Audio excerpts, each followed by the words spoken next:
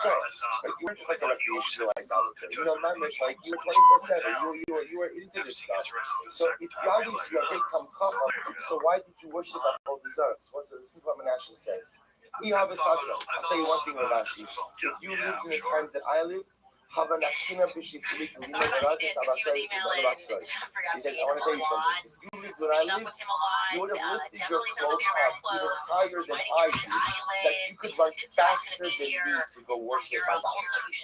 What Menashe was telling Ravashi, you don't understand the place in which, remember again, sometimes Ravashi has all God is for us.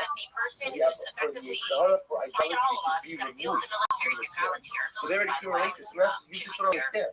You don't understand what life is like. You don't understand what the pushes and pulls like. You don't understand what the draw is like.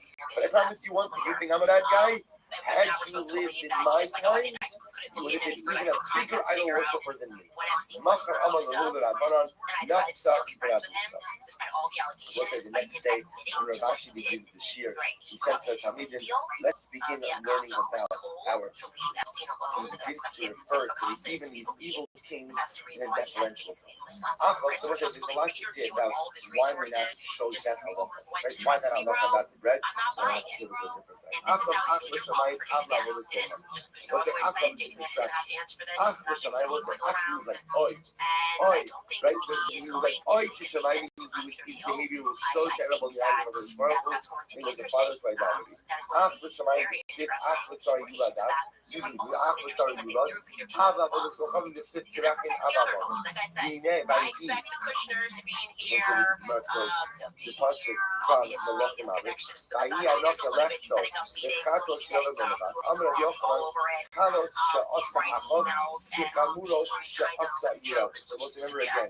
So Achov comes after that, but we don't have to never been about. So ultimately again, the Kamuros. The little sins that Achov did were the equivalent of the great sins that Yirav been about. As bad as the Yirav was, Achov was even worse. Only they might have a Tosha Bira. So ultimately again, why does nothing to treat the negative behaviors of Akapira? But very simply, it makes you higher feeling the because it was like Rabbi Ben Nefak was the one who started all of the negative things. The God was the Osam, the God is Al-Kami Shakai. So the Gemara, I'm going to be open on in the Chok Kotel and his owner himself, so Hamid Alam Akar there was not one mound of earth with all right to salt and mouth with himself. That's Akam, he got introduced idolatry. You know what's like? So the Rabbi introduced idolatry. At least watch, which was specific to Akam introducing idolatry all throughout the land. We know that the Asi, Amar the Asi, and we know that Akam did never put in the world because the pasuk says, "V'chasi la'acham mashkin b'kir, v'atzum ba'atzum b'yisrael, atzur ba'olam hazeh, v'atzur ba'olam hazeh." There's a double entry to Akam. He was lost his life in this world and has no portion in the world. It's named Zaka Omri, the mouth was the names of some of these Omri was the father of Akam. He was the father of Akam. So why is it that Omri merited to be the king? Definition. When you subtract Akam these merits, wasn't actually coordinated. Because Omri added on one city from Eretz Yisrael. Ne'emar, Vayik was the first of the widest line. Vayikar Sahar Shamon Reish Shar Keser. Vayivan Sahar Vayikar Shema'er Shamon Sham Shamar Adoni. Shar Shamar Adoni Ahar Shamon. So Omri is credited with one thing. What's the one thing that was said? Eretz Yisrael. He added on to the territorial area of Eretz Yisrael. So by the way, this actually was the merit of many of the kings of Malchus Israel. They were terrible guys. They were challenged. Right? The individuals were not exceptionally pious. Interestingly enough, the one who was always according to them as much, they built Eretz Yisrael. They built Eretz Yisrael. This is like a kind of cookian philosophy, right? You have cook. Right? The cook has this. So this is why the cook has such warm feelings. Ultimately, again, towards the mitnach every single day, thousands of women hear the same right? devastating So lie that like, even though abortion they is were their totally only option, removed that they're from any type of alone, religious and that there's observance, no you see hope. historically, Everything changes the those moment a who mother in built crisis Eretz walks into a Yisrael, preborn network even if clinic they and sees her themselves baby are on not ultrasound. personally That one religious moment individuals, doubles her are chance of beloved choosing in the eyes life. of So it's not HaKadosh just Baruch an Hu. image These on a incredible screen, idolaters, it's to actually their hearing credit, her they baby's built heartbeat, the land. maybe I'm going to be for open. the I'm going very to say first this what I time. did. And in that If moment, she Neymar suddenly Zaka realizes Akov, that the life is Malchus worth of outside of her. Shana, And it's not why a did problem that Akov needs to be merit solved, rate it's actually a 22 life that years? needs to be Nick protected. Nation, keep it as a Let's be there for her in the beautiful moment with love, prayer, and support. For just why? $28, Because you he provide gave one honor to the life-saving Torah, ultrasound which was and given in $140 letters. So for we'll say, 5 what does this ultrasounds mean that he and 5 did honor chances to to the life. Torah? Once again, This I year, praise let's make it the myself. biggest baby saving Ayushak year in Malach, history. Take a no. stand, people. Ayushak Speak for Malach, those who cannot speak for themselves. Malach, Donate, dial pound so what happened? 250 and say the The king keyword of baby. Aram Or goes visit ahead and sends a preborn.com/Candace. message Again, that's to Akov. What's the preborn.com/Candace. message of Osai? Also remind you guys about Naming Skincare. You know I love that. One of the reasons I have This stayed is with what Ben that Haddad is said. that it makes consistency really Is a hot easy. There's so much noise around skincare, new launches, new routines, new promises, and mostly just encourage people to keep switching. I don't think that helps anyone in the long run. I stick with Amy because it's clean, simple, and built for long-term use. January is already overwhelming for a lot of people because your skin is dealing with the cold air and the dry heat. Your schedule is probably packed and everything feels louder than usual. That's not the time to complicate things. It's time to stay consistent. Any skincare is made here in America, built around that same idea of discipline over trends. So make me your friend in skincare. Visit amyskincare.com today. Make sure to use my code Candace10 at checkout to save an additional 10% off your order. That's NIMIskincare.com. So the You young guys man remember Hillary Clinton in those wiki emails was asking gays for the she was trying to locate Gilgamesh everything we too. have is I don't know if you guys read the epic of Gilgamesh. everything When I was that at one Lee, you asked for, effectively, it has been long suspected that Gilgamesh was actually Nimrod in the Bible. So the Tower of Babel, built society were greater than God. Why would Hillary Clinton be looking for that too in Iraq? Gilgamesh's featured in Iraq because of the Iraq. Yeah, okay, so you gotta wake up, guys. It's all real. They made you think, but this was hocus pocus. It's not. They are practicing the uncharitable craft. We were going to attempt to do with that, but a lot of our activities in the Middle East have nothing to do with a war on terror. In fact, terrorists. Moving on is CIA has been up to. You gotta harm terrorists. That's how you kill a million Iraqis by just lying and saying they're weapons of mass destruction. No, they just mass murder people. And they are also destroying ancient sites. The reason for that is because you cannot, as they want to be, it's what the AI feature is about. They want there to be no past, yet they will control ever present. Right? You say this happened yesterday, they'll delete a file. It didn't happen yesterday anymore. They want to destroy all of relics. That's why there's succession getting into yeah, which they're working on right now. Iran, that's exactly what I think Iran's government for so much history. But they have not been successful in destroying the ancient temples, which show you that the Star of David, it has never been, it was never associated with Judaism. Jews, please wake up. The Kiddush stuff, that is a traditional symbol of Judaism. It even says this on Wikipedia that this did not emerge until the 17th century. Or in 1666 was when that guy who was a mystic declared himself to be the Messiah, and they adopted the symbol because it's actually from Solomon's seal. His People don't kedusha will believe come out. that The Solomon's Akov ring was held power. institutionalized And idolatry. I want to show you this because when they have Ben done a Haddad very good says, job of I want destroying a lot of Torah, these relics of these what small does temples, Akov but they say? have not I'll give you my done gold, a complete job. I'll give you everything. Baal is, they are making sacrifices to Baal, and that is the sacrifice that these Indians are making with constant bloodshed of children. Now, I want to show you this. I don't know if you have pulled this again, Skylar, from these relics like in Baalbek, Lebanon. At the end of the damage. At the end of the day, I'm never Yeah, here we go. my That Torah. there, I might this be is Akov. still I might be the guys working today idolatry, but when at they're the end of the obviously day, Israel is trying to take over Lebanon right now. That won't be here for a very long time. And then we have another Baal temple. You can see that Star of David, which is also all over Aleister Crowley, not a Jew, all over his books on ritualistic magic. Is the quote-unquote Star of David.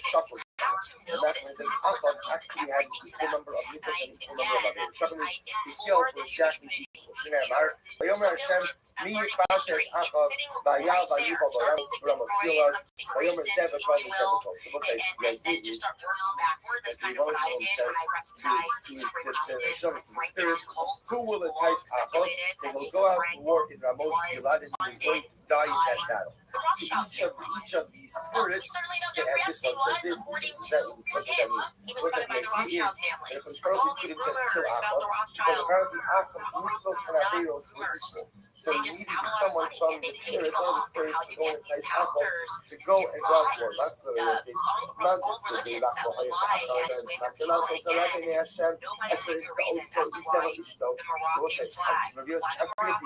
The Pasuk says, when speaking about future things, they say, this king was bad, but at least what? They weren't as bad as Ahab. So it's like Ahab is the example of the character of the worst. So how can you say that his mitzvos and averos were equal? So what's it? Gemara says, Asher Hiska also is because his wife Isabel enticed him to Shtanina. And the Gemara says, B'chol yom, Haisa Shakeles, Shikli, Zalma, let's go up it. So what's it? Again, Isabel every single day would give a golden shekel double to her. Huge amount of money. Every single day she would give a golden shekel double to her. Now, how much shekel haya? What's it? He says essentially that when comparing bad things to someone, you want to compare someone against the worst. The worst is Ahab, and you're going to tell me that it's because of that.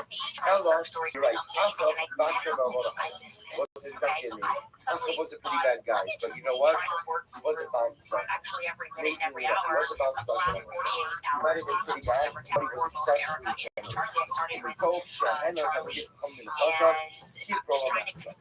Because he supported Torah, because he gave money to the people in his inner circle about his whereabouts, also Erica's whereabouts. And unbelievably, I did not catch this because nobody actually watched the message to Josh Hammer. But you know, when I released the text message, I said it was on September 8th, and he texted and said, I'm abandoning the pro-Israel cause. Well, Josh Hammer came out and clarified that actually Charlie sent that text message on September 9th. Here's what Josh Hammer said in his report. Take a listen. Power of the Charlie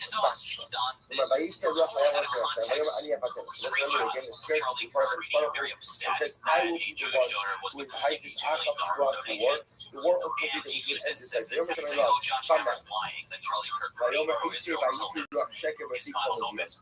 ויאמר שפטה וגם פיך סייבה I will entice Ahab. God says the spirit move only going to entice Ahab to go to war. So the spirit says, I will be the spirit who rests upon the false prophets.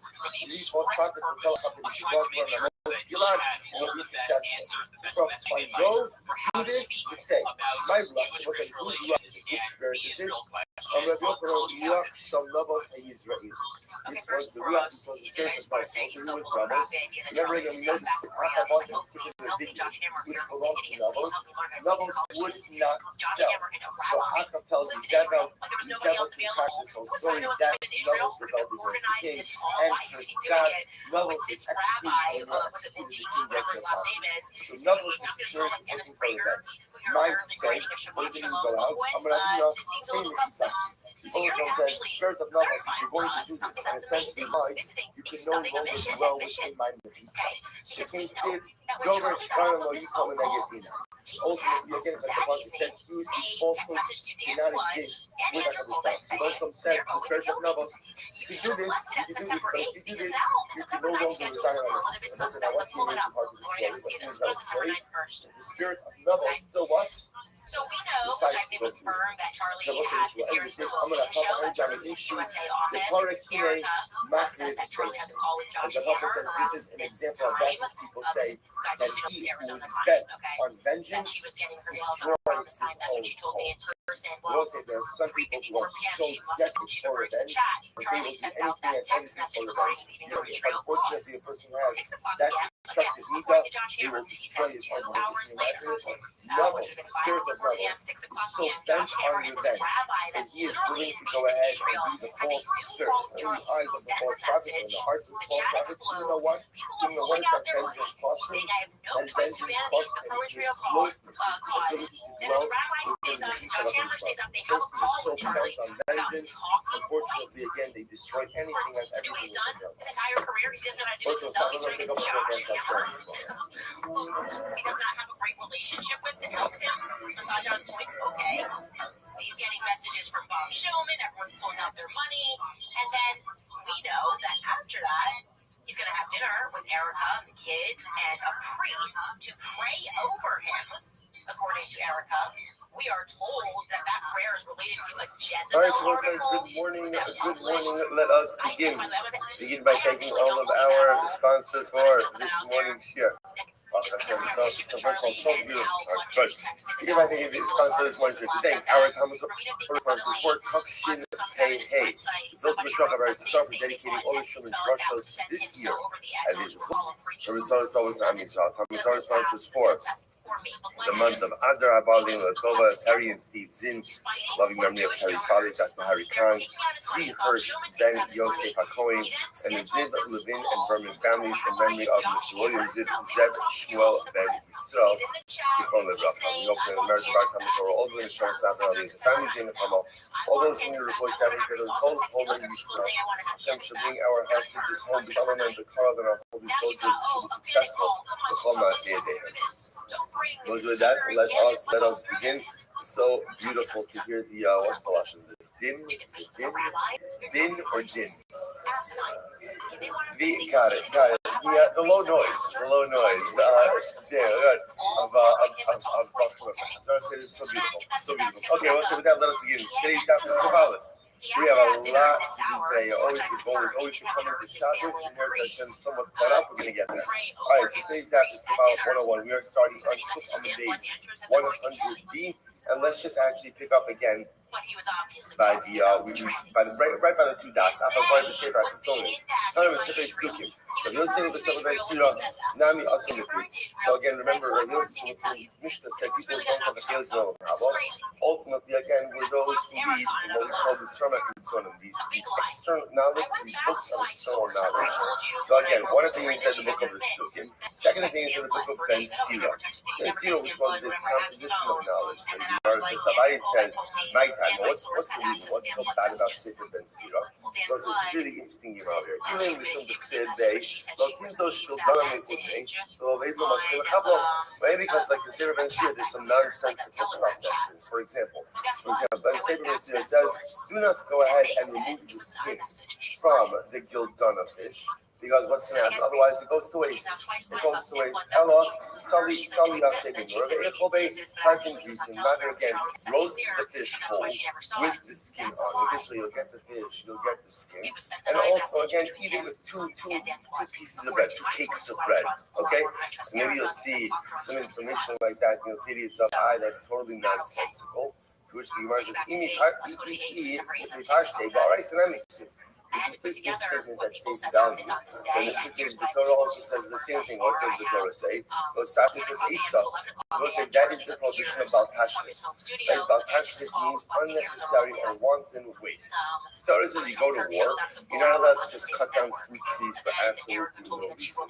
Cut down fruit trees is strategically you can't just do it for absolutely no reason. So you see, even the Torah cautions us against unnecessary waste. That seems to be all that is doing. As the Gemara says, and if you dash this, some say that Ben Sira is talking about something a little bit different. Most talking about the low little shaloti darka. That one should not engage in beer shaloti darka. That as much as beer shaloti darka is mutter, there are certain things that although they may be mutter, may not be the normative practice, and one should avoid. So perhaps that's what Ben Sira is saying, albeit in a little bit of a more nuanced fashion. The Gemara says, what's wrong with that statement? Otherwise, that makes sense as well. Rather, because the statement is like this. For example, the Sefer Ben Sira, it's written, a daughter for her father is a treasure in vain. Right? a treasure in vain. Now, what does that mean? When the father has a daughter, out of concern for her, a father never gets a good night's sleep. Why not? When she's young, a father is afraid that someone's going to take advantage of her. But now, as she gets older, a father is concerned that maybe she'll be immoral. As she gets older, he's afraid she won't get married. Once she gets married, he says, maybe she's not going to have children. His kina, she'll get older. Maybe she'll get lured into witchcraft. The idea of Rabbi said that Ben Sira is saying is, when a father has a daughter, he is worrying about her at every single stage. By the way, anyone who has a daughter knows this is absolutely unequivocally true. Like a son, like he's gonna figure it out. Whatever, he'll break like a bunch of stuff along the way, but he's gonna be absolutely fine at the end of the day. But a daughter's perpetual concern. You might say, well, that's how Rabbanan Ramya. Rabbanan also said this. He actually all the blows going gave us. So Chazal said this as well. If the world needs both boys and girls, Ashrei Misha Banav Scharim. Praiseworthy is the one, right? The world needs boys and girls. Praiseworthy is one who has boys. Go to the one who has girls. I will say, again, but what is Chazal saying over here? It's not good to have girls. It doesn't make any sense. First of all, there's so many other statements of Chazal that praise, right? What does it mean? Chazal were echoing was this sentiment that just understood, of course, it's a bracha to have boys and girls. But I was saying that a daughter understanding so a father is random mother, right? Parents have so much more room over a daughter ultimately again than over a son. Incredible. I'm going to show this as remember again. Abai is saying that if you read Sefer Ben Sira, you don't get over novel. Why? Because the time Ben Sira contains heretical stuff. We're just trying to figure out what's the heretical stuff in Sefer Ben Sira. Rather, El Mishum would say that soil Davia will be the Gavri. Gabriel has to do Davia. That's what he says the following. That ultimately, again, a person should, is actually a profound statement. A person should not allow worry in his heart. Because ultimately, again, worry in his heart could kill him. Or if he has worry in his heart, he should kill it. Where it says, well, that makes sense. Shlomo also said it. Shlomo said the same thing. If there's worry in the heart of a man, Yishchena. Now, what does Yishchena mean? Rabbi Ami, Rabbi Asi, Chadama Yasi Yishichena. You should uproot it to Daiko. The Chadama Yisichena La'acheru. Tell it to someone else. So we'll say it's actually quite beautiful. Shlomo says this is really profound. If the person is worrying about something, the one thing you can't do with Daiko, with worry, is you can't let it sit in your heart. Why? Super perfect video.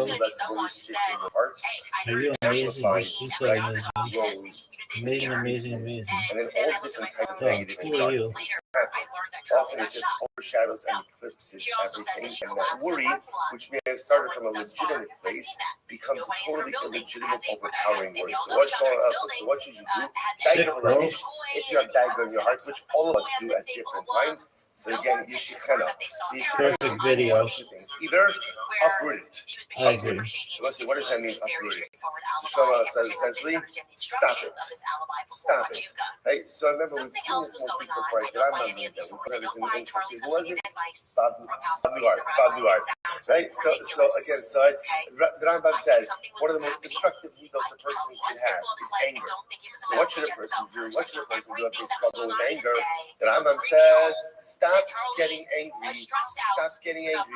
And I will say, sometimes in life, there's not like some type of magic therapy or pill or approach to go ahead and solve your problems. Sometimes you just have to stop it. So the Rambam says, you have a problem with anger? Stop getting angry. Stop getting angry. Oh, no. But how do you do it? How do you do it? Right? What's the skula? What's the approach? Stop it. Just stop it. And sometimes, again, if you just take that approach that I am in control of a lot of the things that I feel and a lot of the things that I do, and I could choose to start it or to stop it, it's the most empowering thing in the world. So Shlomo says something amazing. You're worrying about stuff? Well, worry is not good. Worry is not good. So what should you do when you're worrying about stuff? Stop it. Stop it. Stop it in one of two ways. Either stomp it out. Just literally stomp it out because you recognize as well as a lot of times in life, the worries that I have are actually irrational.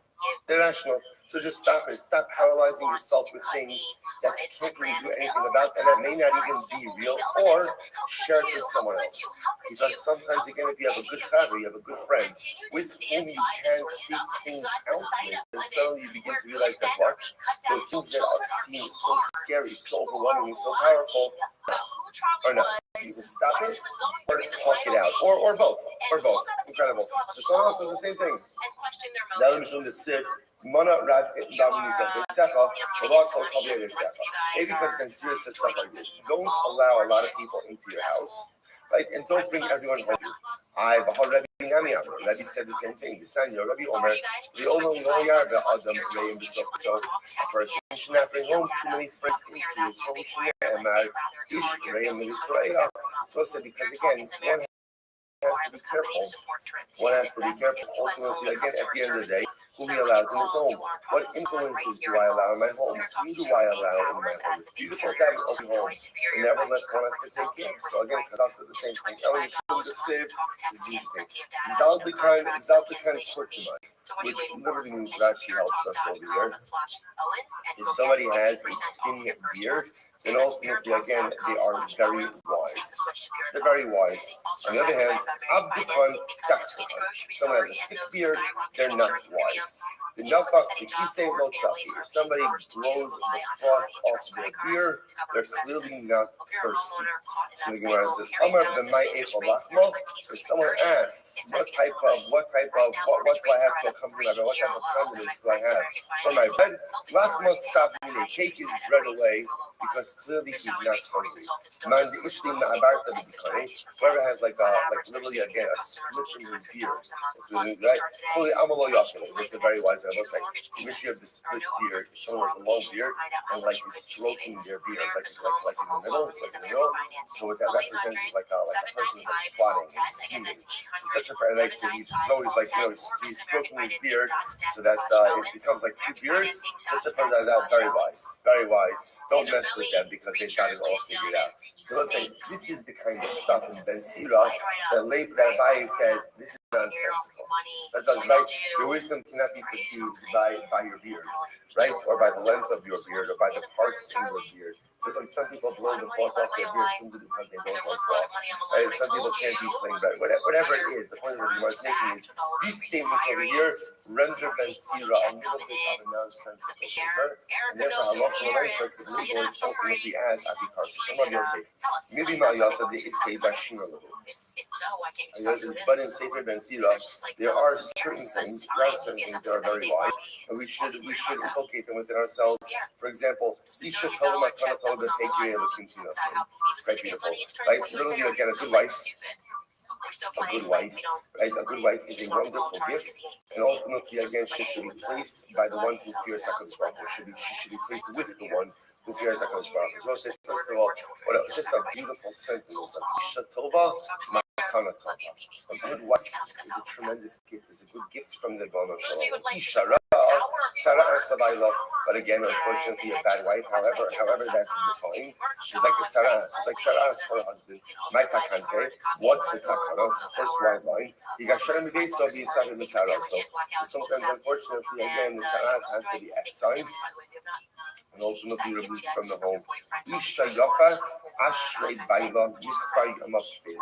If a man is offered to be married to a beautiful woman, praiseworthy is the husband, and again, it doubles his longevity. Be careful about looking at beautiful women. Literally, it's not be careful. Remove your eyes. Shield your eyes from looking at beautiful women, and lest you get caught in the trap. Be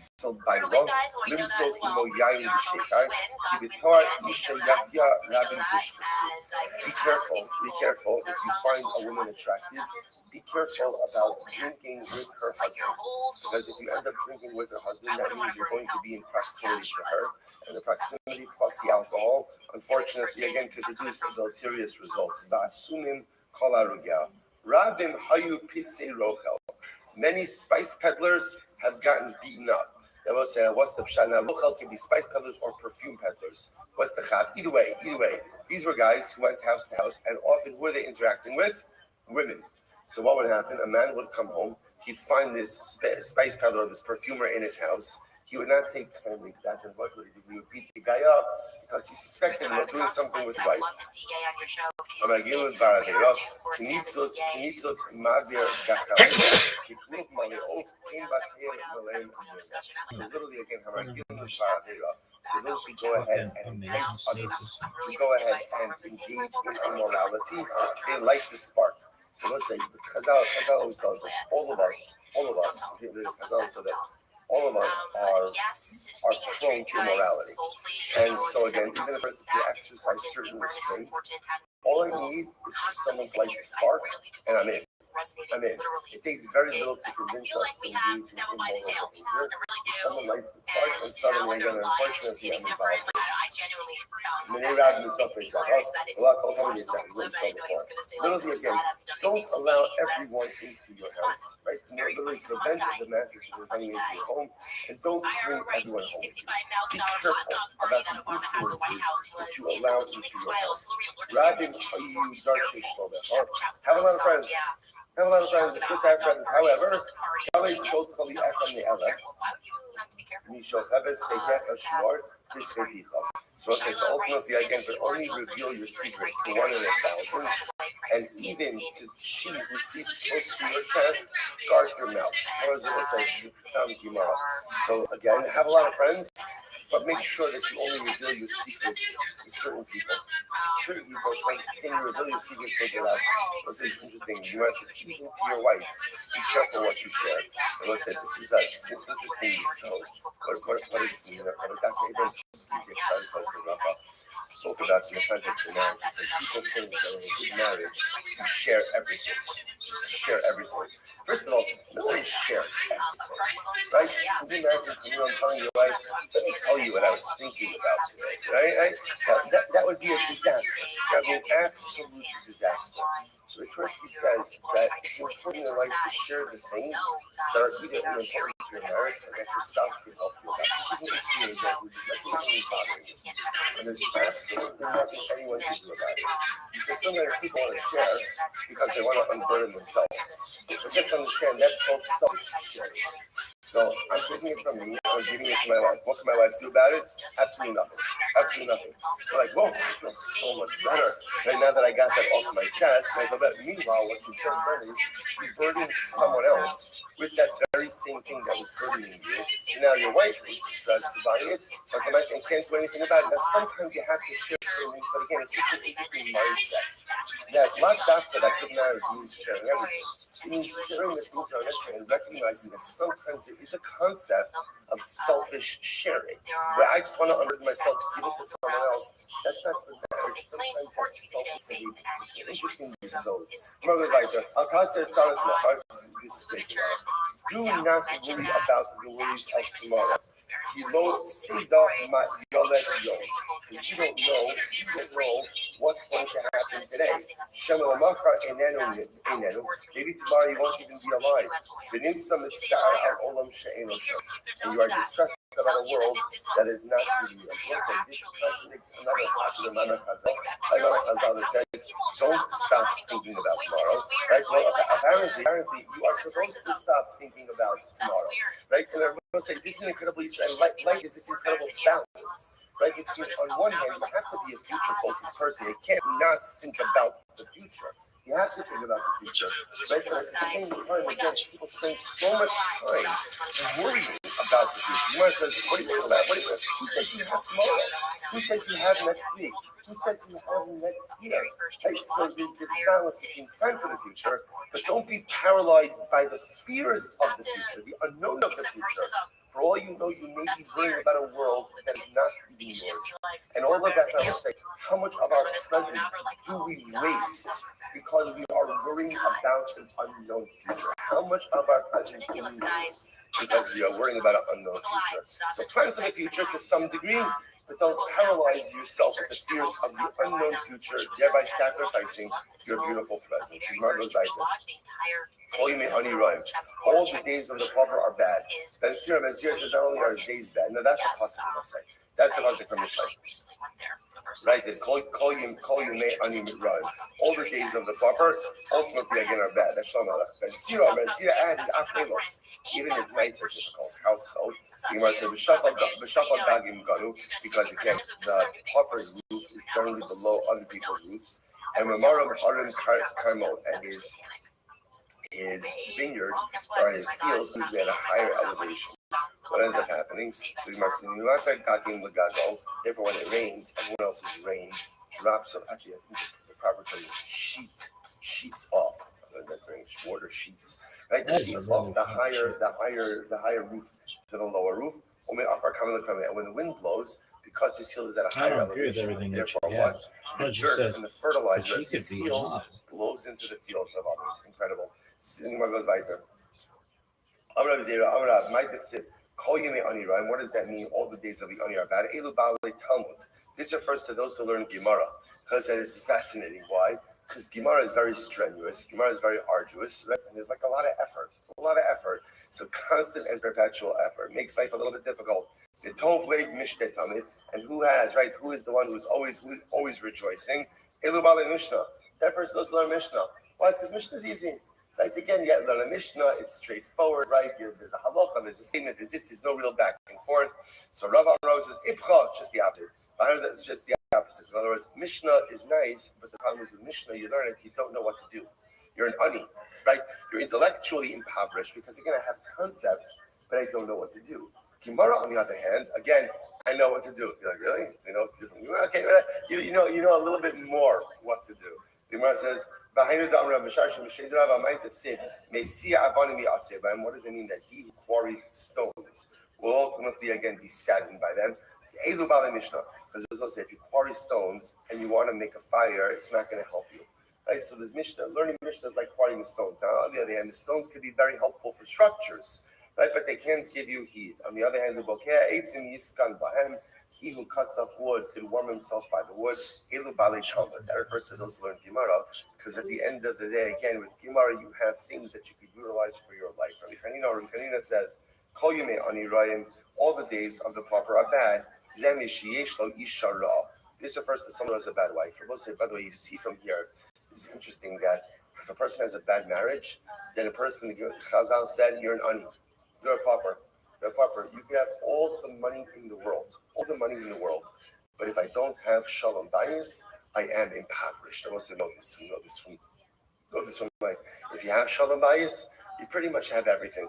You have everything. Even if you don't have everything, you'll figure out a way to get everything. Don't have shalom bayis, ultimately again a person is fundamentally impoverished. And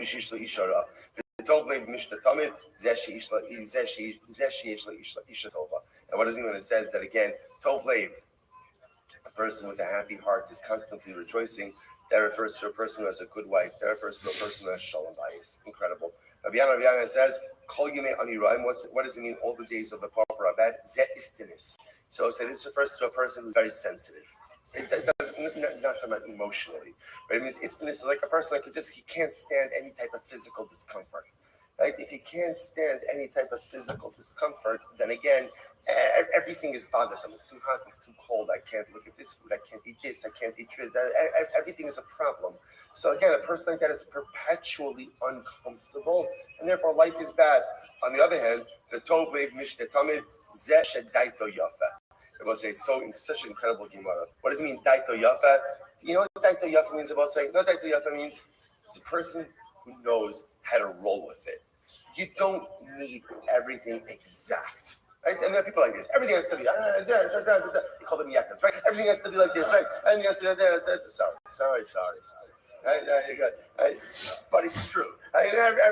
Everything has to be done, right? Different ways. So again, when you like that, you're like very angry. You're very disgruntled. Right? Because because in life, nothing is always exactly as it should be. So they're disgruntled. So people are disgruntled. On the other hand, the person who just goes through life accepting a heightened level of imperfection. In generally, like everything, you go with it. And you're absolutely fine. Incredible. The Gemara goes right there. So the Gemara says, Good. Rabbi Yochanan says, "Koini ani raim zerach money." This is Rabbi said. What does it mean? All the days of the pauper are bad. What does that refer to? Zerach money. Rabbi said this refers to someone who's very compassionate.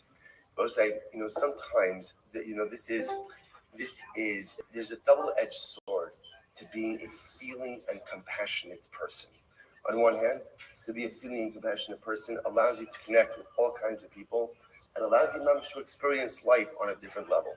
On the other hand, being a feeling and compassionate person, sometimes you are overwhelmed by just the enormity of the pain, the sadness, and the heartbreak that surrounds you on any given day. Right? You look around the world, you look around the group of people, and again, especially when you know what's going on in people's lives, the amount of heartbreak that generally fills any given room is overwhelming. So the Gemara says, on one hand, as powerful as it is to be a compassionate, empathic, and feeling person, life is heavy. Life is heavy. So the call you make money running all the days of the pauper, that's an empathic, compassionate person who feels the pain of others. He himself or she herself is always in a constant state of pain. As the Gemara says, "V'tov leiv mishtatamid ze'achzari." This is fascinating. Right? Tov leiv mishtatamid, that good, right? Good, happy is the one, right? Or tov leiv mishtatamid, that is good for the one whose heart is always rejoicing. What is that? That's an achzar. Now we'll say the word achzar is a very strong word. Achzar usually means what? Someone who's cruel and indifferent. Now, obviously, you can't be praising someone who's cruel and indifferent. What it's saying is someone who knows how to almost like disassociate a little bit, right? Or someone could flip the switch a little bit and maybe not feel the pain in the same way. Ultimately, again, that's no way in which to come. And I will say, I want to point out here, I don't think that Chazal are exposing the second approach. I think that Chazal are just making a factual statement that you can go through life. And there are people like this in life who are totally emotionally detached from anything and everything happening around them. And what's their general emotional state of being? Happy. I think life is good. Everything's fine. Everything's great. Why? Because they're truly emotionally disassociated from the family, from themselves, from the room, from positive stuff, from the self. Right? And again, life is fine. On the other hand, being a feeling, compassionate, empathic person, those things if you have both of you, that's what we're supposed to strive for, to open up to the Neshama, to feel the Neshama. And yes, it comes with a tremendous amount of emotional baggage. Because suddenly there are moments where I feel overwhelmed and maybe even terrorized by the individual and collective pain of my people. But that's what it means to be a Jew. Sometimes what it means to be a Jew is I give up the life of Tong and Tamid to ultimately again live the life of Yimei and Kol Yimei Anim Ryan. But that's worth it to be able to feel the beating heart of Israel. Incredible. I'm going to be strong. Lady Omer, call me Ani, right? What does it mean all the days of the wicked are bad? Happens. Profound, the 101. Zeh Shadaito Kitsara. Tov Lev Mishkatamid. Zeh Shadaito Yitzchava. Okay, so it's interesting. Rashi understands so much of Rashi, because this seems to be saying the same thing as before. That ultimately, again, Daito Kitsara, or I should say, Daito Kitsara, ultimately, again, Rashi says, Mason Libo called Daikas Chavero. You want memes? Go to a meme server, dog. That's not what I do. Daito Kitsara means someone who worries about everything, right? And Daito Rachava is someone who worries about nothing. Nothing. The other part of Rashi that refers to anger. We've already talked. I've already been through it. You said that you didn't pay attention to me. If you want to learn about me, go to the About Me part. I've already talked to you. There is no shortage of things to get angry about. Right? No shortage of things to get upset about. That kind of person is just triggered and easily angered. So the mice, again, the world is a dark place, and all of your days ultimately again are like games, my friend. Again, someone who's a little bit calmer, right? That doesn't get upset about everything. That's totally incredible. Calling me Ani Ryan, Habaika Shabbos Yom Tov. Was it Rabbi Yishmael? This is just general on the pasuk. How can you say all the days of the Ani are bad? What about Shabbos and Yom Tov? Shmuel, Shinui Vesas. Now, even Shabbos and Yom Tov is difficult for the Ani. Why? Because when a person is an Ani, that means in general he's living throughout the week with very little. When it comes to Shabbos now, he has more food, more drink. That change is actually difficult for him. And what's the takeaway message over here? Change is difficult. Change is difficult, and change is often a shock to the system. Shinui Vesas, Tiras Cholemi Ayin. A change in your normal write-up. What's a Vesas? Like the Vesas is a regular pattern. also could go ahead and My be ID's shocked. online, my man. Incredible. Hakori pasuk shashir la'osa 100%, dog. osa kimin zemer. So I'll say if a person reads a pasuk from Shirashi, he makes it into a song. So he's not learning. He's not learning. He's just kind of making it into a song. Hakori pasuk are based on mishtalos. Or a person goes ahead and reads a pasuk, right? Reads a pasuk based on mishtalos. Based on mishtalos just means like in a place of celebration. In a party, was Polozmano, not in the right time. Rashi says over here, if you look at Rashi, according to the based on Mishtal's Polozmano, the Mesa of Al Yino, Oseh, Shechikusav, the Divrei Torah, the Kori Psukim B'Koram, the Sachik by Menei Mishnah. So this is talking about someone who's just kind of using Torah, just almost like, like a frivolous way. I'm at a party, I'm drinking wine with my friends, and I start singing Psukim, not in the context of learning, not really even in the context of just quoting Psukim ultimately for entertainment purposes. So what happens? Maybe Ra'al Yolam brings evil to the world. No, whatsoever. Comes before HaKadosh Baruch Hu.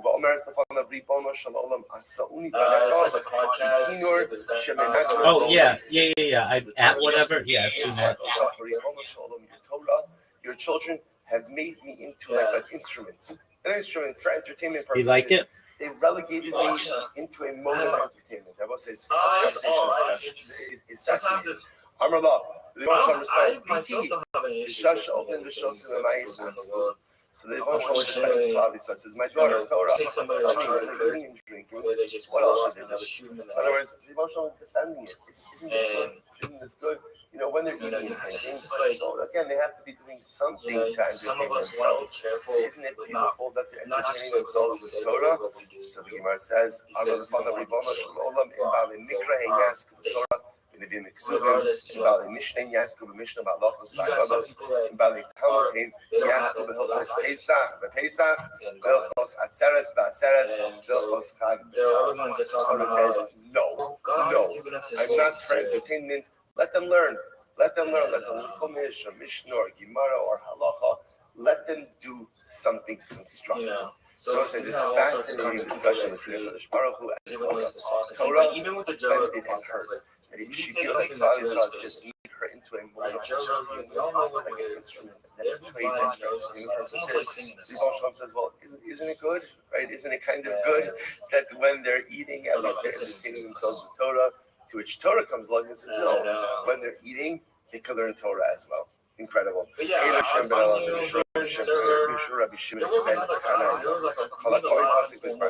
Maybe totally over. Whoever reads a pasuk in its time. Now listen, what does this mean, a pasuk in its time? In other words, at the end of the day, talking about Torah that's appropriate, right?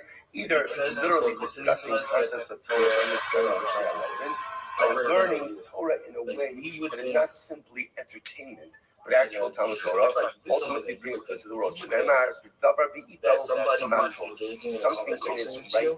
Something in its right time, ultimately again is good.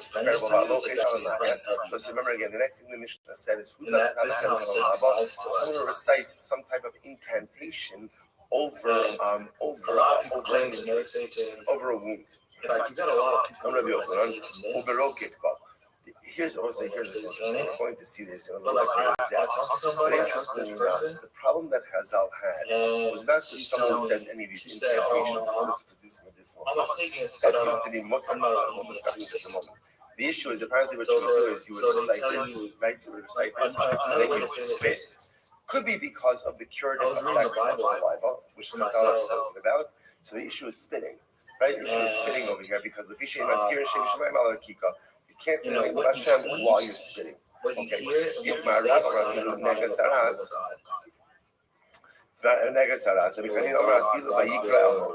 So Rav says, again, I will say, it refers to psukim, even if the psukim don't have the name of Hashem. Like, for example, Negatzaras, right? Ultimately, again, or Vayikra El Moshe. You still can't do these incantations because the act of spitting, together with reciting a pasuk, ultimately is disrespectful to the pasuk. And then I am Shabbos. So what's the interesting halacha over here? So you can go ahead. Sucking means like to rub oil. The mashmash means like to massage the area. This is about like a person who's having stomach issues. So what you would do is you would rub oil and massage the affected area. You're allowed to do this on Shabbos. But listen, the issue won't be the issue on Shabbos. On Shabbos, you're not allowed to engage in the forms of medicinal healing. The Gemara now says, however, even though you can't engage in medicinal healing, this is mutter on Shabbos. Mutter on Shabbos. The Gemara says, furthermore, you can whisper the different spells or incantations to keep snakes and scorpions away on Shabbos. You're good, big dog. So you take a cold utensil, put it over the eye, and relieve the pressure or relieve the pain. You can do that on Shabbos as well. Shimon says, when is that so? That's only with the utensil that is allowed to be carried on Shabbos, meaning not muktzah. But if the utensil is muktzah, you can't do it on Shabbos. Visitors from where? What are you talking about? You cannot consult shadim on Shabbos. Like relatives. Rabbi Yossi says, you also can't consult shadim Sunday through Friday as well. Good. So Gurna says, halacha Rabbi Yossi. Gurna says, halacha Rabbi Yossi, and really one should not consult shadim. And listen, now why is that? Rabbi Yossi lo sakana. Interesting. There's no halacha. Like if you pull up, what's the sakana? It's a dangerous issue. It's a dangerous issue. Right? Hey, right? Consulting with shadim is a dangerous situation. Why would happen? Because Rabbi Yossi, the evil of ours. One time, Rabbi Yossi consulting with shadim, and what happened? Apparently. It did not go well. And what happened got swallowed up into a cedar tree. The tree swallowed him up. But a miracle happened. And again, the cedar tree opened, and ultimately, again, he was able to get out. So it's interesting. So apparently, again, whenever we come to shadim, all of these discussions exactly what it is that's going on over here, right? But Lamaisa, the Muslims indicate there's nothing wrong with consulting with shadim. It's just the issue is that consulting with shadim is a dangerous business. Ultimately, people want to suck on it. Tarabanon. Sucking them and mashing with name on Shabbos. Again, you're allowed to take oil, you're allowed to smear it, right, and massage the area on Shabbos. Do it with the shinui. What does it mean, shinui? How should you do it? Put the oil on and then massage afterwards. No, just the opposite. Not the opposite. Ultimately, put the oil on and massage at the same time. Shari shemen, shari dates, sorry dates, and apparently there were certain shading that were associated with oil and certain shading associated with eggs. Right? Might explain the price of eggs, by the way. Right. But the mice says shading associated with oil, shading associated with eggs. You are allowed to consult these shading. Okay? The Gemara says, but rather, the reason we don't do it, why don't we do it? Because apparently they lie. So what you begin to see over here something very interesting. Apparently, talking with shadim is not kishus, it's not sorcery. So you're allowed to do it, but just understand the Gemara says that the information you get is unreliable. So often they lie. Again, you could take oil from a utensil and use it like for you cut out there for a second. What did you say was the name of the city in Israel? But you cannot use oil that was held in the hand. So you'll see about this that oil held in the hand again is subject to shading. Therefore, you can go ahead and smear. You can use for yourself oil that was held in the hand, but not oil that was held in a kli. I used to Shmuel Bar Marta. I don't think Shmuel Bar Marta went to a particular inn. I see they They brought him oil that was in a utensil. Shaf, he smeared some on his face. Nofak leitzinchi be'ape. He broke out with boils. Nofak he went out to the marketplace. Chazisiahu isisa. So there was a particular woman who saw her, and this woman apparently was versed in shadim. Amra zeka de chamas kachazina hacha. I see the shade chamas. The shade chamas, that's all over you. Okay, Avdali Milsa, they see some type of spell, something, and he was healed. Hit me with it. So what's that? It's not like that. sometimes you see these stuff about shaping. Hit me with it. Go What ahead. is all this stuff? So it's always important to understand is as follows. Yeah, There's much to this world that we don't know one of these other understand. guys. There are many forces in this world that we don't understand. Uh, What's this whole story with Shaden? No some of idea. these people- No idea. What's the takeaway There's with God. Shaden? With any Gemara with Shaden?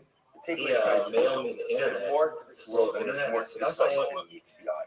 So whenever you see these Gemaras, never be disparaging, never be dismissive. Because when you take a disparaging or dismissive approach, what presupposes that you know how the world works and you know what's going on. At the end of the day, again, the Muslim has there's so much more than meets the eye with everything in this world. Like It's a very precise universe. Like And that. one thing is for sure, there are many things that defy our comprehension. The Gemara goes weiter. This is a beautiful Gemara. I'm going to be on one hand, the pasuk says, pasuk says, all the sicknesses that visited Some of upon them are talking Egypt, about how Jesus, I will they're not saying that Jesus visit is upon God. you, because I am Hashem. And I don't know what I'm The saying. Gemara says the pasuk is inherently contradictory. I think you know what it is. Some I with think one it's a thing. divided If house. Hashem is not going to visit the sickness upon us, You then know, why do I divided. need him to be my If Satan's house is divided It's a amongst kasha, himself, then to which the Gemara Jesus is says, crushing "Amalei the rest of ha'kara them. yochel." This is He's Mikra saying that Zeh can't Me'atzon. stand This is what the how Mazal it can't. Shneimar. Vayomer Hashem. So in a way, Hashem if says you as interpret follows: what he's "V'shama saying, tishma l'kol he's basically shmot saying that If it can't. tishma lo asim." Hashem says like this: Here's the Then deal. Here's the another way deal. to read it If you listen to me, is I will not he visit says sickness upon you.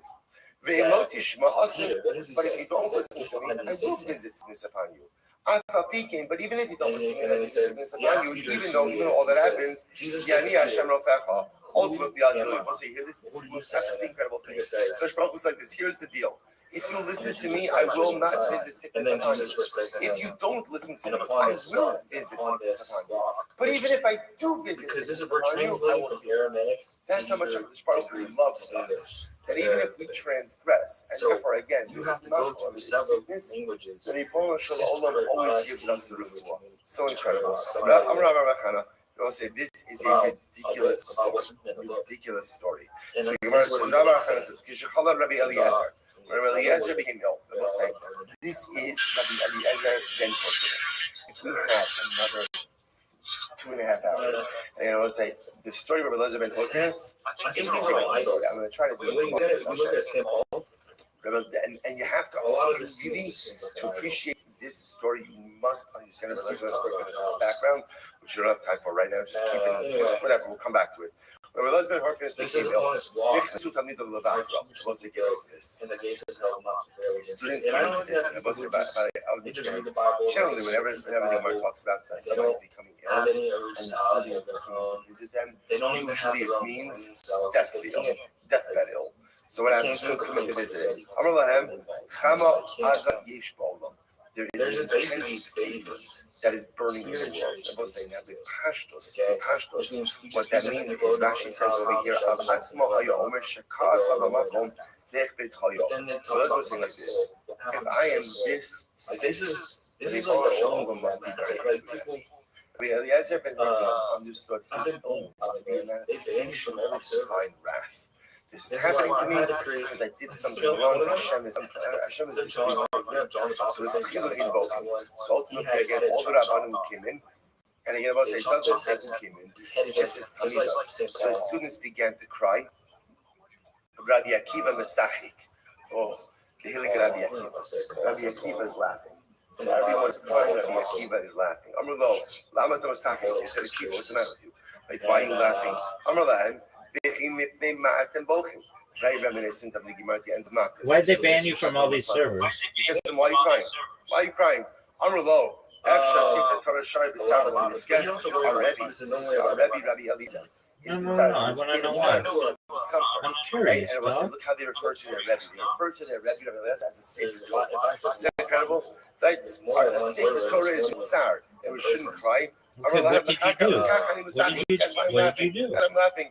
Kozman Shani Ra Rebbe, Shingeno Machmitz, Veshana Loka, Veshana Mavish, Veshana Mavish. So, you know, the Akiva says I was always bothered by something. Rabbi Eliezer ben Forgiveness had a really good life. Had a really good life. Everything was going well for him, right? And he was a very His wine never went sour, right? His flax never went bad. Is oil never spoiled? Is honey never spoiled? In other words, he had everything in Olam Hazeh.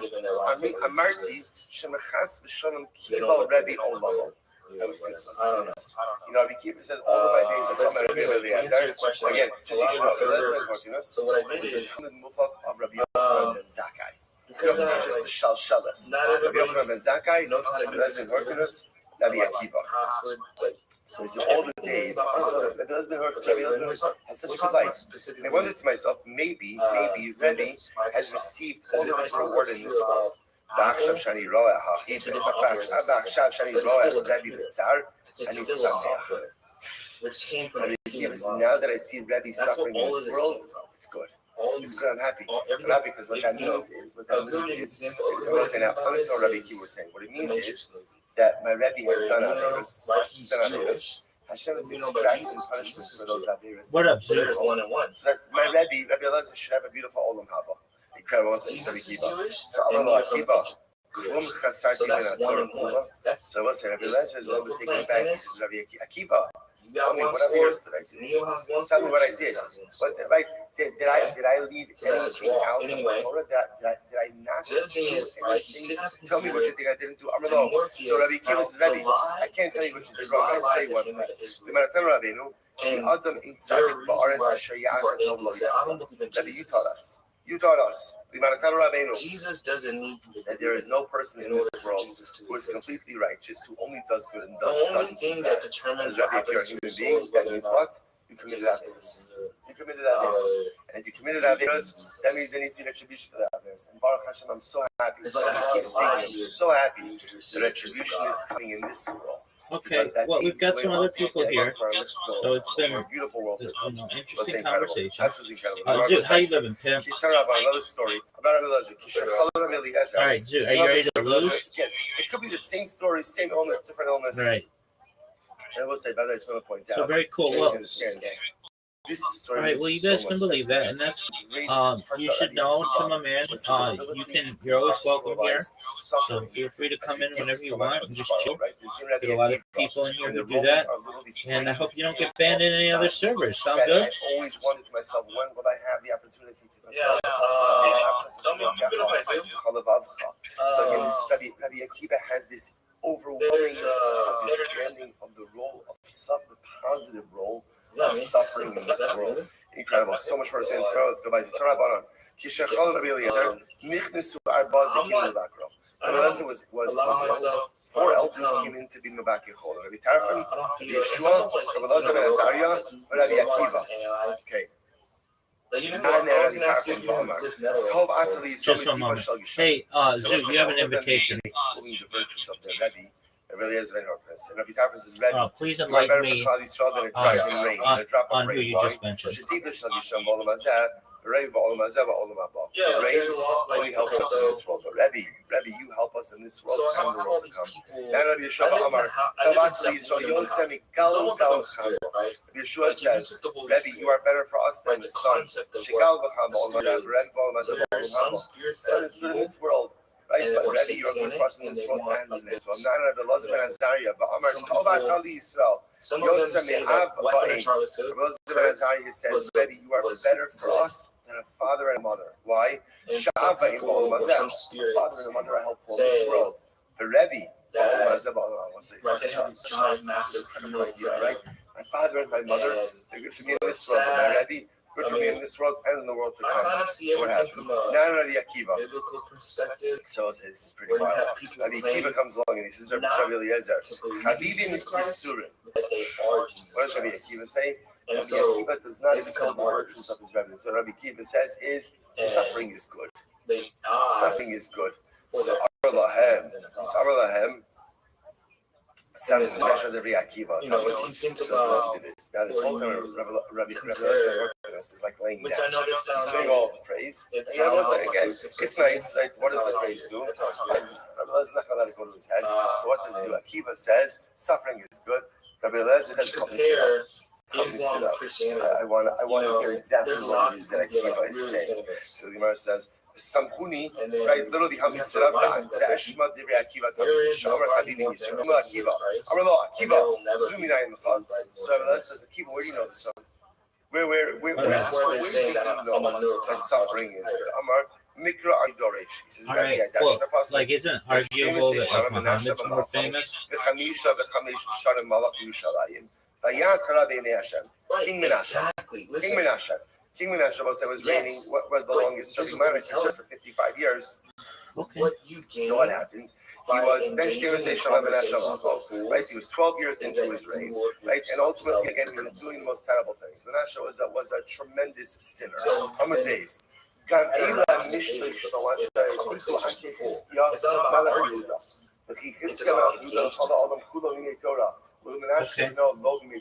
So just get ready for this, by the way. Get ready for this.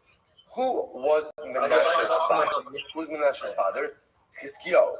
Right? Chizkiyahu. Remember again. Remember about Chizkiyahu? Well, what do we learn about Chizkiyahu? Two things about Chizkiyahu. Number one, what do we learn about him? He came to Mashiach. Number two, what do we learn about him? There was no other time in Mashiach there was so much Jewish scholarship. Every man, woman, and child knew the halachos of Tumah and Tara. Right? Everyone knew everything. So where says, one second.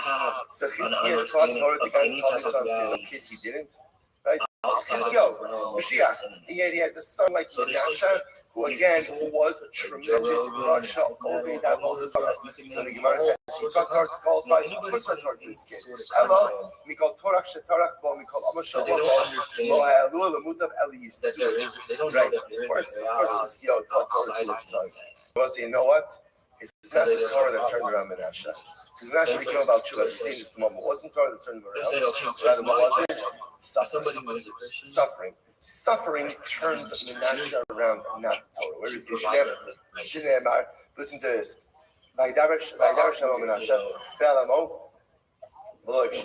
Hashem gave Menashe a message through the Navi. He's not talking to you. He's not talking to you. He's talking to me. So Assyria, Ashur, marches on Yerushalayim. I'm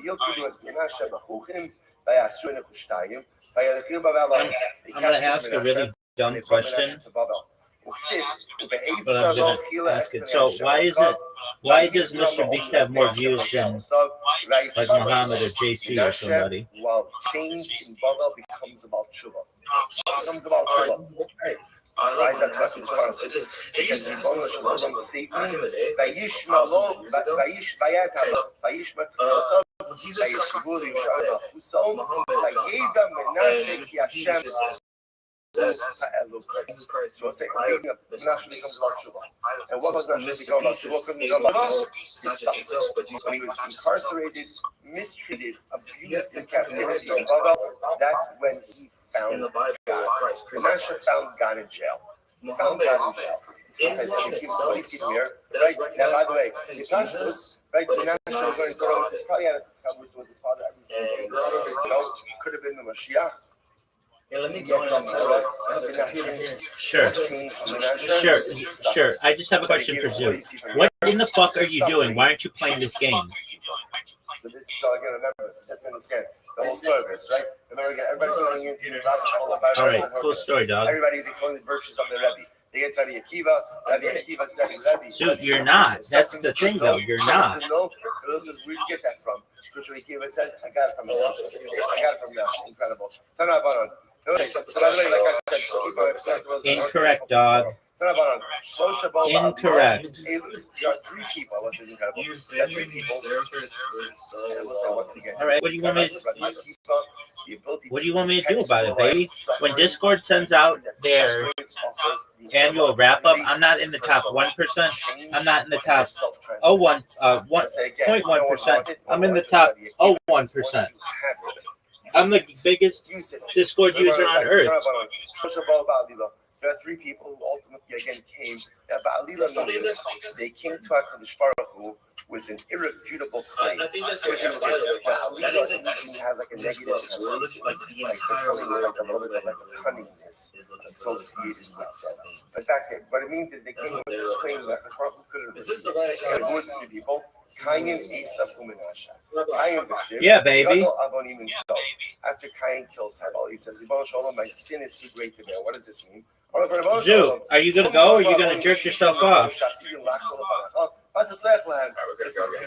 Kai says, tell me, Pardon is me. my sin worse than the sin of the golden calf? Like, is my sin worse than the All right, golden calf? is that what you want to do? You forgive, you will forgive Chayes for the Eigot. You can forgive him for the Eigot. I mean, I beat you the last time we played. I beat baby. No, you don't. And I beat you the last time we played. You're saying good. You're right. You're right. And if Shmuel forgives Cain, Esav Dichsiv Habracha Achas Hilacha Avi. So Esav says, Tell me, Yaakov Yitzchak, you gave the birthright to my brother. You don't have one bracha left for me? Of course, there's one more bracha. Dude, you suck absolute donkey. You're maybe one of the worst players in the history of So let's remember again, we didn't read the whole thing, but Menashe essentially says to the Ribono Shel Olam, I'm crying out to you. And if you don't answer me now, then you're really no better than the other gods I've been praying to my entire life. Dude, that was a terrible shot. Of all the shots in the history of the human thing to say, but at people, the same time, your shot will be remembered as one of the worst, if not the worst shots ever. When I see was answered. Remember again, same thing. People don't have a chil to Haba. So Abishal said, Zoot, you're up. Articulates the name of Hashem by literally again. Zoot, you're up, and everybody's waiting on you. So when it says Kana B'Gvulin, is talking about Dog, are you gonna go? Foreign dialect. Zoot, it's your turn. Ended by saying there are 3 kings and 4 commoners who don't have the chil. Zoot, go. So we'll say one of them was Yeravam ben Nevat. Now remember again, Yeravam ben Nevat Zoot. was the first king of the split kingdom. Oh, what an amazing shot. You scratched, but you made it. Yeravam ben Nevat was the first king over Malchus Yisrael. All right, so let's not wait for today. I know. Again, the adventure continues. Well, the adventure continues again until let's say good. I still want to point out we are. Maybe I'm still good. Not so far off. So we'll say what a week. I just want to point out. Incorrect, dog. These Gemara's justice. There's so much more that is here. We'll find the time hopefully to come back to it. But let's say good Shabbos. All right, everyone on Zoom, have a Shabbos, everyone. Not my job. I don't know, dog. I just listen.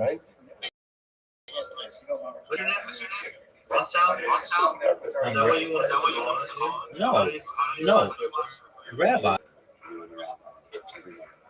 One day, Just stop it. I'm trying. Yeah. I see it to myself every single night. First 8 times he said it, I was waiting for the. Oh, dude, what a shot. Zoot, what a shot. Zoot, 140-point shot, son. Zoot, what did you think of that shot? Zoot. We're playing pool. Zoot. All right, everyone. Good morning. Let us begin.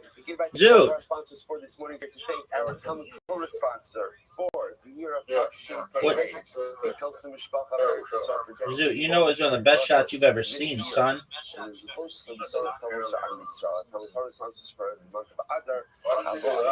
Because I'm sexy. Steve Zinn, loving memory of Terry's father, Dr. Harry Khan, C. Hirsch, and the Zoot, you're done. families in memory of Zoot, you are done, son. It's over for you. Do you see this lead I've amassed? Zoot, do you see? Oh, shot. Dude, that was amazing.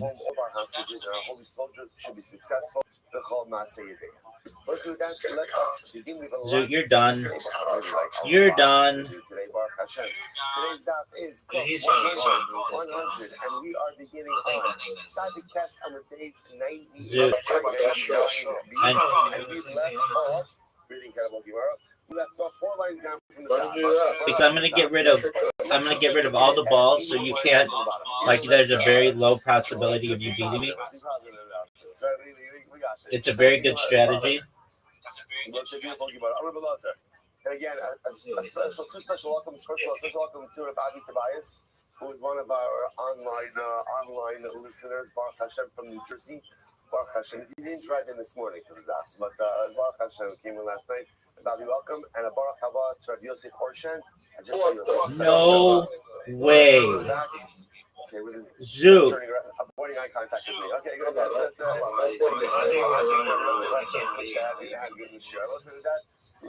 let us begin. Dude, that was amazing. I'm gonna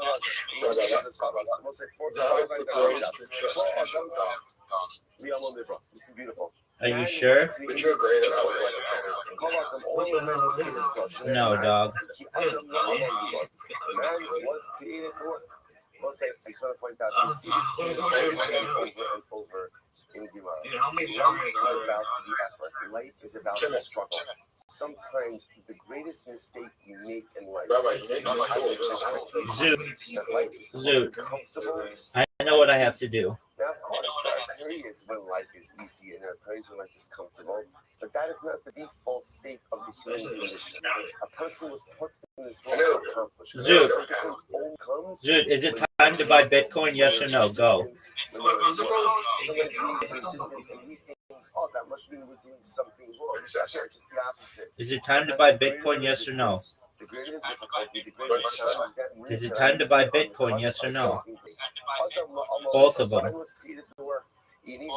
So sorry. About any odea or any odea.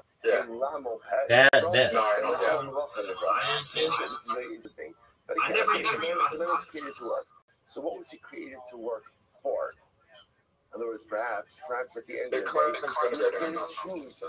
day, No way. Or was he created ultimately? Maybe Harry Potter, Obama, Sonic Panini. When the pasuk says ultimately again that literally I saddled to his mouth, the Gemara says that shows me that man was ultimately again created for verbal toil. Now, of course, what does verbal toil represent? It represents Torah. That a person was put in this world ultimately to toil in Torah. But I'm not in any odea. So the Gemara says, but still, any odea, I don't know, in the Amal Torah, in the Amal Sicha. So again, I know that there's verbal toil. Does verbal toil mean schmoozing, or does verbal toil mean Torah? Hit the shot. Dude, hit the shot. Ultimately, again, when it says this same That's a Torah miss. will never leave your mouth, it teaches me that Oh, the verbal it toil almost that went I'm in. obligated to do is verbal toil in Torah. And this is what Rava says, Kulu Gufi Druftaki Ninu. So I said, ultimately, again, the entire body was Dude, did you like that shot? However, Yo, JC, if you're not talking to us, mute yourself, please. Ultimately is in Torah. So everybody has to work. Everybody has to work. Everybody has to put in effort. The praiseworthy is the person whose effort has to be expended towards Torah. Yo, JC, can you not hear me? So of course, lesson that Dog, I'm gonna mute you if you don't. It's about putting in the effort, the willingness to work hard. But what it also tells us is, and this is very important. What up, Zoo? Torah itself cannot be acquired in comfort. I remember that in yeshiva, one of the most that I ever heard was I read. and he said tiger personality. Zoo, you know you're gonna lose. Zoo, you know you're gonna lose, son. If you think that you are going to find greatness in Torah with your Gemara in one hand, your Coke in the other hand, and your JC, up on the couch. are you talking to us? That sounds great. I'll take it.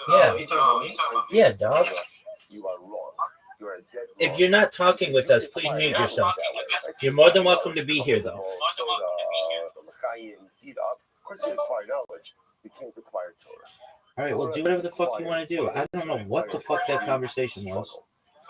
I have no idea. All I know is that I'm about to beat Zoo, and everybody knows it. Because that's the mechanism. It's not just that Torah is acquired through like learning. Okay, that you can acquire anything through learning. What makes Torah different than any other discipline? That was garbage. If I have to push myself to get it, if I have to push myself if it's uncomfortable or it's a little bit difficult, that's ultimately again where Torah comes from. Incredible. All right, let's go back to it. Says the Gemara. Dude, look at this shot. Again, the pasuk says, "Oh, adultery, gotcha, bitch."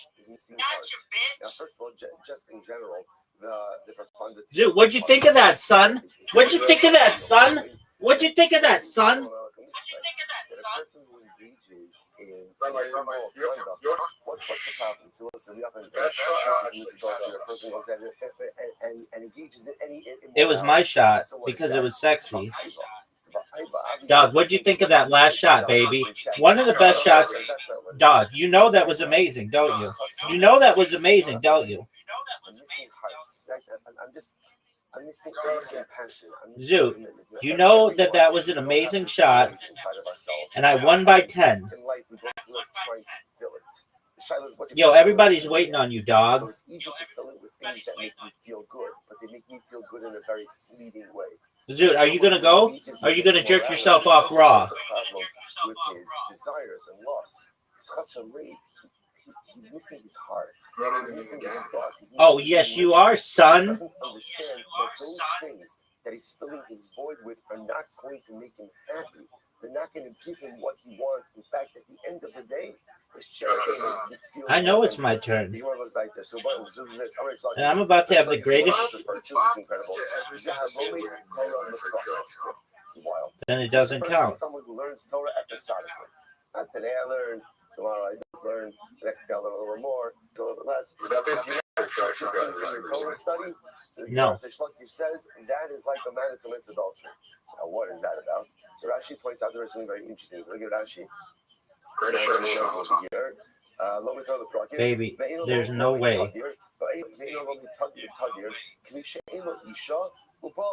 Are you ready for this? Big dog. Ain't nothing difficult in this world. So what happens? So the Gemara says that's so sometimes Incorrect. In their learning. The person who's consistent in their learning is like this. Sometimes this one, sometimes that's not a trick shot. Just the fact that I'm learning every day. I'm learning every day. That sucks. That was one of the worst shots I've ever seen. It's one of the worst shots in the history of humankind. Dog. Look at this move. No one knows, and no one cares.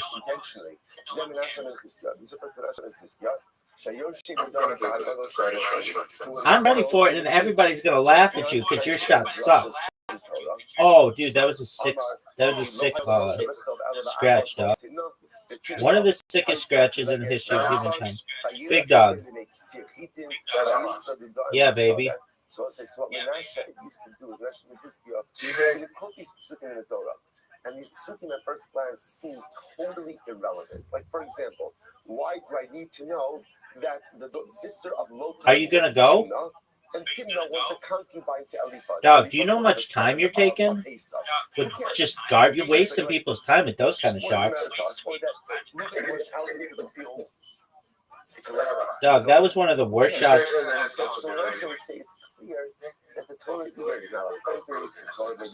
Oh, what a shot, dog. Did you see that, son?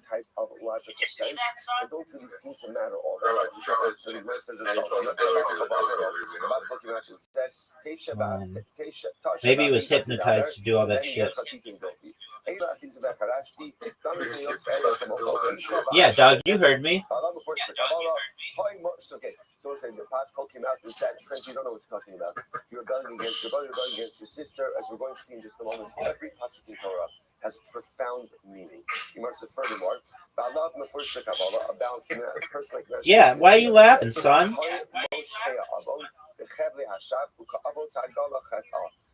Hypnotism's a thing. To those who pull I've seen it with my own eyes.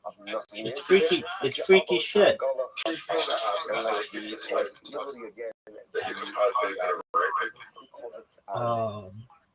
Maybe. And the ropes of the wagon, but it rains, and the reins of the wagon are sin. So the Gemara says, if you notice the pasuk, they're very interesting. The pasuk begins by speaking about Moshe Aval Chevle Hashav. Pulls sins with ropes of nothingness, right?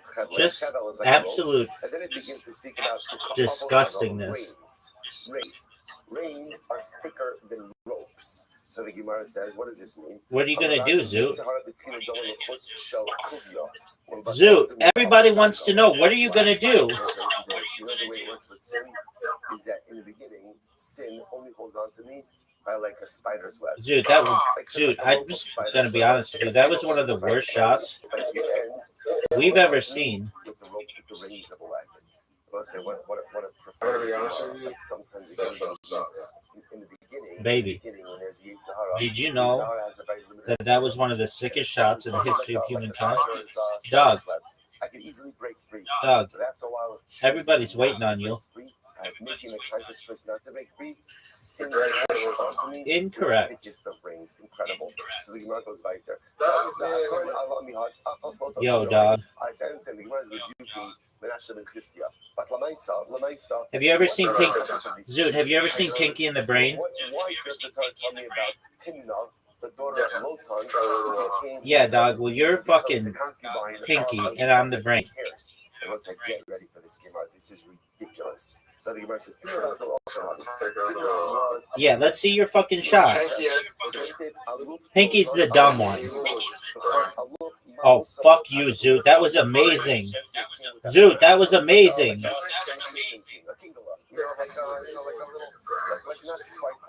The ladder. Dog, that was amazing. Make this. Make this. Make this. Make this. Dude, that was fucking phenomenal. That was fucking phenomenal. What a way to fucking end it. That was fucking phenomenal, dog. That was fucking phenomenal. Absolutely fucking amazing. Dude, that was absolutely fucking amazing. Dog, one of the greatest endings to any game we've ever seen. Dude, do you hear me clapping? Do you hear me clapping? Do you recognize how fucking good that was? Zoot, do you recognize how fucking good that was? What's that, baby?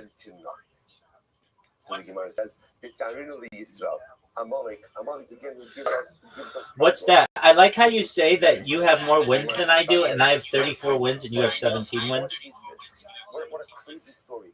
So Timnah wanted to go ahead and convert. Dude, we play Go. She goes and she marries Eliphaz, and they have Amalek. So the fact that she produced the kid, like, what is this? Which the Imam said is incredible. And what happened? Are you ready to play Go, son? Should have business right now, but the Chaim Shmulevitz has in Sifos Musa a very beautiful piece about this. Are you ready to play Go? Like, what is going on over here? So the Chaim Shmulevitz says something beautiful. All right, big dog. As you wish. You were right in not converting her. It's possible that maybe there was something. Obviously, dog, no one knows.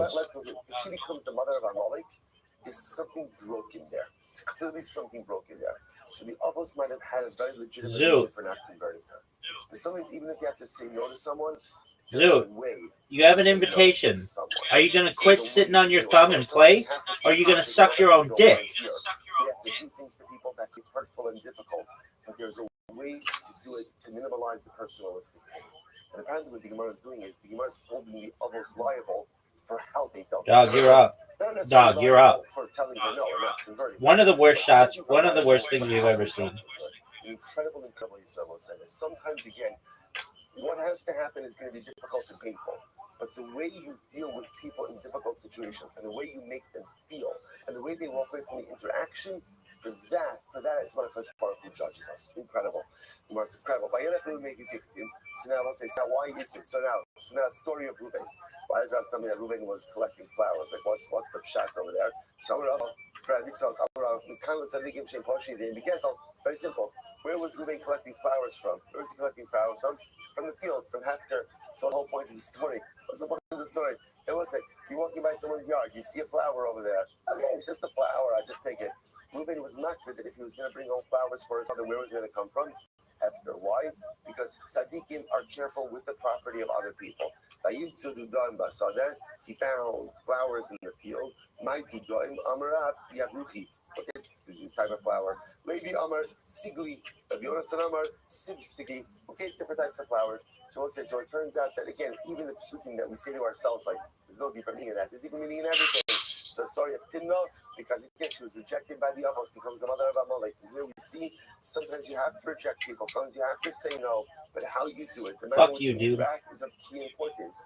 Ruvain, why is there something that we dime? Because what makes tzaddikim tzaddikim? It's not just the amount of Torah. It's not just the amount of Torah that they learned.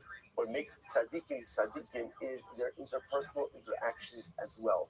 A tzaddik is careful not to hurt and not to harm the other. Oh, I know whose turn it is, baby. Is crazy. You're up, dude. Let's say a person learns Torah Lishma. Person Torah Lishma. What does he do? He makes shalom between the celestial sphere and the earthly sphere. Then we'll say, what's Torah Lishma? What's Torah Lishma? Torah Lishma, by the way, learning Torah at this time of the morning is Torah Lishma. Right, how do you know that? Did you watch the Olympic opening games? For anything else. Right? Opening ceremonies? It just means Torah for the sake of Torah. It's not Torah for covet. It's not Torah for money. It's not Torah for self-aggrandizement. It's not Torah from the eyes. You're getting dominated, son. Learning Torah is beautiful, and learning Torah offers me an avenue of connection to HaKadosh Baruch Hu. Dude, did you know you're getting dominated? I mean, is that my fault? Was it my job on this earth to teach you how to play Go? Torah is the bridge. Torah's the bridge. You ever wonder why? No, that's incorrect. You learn Torah, you feel a certain level of tranquility. Right? It's interesting. I personally feel a level of tranquility by Torah that you can't feel by anything. Because I'm dominant. Why is that? Because on one hand, Torah comes from Shamayim, but it lives here.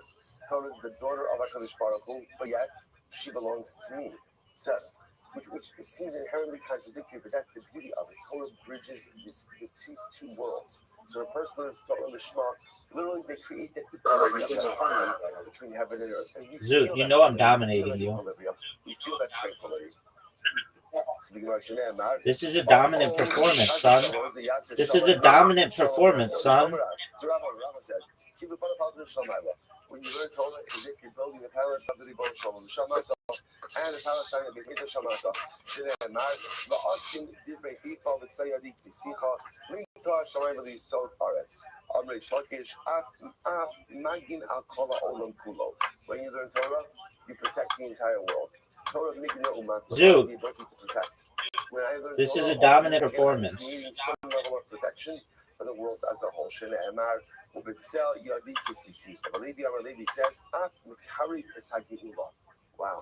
When you learn Torah, you're bringing Geula just a little bit closer. What's that we all want to know? What we can do to bring Mashiach a little bit closer. We're learning all these Mashiach studies. All I want more than anything in life is Geula's Mashiach. So what could I do? So I learn. Every time I learn, I bring Mashiach. It's not just learning. It's any spiritual activity. By definition, this is the Geula. Shneemar, the Lomar, Letzion, Amiyat, Amr Shlakish. It's beautiful. If you teach the Dude, are you gonna go? Torah, it's counted as if you've created it. You've created him. Torah says, dude, are you gonna go? How did you Torah? When you teach Torah, you are giving credit almost as if you go. Individual, which makes perfect sense. Because when I teach someone Torah, by definition, I'm giving them life. Dude. Torah's everything. So when I go ahead, dude, are you there? Give them Torah. It's as if I birthed Dude, go. This is beautiful. Rebbe Lozer says that dude, you're jerking yourself off live on a Discord call. All I want you to do is go. Now, at first glance, that seems a little bit strange. And even a little bit intense. That what does that mean? I've created. Go. So let's say what Gemara is telling us. Sorry, Rashi says, let's say in general, when a person engages in the act of go, Zoot. What's important to understand is, I'm creating something new. Fucking finally, dog. So what I'm doing is, there is spiritual energy that is being created that wasn't here before in this world. I do a mitzvah. I'm creating something new. I do a chesed, I'm creating something new. The beauty of Yiddishkeit, the beauty of Torah, chesed, everything. Dude, this is an absolute ass kicking. New spiritual energy in this world that did not exist beforehand. Has somebody been learning Sanhedrin, Sadikes, and the base? Sure, but it wasn't me. Now that I'm doing it, I'm creating new. Dude, did you know that I won? And when I create something, I'm creating it. It didn't exist before, and I'm creating. Are you ready to get your ass kicked again?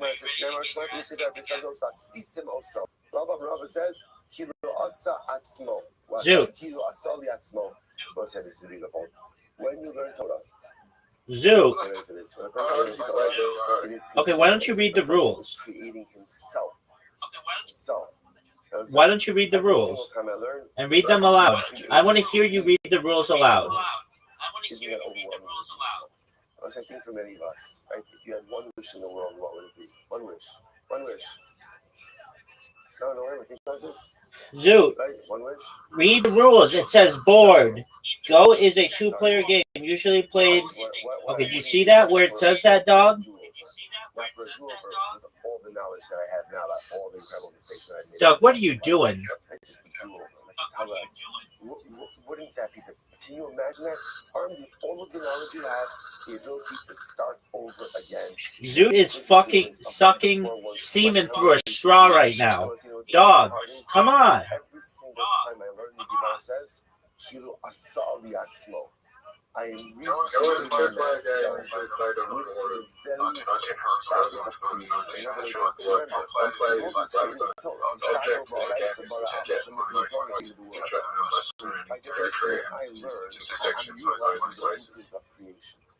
Opposing pieces. Now go to gameplay, son. to remake myself. So that thing that we want more than anything Getting is black. incredible to us. It's every single one that we say. Incredible to me. Magasísimo son.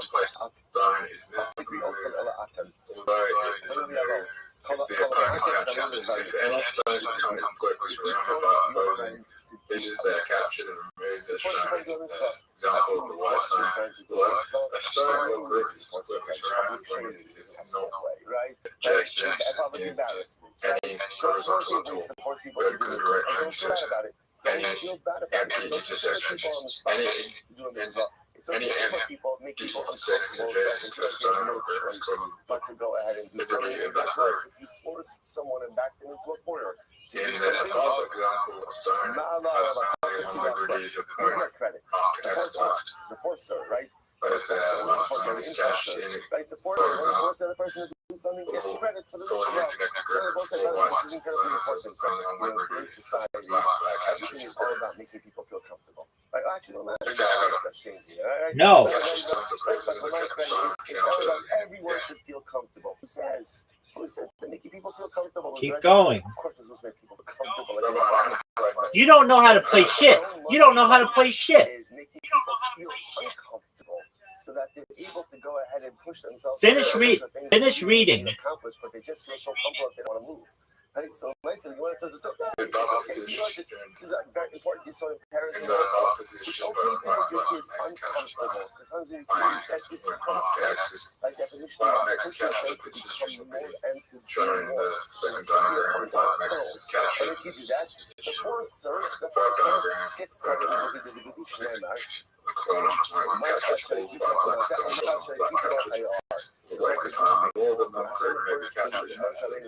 staff that you emotionally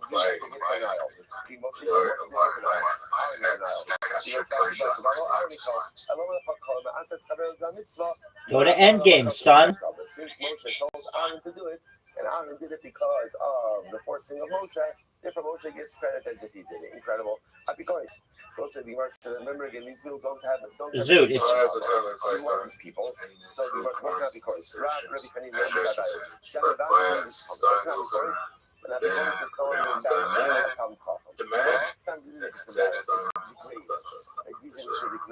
Like to diminish the honor of the Chacham. Rabbi Yochanan refers to someone who embarrasses his friend or degrades his friend. This is never really ever thought about colors. Because he's always much more logical. It's describing it as someone who either degrades coming to Chachamim or degrades his friend in sometimes very interesting. So he says, I understand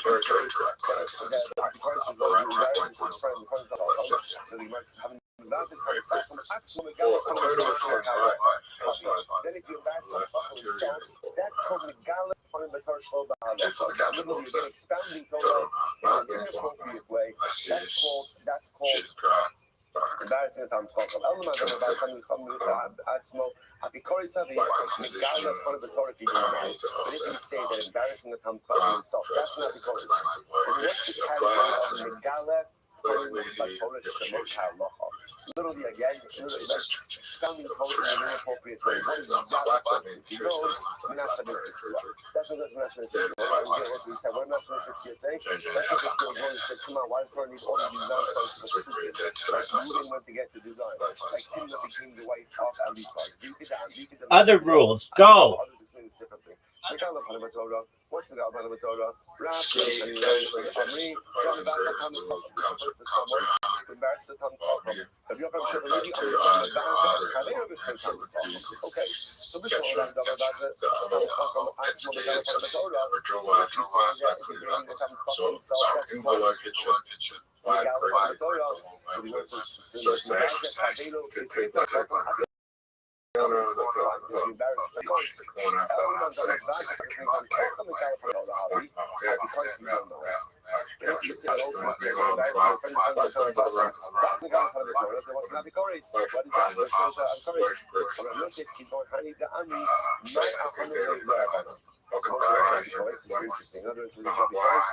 People say, what's good are rabbis?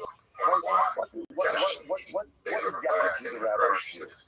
Right? What do you do all day? Right? What is it exactly that you do for us? So the Gemara says, I'm sorry. But to go ahead and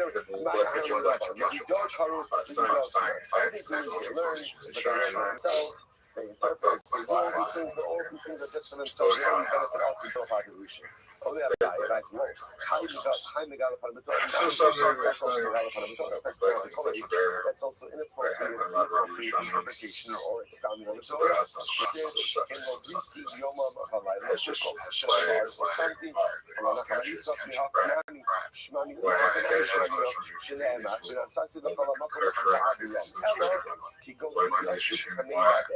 The not published what's an example of an you're sitting in front of you right now, and you're letting roughly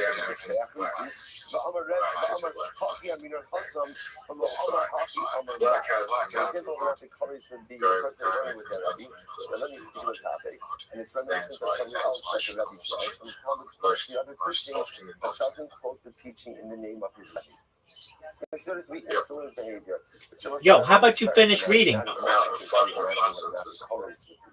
you begin to see again, the Apikoris is this person that does not exhibit the appropriate behavior towards his Rebbe. Notice why all the emphasis on behavior from one's Rebbe, so let's understand from our perspective. The Rebbe was the one who was linking the chain of thoughts about that. But it's not like today. It's like a person needing to look at the person, even if it's not the Rebbe. Even without it, I could learn. Are you ready to lose? Yeah, that's what I'm talking about, Zoot. Zoot, you read that like a fucking pro, baby. Inherently tarnished Torah. Yeah, because I fucking ensured that you read all the rules. So what's the example of Apikoris? But we're gonna play not on a big board, still small boards. What do they do when you're the doctor?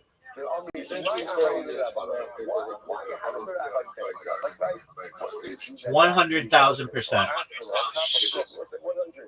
It's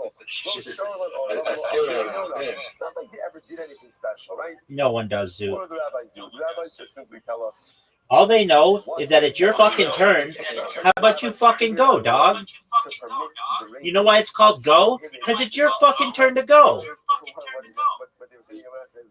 Come on, it's not like rabbis are figuring out. Yeah, because you got the Comey, bitch. Right? They're just regurgitating information that you already. You got 6.5 points to start off because I went first. How about you fucking go, dog? In the household of Binyamin, they would have a shiloh, and they would go ahead and bring it to the Rabbi. Yeah, it was the worst move in the history of humankind. Next question. When you would find a reason to permit the trade,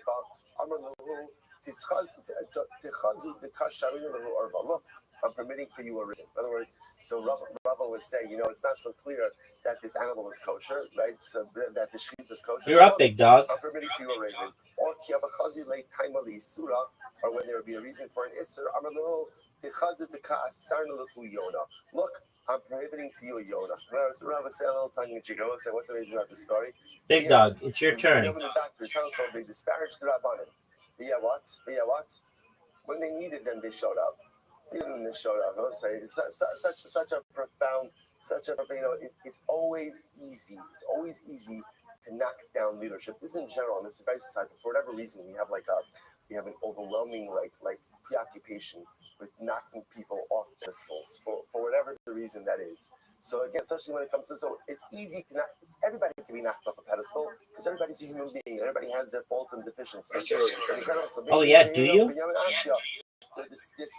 They're speaking trash about the Rabbanim, but yet again, when they have a shayla, suddenly again they need it. Incredible. Gemara goes weiter. The Gemara says, Dude, you're doing terribly. What's an example of an apikoris? Apikoris is an example of a person who says, those rabbis. Those rabbis. In other words, again, if you notice, by the way, the theme over here is that apikoris is someone who speaks disparagingly about Rabbanim, about the Mechamim. Papa wanted to engage in a discussion, and he forgot. He forgot for a moment, like the proper way to refer to Rabbanim, and he said, those rabbis. And after he said it, he fasted. He fasted because he thought what he did was maybe. What do you want me to do about it? Incredible.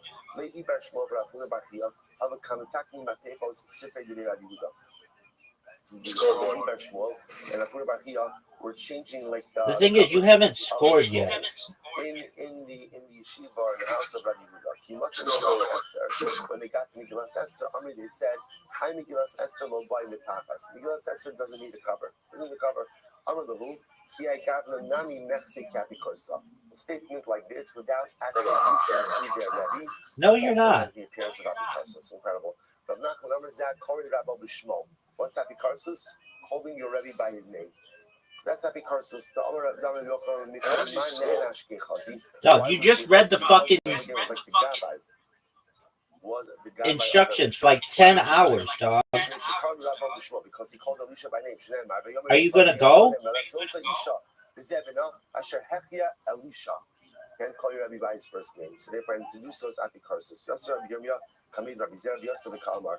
Asra Kashbaruch is beautiful. This is beautiful. Asra Kashbaruch Lahotzi Nachal Bebeis Kachi Hakadashim. In the future, whoa, you got a huge lead. Right, the Rebbe will bring a river or a stream from the Kodesh Hakadashim. There's going to be a stream. How the fuck did you get such a big lead? And by the sides of the stream, all types of delicacies are going to be growing. Dude, F this, man. From this stream, on its banks, all types of beautiful trees, fruit trees. Dog, look at your lead, son. Look at that fucking lead of yours. Gone. Gone, son. Gone. Because I'm sexy. Because again, the waters emanate from the mikdash. Its fruit will be for consumption.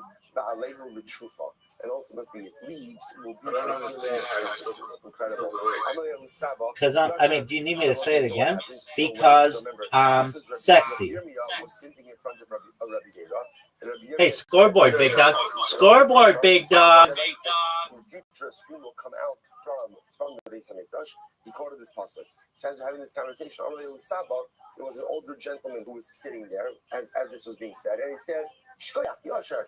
He said to Rabbi, "Yeah, Shkoyach, beautiful, beautiful." By putting points on the board. How else do you think you score, son? This appears like apikarsus. It's like we're really getting to a very strict definition over here. So thanks for the free points. But apparently, again, when the shkoyach is given to the gadol, it has the I guess it depends. Big dog. Give the shkoyach to what you're giving the shkoyach for. But if Rabbi Yirmiyah says something, and just some guy said shkoyach. You're up, big man. That really doesn't need shkoyach, right? That's not shkoyach. I relate. Yeah, dog.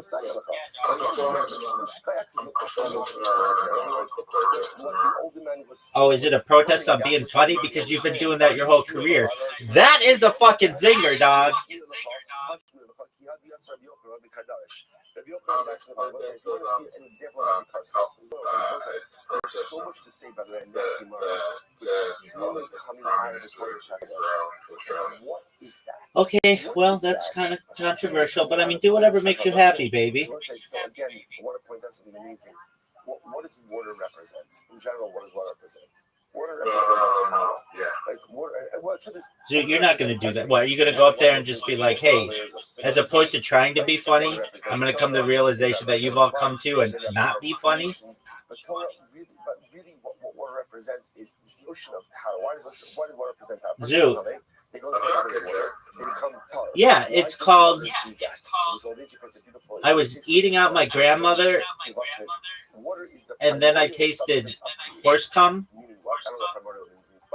I figured that's how she died. Sounds so good. It's the primordial substance of creation. One more time, the primordial substance of creation. You're throwing the hand motions in the very purpose of it. And so the nice why, Rachel came as Strand's house, but I say Savovo, originally all the earth was. All the earth was. There's Levitic system so beautiful.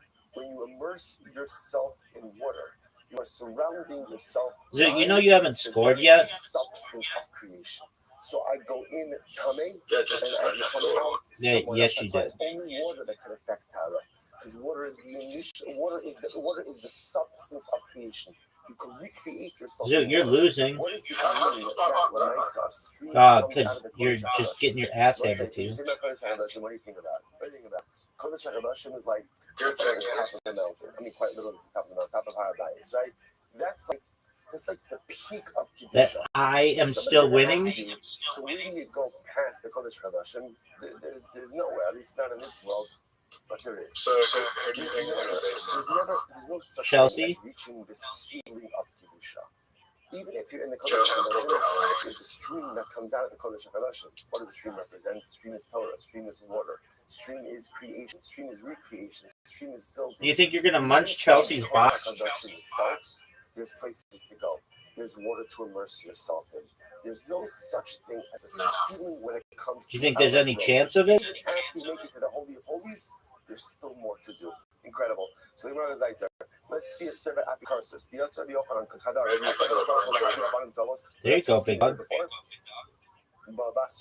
Listen to this. In the future, Messianic era. Dude, go with your fucking black cat. In the future, the Moshe was going to bring precious stones that are 30 amos by 30 amos. Dude, are you gonna go? And what happens? The Moshe is going to go ahead. And he's going to. Dude, look at the scoreboard, son. Entrance ways of 10 amos by 20 amos. 20 amos by 10 amos, right? And what happens? And these are going to be. Dude, look at the scoreboard, son. Santi.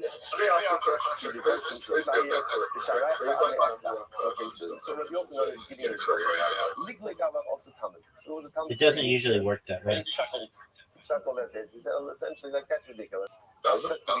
No, because opening doesn't like pay that well. I don't understand. Today, you can't find precious stones that are the size of the eggs of small birds or small eggs of birds. Yeah, but people would rather make money. I mean, like a headliner might make, I don't know, $10,000 a night, and openers are going to make like $500 a night. It's just not worth it. If people like you, they're eventually going to want you to do your own shows. I can tell you this, dude. Dude, how about I just tell you what's up? All right, so there's a guy named Tom Papa, and he's kind of made a career out of opening for Jerry Seinfeld. But he's also done his own shit. Since the Malachim said, "Oh, these are the stones that HaKadosh Baruch Hu is creating for the entrance way to Yerushalayim," which is such a beautiful motif over and all right. over. Are you trying to get in on that? before the visit. Right. In other words, let's be honest. How long would it take? Yeah, but that's because you saw it. Word, dog. Dude, did you know that you lost again? The idea is the Ribbon Shalom waits for us. Yeah, I got from that we saw before. All right. Well, it was fun whooping your ass, and I look forward to doing it in about 2 hours. Sound good? Right. Everything is waiting. All the pieces are here. Excellent. You watch it We have with to me again. push ourselves a little bit. Do I like Olivia Dean? I mean, are you asking what I eat or box? This bitch better be hot as fuck, dog. Don't bring her into my world if she ain't hot. So what happens? The kid comes, the Talmud comes back. Oh, that's a bad sign.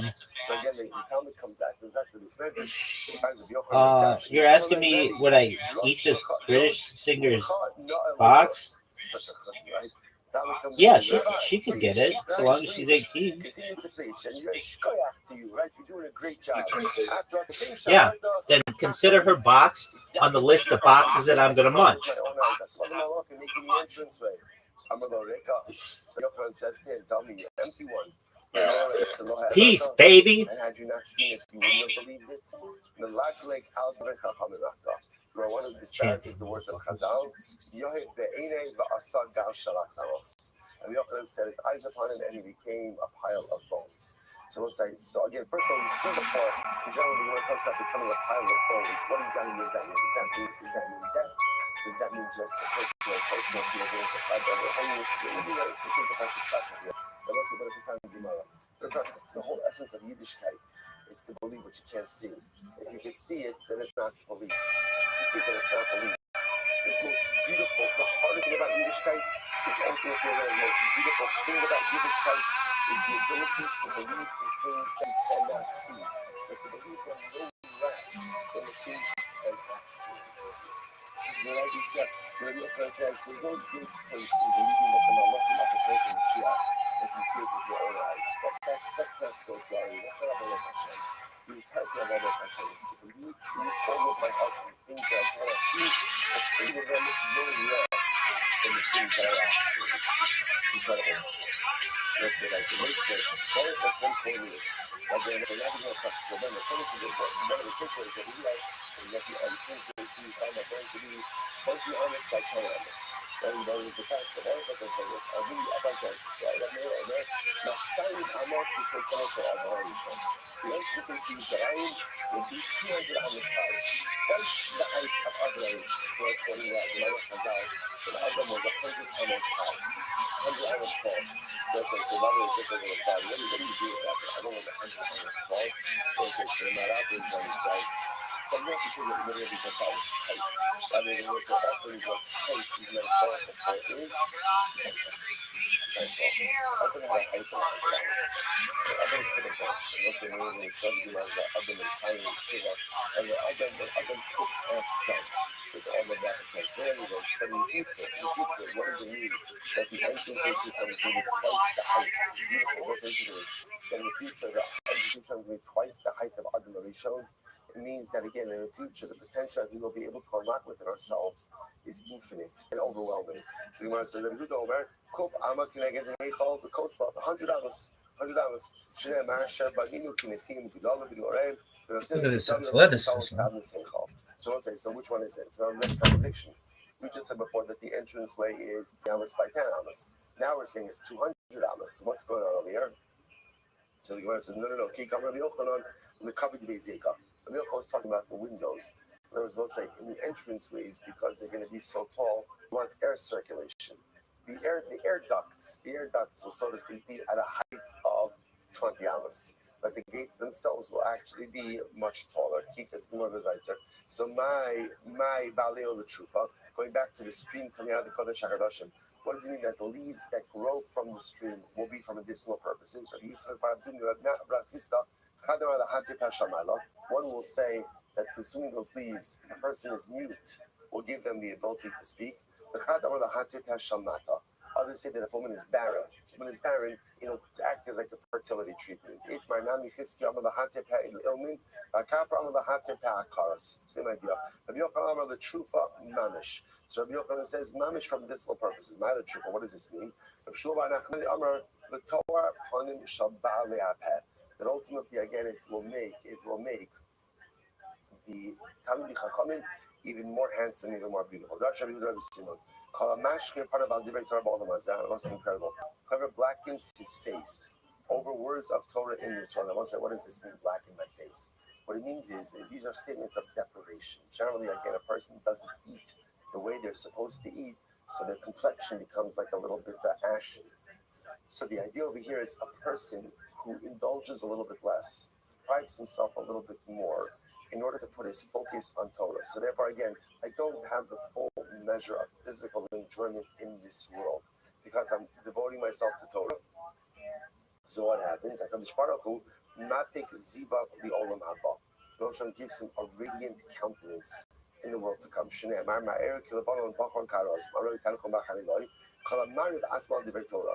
literally again, a person literally translated who starves himself. What does that mean?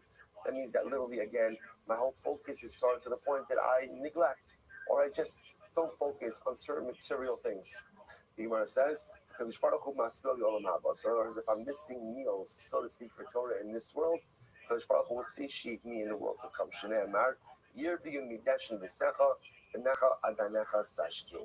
I will say again, what's the theme over here? What we said before, to grow spiritually requires sacrifice. It does. We have to give up certain things, whatever those things may be. A lot of times, it's things in the material.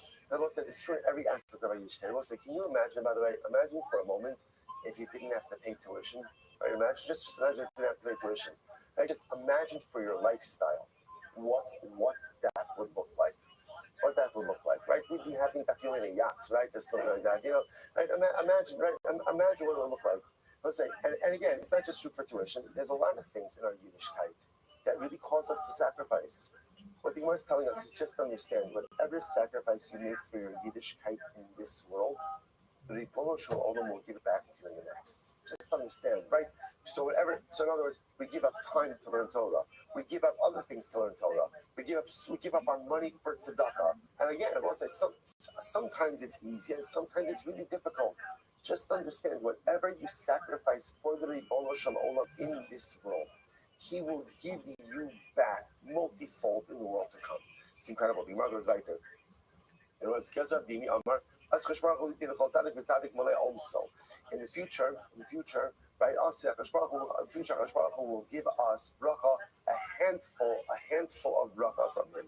Shneimar, Baruch Hashem Yom Yom Ya'amos Lanu Hakel Yeshuaseinu Salam. By the Chair Shalom Akein. Look for, can you see this? Look for Neymar. Mi Madad B'Shalom Mayim B'Shamayim. I'm sorry, Mayim B'Shamayim B'Zeres Tachim. So the Gemara says, HaKadosh Baruch Hu gives us a handful. The Rosh Hashanah's handful is massive. So how could it be that the Rosh Hashanah is going to give me a handful? I can't contain his handful. Elo Gemara says, Amar, my time lo shchichas ba'agarata. Talking about, right, why did you not show up for Shir? In Shir, we're learning about Agarata. We said it's some Shmei Durava. In the future, Rosh Hashanah will give every single tzaddik 310 worlds.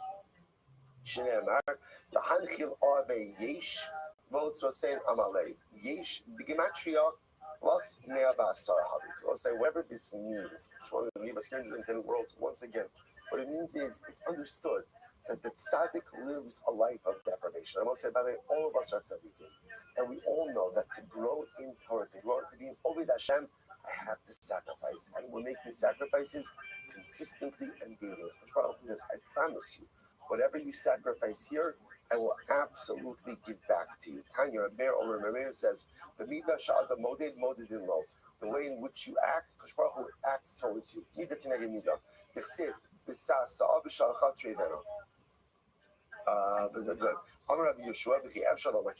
Is that possible?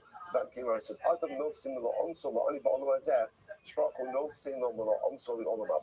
so I say, could it be that if I give a handful to a pauper in this world, Hashem gives me a handful back in the world to come back? Sid, Shemayim Bizarre talking.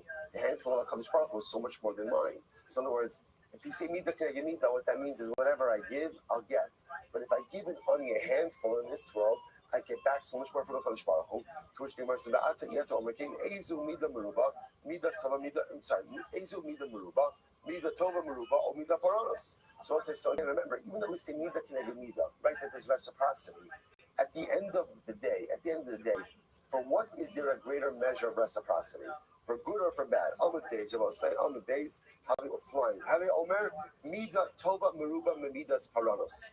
So I said, we know the answer to this. That Mida Tova always eclipses Midas Paranos. In other words, there's always reciprocity. But when it comes to reciprocity for bad, in other words, if I do bad, if the Baruch is going to visit bad upon me, that's the way it works. But the reciprocity for that is a much more equal math. On the other hand, when I go ahead and I do good things, the reciprocity for that is even more. The devotion gives me back more than I have given. The Gemara says, "B'midas tova ksiv v'yitzav shchakim mimal v'daltei shamayim pesach v'yamter aleim man lechol u'b'midas v'midas parnasu omer ba'arubas hashem niftechu midas parnas ksiv v'yitzu v'rov v'bigre sifkan." So the Gemara says, you see over here that the midah tova is even greater than the midah rav. Quickly, the Gemara says, midas parnas ksiv v'yitzu v'bigre anoshim afoshim ki bol tov asam lo samos v'asham lo sichbeh v'ayudiron l'chol basar. So he's talking about over here in Moshe Mashiach, where ultimately again after we see the arrival of Mashiach, we're going to see, and there's going to be a valley of corpses where all of those who died in the war of Gog and Magog will be piled. A person sticks his finger in fire in this world, he's burned immediately.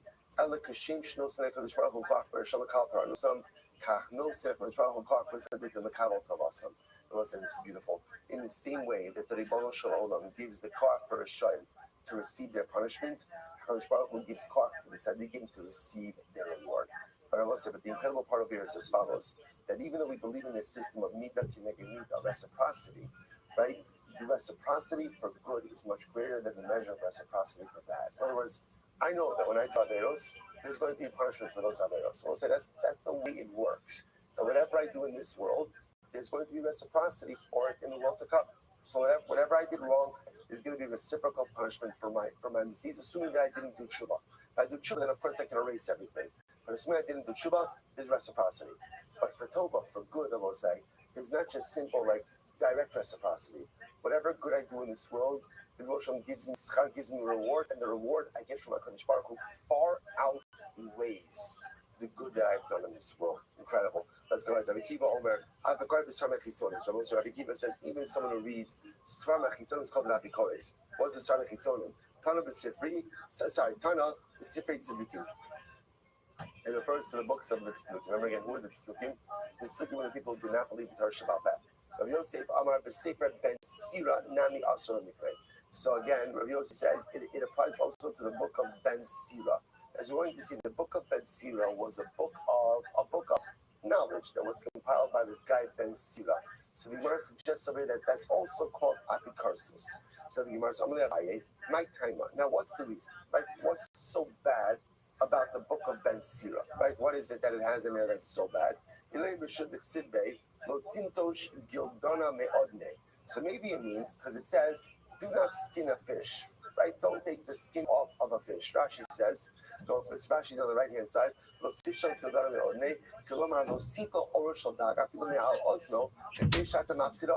don't peel off the skin of the fish, because if you peel off the skin of the fish, you're going to waste the skin. Stop over for today. I'm going to do a little bit of a cliffhanger. I will say, by the way, we did excellent. So we did a block. We did a long block, right? But we did most of the wrong block. Let's say, Mr. Hashem, but incredible Gemara. Shkoyach, everyone. Can you pick up Ben Sira tomorrow, Mr. Hashem?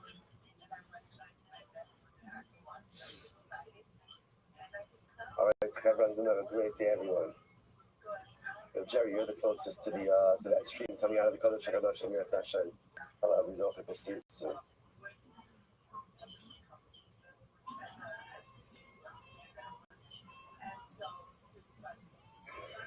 All right, Rosai, good morning. Let us begin. Begin by thanking all of our sponsors. Oh, it's bad bunny time, son. Sponsor for the year of Tafshin Pei Hey. Because the Mishpach of Eretz Yisrael for dedicating all the Shuman Drushas this year. And the Zuchus from Soros Favos for Am Yisrael. Talmud Torah sponsors for the month of Adar, Hava Alinu Latova, Terry and Steve Zinn, in loving memory of Terry's father, Dr. Harry Khan, C. Hirsch, Ben Yosef HaKohen, and the Ziv, Levin, and Berman families in memory of Mr. William Ziv, Zev Shmuel Ben Yisrael from the Bracha. We hope to have the merit All our Talmud Torah, all of the Neshamas Hadan Aliyah, the families in Nechama, all of those who need a refuah should have one together with Kol Cholei Yisrael. Bring home all of our hostages and our holy soldiers should be successful. Most with that, let us begin. We have a lot to do today, but I really like a lot to do today. Baruch Hashem. Today's daf is Kuf 100, and we are beginning on Tzadik Tes on the days 99b, and we left off reading Kedavot Gemara. We left off 4 lines down from the top. But let's instead look at it as 81 lines up from the bottom. You know, that's let's be positive. Let's be positive about this. Right? We got this. It says Gemara as follows. Let's say beautiful Gemara. And again, two special welcome. First of all, special welcome to Rabbi Tobias, who is one of our online listeners, from New Jersey. He didn't try it this morning, but Baruch Hashem, we welcome, and a Baruch Haba to Yosef Orshay, just so you'll see a second ago. Yosef in the back. Okay, not turning around, avoiding eye contact with me. Okay, good. That's welcome to Yosef Orshay. Has been this show. So with that, let us begin. So Amar Elazar says as follows. Let's take 5 lines up from the top. Kol Adam Yamam Yibah. This is beautiful. Man was created to toil. Kol Adam, all of man was created to toil. Adam Amar Yibah. Man was created to work. Let's say, I'm going to point out, you see this theme over and over and over in Gemara. Life is about the effort. Life is about the struggle. Sometimes the greatest mistake we make in life is we have this expectation that life is supposed to be comfortable and easy. Now, of course, there are periods when life is easy and there are periods when life is comfortable, but that is not the default state of the human condition. A person is put in this world to accomplishment. Accomplishment only comes when there is struggle, when there is resistance, when there is work. Sometimes we encounter resistance and we think, that must mean we're doing something wrong. Okay, it's just the opposite. Sometimes the greater the resistance, the greater the difficulty, the greater the challenge, that means that I'm usually on the cusp of something good. So then let's create it to work. You need that sorry. About Inyo in Lamo, in Lamo Milaka. So this is very interesting. But again, okay, so man is created to work. So what was he created to work for? In other words, perhaps at the end of the day, he was created to schmooze. How about that? There's schmooze, or let's see, ultimately again to work. Gemara says, Yeshua Omer, Akaf, I love you. When the pasuk says ultimately again that literally I saddled to his mouth, the Gemara says, Omer, La'amal Pen. That shows me that man was ultimately against the Egypt for verbal Torah. Of course, what does verbal Torah represent? It represents Torah. That a person was put in this world ultimately to Torah in Torah. But I'm not in Yodea. We're still in Yodea. I don't know in the Amal Torah, in the Amal Sifa. So again, I know that this verbal Torah means shmuzing. This verbal Torah means Torah. Omer, lo yomul shifra Torah is going to be and the Omer la Omer Torah. Ultimately, again, when it says the Seder Torah will never leave your mouth, it's a verbal Torah that I'm obligated to do is verbal Torah. And the Omer Rava, and this Rabbi says, Kulu Ufi Duraftaki. So ultimately, again, the entire body was committed to toil. However, Tov L'Bizoki Dahavi Yistaki Da'oraisa. Praiseworthy is the person whose toil ultimately is in Torah. So everybody has to work. Everybody has to put in effort. The praiseworthy is the person whose effort has to be expended towards Torah. So then this is like again, so there's a lot of lessons we can read over here. So of course, there's a lesson that life is about the struggle. It really is. It's about the effort. It's about putting in the effort. So we're going to work hard. But what it also tells us is, and this is very important, Torah itself cannot be acquired in comfort. I remember that in Yeshiva, one of the most foundless issues that I ever heard gotten up, and he said, there was such a fire friend, type of personality, and he said, if you think that you're going to use that way, if you think that you are going to find greatness in Torah, with your Gemara in one hand, your coat in the other hand, and your feet up on the couch, like you think to yourself, that sounds great. That sounds great. I'll take that. He says, if you think you're going to find greatness in Torah, you are wrong. So where it's dead wrong. He says you can acquire knowledge that way. Right? You can acquire knowledge, comfortable, soda, Italian, feet up. Of course you acquire knowledge. You can't acquire Torah. Torah is acquired. Torah is acquired through struggle. Torah is acquired through effort. Torah is even acquired through a little bit of discomfort. That's the way to work. I have to push myself. That sounds like because that's the mechanism. It's not just that Torah is acquired through like learning. Again, you can acquire anything through learning. What makes Torah different than any other discipline? It's struggle. If I have to push myself to get it, if I have to push myself because I'm uncomfortable or it's a little bit difficult, that's ultimately again where Torah comes from. Incredible. Let's go back to it. Says the Gemara. Says the Gemara. This is wild. So literally again, the pasuk says, a man who commits adultery, the noy isha, chaser lei, is missing heart. Now, first of all, just in general, the profundity of that pasuk is overwhelming.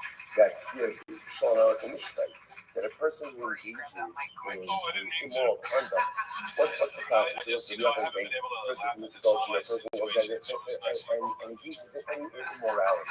So what is that? It's about taiva. It's about taiva. Obviously, a person can't keep their desires in check. Shana says that's not what it is. It's not taiva. It's chaser lei. It's chaser lei. I'm missing hearts. Right? I'm missing passion. I'm missing commitment. Everyone, we all have this void inside of ourselves. And in life, we go through it trying to fill it. Try to what you fill it with. So it's easy to fill things that make you feel good. That make you feel good in a very fleeting way. So someone who engages in immorality, it's not just that there's a problem with his desires and loss. It's chaser lei. He's missing his heart. He's missing his thoughts. He's missing his emotions. He doesn't understand that those things that he's filling his void with are not going to make him happy. They're not going to give him what he wants. In fact, at the end of the day, it's just going to make him feel more empty. You know this right there. So this is this. I'm Reish Lakish. Reish Lakish, what does this refer to? It's incredible. Zahalomei Torah Mikra. It's wild. This refers to someone who learns Torah episodically. Like today I learn, tomorrow I don't learn, the next time I learn a little more, next time I learn less. If you're not consistent in your Torah study, the Gemara Reish Lakish says that is like a man who commits adultery. Or what is that about? So Rashi points out there's something very interesting. Look at Rashi. Rashi says over here, lo mei plugin, ve'eno lo mei tadir, ve'eno lo mei tadir, mishe'eno isha, u'ba pamim zu, pamim zu. So a person's not married, so what happens? Sometimes he's with this woman, sometimes he's with that woman, sometimes he's with this one, sometimes he's with that one. So what happens? So Gemara says that's so sometimes a person who goes ahead and is not consistent in their learning. So a person who is not consistent in their learning is like this guy. Sometimes he's with this one, sometimes he's with that one. It's not just the fact that I'm learning every day, I'm learning every day in a consistent fashion. Compares to like a morality. I'm going to use them.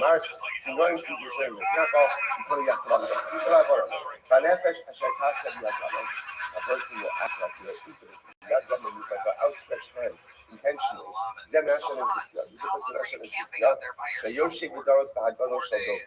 would expound, he would teach just nonsensical drushes in Torah.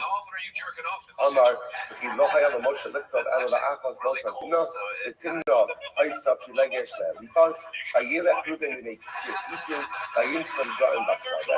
So this is what Menashe used to do. He would put these people in the Torah.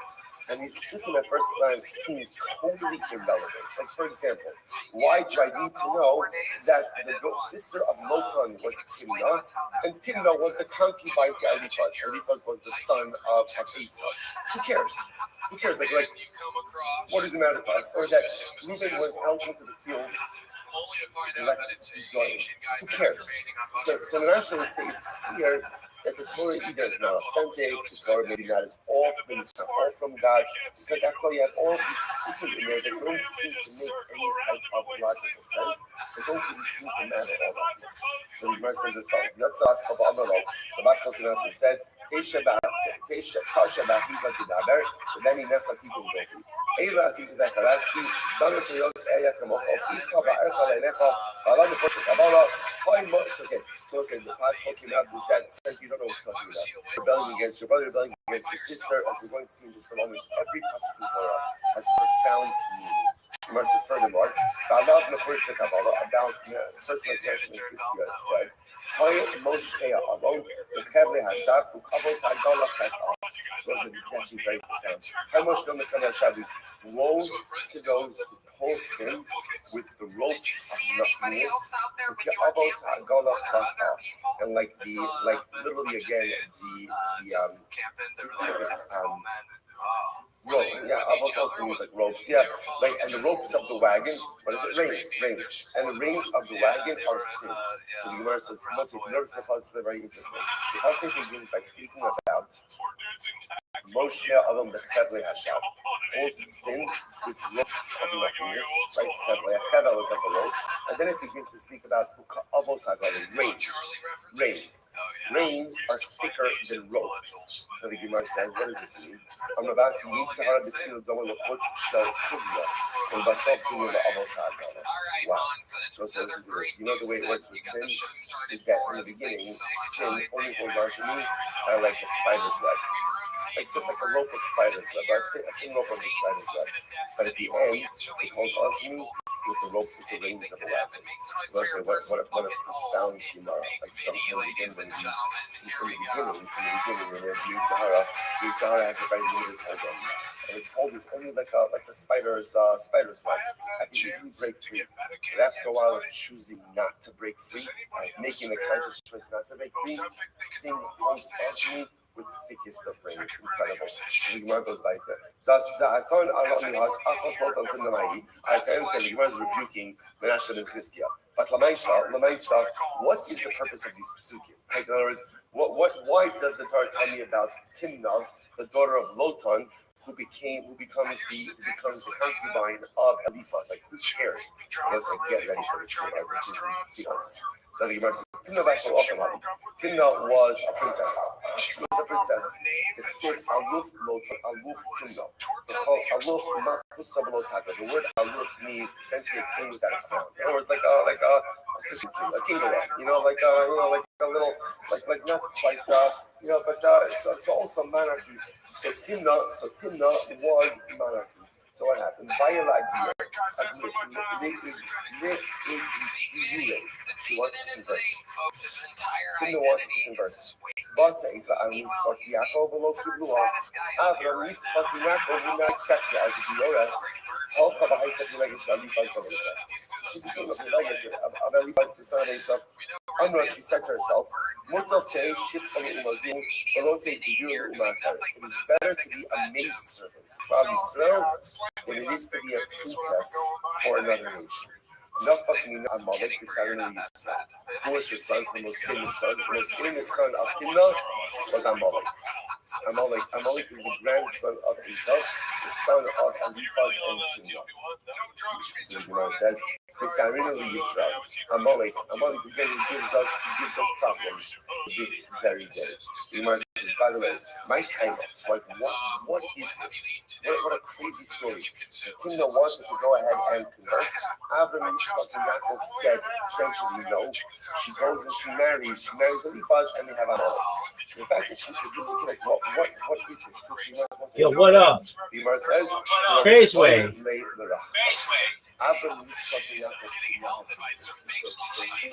Long time no speak. What's good, son? A very beautiful piece about this. And he highlights this, like, what is going on? Oh, slanging dick like it's going out of style. I have a question for you, though. A very serious question. Has your absence been due to the fact that you've gotten your ass kicked so badly in pool, or can you please provide an explanation? I have a very legitimate reason for not converting her. But sometimes, even if you have to say no to someone, there's a way to say no to someone. Okay, I'll take even. Are you ready to lose? Sometimes we have to say things to people that they don't want to hear. We have to do things to people that could be hurtful and difficult. That there's a way. Oh, lay off. Okay. Like when? Apparently, what the Gemara is doing is the Gemara is holding the almost liable for how they felt. Baby, I'm up all night. I'm gonna pull an all-nighter just to whoop your ass. An incredible. Sometimes again, What has to happen is difficult to do. 7 hours? You need me to wait 7 hours to beat your ass when I could beat your ass good and ready right now? Actually, for that, it's not incredible. Doug, how about you just play right now?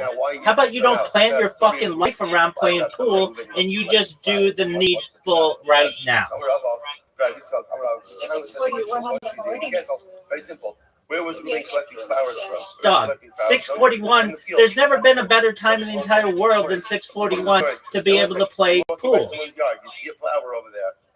Barry, how have you been, girl? Ruben was not that he was going to bring home flowers for his mother. Where was it going to come from? GM. How are your doggies? Excellent. All right, back to my man. Excellent, as always, absolutely. Back to my man Traceway. So Traceway, how about you just lose right now, get it out of the way, and then you can recover for the next 4 months or whatever the fuck it's been since I've last whooped your ass. Baby. Look, I'm just gonna summarize this for you as best I can. All right, concisely, efficiently. Let's play right now, not in 7 hours. How about that? It's not just the amount of Torah that they learn. What makes tzaddikim Baby, I'm just giving you an opportunity to get your ass kicked sooner rather than later. Not to hurt and not to harm the other, even in the smallest of ways. Incredible. Dog, you need me to get out my calendar to play you. I'm ready to play right now, anytime, anywhere. You're over here like, hey, when the moon and the stars align. Yeah, exactly. Come on, man. Come on. What does he do? He makes shalom between the celestial sphere. 7 hours, I could be asleep. I could be in the middle of beating somebody else's ass. Right now, I have the opportunity to take you to the woodshed. And let's be honest, it's your time, 6:41. There's never been a better time in the entire world than right now to get your ass kicked. I mean, I'm positive of it. So how about I send you an invitation right now, you accept it, and then you get thrashed. It's beautiful, and learning Torah offers me an avenue of connection on Kodesh Baruch Hu. When I learn Torah, the Shema, no one does. It's just part of how the cookie crumbles. All right, next question. Are you ready for the Winter Olympics, big dog? Do you ever wonder why it is that when you learn Torah, you feel a certain level of tranquility? All right, what's your favorite sport and why? Why is that? Because on one hand, Torah comes from Shamayim, winter sports, but it lives here. Torah is the daughter of Kodesh Baruch Hu, but yet she belongs to you, which seems inherently contradictory. Okay, those work. Why isn't there a spring and or a winter, spring and or a fall Olympics? We feel that. Why isn't there a spring and or a fall Olympics? I'll wait. I think they should have one. I think we should start it. And the first sport that we could add to the lineup is pool.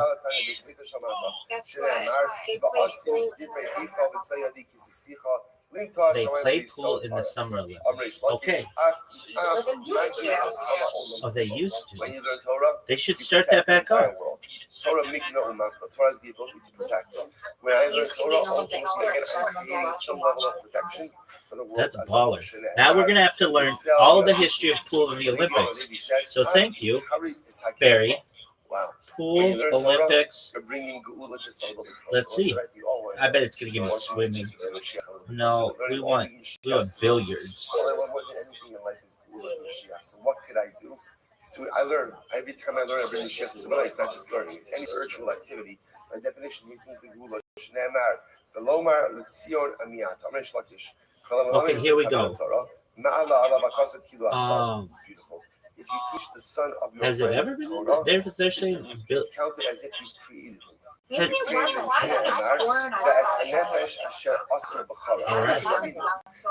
Has billiards ever been in the Olympics? They've had billiards on television. Billiards has not been included as a full medal sport in the Olympic Games. Cue sports, including pool, snooker, and carom billiards, are recognized by the International Olympic Committee as an international sport since 1998 through the World Confederation of Billiard Sports. They have not been added to the official Olympic program. Learn Torah. Listen to this. I've seen it on TV. Oh, for sure. Absolutely, I'm sure. I mean, you remember it, and you were a child, so it definitely made an impact on your life. Rashi says, I can. in general. Oh yeah, no, that's definitely a sport. Spirituality. But I'm with you, Barry. I think that I don't know your personal opinions, but I think that billiards should be an Olympic sport. If you have ping pong, I'm creating something new. I do a chesed. I'm creating something new. The beauty of Yiddish is that a fifth? everything we do is we create a new spiritual energy. Do you know what the most wild sport that has ever been a sport though in the Olympics was? But it wasn't me. Now that I'm creating new spiritual No, energy. I'm talking about painting. When I create Painting I'm creating in the early days of the Olympics was a sport. Incredible. So the Gemara says, Painting. We're gonna learn all about it. Yo, dog, please tell me about painting as an Olympic sport. When you learn Torah, get ready for this. Back when art used to be an Olympic sport. So from 1912 to 1948, part of the Olympic art competitions that celebrated artistic expression inspired by the sport requirements, all paintings had to be original and directly inspired by athletic themes, such as depicting sports events, athletics in action, or the spirit of competition. Gold, silver, and bronze medals were awarded in each category, including painting alongside athletic events. Right, what I wouldn't give like for a do-over. I think that's boring. It was discontinued in 1948 due to concerns over amateurism and inconsistent judging. That would be a hard one. The International Olympic Committee cited a lack of objective criteria and declining artist interest. However, the spirit lives on through the Cultural Olympiad, a non-competitive exhibition program held during the Games, including the 2024 Paris Olympics. I am recreating myself with the very all right, so that's a little bit of Olympics history, and we learned that Trey's way likes bobsledding and downhill skiing. Barry, what kind of sports do you like in the Winter Olympics? When I learned, I literally have the ability and opportunity to remake myself. I'm very fresh start. I've always Available to us. I was a love the figure skating. Incredible. That's big. I like it too. I think I've always liked. If you force your friend to do a mitzvah, force your friend to do a mitzvah. How can you force your friend to do a mitzvah? There are many ways you can force your friend. All right, I'm going to name a sport, and you tell me if you like it or not. The biathlon. Go. Embarrassment, right? There are plenty of ways to force people to do mitzvahs, and don't feel bad about it. Excellent question. I'm going to clarify. It's very interesting. It's where you cross-country ski, and then you get a gun, and you shoot a target. And guess what? If you force someone and back them into a corner, do something. You get credit. The forcer. Oh, I agree. But isn't it strange that they like have a sport where you get a gun and you shoot a target while skiing? It's like two random things that they put together. Everything is all about making people feel comfortable. Excellent. Yeah, it was about like alpine snipers, essentially. All right, next question. What are your thoughts on? Is it called skeleton?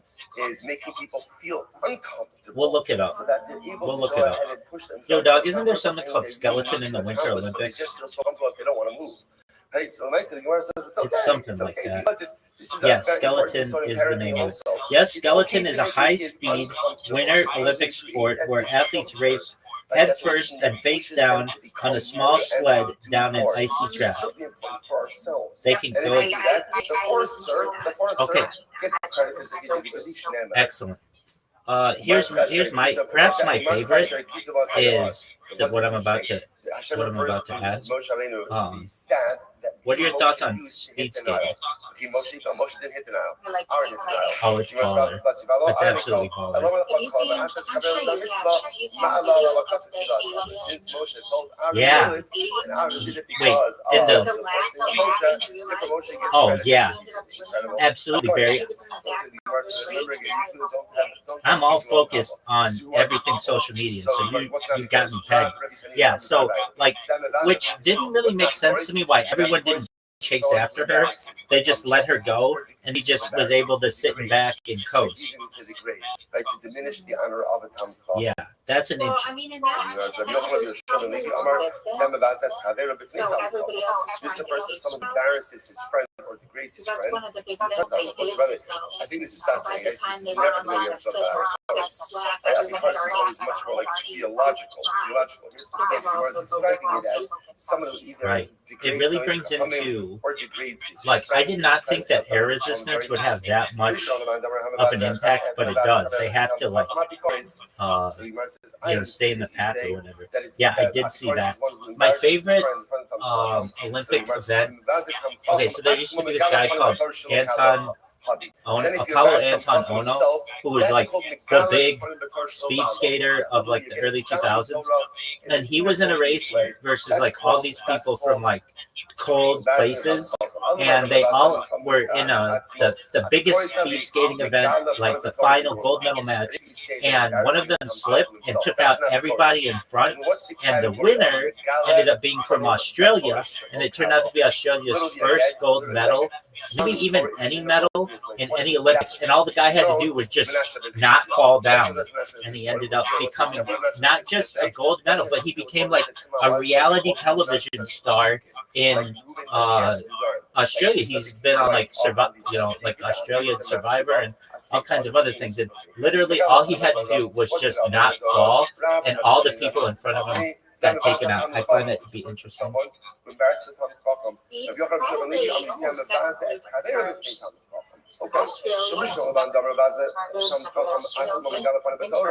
Oh, yes. Pardon me. You are 1,000% absolutely. That's an excellent clarification. For those of you keeping track at home, Barry's absolutely correct on that one. Yes, in the Winter Olympics, I should have absolutely been clear. All right, so who think's going to win as a country?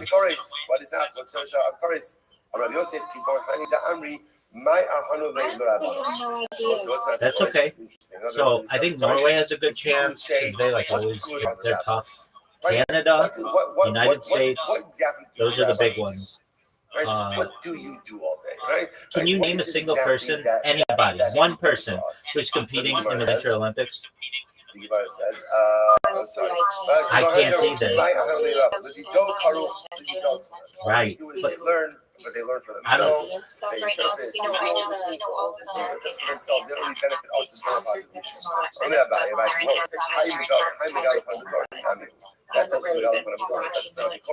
I'm with you, Barry. It has not, like, even I, as someone who like talks about the Winter Olympics a lot, I still can't name one single person competing.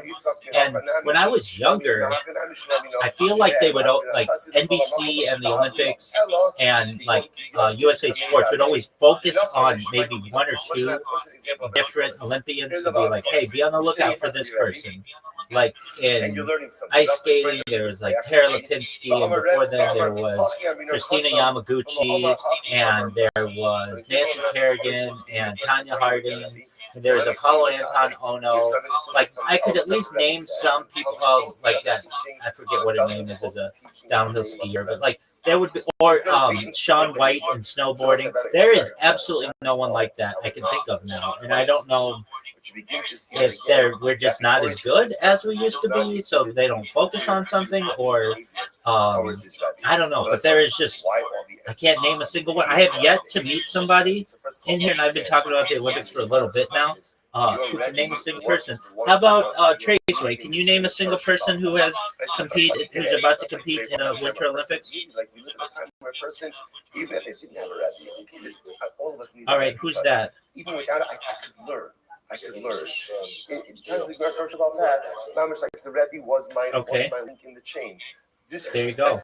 So at least Well, you know what? I can't actually name them because I remember hearing about it. I just had to Google what the actual name was.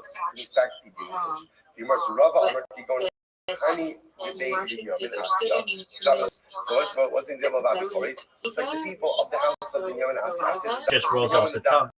What do they do Binyamin the doctor? They Omri, my Ahani Rabba. Why? How did the rabbis benefit us? Like, right? All right. What do they do that's actually beneficial? After all, top of cup, like 100. Incredible. Lo Charlotte or Vavalo Asayona. It's not like they ever did anything special, right? What do the rabbis do? The rabbis just simply tell us what we already know. It's not like the rabbis figured out a way to permit the raven or to prohibit the dove, Okay. right? In other words, what they were saying in Yamasa is like, come on, it's not like the rabbis are figuring out anything new or doing anything all that different, right? They're just regurgitating information that we already know. There was an incredible Rabbah, Kavamaisi Chutan Binyamin. So when in the household of Binyamin was actually, they would have a Shiloh, and they would go ahead and bring it to Rabbah. Listen to this. When he would find a reason to permit the trade, Very interesting. That seems difficult that she was 15 and had the pressure on her. I'm sure she doesn't know what's going on with her coaches and such, but you never know. I'm permitting for you a raven. Or go ahead. Or when there would be a reason for an Isser. No, and then I don't know if that one Look, I'm prohibiting to you. Yeah. Here, Wait, the doctor's household, they hold on. The one who dated Tiger Woods? When they needed them, they showed up. They didn't show up. Yeah, this is a blonde chick. It's always easy. What is that girl's name? That's who I was thinking too. Yo, dog, who's that Olympic skier who dated Tiger Woods? People off pedestals for whatever the reason that is. So again, Lindsey Vonn. So it's easy to not. Everybody can be knocked off a pedestal. Everybody's a human being. Everybody has their faults and deficiencies. But incredible else. So baby, say yo, Binyamin Asya. They're speaking trash about the Bro, Rabbanim. see, is Lindsey Vonn competing in the 2026 Olympics? Suddenly again they need it. Incredible. I thought she was coming The back. Gemara says as follows. She is. Despite suffering a completely ruptured ACL in her left knee just a week before the games began. Oh, are you serious? That's like a career-ending injury. She confirmed her intention to race at a press conference on February 3rd, 2026, and successfully completed. Oh, I imagine so. She's 40, so that's old for an Olympian, big time. Because he thought what he did was so. But she's like the most famous female skier ever. I mean, I can't name many of them. There's Peekaboo Street and Summer Sanders. Summer Sanders, and I just knew her really because she did NBA and such stuff. Aside from that, I can't really name any. You know, I didn't even think of American hockey players, but I can't even name that many people in the NHL that I could say like I know their names if I hear their names, but I don't really follow the NHL that much. So even I don't know, like the NHL used to have bigger name people. They'd have like Wayne Gretzky and Mario Lemieux, and I feel like they're just not. They don't have like a single really good guy who like oh yeah, that guy's fine. So yeah, trying to think of any other sport. I can't name a figure skater, either male or female. You know what sport I really love to watch? It might be my favorite sport is curling. I love it.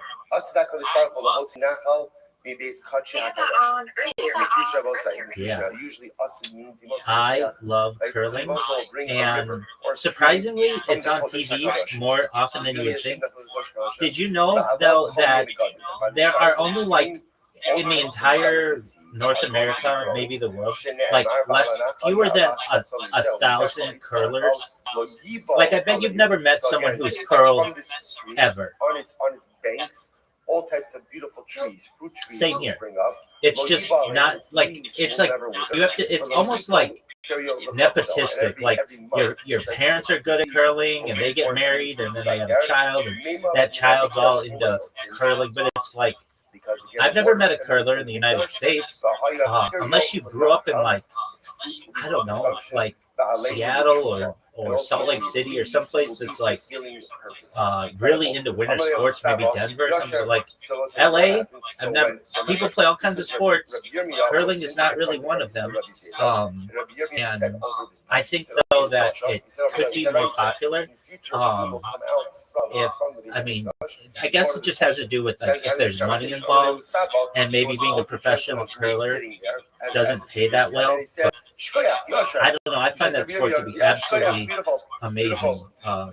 It's just like how precise everybody gets, and I feel like I could do it. That's another thing too. I feel like I could be an okay curler.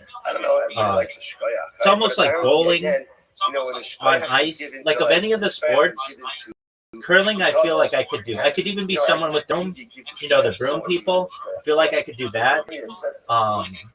I personally think that I could be a very good curler. So maybe someday, maybe I've got a professional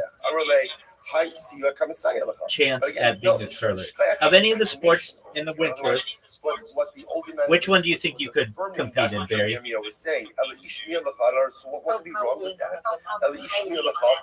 Oh, but you could do curling. All you have to do is just like slide and let go of a rock.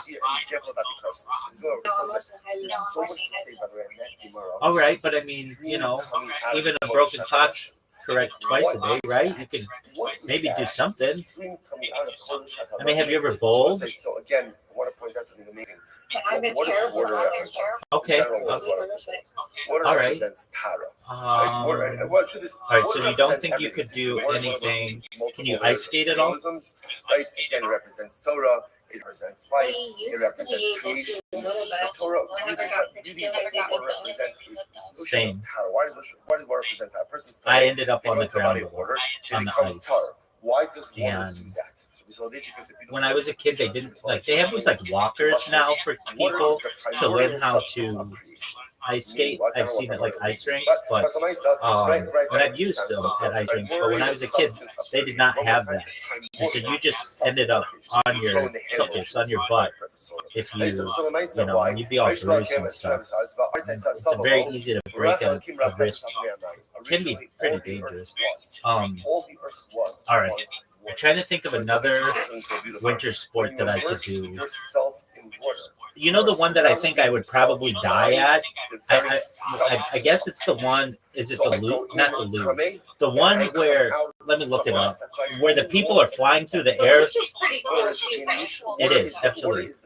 What's the one sport where it's like skiing, but then you fly in the air, like really fast and really high, and it can. Yeah, it's something like that. Ski flying. That's like the peak of kedusha. If somebody were to ask, is that an Olympic so where do you sport? go past the Kodesh Kodashim? There's nowhere, at least not in this world. But is ski flying an Olympic sport? There's no such thing as reaching the ceiling of kedusha. Ski flying is the sport you're describing. It's an extreme form of ski jumping. It is not an Olympic sport. Okay. What's the sport that's like ski flying, but it's in the Olympics? There's water to immerse yourself in.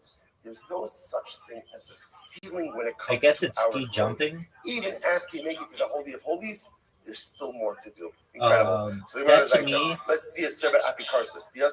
I think I would die doing it. I really do. Like, you're flying at like 85 miles an hour, and in the future, Messianic era. I don't know. I just don't think I would be very well at it. Yeah. All right. In the future, Moshe is going to be in precious stones. No, Traceway. I have several questions for you that have added up over the course of our time together right now. Are you ready for the first question? Going to go ahead, and he's going to chisel out these stones into entrance ways of Traceway, are you there? Or are you just studying Olympic rosters? And these are going to be the entrance way to Yerushalayim. Who wouldn't be? All right, first question. Are you ready to lose? Are you ready to lose? It's now 7:01 in the morning for you. That's plenty of time for you to be able to recover, to be able to work your thumb on the pool, and frankly, to just get dominated. I'm ready to dominate. Trey's way, in my soul. I'm just ready, willing, and able to dominate you. Are you ready? 30 amas by 30 amas. That's big stones outside. It's very big stones. Right? It's like 45 feet by 45 feet. Like what you can find stones that are that big? So you can't even find small stones like this. Okay. All right. Well, can you at least give me a countdown until you're ready to play? Didn't you say I have to wait like 7 hours or something, which is just like outrageously long? Nobody plans that far ahead. And what happened?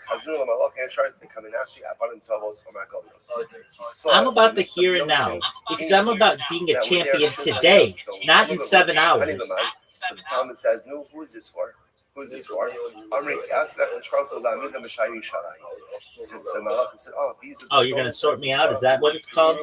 For the entranceway to Yerushalayim, which I will say, by the way, is such a beautiful. I just want you to know that I've been playing different versions of pool. And there's 9 ball, gotten pretty good at 9 ball, gotten pretty good at trick shot. So, I mean, in the time that we've been together, I've just been dominating. Just dominating computers, dominating opponents around the world, dominating people in private games. You should know that for as good as I was, I'm even better now. And I can't wait for you to see the improvement that I've made. Are you ready? But again, the Malachim are working on it. As we sit here, the Malachim are working on the gateway to Yerushalayim. Oh, okay. All right. I mean, I'm ready. You don't see me shaking, though. I'm very calm, cool. So again, the Talmud comes back to this medrash. Baby, I'm going to be asleep. I'm just going to tell you that right now. I'm going to be rested, and I'm going to be in the mood to dominate you, but in my sleep. All I know is that I'm ready to play right now. You're here.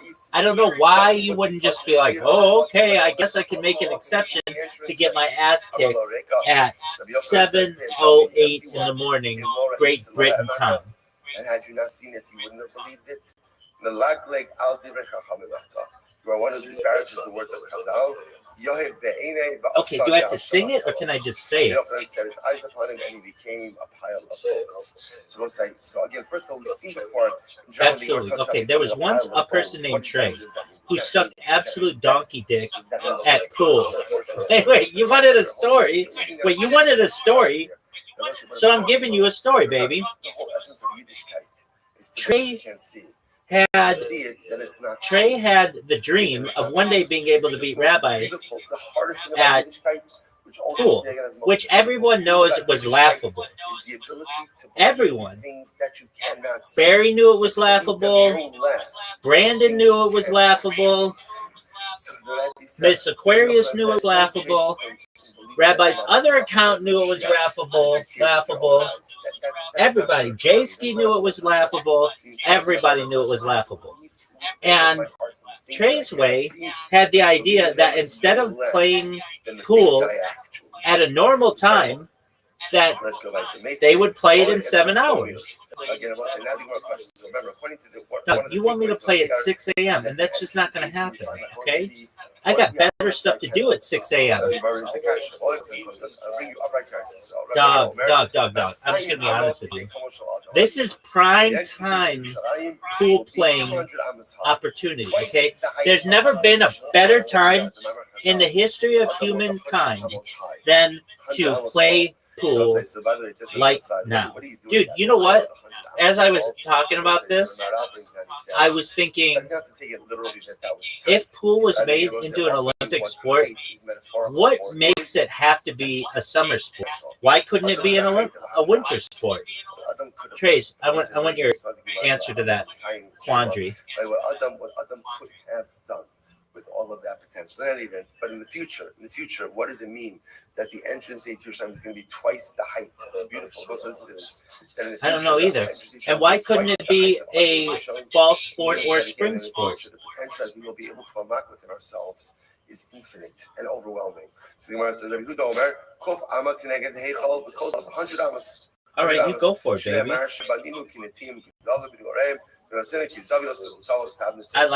like to sneeze. I find it somewhat orgasmic. It's an amazing feeling. 20 Amas by 10 Amas. Now we're saying it's 200 Amas. What's going on over here? So the Gemara says, no. Rabbi Yochanan was talking about the windows. There was supposed to say in the entranceways because they're going to be so tall. You want air circulation. Did you sneeze? The air ducts will, so to speak, be at a height. Oh, you're never going to be able to sneeze now. But the gates themselves will actually be. We sabotage your sneeze. So all right, so back to our story. So, back to the stream as we were saying, Tradesway had to sneeze but was unable to for whatever unknown reason. And Rabbi was doing their best to motivate Tradesway to play pool at 7:11 a.m. Greenwich Mean Time or whenever the fuck he follows. So, with that being said, everybody on Earth was like, hey, Rabbi, when are you going to play Tradesway? And Rabbi was like, anytime, anywhere, just not in 7 hours, like right now. And so then all of the people of the world asked Tradesway, are you ready to play billiards? And Tradesway said, we don't call it billiards here, we call it snooker. And everybody laughed at that, not knowing that Tradesway was serious, because no one would call it snooker because that name sucks. They'd call it pool because it's short and sweet and easy to spell. They might even call it billiards if they're being fancy. But no one, absolutely no one on this globe would call it snooker. So they asked Tradesway, what is snooker? And Tradesway responded, that's the sport that Rabbi always kicks my ass at. And everybody was like, oh, we know what you're talking about. That's cool. And Tradesway was like, yeah, it's cool. The end. So literally, again, a person literally translated who starves himself in Torah. What does that mean? That means that literally. Do you want to do a book report on that story, Tradesway? I neglect, or I just don't focus on certain material things. The Gemara says, I love you. You're a wonderful person. Now, I just want to know. Okay. Later, like 7 hours from now, this motherfucker wants me to get out a calendar and make a Google event so that I can pencil him in. Excuse me, is this going to be a one-time deal and then you're going to come back in 4 months and get your ass kicked some more? Or is this going to be a regular thing? Tradesway, look, I'm just going to put this out there. Do you know that there's an invitation to play billiards right now, to play pool right now, to play snooker right now, whatever you want to call it? I mean, we can just play right now. And that way we don't have to plan anything. And you can sneeze. You can do whatever you want. You can watch your favorite downhill skier. You can go skiing yourself. See, once you get the defeat out of the way, your whole day opens up. Instead, you've got to plan around losing in about 7 hours, and that's just not a way to go about your life. Get it over with now. Whatever you sacrifice for the Ribono Shel Olam in this world, he will. Tradesway, are you ready for the invitation? It's incredible. The Gemara goes back for it. Oh, that's not a no, folks. That is not a no. In the future, right? In future, will give us bracha. Tradesway, are you ready? A handful of bracha from him. You know what, folks? We're just going to send Tradesway the invitation. Oh, that's what I like to hear, baby. That's what I like to hear. Our shit talking paid off, folks. Our shit talking paid off. All right, here we go, folks. We've got pool coming up. We're going to create a private game. It's going to be live. It's 8 ball, 1v1. Breaks are random. Scoring is normal. And we've got Tradesway, who is about to lose, and everybody knows it. All right, Tradesway. Everybody's waiting on you. Will give every single tzaddik 310 Big dog, you've got an invitation. Everybody's waiting on Traceway. I'm waiting on Traceway. You're waiting on Traceway. The International Olympic Committee is waiting on Traceway. Barry's waiting on Traceway. Miss Aquarius is waiting on Traceway. Traceway, do you know that you have an invitation? I have to sacrifice, and we're making sacrifices consistently and daily. I promise you, whatever you sacrifice, Big dog. I will absolutely. Big dog. So you want to go to the app on your phone known as Plato Traceway, and you're going to see that you have an invitation from the rabbi, and you're going to see that you have the opportunity to be able to accept it. And once you accept it, that's when the ass kicking starts. Do you understand? So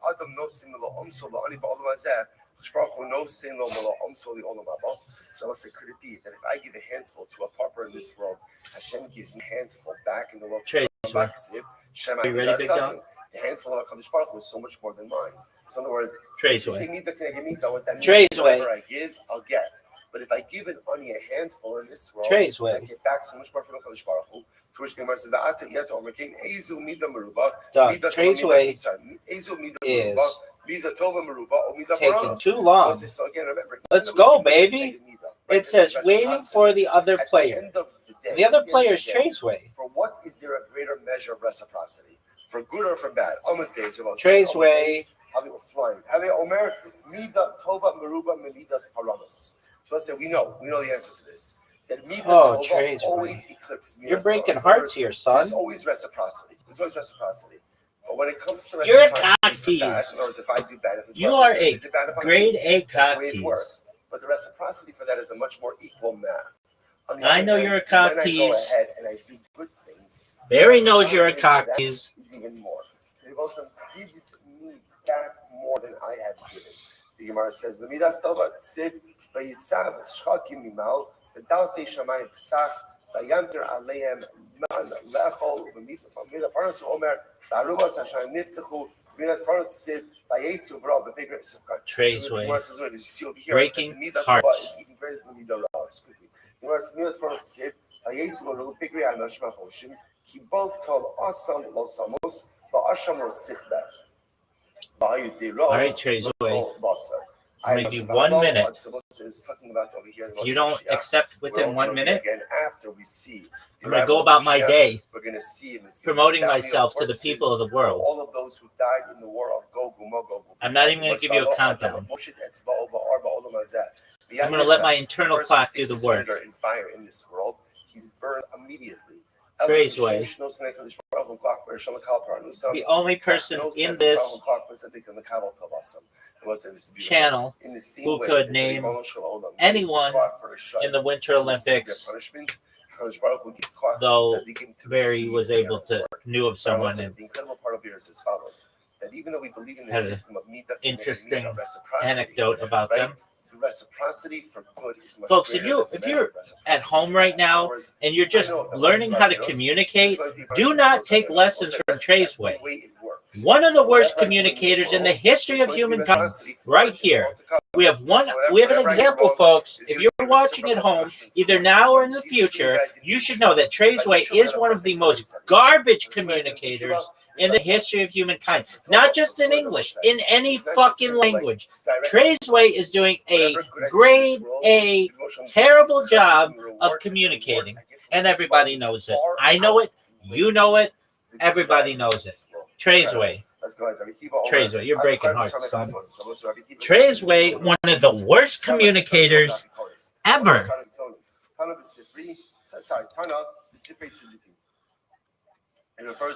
Traceway, just an absolute garbage communicator.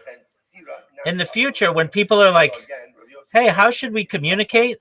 The opposite of Traceway. Okay, opposite. Traceway can't even sneeze correctly. That's also called apicarsis. So the Gemara says, my timeline. Now, what's the reason? Right? What's so bad about the book of Ben Sira? Traceway, one of the worst, if not the worst communicators ever. It says, do not skin a fish. I know that Traceway is a bad communicator, and now everybody else knows that Traceway is a bad communicator. I'm going to summarize this for anybody who may be confused. There's this thing called communication. I do it marvelously. Tradesway sucks. You know, if we were being honest, we would say that Tradesway is actually the worst way to communicate. Tradesway should change their name to being the worst communicator in the history of the world. Tradesway not only is a bad communicator, they're the worst communicator. There's never been a worse communicator in the history of humankind than Tradesway. There's never been a worse sneezer in the history of the world than Tradesway, and there's never been a worse communicator. Look, I'm just going to summarize this for you as best I can. Okay? So for any of you watching at home and you're like, hey, am I the person who is communicating badly? No, you're doing absolutely fine, baby. Tradesway is the worst communicator in the history of humankind. And Tradesway doesn't even recognize that they could be a better communicator. In fact, they should be a better communicator. They know the language. They're familiar with much of what is going on in the world. Yet they're an absolute garbage communicator. I know they're a bad communicator. You know they're a bad communicator. And now the world knows they're a bad communicator. Tradesway, we've moved on. You're a cock tease. Everybody knows it.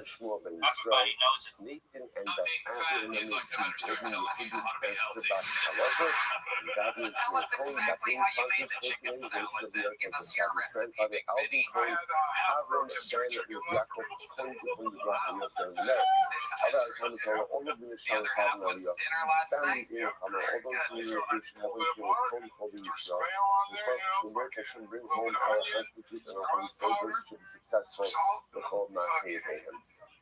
And with that, let us bring a lot to do thing about Hashem. Really like incredible, like I said, which I said, I was running out of adjectives. I never even describe anymore. How enormous and how incredible this Gemara is. So fascinating. And I think because like that means a 7.5-year cycle. You forget like cycle to cycle just how incredible all of this Gemara is. Anyways, Moses came back to Sadik Test.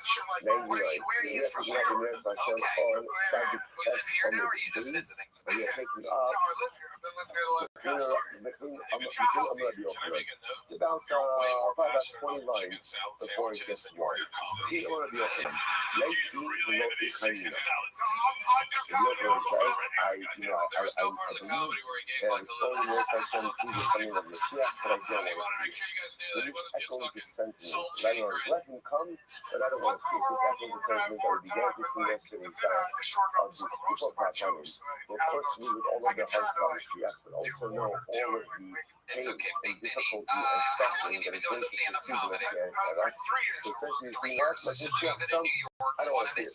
I don't want to see it. I know, I believe it. I want to come, but I don't want to see all the pain and suffering that is going to perceive Messiah. I'm going to record this. So I say, first of all, it's just a very dramatic statement. Like so much of our whole lives is, I want to see Messiah. I want to see Ruah. Let him come, but I don't really want to see the misfortune and the difficulty that is going to perceive. I don't really like it. My time, let's see problem. What is it that you're concerned about? Even in the same Hashayamas Ishmut Mohari, Upagado, Upabai Samat Yadol, like the Nash Koyaka, the way that the Navi describes. The way the Navi describes a little bit of the Messianic era, or the pre-Messianic era, is that there's going to be a constant flow of difficulties, trials, and tribulations. So, for example, that a person will run away from that lion and will run into the bear. And then he'll come home, he'll put his hand on the wall, and the snake will bite him. What are your thoughts on pumpernickel? Is essentially a messianic era. You go from challenge to challenge, from difficulty to difficulty, from the lion to the bear to the snake. So it's like you said, I love it. Okay, so Big Vinny, let's talk about what's been quite popular in your life. Difficulty to difficulty. What is that? The say, people talking about bread sound? Let's hear that one more time. So this is so profound. Restream says this pretty much characterizes our life in this I world. love the horn For section. example, Sha'adim Yotzir Saga, the Parable Saga, person goes out into the field. He goes out into his own field. He means he finds his own field. The surveyor, that actually points out who is the Big Vinny, surveyor. give us some fun This facts is about the your guy life in the that would government surprise who us started about you. to Something figure out special how that to makes you appropriate you. fields from private people and make I it collect sports cards. Then he was going to say, Whatever you you go live out off into your of field selling that. and you find someone Sports essentially cards are trying to take Pokemon your cards. stuff. I don't Don't set make up sure and you talk fucking to Bobby. It's just store like with a a guy 10 in the fucking line. scalp like Just those like the line is a scumbags. predatory animal constantly That's your trying to job. devour us. See, That's that's how what you you make feel. money. You see someone trying to devour your property. You not for a year, then you come into the city, have a bug rabbi. You run into the tax collector. And the tax collector, when he sees you, he's not interested in selling money, right? He's interested in taking your money. So once again, hug up to the money says, don't make me Chicago Buggo. It's like running into the bear. So you come into your field, running into the surveyor, it's like running into noise. Then you come into town, right? And you run into the tax collector, and it's like running into the bear who wants to devour from you. You pass what they saw, what's a bonus and below, so you come in the out. Then you come home, and So you find Jim's the having children, trouble paying the rent again, are hungry. Are hungry. so And she you're like, turned her what son's is talking about this? What is this fucking highlighting over here? He had to say goodbye to his Charizard GX. Are you serious? How much does a Charizard go for? It depends which one. There's so many, but his collection is probably $1,500. And the town is the tax collector. We're gonna come home, and my family has its own See, set I of felt problems. terrible. And it's just being beaten by a snake. So listen, so started a child trafficking ring. Crazy business What plan. Turkish is saying is, you're so concerned about your $1,500 for a you're so Charizard. concerned about the misfortunes of the difficulties and challenges of the Messianic era. Newsflash. God, so did the kid have any Difficulties and Pokemon cards left by misfortunes the and time trials you and were pounding tribulations out in this single day-to-day mom? life. We have this stuff now. It's not like now. Life is easier. The Messianic era is becoming What kind of difficult. Christmas Life gifts is exactly? Let me guess, challenging half a rotisserie right chicken. now. Something else I was thinking real quick. Listen, so another thing The little brother that he won't incredibly pay for. important. One of the most No country less guys adequately rated rookies I'm picked the up at person Batman. to have as the go Video of the mom sitting like he's so and somehow life is supposed to be easy. And for some reason we have this like that life is supposed to be easy. Life, the pieces are supposed to drop into place and things are supposed to be okay. And when they're not okay, that's like the aberration. That's the abnormal piece. Everyone is looking at that is not true. Don't walk around life with an expectation that it's easy. Life is not easy. Life is So you're out there selling the cards, but how are you getting? How do you know when you find it to you? after the other. Are there moments of tranquility in the midst of sea of challenges? Yes, there are. There absolutely are. But the fact You're like a of life you're like a coin is not a starter challenge. machine for You go to the cards. field, there's a challenge. You come into the town, there's a challenge. You come into your family, there's a challenge. And that's okay. Doesn't mean doing something wrong.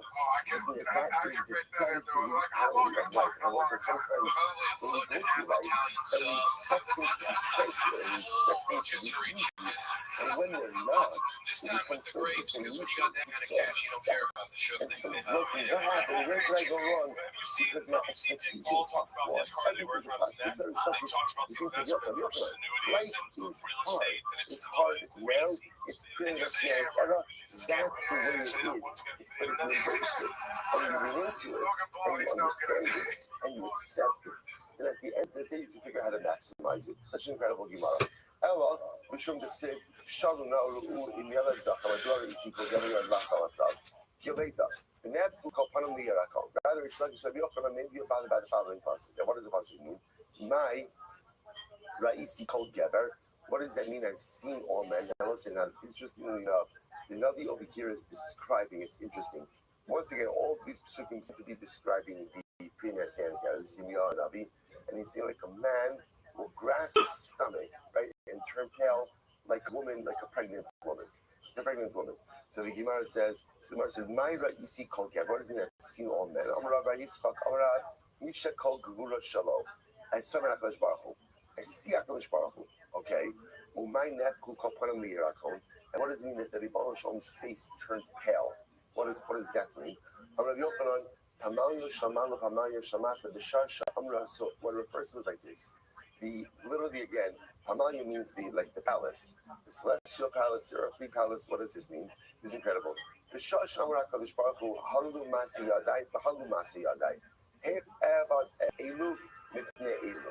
So let's listen to this. The Moshe says like this: these are my creations, and these are my creations. How can I destroy these before these? I will say, this is incredible Gemara. The Gemara is highlighting like this. Messianic era is incredible. Why? Because it represents the success of Klal Yisrael and the downfall of other nations. It's important for us to understand that as much as Hashem wants to bring about our success, when the Hashem brings about the downfall of other nations, it is painful for him. But why is it painful for him? Because we are all God's children. This is incredibly important to remember. Jews have not cornered the market on God. God, the Ribbon belongs to everyone. And everyone belongs to the Ribbon Shalom. Berachamav al kol ma'asav. And he loves everyone. And he cares for everyone. And he wants the success of everyone. It's true. As a people, as a nation, we have a different and unique relationship with HaKadosh Baruch Hu. But the relationship is for all of humanity to have. This is what I was at this ties back part. Remember again earlier in Sanhedrin, it's hard to remember anything but Agata in Dati right now. Remember again, once upon a time when we learned like Gemara, so you remember again, we had the whole sugya of Shem and Noah. Right? How do you know that HaKadosh Baruch Hu loves everyone?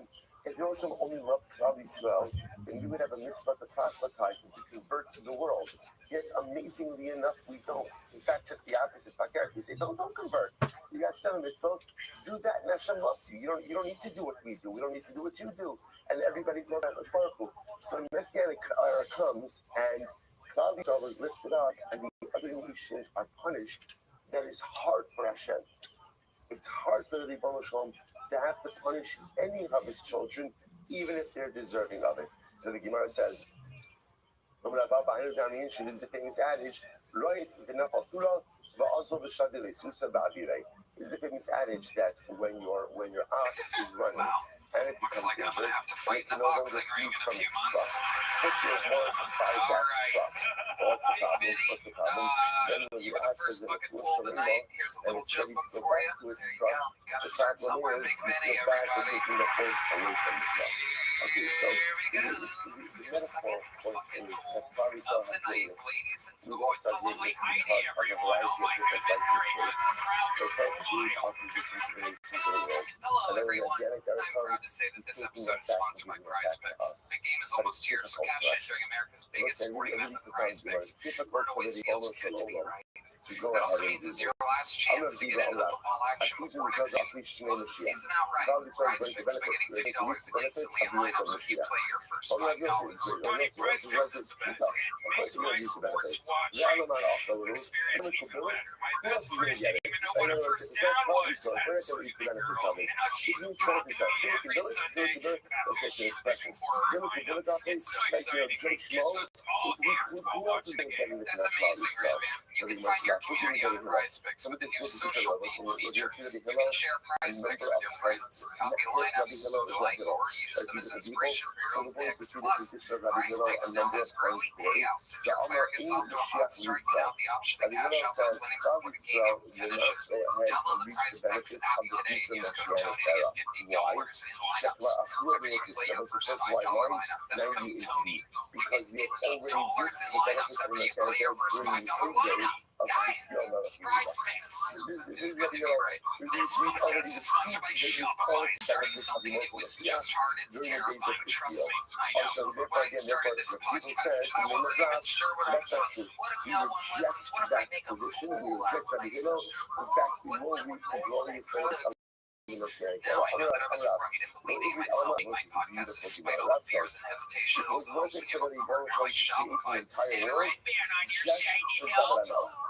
Tony, I love Shopify. It's the best business tool out there. Shopify is the commerce platform driving millions of businesses around the world. From household name intelligent brands that are just getting started. That's right. It's the best thing that you can possibly be part of. Get started with your own design studio with hundreds of ready-to-use templates. Shopify helps you build a beautiful online looking at the Mashiach, but the Mashiach is going to do exactly what he's not. Right? The Mashiach is to bring about dramatic change in the entire world. And also, the deeper message of this world is when a person actualizes their potential, which is become one over there. God Almighty actualizes his potential.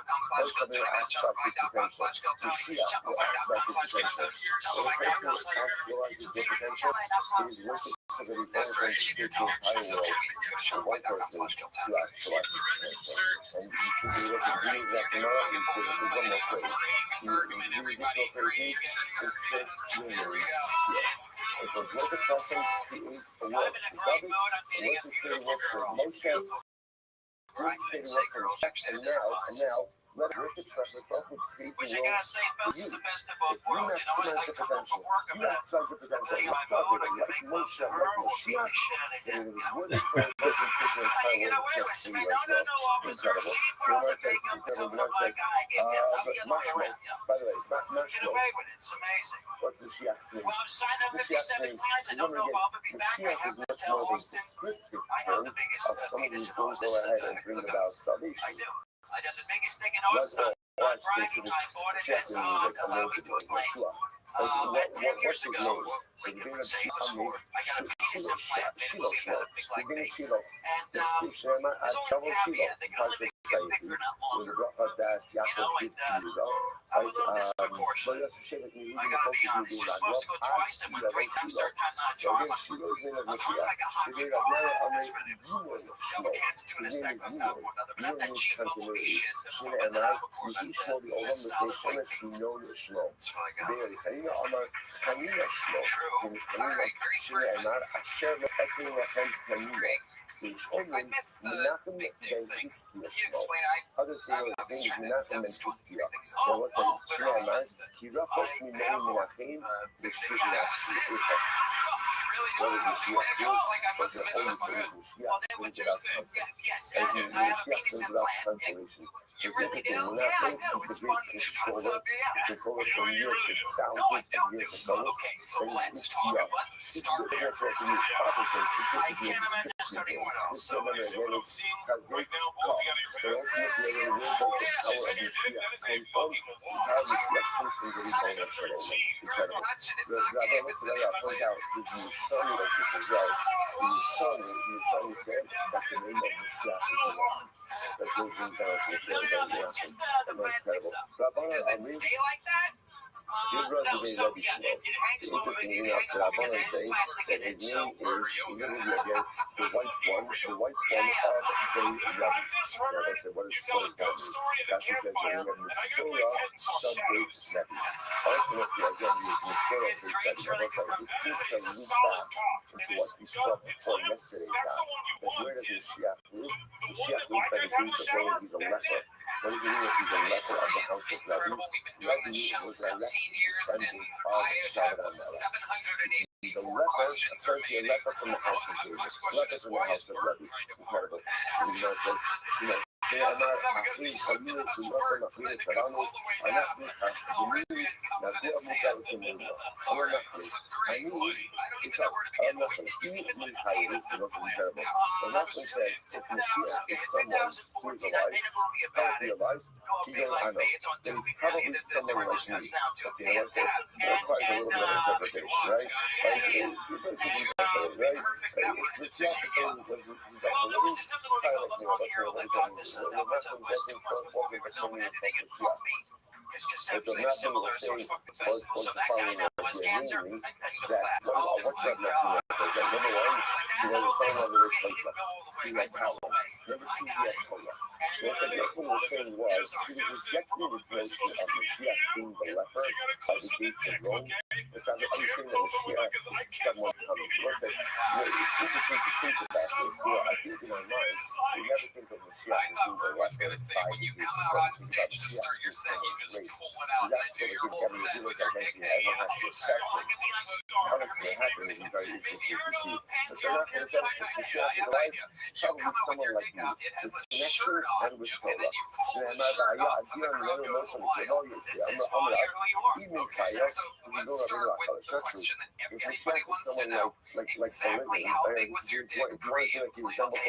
Like he's more like a Huda Nasi. Like a Huda Nasi. In Indonesia, he's someone like his dad.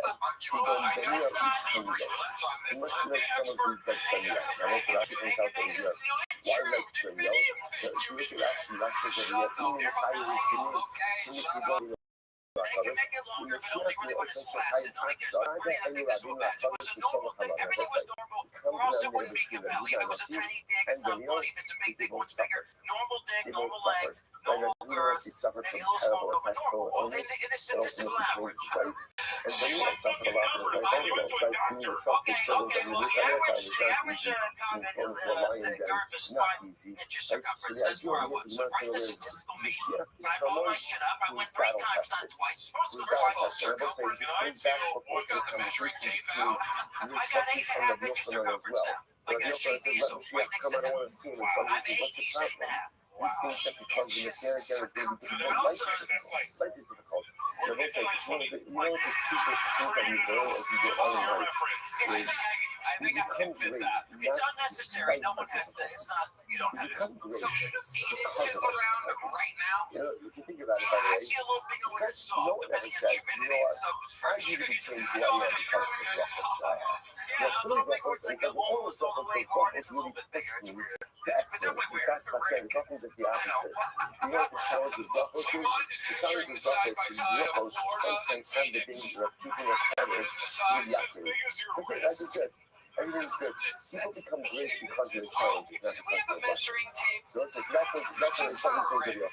I think that's what's happening with it. You want to say, understand Mashiach is someone who suffers. You can't become a Mashiach with an easy life.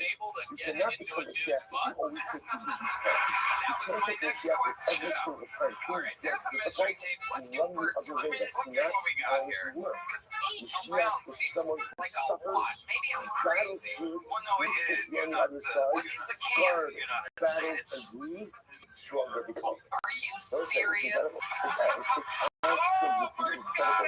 We so often spend our lives running away from difficulty. Challenge them, by the other way, it's uncomfortable, and we run the other way, and it makes you run the other way, instead of saying, no, this is what makes me great. The comfort doesn't make me great. The breakfast doesn't make me great. Challenge makes me great. And when I present yourself, you see yourself, I've got this. I'm not running. I'll stare it down and I'll go right through it. That's where greatness comes from. That's where Mashiach comes from. That's where Huda Nasi comes from. That's where Daniel comes from. Also think about the life of any single group person through the history of comedy stuff. And ask yourself one simple question. Do they have an easy life? And the answer is no. No, there's not one great person that we give up people, but it's having easy life. In fact, how long have you been doing stand-up comedy? Despite the difficulties, that's a false statement. At the comedy store a long time ago. I've seen you like 20 years ago. I started. I stopped. A little bit of a bitch. I can tell you have like showbiz. You have like your like ShamWow guy energy. Like you're very comfortable up here. For not to look wildly nervous actually, but then I can tell your next thing is fucked. Incredible. I don't need to rest. Our second responsible. Oh my goodness, great. Yeah, he popped out once. One time there was a guy on stage who came with a ShamWow guy. The ShamWow guy's here, let's get him out of here. And then he said, one time he goes, hey, will you grab me some wire? And I go, yeah. He goes, where are we going? He goes, my mom's house. I drove to his mom's house and he told me about how the reason he punched a prostitute was because the church was Scientology, so that's the same guy we met. Yeah, It's like a lot of stuff that's happening over here. How old are you? Covering the steps in the Scientology. What have you been doing your entire life? Because again, you have these wacky energies. You have like perfect eyebrows, like which may be where you go after you die, but it may also be what's called the period of Mashiach promise and his restoration of Davidic monarchy. Now, the timeline for all of those events, the Gemara has a really good well, the hair. Did you get hair? As they said the controversy. They get to a timeline also. The point of the Gemara says is restoration of Davidic monarchy, which means easily enough, לא לדבר הרע. לא לדבר הרע. זאת אומרת ששניהם, ואיתו עשה שם אלוקיהם, ואז דוד מלכם אשר אקים להם. And you write and you serve David who I will establish in future tense. It doesn't say I did establish, I will establish. So there'll be another David in the future.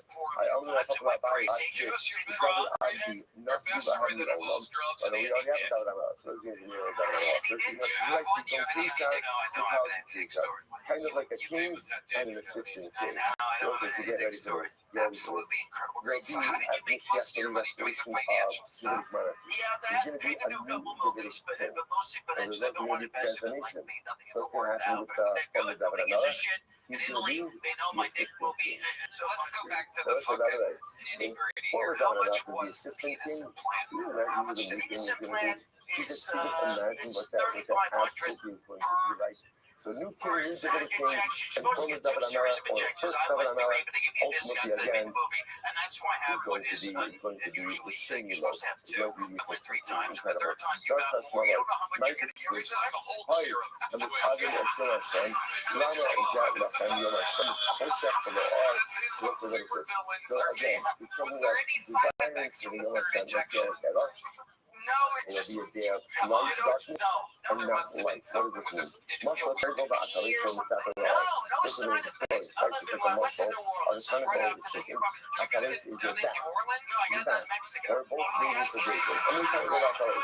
When the chicken starts with the chicken starts with the bat, he says, I need to tap it out. Chicken says, Restream. She says, listen, I'm waiting for the morning, because it makes like, the morning is my chicken. Right? I do mornings. I do mornings. I do mornings. When the morning comes, I tell that's my thing. Right? The Atta all up the bat. So what are you doing? What are you doing this morning? There's a couple of times catch man, you know, I'm only having, you know, that's just as a word. So probably wants to time to tell. The last actually on 98, she always showed you, she's the areas, she's the areas, but she's on the top of the board. She know what she need off. About the old people above it, Lama McCarvin also started around the culture of the law. There's a Kari Solis and I can't get a life this process will be like, the nations of the world is not going to be like, the nations of the world is going to be darkness. And I say, so again, we spoke about before, because the life is going to be this upset of power. Why do you think she liked it? Did she leave you for another man? No. She loved me. The movie was this got a little bit too much. Also, I like that that's not funny, but that's his brother used to die in LA. Live on the street. Saying it. When darkness falls upon you, don't take off up what kind of drugs? Just coke. I'm going to let three more reasons why she said that you're wrong. Why are you pushing me? I'm only caught I'm not pushing you. I'm telling you what's the topic. הנה החוקש נכנס לארץ והלך הלאומים והלך היזרח השם וקבול והלך היורה. אז זה גם מה שזה לחסת משפט מסנקר is light for Klal Yisrael, darkness for the nations of the world. תניא רבי אלעזר אומר, לא עושה משיח אבן שלנו, but this now, interesting enough to know you were discussing about the duration of the Messiah Mashiach. How long does the Messianic era go on for? Well, there's also something, it's interesting that the reason why it seems to be happening right now is that, like I said, there's Kevin Mashiach, the Messianic era, the Messiah Mashiach, and then after the Mashiach is that the Jews hold on Abba. The word to come. So how long is the Messianic era going for? So the Gemara says, Rabbi Eliezer Mashiach, a bunch of 40 years. Yeah,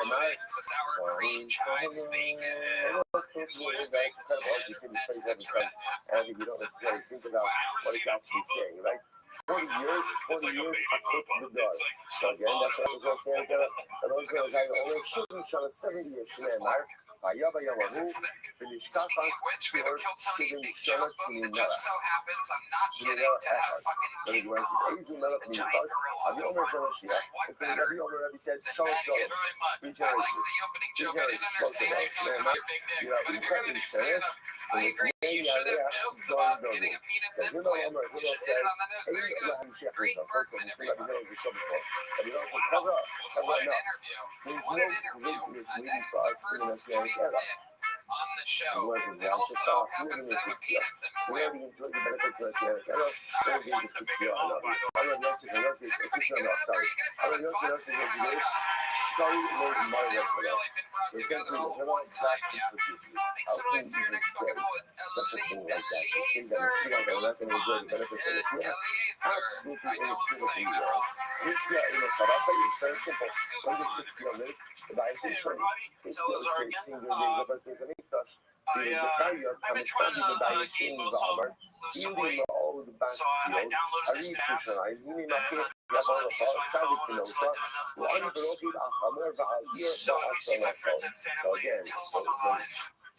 Yossi says it's not true. I'll tell you Tell them why. I missed them. Hiskaya lived during times of the first base of Mikdash. And Yeah, yet yeah. Zechariah My look at technology has been great. I fell on a lime scooter I'm telling us that what? about a Mashiach's month going to ago. come. I fell on So you my see right from here hand. again that even the Navi I understood couldn't that use it Mashiach's still going to for a come. while in the And you meetings. got the Nazar, Because you know, so already, Mashiach Abba Shama. I And the Nazar ran into my says, ex-girlfriend at this let's say bar. the last 40 years. Drunk, I was drunk, so we made out. She was like, I want you to finger So me like says, right now. Hashem afflicted you, he But all deprived I you, had and was he my gave you months left. of years. Ksivhasam, Samchinu, The best way I can describe it. he most You in ever the try to sun, plug your shorts charger in in the the dark? make us, give us joy, corresponding to the number of years that he afflicted us. I could have So sworn much the of holes are right affliction, here. and affliction by money, which was consumed for 40 years, and If Hashem you will save didn't us get from that, affliction you're and the Messianic out of 40 years. Those are those entire nails, Shana. Ultimately, again, it's 400 years. See how it says over here. Welcome back. You've been on this show before, I remember, because your name's hard to pronounce. By Elazar. What is that again? Mitzrayim will It's Jewish. abuse us for 400 years. I'm not Jewish, though. Samchinu You have a Jewish name? You're that trying to make ultimately it will have Jewish? simcha like years of affliction. Affliction for 400 years. Yeah. That's Mashiach for 400 years. Well, my mom's Puerto Rican, so she was just trying to help. Yeah, I mean, Nails the sheets in the What's your dad? my dad is Messianic era will take for 365 years, corresponding to the number of days in a year. Elazar. What does it mean? It means God has helped. God is helped. Has helped. God has helped. All of the difficulties and suffering that we have endured How over long the have you years. been doing stand-up? Listen, my I've young been doing it Nakamali, 12 I'm a years. young first white line. Wow. The Where really at? don't see the fire of the BC. What's the secret when it comes to the Messianic secret? Where have So you to been speak, doing Hashem it? keeps it close to the New chest. Jersey, Like Hashem says that ultimately again my heart knows, but even the rest of my limbs How to long be were you upright doing stand-up in don't New York? know. Shum about lucky 10 from the years. legally see Did you like it? from my lucky Yeah, starts I no do. views. Love it.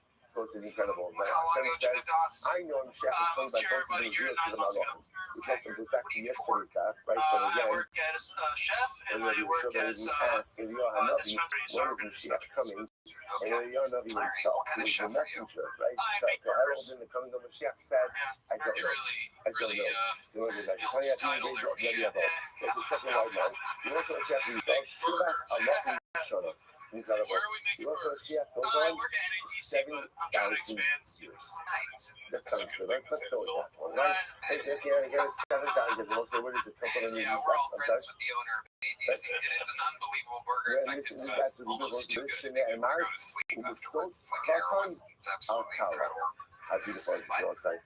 There's ultimately again, so Yossi sometimes the source hustle I follow Yossi's Allah Hashem It was cool because The he's like the rejoice first over us, mass shooter like the vibe Chassim we've had of does the night. it. Yeah, Just like yeah, the Chassim, how the crowd Hash with the same Shalom vibe shouting out was when cool. the eyes like Yeah, I said heroin one and day that guy is like said, 1,000 yeah, years. So therefore, so to speak, Messianic era is like Shabbat. Oh, yeah. Okay. It's such a beautiful idea. Anyway, The Messianic era is like the Shabbat now we got a Shabbat Steelers thing. Israel. So this It'll go was on just for primarily newer 7,000 stuff you were years. working on. I'm not even Yeah, sure. it was. You also Mashiach, I was so there you for know 12 years. Nivra Olam B'Yad Achshav.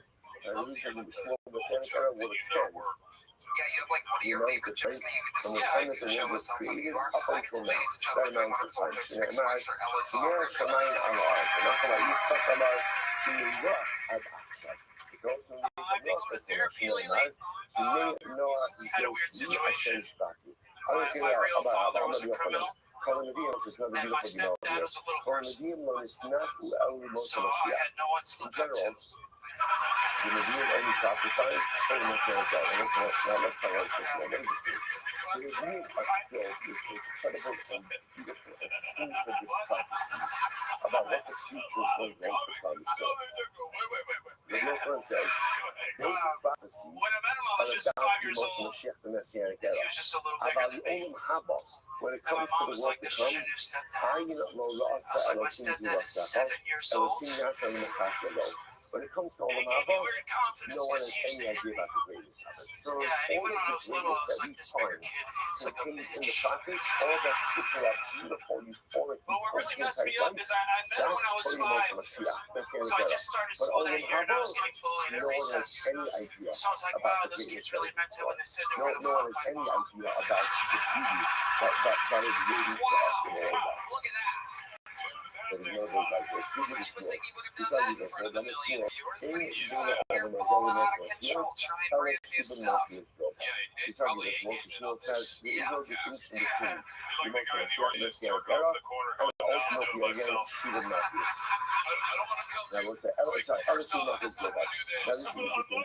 Shmuel says the Messianic era is pretty much regular life. Shia comes regular life. What's the difference? Shiva Matthews. So what's Shiva Matthews? They're not upset by a male. It's not it's no small thing. Right? The world leaves us alone. The world respects the problems. So there's no Shiva Matthews. So I'm going to do it. What's this? Get over here. You just keep like running a list of these macros. So once again, what is the most Mashiach? What is the Messianic era? Is it some type of supernatural, overwhelming type of existence? Or do you want to say, no, maybe it's just simply Shivamathias. It's regular life. Nothing I don't know if people do like Facebook actions, you know, we always get up and look at that. Everybody, so let's again, it's regular world. Everything goes on the way it's supposed to be going on. The Shivamathias. One of the people I don't know, that's beautiful. All of the beautiful bracha that the Nevi'im prophesies about, that's what Bali Tshuva was. About Tzadikim Murim, Ayin Le'yas Elokim Shu'asem. Tzadikim Murim for absolute Tzadikim, the eye cannot even fathom. I should say, the eye has not even seen the great sky that's waiting for them. So all the great things that the Nevi'im prophesies about, that's the Bali Tshuva. The Tzadikim Murim, the absolutely righteous people, only after the Tzadikim knows the greatness and the beauty that is structured. And listen, I watch this. It's unbelievable. Muslim Shabbat Shiva only. Tzadikim Murim England only. And Yavon holds differently. And Yavon says no. Bali Shiva are greater than Tzadikim Murim. The place where Bali Shiva stand, Tzadikim Murim could never stand. So let's say you now have, if I'm not my focus, who's greater? The Tzaddik drummer, the absolutely righteous person, who perhaps never sinned. Obviously, every person sinned, but never like sin in a dramatic way. Or the Bali Shiva, who sinned and brought his way back. Who is greater? And the Bible says this is a fundamental macro. A fundamental macro. Between Rabbi Abba, Rabbi Yochanan, and ultimately Rabbi Abba. Rabbi Abba holds, sorry, Rabbi Yochanan holds, and Abba Chamas is the Tzaddik drummer about Shavas, and Rabbi Abba holds about Shiva is greater than the Tzaddik drummer. Shemei Amar, Shalom, Shalom, L'Rachel, L'Rachel. That's why we say Shalom, Shalom, to the one who is far and the one who is near. So Isha Rachel, Ba'ada Karol, my Rachel, Mikaro. Since the Rachel calls, the Rachel Paresa. So it's the Ba'ada Karol. That's interesting enough. The Yavon says, says, Shalom first to the Rachel, the one who is far. He's the one who is far, the one who was far and came back. That's the Baal Shiva. The Baal Shiva gets the first Shalom Aleichem from the Kodesh Baruch Hu. Only after the Baal Shiva gets the Shalom Aleichem, then it has nothing to do with the everything. My Rachel, welcome to Meikara. My Kara, come to Meikara. My birthday was pretty weird. We got Ashbar, but Yochanan says no. The Rachel, Sharachos, yeah, Beta, Karosh, yeah, they're in second. Yeah, Yochanan says no. Karosh, Rachel means the one who was always distant from Avera, i.e., the Tzaddik drummer, who was the Karosh. Karosh was close to Avera, and that changed the day. So let's say, the fundamental macro is about who has greater standing in the eyes of HaKadosh Baruch Hu. The Tzaddik drummer, or the Baal Shiva, incredible. They were like, one of the two about Yochanan. So we follow all the when these terrible elements to be back on top. Let's keep this. All the Baka that the Navian have, right? All the Baka the Navian have is a reference ultimately again to someone who marries off his brother to a Kamkafam, who will also have the master of the Kamkafam. And when he goes ahead and does business with Kamkafam, will Mahana Kamkafam in the Kafam. And what is this benefit with Kamkafam from the Kamkafam? There's great reward for those who support Torah, and for those who help Hamidi Torah. Okay, and the overwhelming reward about Hamidi from Atzman, but I want to say even greater than supporting Torah is what? Coming to Kamkafam yourself. And as a person who comes to Kamkafam, I am a Rasa Kinti. Ultimately, again, the reward is so big for such a person that no one has seen that reward besides the Hamishpah. Incredible. My Ayin Allah, some of you shall maybe say, what is this for? By the way, what is this for? What is it? What is it? It's great. All the great things you see in the Nevi'im, that's for a person who loves to come to Chacham. Support the Talmud Chacham. Who loves to support Torah. But the Talmud Chacham himself, my gosh, the reward that is waiting for him. What is this great reward? Those of you that are Yayin, I'm a Shumar, but I'm not in shape to liberation. So I'll say that is one age to follow around. Right, so this is one that comes from the great that was created during the 6 days of creation. Be aware, in Texas and a handful of other states, it is against the law. I find it amusing, so I will allow it. There's much to say about this. What does that mean? What does that mean? So let's say, when a person learns Torah, and when a person devotes themselves to becoming a Talmud, wanting to grow, and this applies to all of us. So let's say, what is doing is their mind to become purpose. The purpose of creation, the purpose of creation is what Here's the deal, Tony. After the last time, I figured out that I, being a naturally born female, when a person makes themselves possibly into say a something at all funny.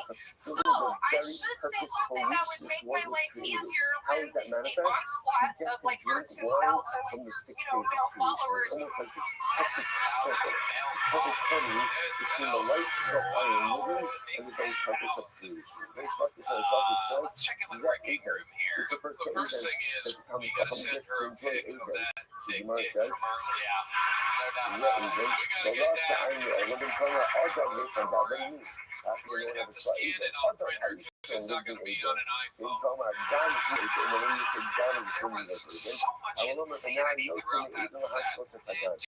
Pasuk says that a river cannot Eden to go ahead and sustain the When I was on last time, you did mention your penis twice, so I changed the focus. What was the context? Maybe like just how hard you were or not. One time was not so much, one time was really hard. Right, but at the end of the day, Eden is that place that is reserved ultimately Which for the first time was probably my set. The second time was that I shot somebody. One of the things, remember again, Michigan began by saying that calling 26 going out, but every year, every Jew has a portion of the world to come. And then interestingly enough, the Michigan then went on to wait for people who don't have a portion of the world to come. So one of those people was, Homer International, Culture says, Torah is not divine.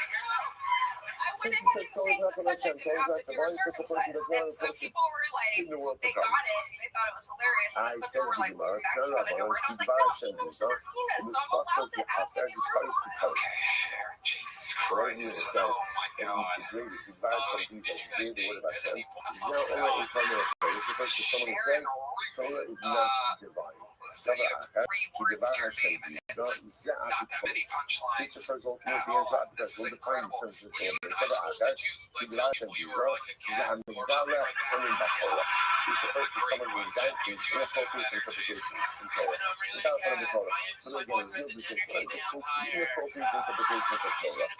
Yes, mitzvah sa'atat is a nature bris. This is someone who knows this mitzvah. So he carries the place, so he cut off, he carries all the mazal. I did Guys not don't realize, coming from this world and the next world. I don't realize that. I'm going to do this. What I'm going to do is to base on this. I'm going to come as I catch him. Someone was like, again, disparages or profanes Kabbalos. I'm the Bazaz Hamados. Someone goes ahead and degrades some of them. That make a you plan to do your tonight that nobody else? No, I don't technically want to raise like comment again, like this kind of hard. We'd love to hear a 45-minute video from sharing this slave in public. Wow.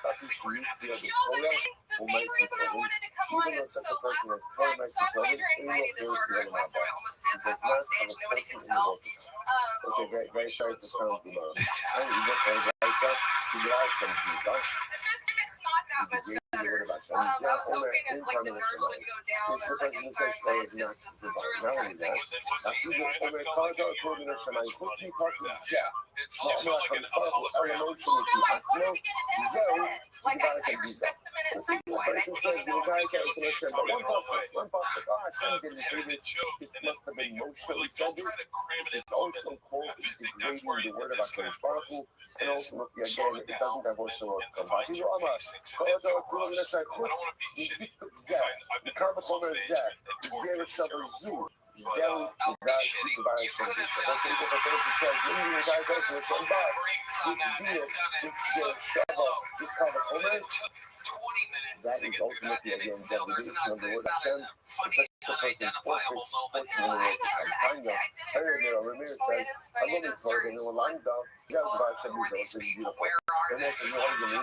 Who's the person who learns Torah but doesn't teach it, this is a degradation of the word of Hashem.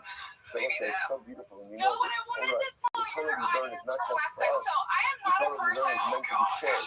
And if a person learns it but doesn't share it, that is a condemn. There's something missing in their Torah. What do you want to tell the Kiltonia? Share not better. Do you think this is going to get any better? I am not a person who would do well in jail. I do know from experience. So I should not be talking about things on stage until those pesky statute of limitations run out. There's no statute on attempted murder. So I should not have written it out last time. Okay, so you just avoid getting arrested tonight. If you were, you're like, oh, that's nice. You know, that's nice. And you have no desire You to just share it. mentioned it again. Torah's not Oh, I having the full know. Like, effect I'm like, on well, I already what made the you are. mistake. Like, way into it. I mean, that's what else he says as follows. First says, Kol Yisrael Mashiach al Mishnah. Sorry, I didn't inside. Then that's what it says, Kol Yisrael Mashiach al Mishnah. And then it says, what's the Baal Shem do? So what does that refer to? That refers to someone who's not careful with the interpretations of the Mishnah. You know, and Kol I Yisrael also really, because really it also actually wow. like, all right, Sharon, if you get a little jump book last time, you got a little jump book before, I'm guessing. No, I got a good one. I think it's the interview. Because the audience demanded it. Failure to seize the opportunity to learn Torah is in of itself a degradation of yourself. Yo, what up, baby? Come in my Discord. There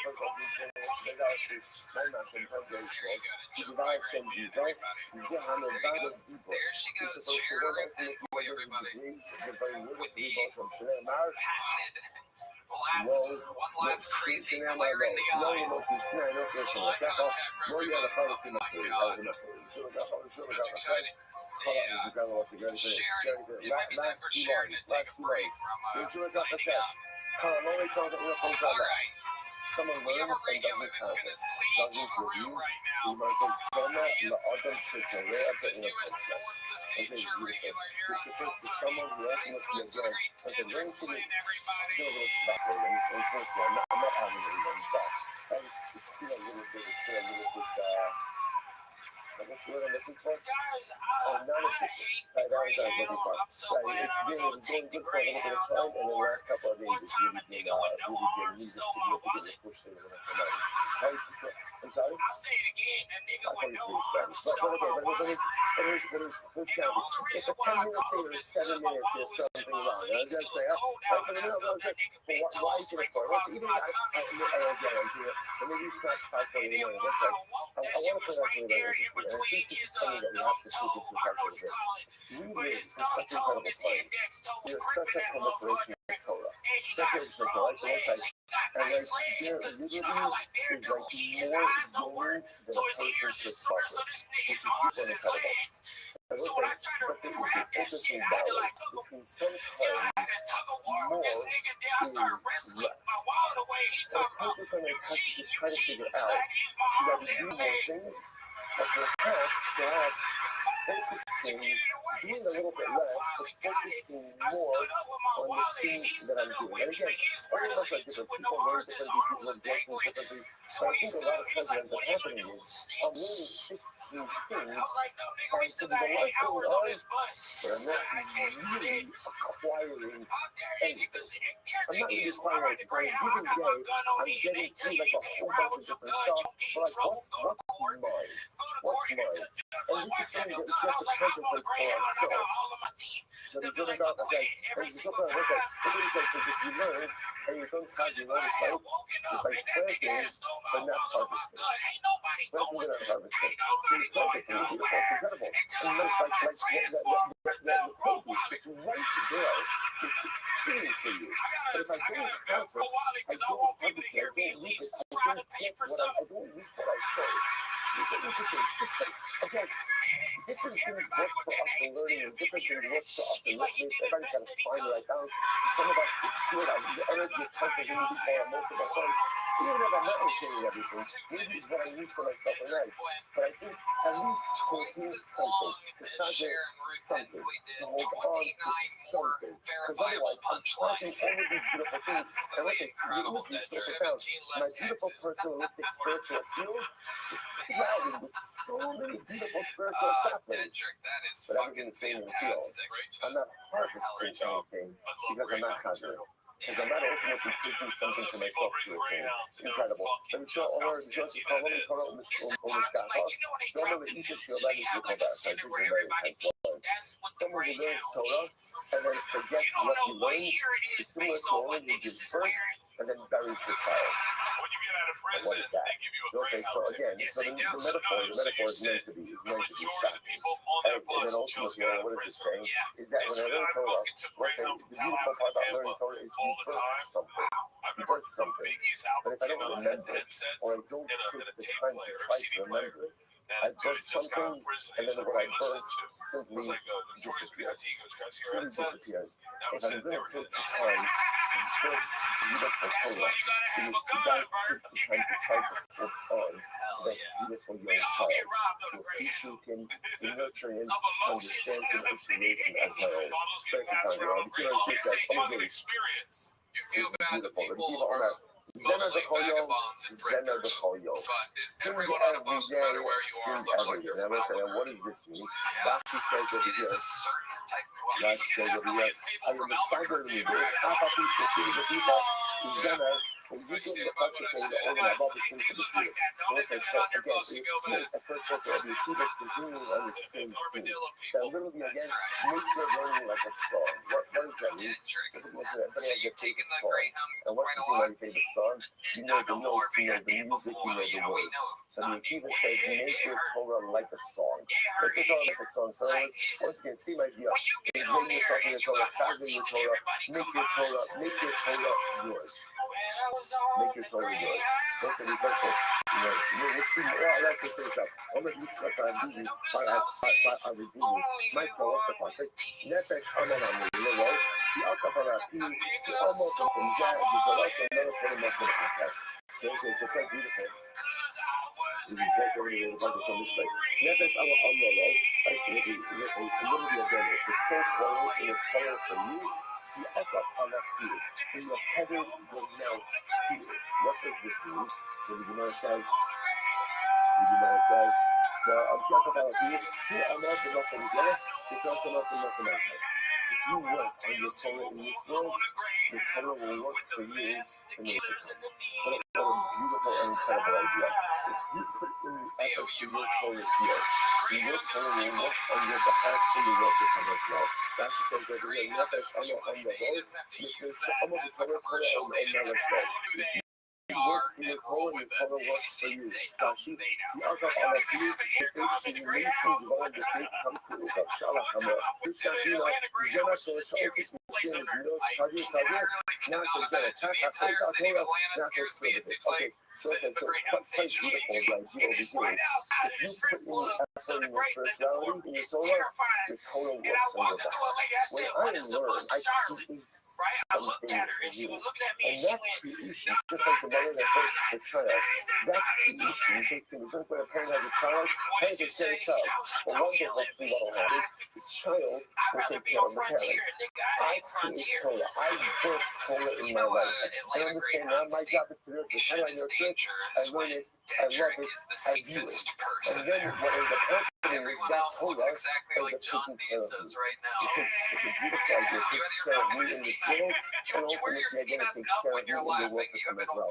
Rashi says over here, Rashi says, Torah Melech Lo, Shemechazar Shalom, ומבקש את מאישתו למסור אותנו כל בשגרה וכל כך לא משאלתו incredible.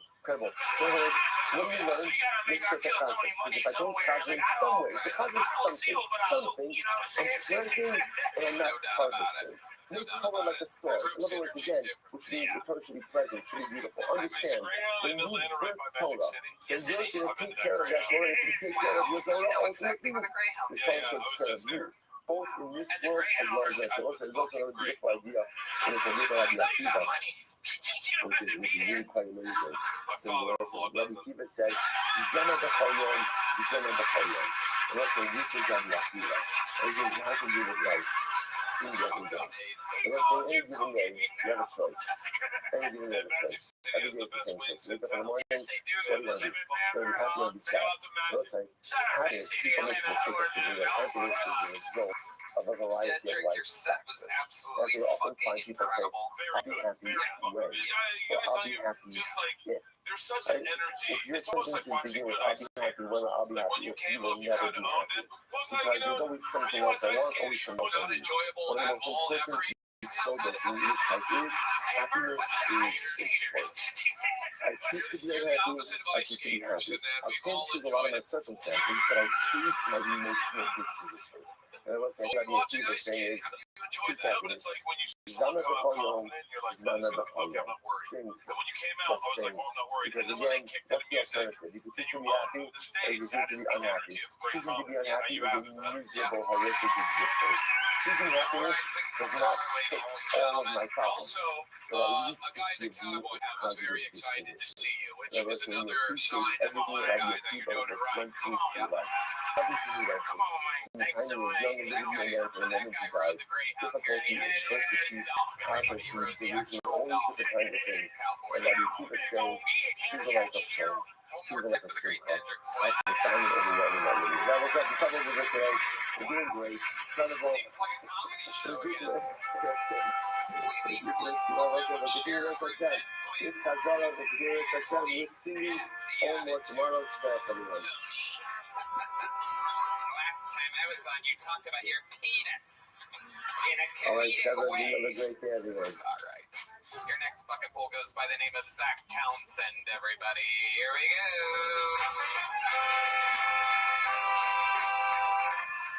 How's it going?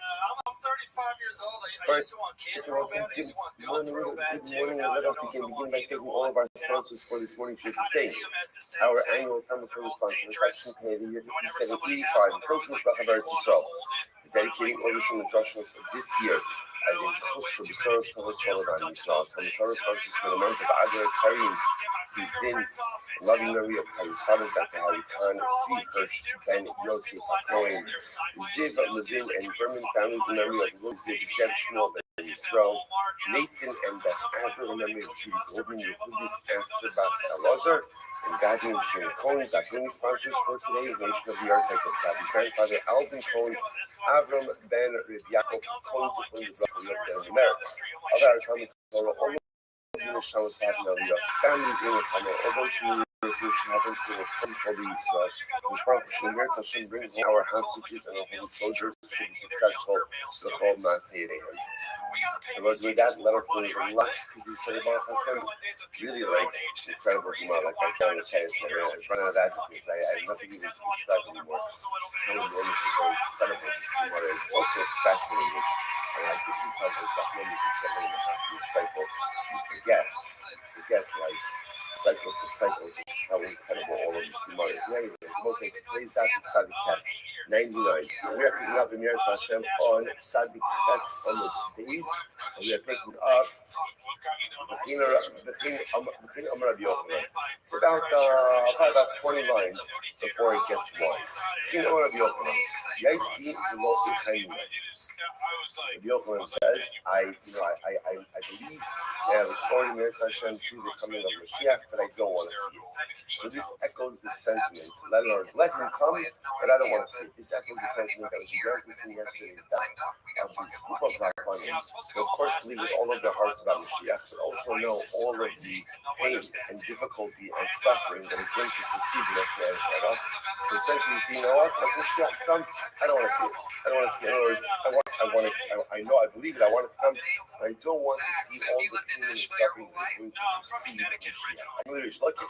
So I'll say, first of all, so it's just a very dramatic statement, right? So much of our whole lives is, I want to see Mashiach. I want to see the Lord. I'm saying, let him come, but I don't really want to see the misfortune and the difficulty that is going to precede it. I'm going to reach lucky. My time now. What's the problem? Or what is it that you're concerned about? Even in the same thing, Hashayanos Ishmit Upagahado, some of the other like Rebinash Konafash. So you're going to see like this, the way that the Navi describes, a little bit of the Messianic era, of the pre-Messianic era, is that there's going to be a constant flow of difficulties, trouble, tribulations. So for example, a person will run away from that lion and he'll run into the bear. And then he'll come home, he'll put his hand on the wall, and the snake will bite him. So the way that the Navi is describing it is essentially the pre-Messianic era. You go from challenge to challenge, from difficulty to difficulty, from the lion to the bear to the snake. So the Navi says, is that what's bothering you? Is that overwhelming nature of challenge to challenge, difficulty to difficulty? Is that what's making you say, let Mashiach come and I don't want to see it? So it's supposed to be so profound. All the eight was most of all of that. Dave Shukish says this pretty much characterizes our life in this world. For example, Shatan Yotzil Sada, the Pagabo Santa, person goes out into the field. He goes out into his own field. And who is he finding his own field? The surveyor. Or actually points out who is the surveyor. This was the guy in the government whose job it was to figure out how to appropriate fields from private people and make it part of the government. In other words, that he was there, so you go out into your field and you find someone essentially trying to take your stuff. Just like a lion. Just like the lion is a predatory animal constantly trying to devour up. So you walk into your field, you see someone trying to devour your property. You come into the city, talk about Gabbai. You run to the tax collector. And the tax collector, when he sees you, he's not interested in Shalom Aleichem, right? He's interested in taking your money. So once again, Haga, the Gemara says, it's like running into the bears. So you come into your field, run into the surveyors, running into the bears. Then you come into town, right? And you run into the tax collector, and it's like running into the bear who wants to devour from you. Then you come home, and you find your children, unfortunately, again, are hungry. And you're going to say, what this is what is this I just highlighting over here? But often just even now, forget about Mashiach, even now, everywhere I turn, there's challenges, there's difficulties. In the field, there's the surveyor. In the town, there's the tax collector. And then I come home, and my family has its own set of problems. And it's just like being bitten by a snake. So let's say, so there's two things that we have to know. Number one, what Shukish is saying is, you're so concerned about your Yochanan. You're so concerned about the misfortunes of the difficulties of the pre-Messianic era. Newsflash, there's plenty of difficulties and misfortunes and trials and tribulations in day-to-day life. We have this stuff now. It's not like now life is easy in the pre-Messianic era becomes difficult. Life is challenging right now. So that's the one where Shukish is saying to Yochanan. There's also another thing which is incredibly important. One of the most potentially damaging mindsets that a person could have as they go through life is the expectation that somehow life is supposed to be easy. And for some reason we have this notion, right, that life is supposed to be easy. Life, the pieces are supposed to drop into place, and things are supposed to be okay. And when they're not okay, that's like an aberration. That's the abnormal piece. I think what Shukish is highlighting is that is not true. Don't walk around life with an expectation that it's easy. Life is not easy. Life is filled with constant challenges that come upon us one after the other. Are there moments of tranquility in the midst of a sea of challenges? Yes, there are. Yes, there are. But the de facto state of life is one of challenge. You go into the field, there's a challenge. You come into the town, there's a challenge. You come home to your family, there's a challenge, and that's okay. It doesn't mean you're doing something wrong. It's just that is the reality of life. And I will say sometimes when we go through life and we expect things to be tranquil and we expect things to be easy, and when they're not, we become so disillusioned, so upset, and so broken. What happened? Where did I go wrong? Because my expectations are flawed. Everything is flawed. I think it's very Shlakish. He's saying to Yochanan, life is hard. It's hard now. It's pre-Messianic era. That's the way it is. But if you embrace it and you lean into it and you understand it and you accept it, then at the end of the day you can figure out how to maximize it. Such an incredible Gemara. Ella, Bishum Dechsid, Shalom Na'ru'u Ilyavad Zachamadora Isikol Gabriel Vachalatzav, Kileta, Venebchu Kopanum Liyarakon. Rather, it's like Rabbi Yochanan, maybe you're bothered by the following pasuk. And what does the pasuk mean? My Ra'isi Kol Geber. What does that mean? I've seen all men. Now, listen, interestingly enough, the Navi over here is describing, it's interesting. Once again, all of these psukim seem to be describing the pre-Messianic era. This is Yirmiyahu and Navi, and he's saying like a man will grasp his stomach, right, and turn pale like a woman, like a pregnant woman. So the Gemara says, "My ra'isi kol gever." What does it mean? I've seen all men. Amarav Yitzchak, Amarav Misha kol gevura shalo. I saw HaKadosh Baruch Hu. I see HaKadosh Baruch Hu. Okay. Umay nefchu kol panam liyirakon. And what does it mean that the Ribono Shalom's face turns pale? What does that mean? So what it refers to is like this. Literally again, Pamalia means the palace, the celestial palace, the earthly palace. What does this mean? This is incredible. So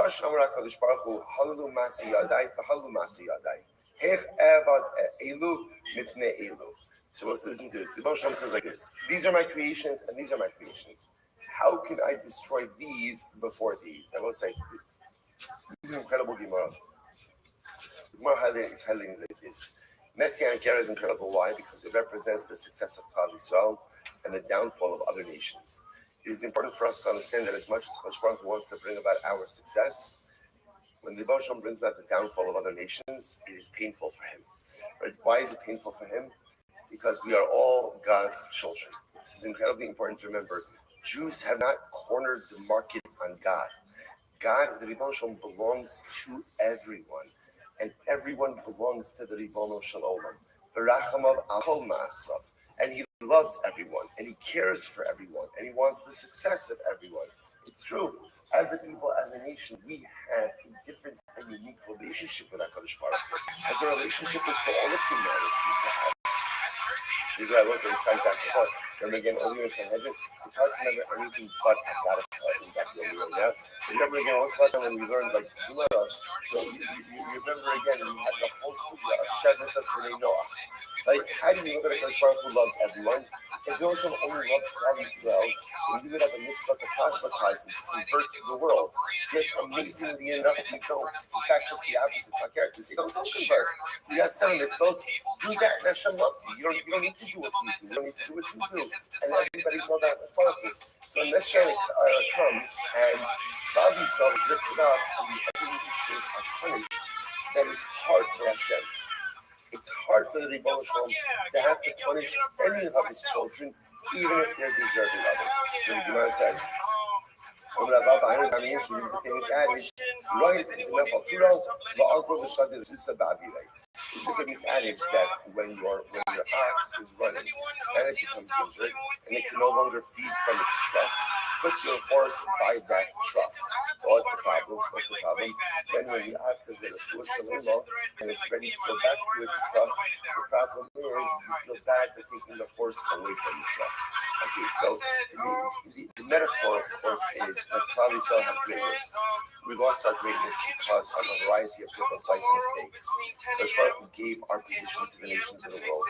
And then when the Messianic era comes, He's thinking that back to us. But it's difficult for us.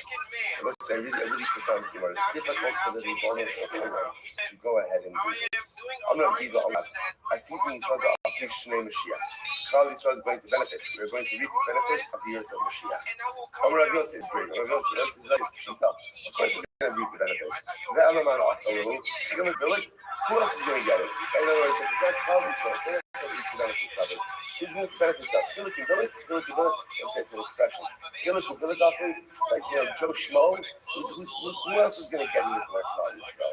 So the most about flipping is very good. Coming to school, this is we're going to see Rabbi Hillel a number of times. Rabbi Hillel is not Hillel. I see different people. So we're going to see the position of Rabbi Hillel a number of times today. The Amar in Mashiach Lisa. Rabbi Hillel says, Klal Yisrael will not go ahead and reap the benefits of the future Messianic era. Why? Shekva Afro the first why? 90 AD. Because we have already reaped the benefits of the Messianic era during the heyday of Hiskiel Melech Yehuda. This is Rabbi Hillel. We've already received the euphoric benefits of the Moshe Mashiach during the days of Hiskiel. Also, therefore, the people says in the name of God, that's not true. We reject that position. We reject Rabbi Hillel. In fact, we will reap the glorious benefits of the Messianic era. Amrav. Well, every Alma will go. This is beautiful. Rav says it was worth it for the Ribbon to create the entire world just for David HaMelech. Yes, for David. Shmuel says the Moshe. It was worth it for Hashem to create the entire world just for Moshe Rabbeinu. Rabbi Yochanan, Rabbi Mashiach, Rabbi Yochanan says worth it for Hashem to create the entire world just for Mashiach. Rashi points out over here, what does it mean with David? Because David went ahead and said, beautiful Shira, beautiful song. Moshe brought down the Torah, and ultimately Mashiach, because Mashiach is going to do, Mashiach will work his magic, right? Mashiach is going to bring about dramatic change for the entire world. I always say, the deeper message of this is when a person actualizes their potential, which is the common here. David HaMelech actualizes his potential. Moshe Rabbeinu actualizes his potential. Mashiach will actualize his potential. When a person actualizes their potential, it is worth it for the Ribbon to create the entire world for one person to actualize his potential. And reading that tomorrow is one more phrase. The additional phrase is insert your name here. It was worth it for Hashem to create a world for David, worth it to create a world for Moshe, worth it to create a world for Mashiach, and now let it be that it was worth it for Hashem to create a world for you. If you maximize your potential, you actualize your potential like David, like Moshe, like Mashiach, then it's worth it for Hashem to create an entire world just for you as well. Incredible. So the Gemara says, incredible. The Gemara says, Mashmo, by the way, Mashmo, what's Mashiach's name? Mashiach's name, because remember that Mashiach is much more of a descriptive term of someone who's going to go ahead and bring about salvation. Why don't you do what you do? Mashiach is name. Like, what's his name? So the name of Shiva Amri, Shiloh. His name is Shiloh. Grammar at Yellow Shiloh. Parshas Haiti. Where the bracha that Yaakov gives to Yehuda, right? Lo Yashu Shevet Yehuda Mekol Yehuda Raglav at Yellow Shiloh. So again, Shiloh is the name of Mashiach. The name of Yahweh Amrei Yimon Shmo. His name is Yimon. Yimon means continuity. Shene Emar Yehi Shmo the Olam Lekei Sheshimon Shmo. Be'er Chanina Amar Chanina Shmo. Means Chanina. שנאמר, אשר לא אתן לכם חנינה. ויש אומרים, מנחם בן חזקיה שמו. Others say, no, his name is מנחם בן חזקיה. They will say, שנאמר, כי רחוק ממני מנחם, ישיב נפשי איכה. What does Mashiach do? Also, the Holy Spirit of Mashiach brings about comfort. Mashiach brings about consolation. So it's interesting. Menachem is just a great consoler from years, from thousands of years of illness. Then Hizkiah. Hizkiah doesn't have to use father's name. Hizkiah could be a descriptive name. Hizkiah, remember again, is Chazek Ka. And ultimately, again, where does the power of Mashiach come from? The power of Mashiach comes from the Ribbon of Shalom. That's incredible. The Rabbi I'll point out is the Yishani that this as well. The Yishani says that the name of Mashiach is Menachem. That's where he brings down to Mashiach and Menachem. That's incredible. Rabbana Amri, Ivra Didei Rabbi. So interestingly enough, the Rabbanon say that his name is literally again the white one of Beit Rebbe. Now let's say what does that mean? Rashi says that we have Mitzora Shal Beit Rebbe. Ultimately, again, he is Mitzora Beit Rebbe. Now let's say this seems to loop back into what we saw before yesterday's daf. That where does Mashiach live? Mashiach lives by the gates of Rome. He's a leper. What does it mean that he's a leper of the house of Rebbe? Rebbe was a direct descendant of David HaMelech. See, he's a leper, essentially a leper from the house of David, a leper from the house of Rebbe. Incredible. The Gemara says, "Shema Shneimar Achim Chavinu U'Nasam Chavinu Salanu Anachnu Hashkavinu Nagua Mikal Chavinu." Aram Nachman. Aram Nachman. Eat Min Chayu. So this is incredible. Aram Nachman says, if Mashiach is someone who is alive, currently alive, he's going Amma. And he's probably someone like me. Okay, now let's say it requires a little bit of interpretation, right? It's always good to be confident, right? If Mashiach is saying he's of the living, it's probably like me. What does that mean? Rav Nachman wasn't proclaiming himself Mashiach. What Rav Nachman was saying was the following idea, meaning that what Rav Nachman represent? Number one, he was the son of the Reish Chalisa, so he had power. Number two, he had Torah. So what Rav Nachman was saying was he was rejecting this notion of Mashiach being the leper by the gates of Rome, but rather understanding that Mashiach is someone clever. Let's say, it's interesting to think about this. I think in our mind, we never think of Mashiach as being the leper by the gates of Rome. Because about Mashiach being someone great. Because after the beginning, he's never realized identity. Everyone has to accept him. How that's going to happen will be very interesting to see. If they're not going to say if Mashiach is alive, it's probably someone like me, with connections and with Torah.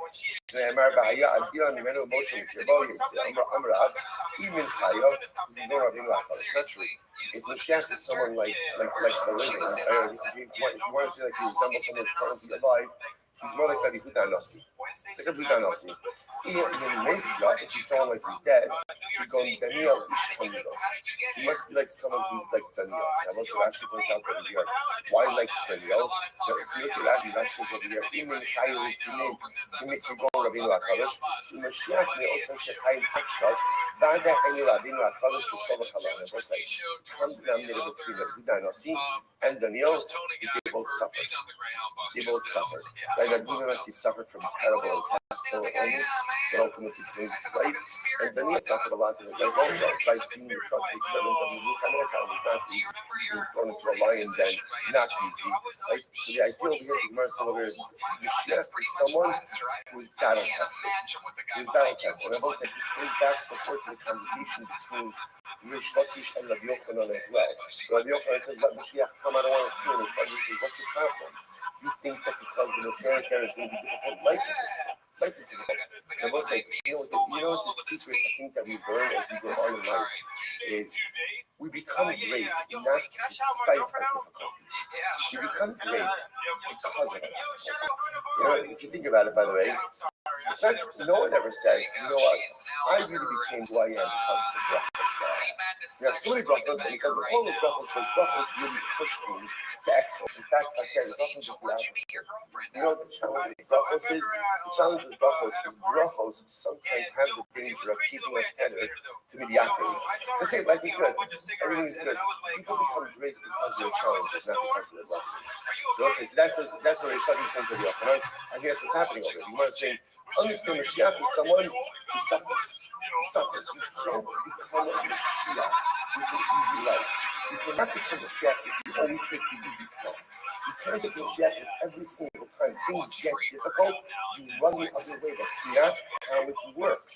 Mashiach is someone who suffers, battles through it, makes it through on the other side, scarred, battles, and bruised, and stronger because of it. It's incredible. It's absolutely incredible. We spend our lives running away from difficulty. Challenge comes, let me find the other way. It's uncomfortable, let me run the other way. I don't like it, let me run the other way. Instead of saying, no, this is what makes me great. The comfort doesn't make me great. The comfort doesn't make me great. Challenge makes me great. And it's when it presents itself, you say to yourself, I got this. I'm not running. I'll stare it down and I'll go right through it. That's where greatness Christ comes from. That's where Mashiach comes from. That's where the Ganosis comes from. That's where Daniel comes from. Once I think about the life of any single great person through the history of Klal Yisrael, and ask yourself one simple question: do they have an easy life? And the answer is absolutely the answer is no. No, there's not one great person that history of our people that's had an easy life. And in fact, oh look, he become great despite the difficulties. That's a wrong, that's a false thing. They didn't become great despite the difficulties. They became great because of the difficulties. Rabbi Yudanasi, Daniel, Mashiach, Reish Lakish, Rabbi Akiva, Shosh Rabbeinu, David HaMelech, Salimini. It doesn't matter. You plug in the name of every single great person, the narrative is the same.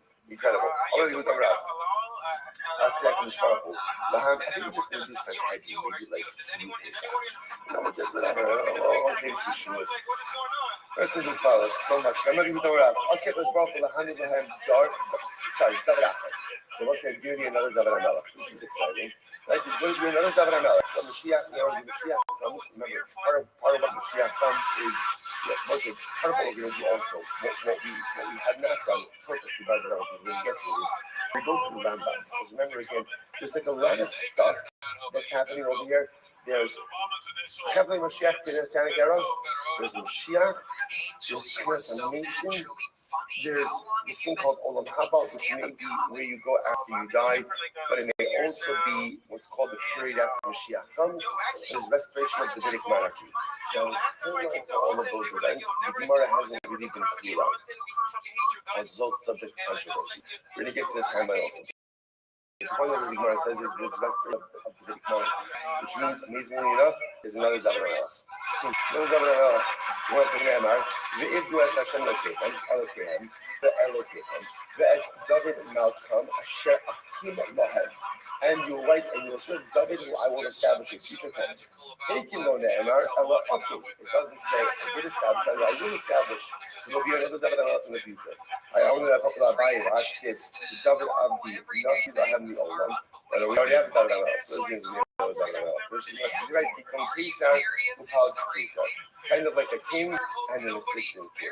So as to get ready for this, there'll be, after Mashiach, there'll be restoration of Davidic monarchy.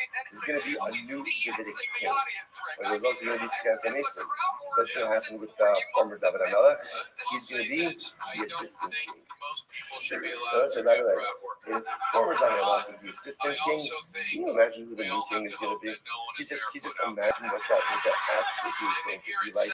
So new king, new Davidic king, and former David HaMelech, or first David HaMelech, ultimately again is going to be the shape. It's going to be the assistant. My business. Hi, Miss Admin, it's Yom Hashem. Lama Zet Lachem Yom Hashem. Or, so we'll say, what is this? Again, we're talking about design for the Yom Hashem Messianic era. It'll be a day of light, darkness, and not light. What does this mean? Marshal triangle of Atalation and the Sapphire. Listen, there was a story, right? It's like a marshal. The triangle is a chicken. Atalit is a bat. They were both waiting for David. I'm really talking about Atalit.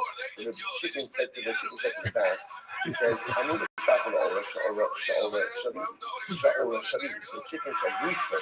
He says, listen, I'm waiting for the morning because it makes sense. The morning is my thing. Right, I do mornings. Right, that's like, God, I wish I did mornings. Right, I do mornings. In other words, when the morning comes, I quell. That's my thing. Right, the bat. You don't use light. So what are you doing? What are you doing in the morning? So it's a couple of times, 99. I'm going to have but see, Rashi says over here, sorry, before we go to the sun, sorry.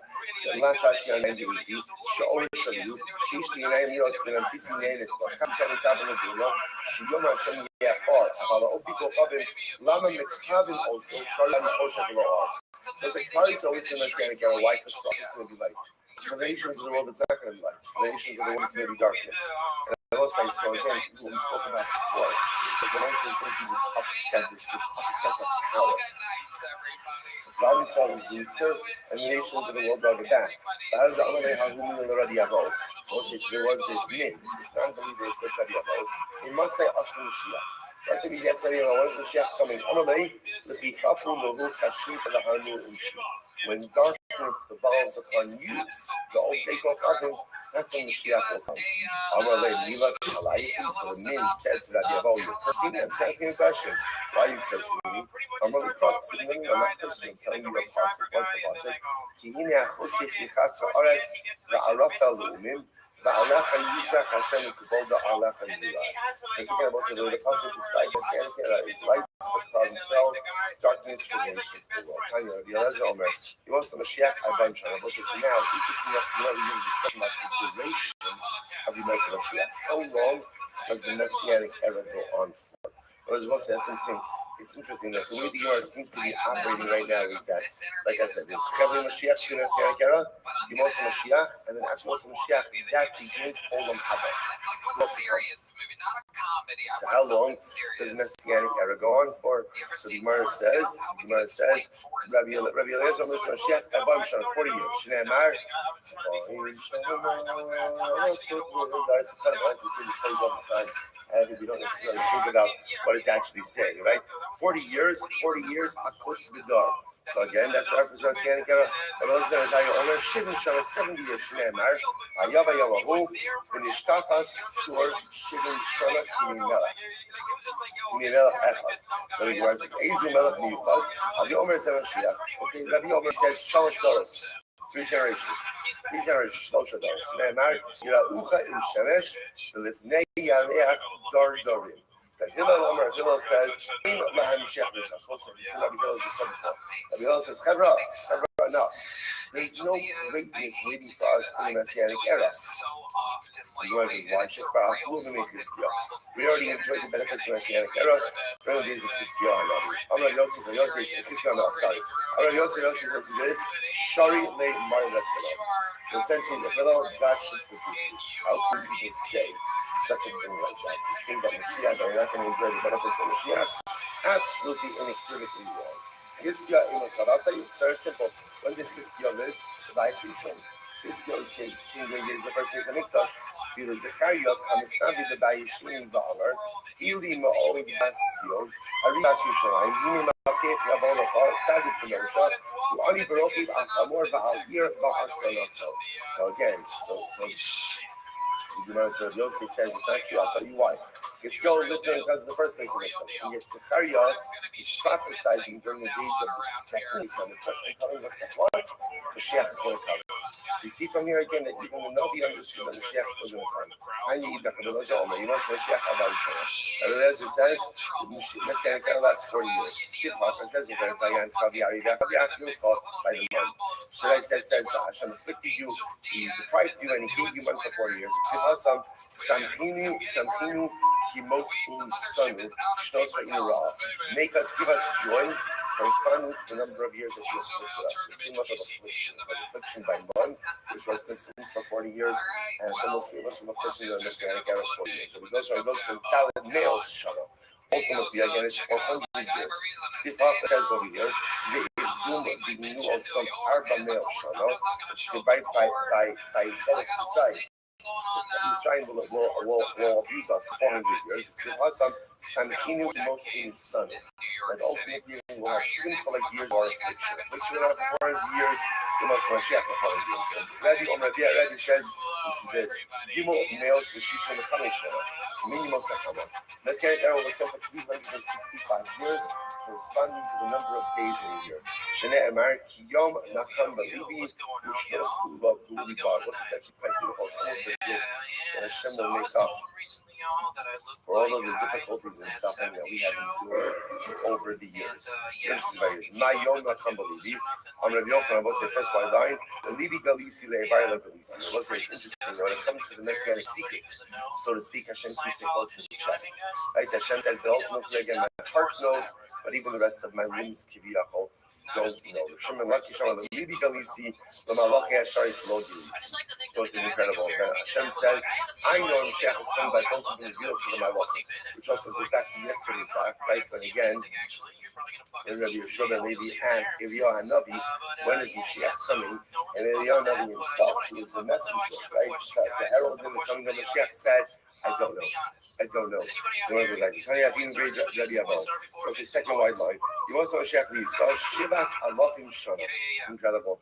You want to know Mashiach goes on for 7,000 years. That sounds good. Let's go with that one, right? Hey, Messianic era 7,000 years. Also, where does it come from in this? Sorry. Right? Then this is actually beautiful. Listen to this. Shene Emar Umesos Chasan Al Kala. How beautiful is this website? Because ultimately, again, so I'm sorry, Umesos Chasan Al Kala Yos Alayach Hashem Elokecha. The emotion will rejoice over us like a chasen does a kala. Just like a chasen, kala has sheva brachos. So when the eyes of HaKadosh Baruch Hu, 1 day is like 1,000 years. So therefore, so to speak, Messianic era is like sheva brachos. So it's such a beautiful idea. Messianic era is like the sheva brachos and Klal Yisrael. It'll go on for 7,000 years.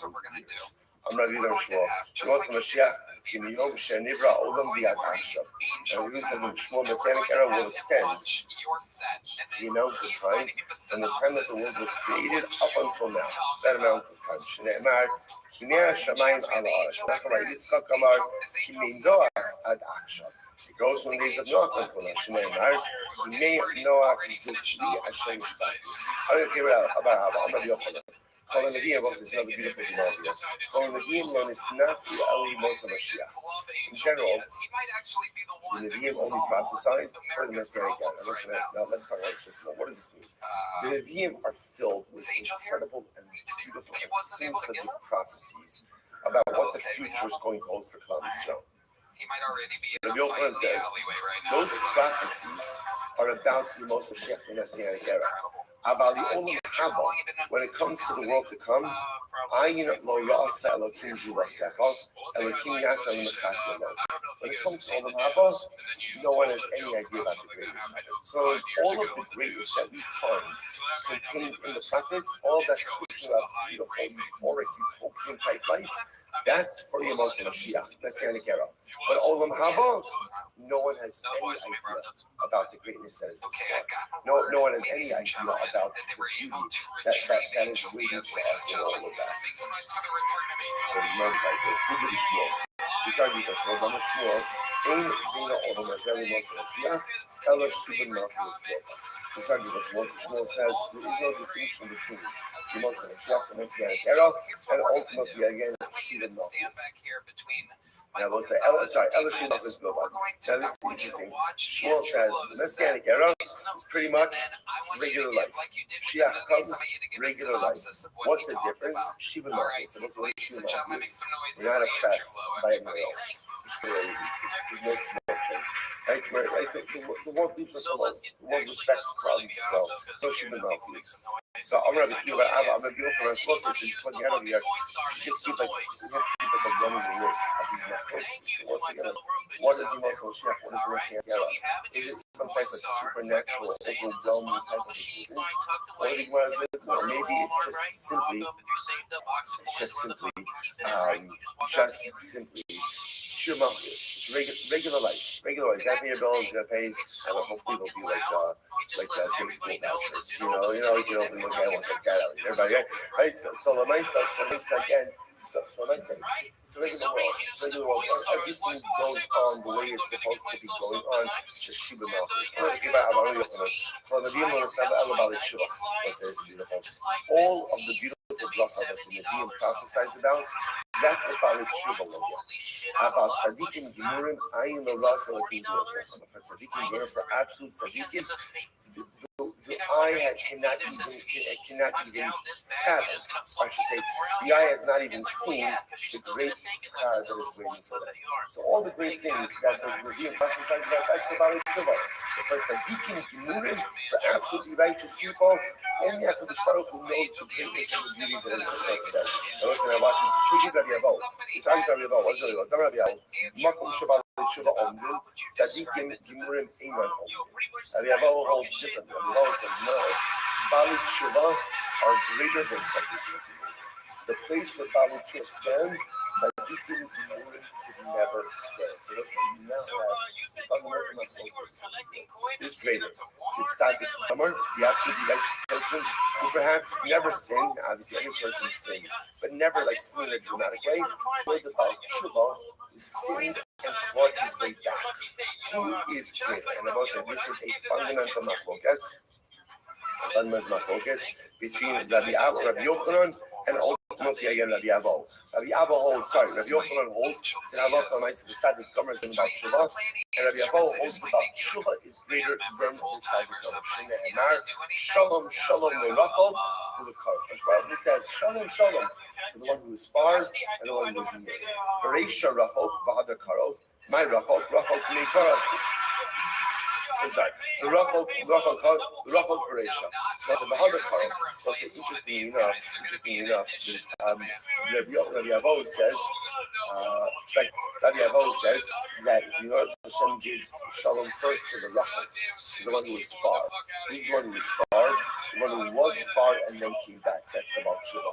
The Baal Tshuva gets the first Shalom Aleichem from HaKadosh Baruch Hu. Only after the Baal Tshuva gets the Shalom Aleichem, then HaKadosh Baruch Hu gives it to the Tzaddikim. My Rachel to make Karov, my Karov to make Karov. With the hashtag, Rabbi Yochanan says no. The Rachel, Shei Rachel Me'ateira. Karov Me'ateira. Rabbi Yochanan says no. Rachel means the one who was always distant from Aveira, i.e., the tzaddik Rama, who was the Karov. Karov is one who was close to Aveira, and now changed the way. So let's say the fundamental machlok is about who has greater standing in the eyes of HaKadosh Baruch Hu, the tzaddik Rama or the Baal Tshuva. Incredible. The one was like, "No, Rabbi Yochanan."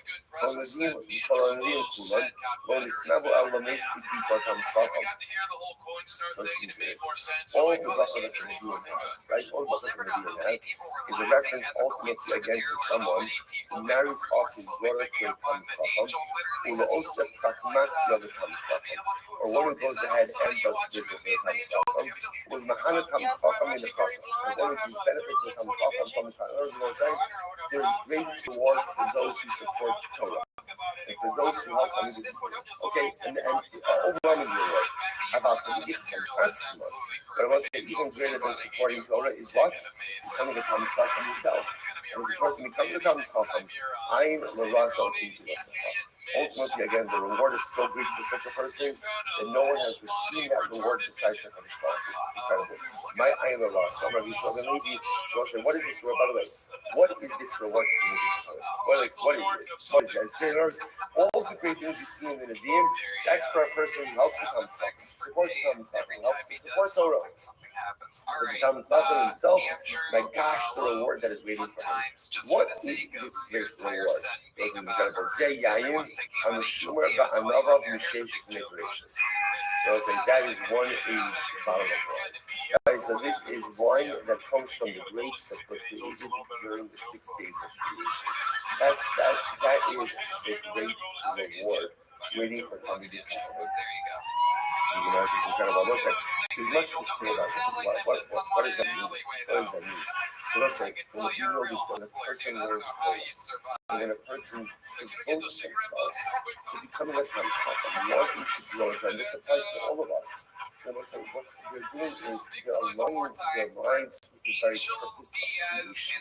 The purpose of creation this world is the actualization of Torah. It's to take the beauty of Torah, to learn it, and to live it in this world. When a person makes themselves into a Talmid Chacham, they're fulfilling the very purpose for which this world was created. How does that manifest? You get to drink wine from the 6 days of creation. It's almost like this perfect circle, this perfect harmony between the life that I am living and the very purpose of creation. Reish Lakish says, Zeh Eden. This refers to Eden, that the Talmid Chacham gets to enjoy Eden. The Gemara says, Zeh Eden. What do you mean? How can you say no one ever saw Eden? Adam, Arishon lived in Eden.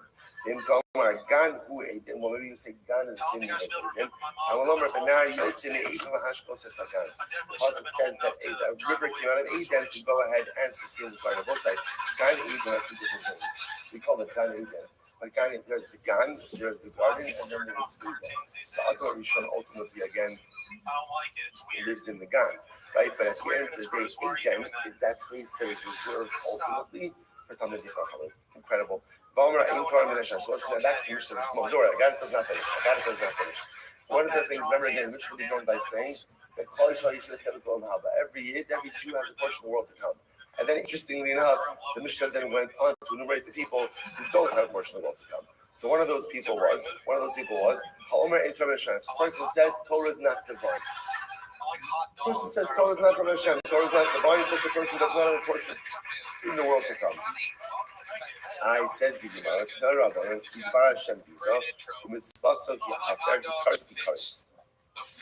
So what does it mean when it says that he degraded, Tidbar Hashem Biza, degraded the word of Hashem? Zeh Omer in Torah Hashem. This refers to someone who says Torah is not divine. Davar Acher, Ki Devar Hashem Biza, Zeh Kores. This refers ultimately to Apikars. We'll define this term just a little bit. Davar Acher, Ki Devar Hashem Biza, Zeh Megala Honim Torah. This refers to someone who advances inappropriate interpretations in Torah. But again, revealed this is just inappropriate interpretations of Torah. The mitzvah hafer zehamefer bris basar. This is someone who knows bris milah. So he carries, so he cut off, he carries Paul Mazar. He carries the Lama. He's cut off from this world and the next world. We can't honor the Lama. Listen to this. Relazam is based on this. And the Chalas Hakachim, someone was like, again, disparages or profanes Kabbalos. Or someone who goes ahead and degrades them in children. Or one who goes ahead and annuls the risk of circumcision.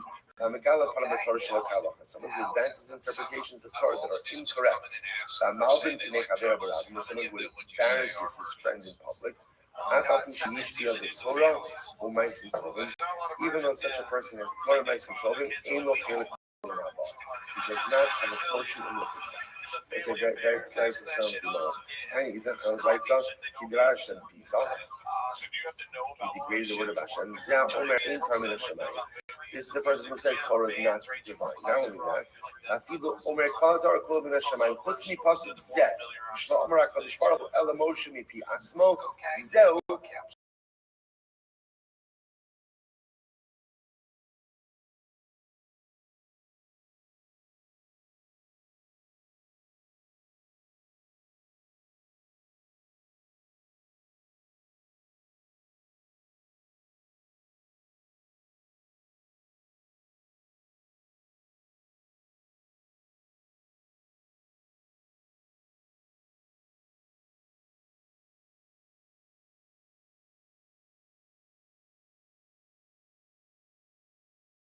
a person forfeits his portion in the world to come. Ramir says, Hello, Torah, says beautiful. Ramir says, no, what does it mean? It means a person who learns Torah but doesn't teach it. This is a degradation of the word of Hashem.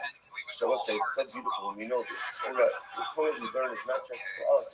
The Torah we learn is meant to be shared. And if a person learns it but doesn't share it, that there's a pagam, there's something missing in their Torah. I will say it's also, by the way, if you learn and you don't share, it means that Torah, you didn't really feel the full excitement of the Torah. When you hear something beautiful, you hear good news, you hear something wonderful, by definition, you want to share it with whoever you can. How do you know if Torah makes a true impact on you?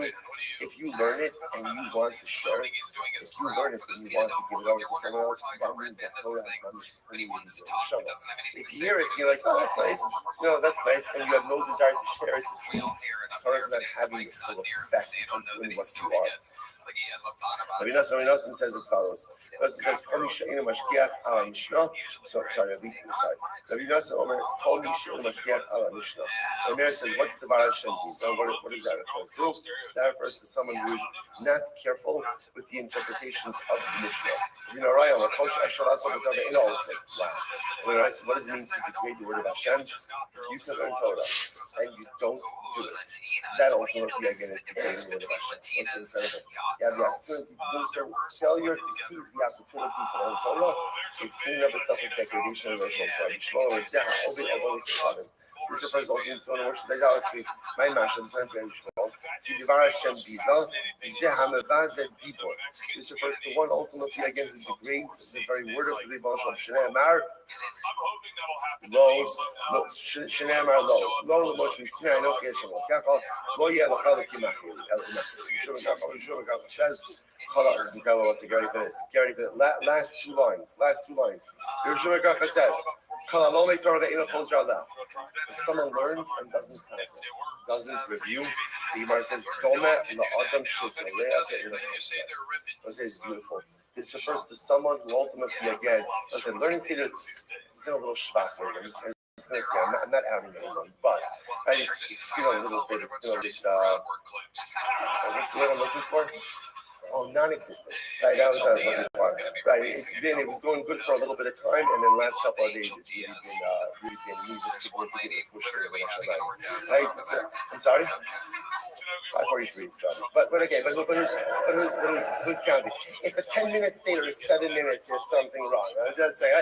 I was like, well, why is it for? Well, even if again, maybe it's not 5:40 anymore. I want to put out something that I think this is something that we have to take into account a little bit. We live in such incredible times where there's such a proliferation of Torah, such a like the website, and like there literally is like more yonis than a person can keep up with, which is beautiful and incredible. I will say, but there is this interesting balance between sometimes more is less. And a person sometimes has to just try to figure out, should I be doing more things? Perhaps focusing, doing a little bit less, but focusing more on the things that I'm doing. And again, all of us are different people, different differently. I think a lot of times what happening is I'm learning 15 things, and so there's a lot going on, but I'm not really acquiring anything. I'm not really acquiring anything. So on a given day, I'm getting through like a whole bunch of different stuff. But like, what's mine? What's mine? And this is something that we have to contemplate for ourselves. So Rabbi Gar says, and this is so proud. Everybody says, if you learn and you don't chaz, you know what it's like? It's like planting, but not harvesting. Planting, but not harvesting. So you plant is something beautiful, it's incredible. And mamish, like the produce, it's right there. It's sitting for you. But if I don't chazer, I don't harvest it, I don't reap it, I don't get what I don't reap what I sow. So it's so interesting. It's just some, again, different things work for us in learning, and different things work for us in ruchnis. Everybody's got to find the right balance. For some of us, it's good. The energy of constantly moving forward on multiple fronts. Even if I'm not retaining everything, maybe it's what I need for myself in life. But I think at least to retain something, to chazer something, to hold on to something. Because otherwise, I'm scratching all of these beautiful things. And listen, the imagery is so profound. My beautiful personalistic spiritual field is sprouting with so many beautiful spiritual saplings. But everything is sitting in the field. I'm not harvesting anything because I'm not chazing. Because I'm not ultimately taking something for myself to retain. Incredible. This is a very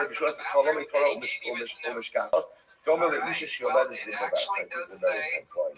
Someone who learns Torah and then forgets what he learns is similar to a woman who gives birth and then buries her child.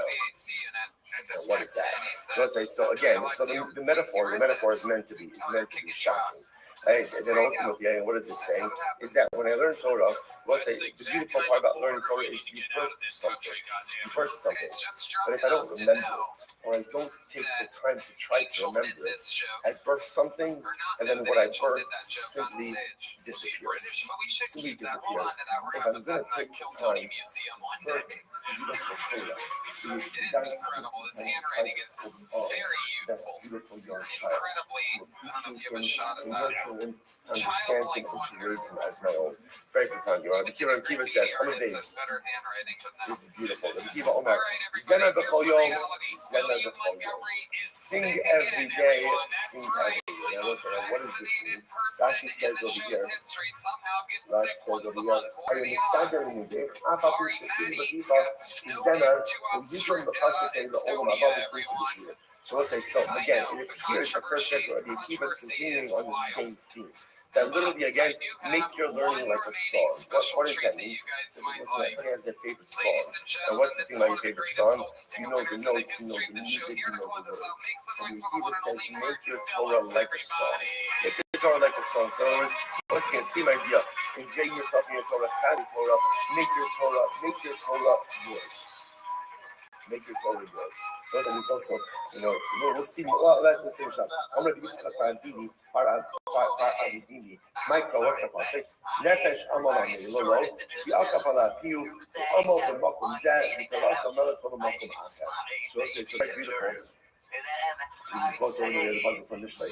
Nefesh Amalolo, with literally again, the soul toils in a toil for you, the Akapala Piu.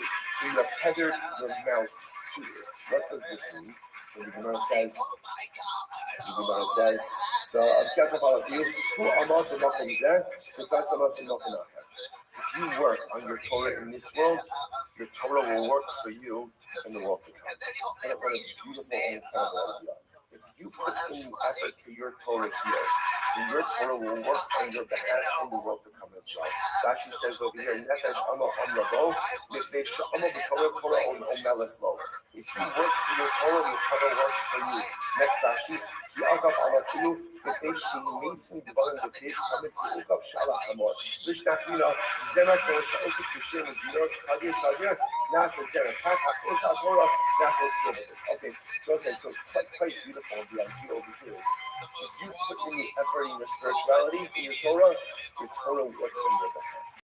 When I learn, I create something new. And that creation, just like the mother approaches the child, that creation takes care of it. Just like when a parent has a child, parent takes care of the child.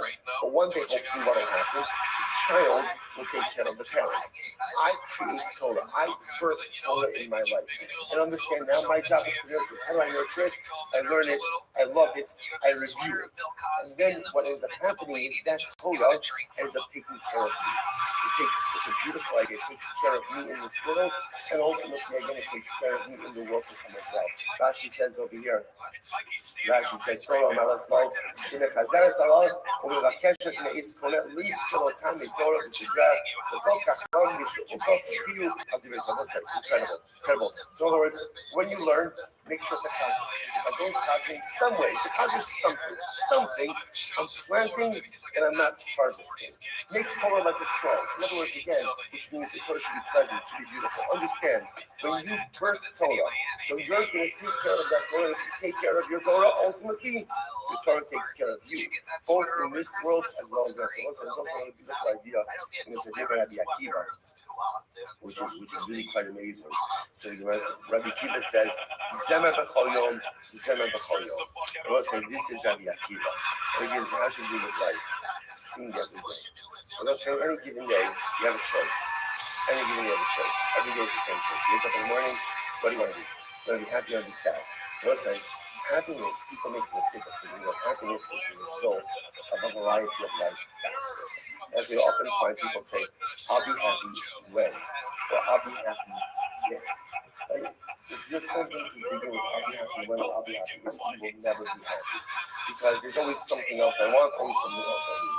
One of the most important yesodot in Yiddishkeit is happiness is a choice. I choose to be unhappy, I choose to be happy. I can't choose a lot of my circumstances, but I choose my emotional disposition. And I was saying, what I people saying is, choose happiness. Zama b'chol yom, Zama b'chol yom. Sing, just sing. Because again, what's the alternative? You can choose to be happy, or you can choose to be unhappy. Choosing to be unhappy is a miserable, horrific existence. Choosing happiness does not fix all of my problems, but at least it gives me a positive disposition. And also, when you appreciate everything that Rabbi Akiva went through life, everything he went through, from the time he was young, little young, and until the moment he died, difficulty, adversity, poverty, derision, all these different kinds of things. And Rabbi Akiva is saying, choose a life of song, choose a life of simcha. How profound and overwhelming that really is. Right, we'll have to stop over here today. We're doing great. Incredible. Ridiculous. Ridiculous. Tomorrow we'll say we'll continue Rest Hashem with Chazara, we'll continue Rest Hashem with singing. All more tomorrow.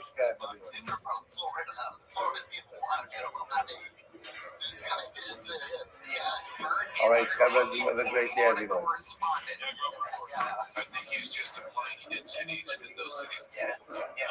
He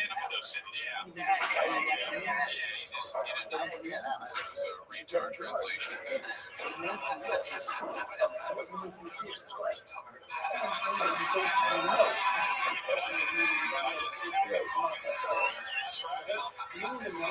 Getting a little bit lit up right now, Bert. Jesus.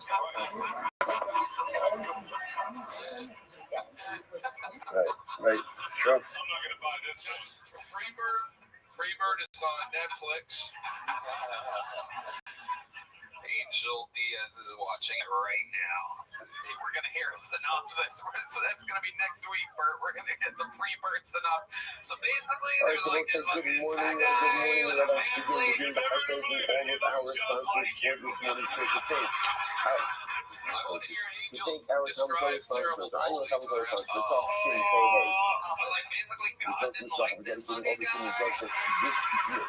As his Christian son for his father Van Talk, I'm trying to You get to support see the month Angel of Diaz Agra tonight. Carrying its team of the Harry Father, Dr. Harry Khan, Speaker, Ben Yossi, Akon, the Zika Levin, and Benny Thomas, and many of these Canadian Zika, I had to see the whole Scott, thing. He Scott, flops his butt and I'll be sometimes. completely sponsored with Advert, and then we obviously the biggest estimate box and also the thing with Rafa. You are American by Thomas Ola. Oh my God, Martin, I love you so much. You're so fucking consistent. You're so doing all of our house with this home, and we are everywhere. resources being Catch up accessible with all him in that same Tony and his own But tour. with that, let us Guys, begin. how long So can this we have a place lot get to for do the today great about Rick Hashem. Ingram and Bert Today's back Kreischer, is everybody? Saturday, best 98. We are picking up on Saturday design in the days 97B, and we are picking up from about 5 lines before the in any order, go to Netflix and watch Freebird. These guys have unbelievable things out there right now.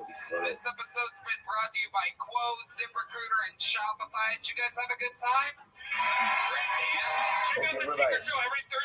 Welcome to Sound Plus and Shisha Teddy We're going back to Los Angeles, where it all started in May to the Intuit Dome, the largest ever venue that we've ever done, bigger than the O2 Arena, bigger than Madison Square Garden. To do a little show that started in front of 12 people. 2 of those 12 were Laney and Jerry in the Comedy Store Belly Room, which all started with the first guest ever on the show. One more time for Rick Ingram. One more time for Bert Kreischer. We love you guys.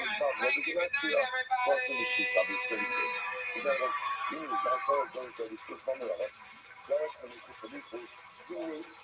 everybody.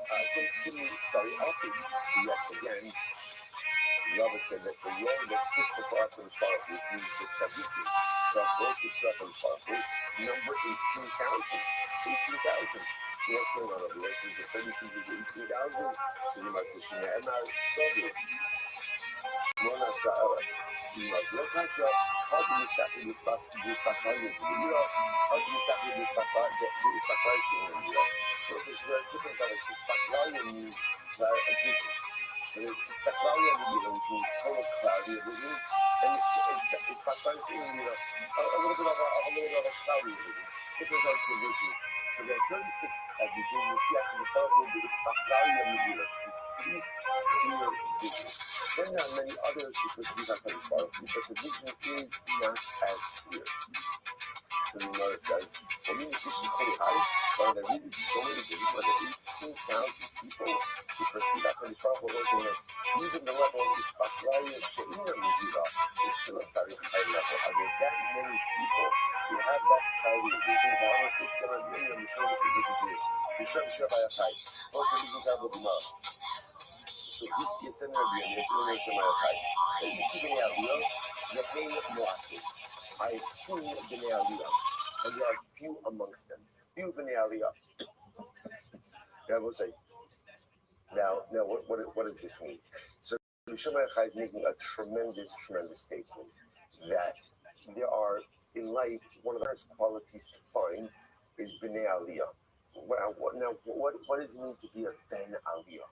To be a Ben Aliyah means just like what it says, to be a person who desires growth. And it's interesting. There's a lot of community for Hubbard. Because what do you have to do if you go to town? What do you have to do? Study Torah. Study Torah. Study and enjoy it. Plenty of community for Hubbard. But there are actually plenty of people who are also Gomlei Chassadim, who do Chassid. Because Chassid is also inherently enjoyable. Do what it's want to do. Rashbi says the hardest thing to find in this world is Bnei Aliyah. People who really want to grow. People who really want to grow. You want to grow at all times. So again, it doesn't mean that it's a weekend. It doesn't mean that you're old. It just means but they're never happy with where they are. You're always are looking for more. So show my advice is very difficult to find them in LF, but there are thousands. Excuse me. But there are thousands of us, and we got around. When me and my son, remember again, son was a lot. But my son and I, we are counted amongst them. In Noah, they was like 100, and we were doing them. And my son and I also amongst them.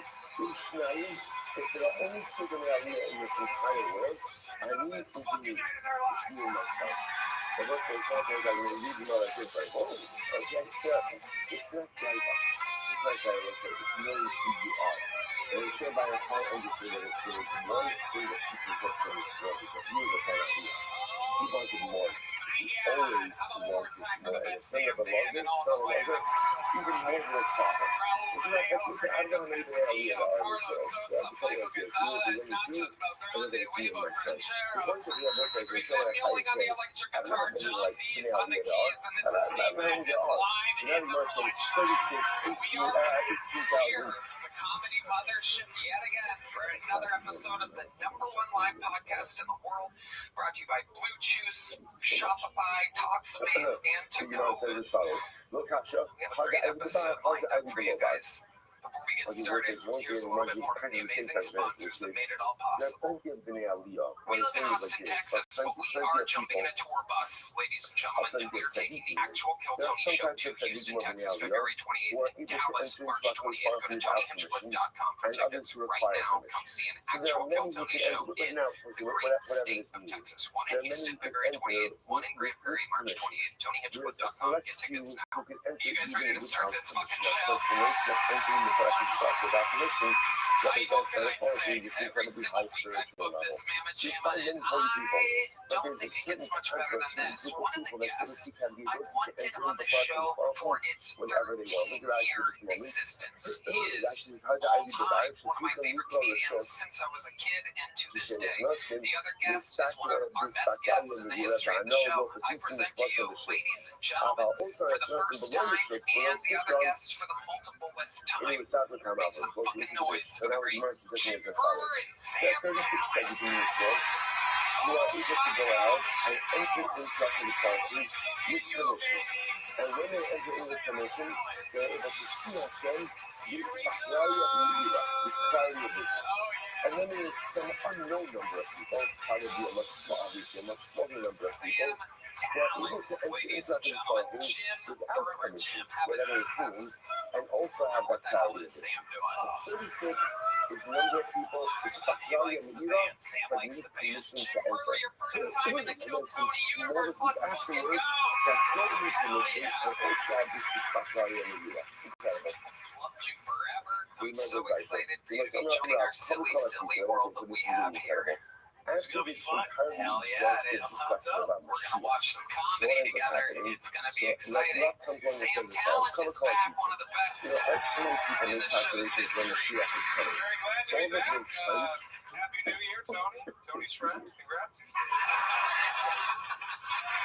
Sam's got his bug, his store, everything. And It's every weekend. Please come see me in Santa Fe. It's just my job. SamTalent.com for tickets. JimBrewer.com for the brand new Find the Funny tour. It's just about to get started here. JimBrewer.com. BRER. And we are about to have a goddamn blast. Jim, this is your first time, so you might not know, but over 250 innocent souls are stacked in a disgusting bar next door. And they're all crammed in there together, and they're all hoping that this guy with the red hat and little glasses, famous for yo-yoing and having finger skateboards, comes over and says, "You're next. You're going to be on the biggest show in the industry." I pulled her name out of the bucket. They get 60 seconds uninterrupted. That's the dream. Oh, well, yeah, that's it. This is what they're waiting for, this guy. I thought he was here to bring Red Band more babes. I mean, look at this guy. He's got the headset. This is what it looks like when the ball boy wants to pretend to be the head coach of a football team. You're a gatekeeper. have already passed. They've already passed. I didn't get so much pussy out of this. At this point, now it's up to us to do Mashiach only through our Tshuva and our Mason coaching Indiana in the national championship right now. Anyway, I pulled their name out. They get 60 seconds uninterrupted. You know the time is up and you gotta send them a kidney. Mashiach will come. means that If we Derevin don't do better tshuva, bring out the he anger of won't a soul come. that would I'm bear. not sure. And they don't do tshuva in the go. If you don't do tshuva, Created there's his no job. Allah. Everything's HaMishpar, so who might good be in his Ha'nera, job.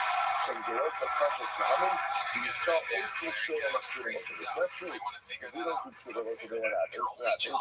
And we also emphasize situations through which we I have to just do thought it tshuva. was the same. So, David, before I put a despotic move, While we go wrangle that Violence comedian from with the bar next door, we have our will force us to go newest ahead golden and ticket which will winner return us to here our to make correct just her place. second Tanya Ida, appearance Rabbi ever Eliezer in the Omer, show's history. Her Yisrael, first Shem appearance was Shuvah, New Year's Eve in Shuvah, the sold-out Shuvah, Movie Center Arena here in Austin, Texas. This is her first time on the show at the Mothership. Make some noise for her Mothership debut. This is Zion Chow Young, everybody. You know, we talk about those for others. You were sold into diaspora. You were sold into dollars because of idolatry. What's the word of idolatry? Zero. There's zero value. Yes, you took it upon yourself and you were sold into another gesture with others. You will not be redeemed with money, nor with tshuva and mice and clothing.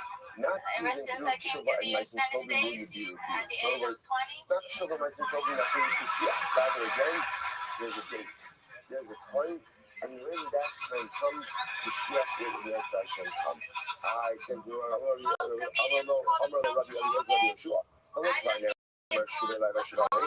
I but the passage says, return to me and I return to you, which sounds like a paradise if we do tshuva, then we'll bring the Geulah. I'm going to do tshuva, look by Nama, Kanoki Ba'alti B'chem. Malakati Esther Echam Yeir, Restream Mishpacha, Rebesi Eshem Seal, which sounds like it's a fucking struggle to bring the Geulah. I'm going to do Yezer, I look by Nama. Also, if you also do it, they're like shooting back at each other. Different messianic rules. The Shuvah Benachas Kushner, and the Shuvah Benachas Kama Hashem, God Yisrael, the Moshe, the Loki is top of Tzadikah. The Loki knew the Kenny Sunday Shvachar. I would have loved by Nama.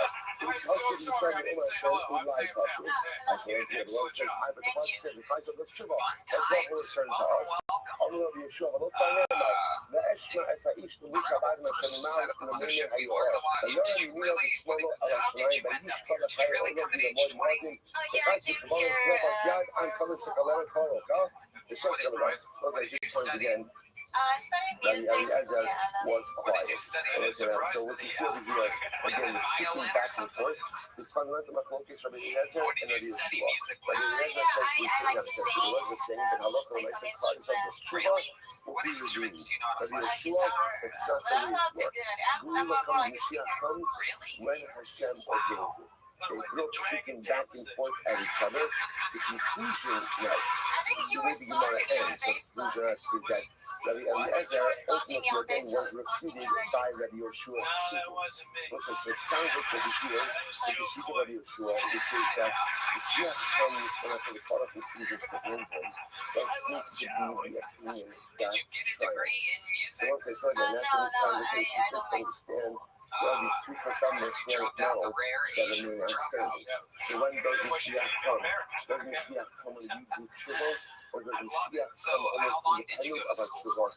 We're not going to respond to it or things like this. It's just some point in time by which the world has to be redeemed. Focus, incredible. But I'm already out, but let's say, I was thinking, if you see this, like, 1 second, come on, how could this remain unresolved? I do, I feel like, we have to know these things. And let's see, no, we don't. No, we don't. Because the truth is what I say, this is the same way why the whole concept of Mashiach is not even explicitly mentioned in the Torah. To be honest, the Rebbeinu Shalom does not want us to be messianically focused. That's why he wants us to be focused on maximizing kindness. Well, that's how I hold up. And I've obviously come to this place of myself. I've obviously come to the idea. And I've obviously made a difference in the world. And I've obviously helped others. Whether Mashiach comes because of it, it become Baal Tshuva. Whether Mashiach becomes a Baal Tshuva. Whether our Tshuva ultimately, again, Mashiach is coming because of Tshuva. Or Mashiach is coming ultimately again because of some type of ending to a certain degree is irrelevant. I believe he's going to come. I believe he's going to come. Like your son yesterday's guy. I know that I'm going to wait for him every single day, but not passively wait. And Coach Mark will figure it out. It's not really my job. It's not really my job. My job, maximize this world, maximize this life, maximize my abilities. Let's go like that. Remember the album. Aiden Cates in the party for games that. So I think the other says, what the album says, there is no more revealed date than this. That actually says over here. They don't know what does this mean. But the album says, if you want, this is a parallel I'm saying. If you want signs of Mashiach, right? We'll say, we look at this all the time. Just moved here in Austin? The thing is, I believe you guys know the date of Mashiach. Just what do I want to know? What do I want to know? That is close. I just want to know the right. That we're heading in the right direction. Listen, this, by the way, is an incredible email. But the other says, anyone who keeps me doing this is that if you want to know the most overt sign of Mashiach is coming, and they say, what is it? Shia and I, Na'atam. How is Israel? Antekan titanu, utrei uchiuchem tisu la'am Israel.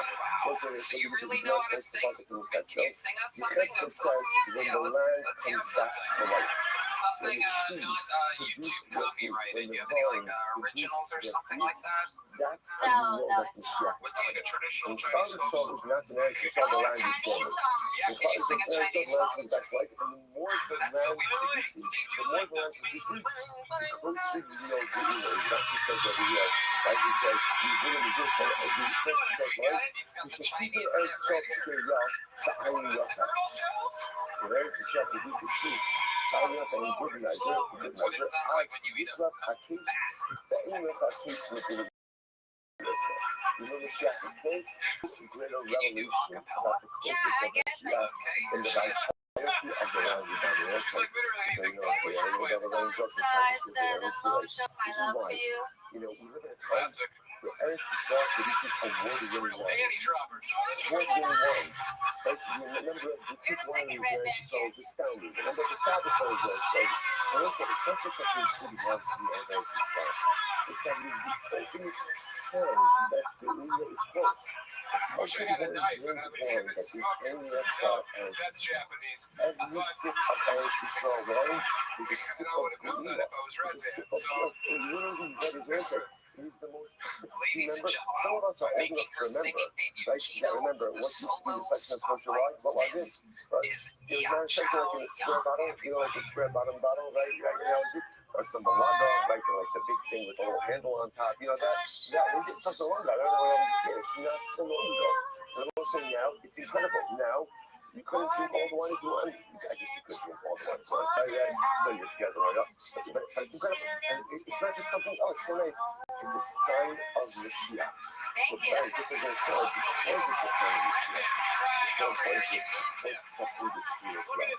So important to put on money there as well. Because at the end of the day, that's facilitating Messianic advancement as well. Incredible. Incredible. It's no good back there. But the Lord says,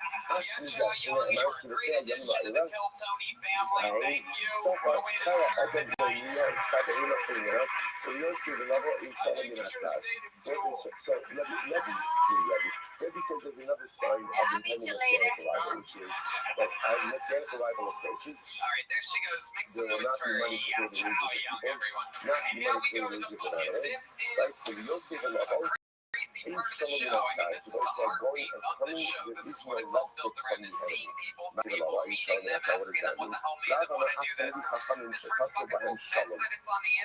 Even coming who are known for possessing tranquility, it says Shalom Rav. We are a soul, in Shalom inside, even coming to coming, who are known for their tranquility, because sin engenders a sense of tranquility. Shalom Rav. There's great peace for those who have done us, and we know this from our own lives. When you learn, and when you are speaking and learning, there's a certain calmness, a certain soothing, a certain tranquility that you have in life. Even coming by definition possess that tranquility, and the thing that we things didn't work from Mashiach will not be able to find that tranquility. So we're going to find out how interesting this is. On one hand, right, the first thing is that you have Rabbi Abba saying, the sign of impending Messianic arrival is the land will come back to life. Lives will come back to life. And then you have Rav who says, right, what does it mean? There's going to be so much turbulence. So once again, he's competing narratives, right? Is the thing messianic arrival, is it heralded by beautiful growth, or is it heralded by incredible and overwhelming difficult circumstances? And by the way, don't say that we're saying specific to what the could see things, but Shmuel says, Shmuel says, the sign of messianic arrival is that all pricing will be the same. Now let's say, there are actually mistakes as well. This could be good or this could be bad. Like, this could be good, meaning that everything will be generally inexpensive, or that no, even inexpensive staple items will be as expensive as luxury items. Okay? There you go. Every big David Bach actually is back to studying the whole of the himself. Mashiach only comes to us, I saw again, this incredible suffering that you feel. Mashiach only comes when there's incredible suffering, this is financial suffering, but poverty.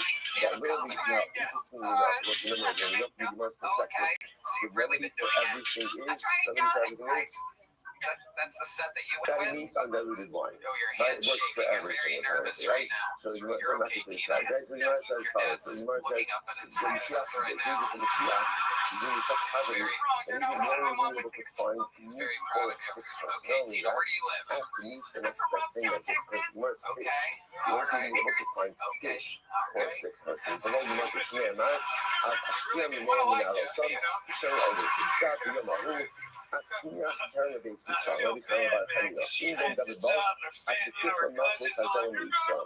What's the Carrier by Hamina? Mashiach only comes when there's a total loss of our time to Christ. Now, Malchus Hazel means even a little bit of our time. Right? So, as even Christ was used by other people, there's usually some element of autonomy that's there. Mashiach comes, there's a loss of any level of autonomy. You know, and now the colors of the elements now. So that's why Va'isahu Yova shines. Hashem Tzedakah is coming up and more. Anything that is lost, actually, that's what means. When does Mashiach come? Mashiach comes ultimately again when there are no Bashirah. When arrogant people disappear from Christ. Listen, what does this mean? And ultimately, again, arrogance is a peak Mashiach away. So when there are no arrogant people, that's what ultimately again Mashiach will come. Which is that because we got 98 about 4 lines up on the 4th line. So yeah, now she asked us to give up our record battle second. See, I think it's give up I'm the down, the customer singer trade. And so now we show so much of other this is the stuff that is arrogance that keeps Mashiach away. Arrogance that keeps Mashiach away. And that's what I left the logic behind that, right? The logic behind that is because remember again, let's see inside. See what it is like this. So I'm not small, I just remember what I'm saying. In Ben David Ball, as you put Koshet in the system in Israel, Mashiach becomes when the judges and enforcers no longer exist to try to come out. This is talking about judges and corrupt enforcers, people who exploit their power for something. שנאמר, והשיבה יגיע רחוב, ועשר חוות שיהיה. והשיבה שבתאי, אומר לא, אם אפשר מיסטיס אלון, תצטרך also first white line. Uber says that Yishalayim is only reviewed with tzedakah. שנאמר, ציון במשפט tzedakah, ושבת tzedakah. Like Sion will be reviewed with mishpat tzedakah, ושבת tzedakah will return to tzedakah. And I say, this is very important. So everyone needs to know. What do you see from there? That tzedakah, that chesed is the seed of the Lord. I think that's very important. It's very important. It's very beautiful. Not in the schema, but just in a general sense. He says, one of the most mistranslated words, or if you describe this tzedakah, he says, you translate tzedakah as charity. That's charity. He says, that's not what tzedakah means. What's the charity of tzedakah? Is it tzedakah? What does tzedakah mean? Justice. The first he says like this. So what are they like? In life, there are people who have and there are people who don't. And the way it works is, if you don't have, you must share with those who don't have. It's not charitable. It's not something nice. It's not something beautiful. It's the way up to the scientific programs, the way to work. So in other words, just like those who don't those who have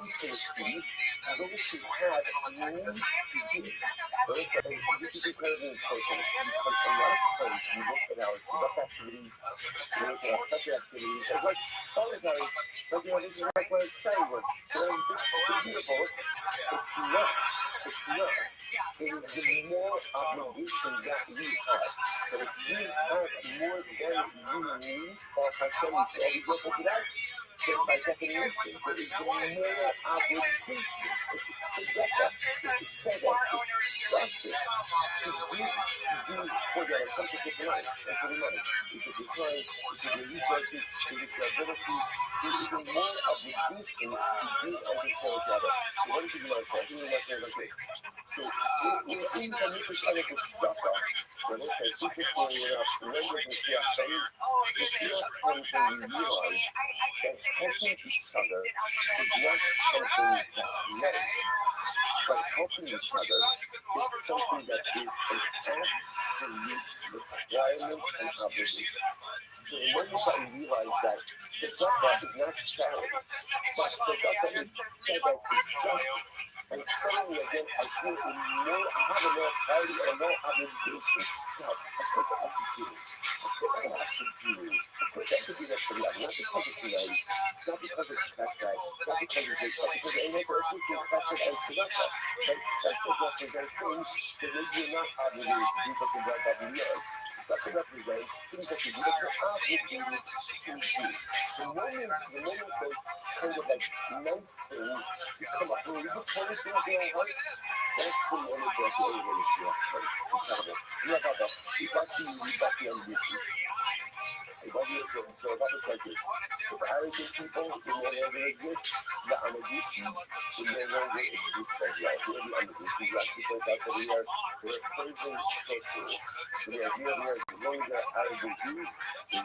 are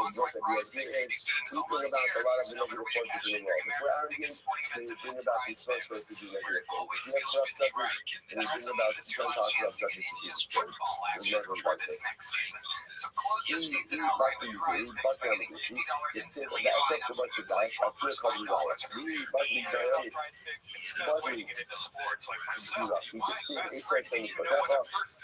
we are praising sorcerers. So the idea there is as long as they're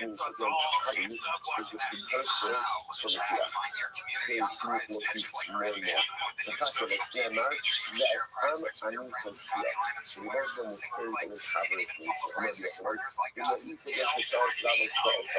Jews, they're going to be praising sorcerers. Partly David, partly resistance. And here, corrupt, like we start to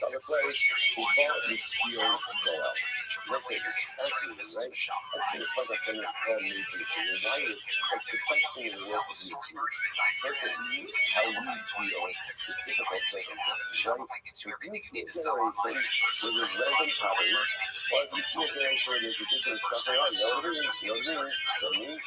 If we have corrupt subjects, then we bring about Gentiles corrupt subjects to do good. We'll never like this. Everywhere else, the things are bad, that is generally what? Most probably things are going to get worse. Right? That's totally bad things work. The economy says if things are bad, just know that most probably means it's popular. Wait for it, because you're going to see it's about to get ridiculously amazing. It's like, and this will give us first. I think yesterday,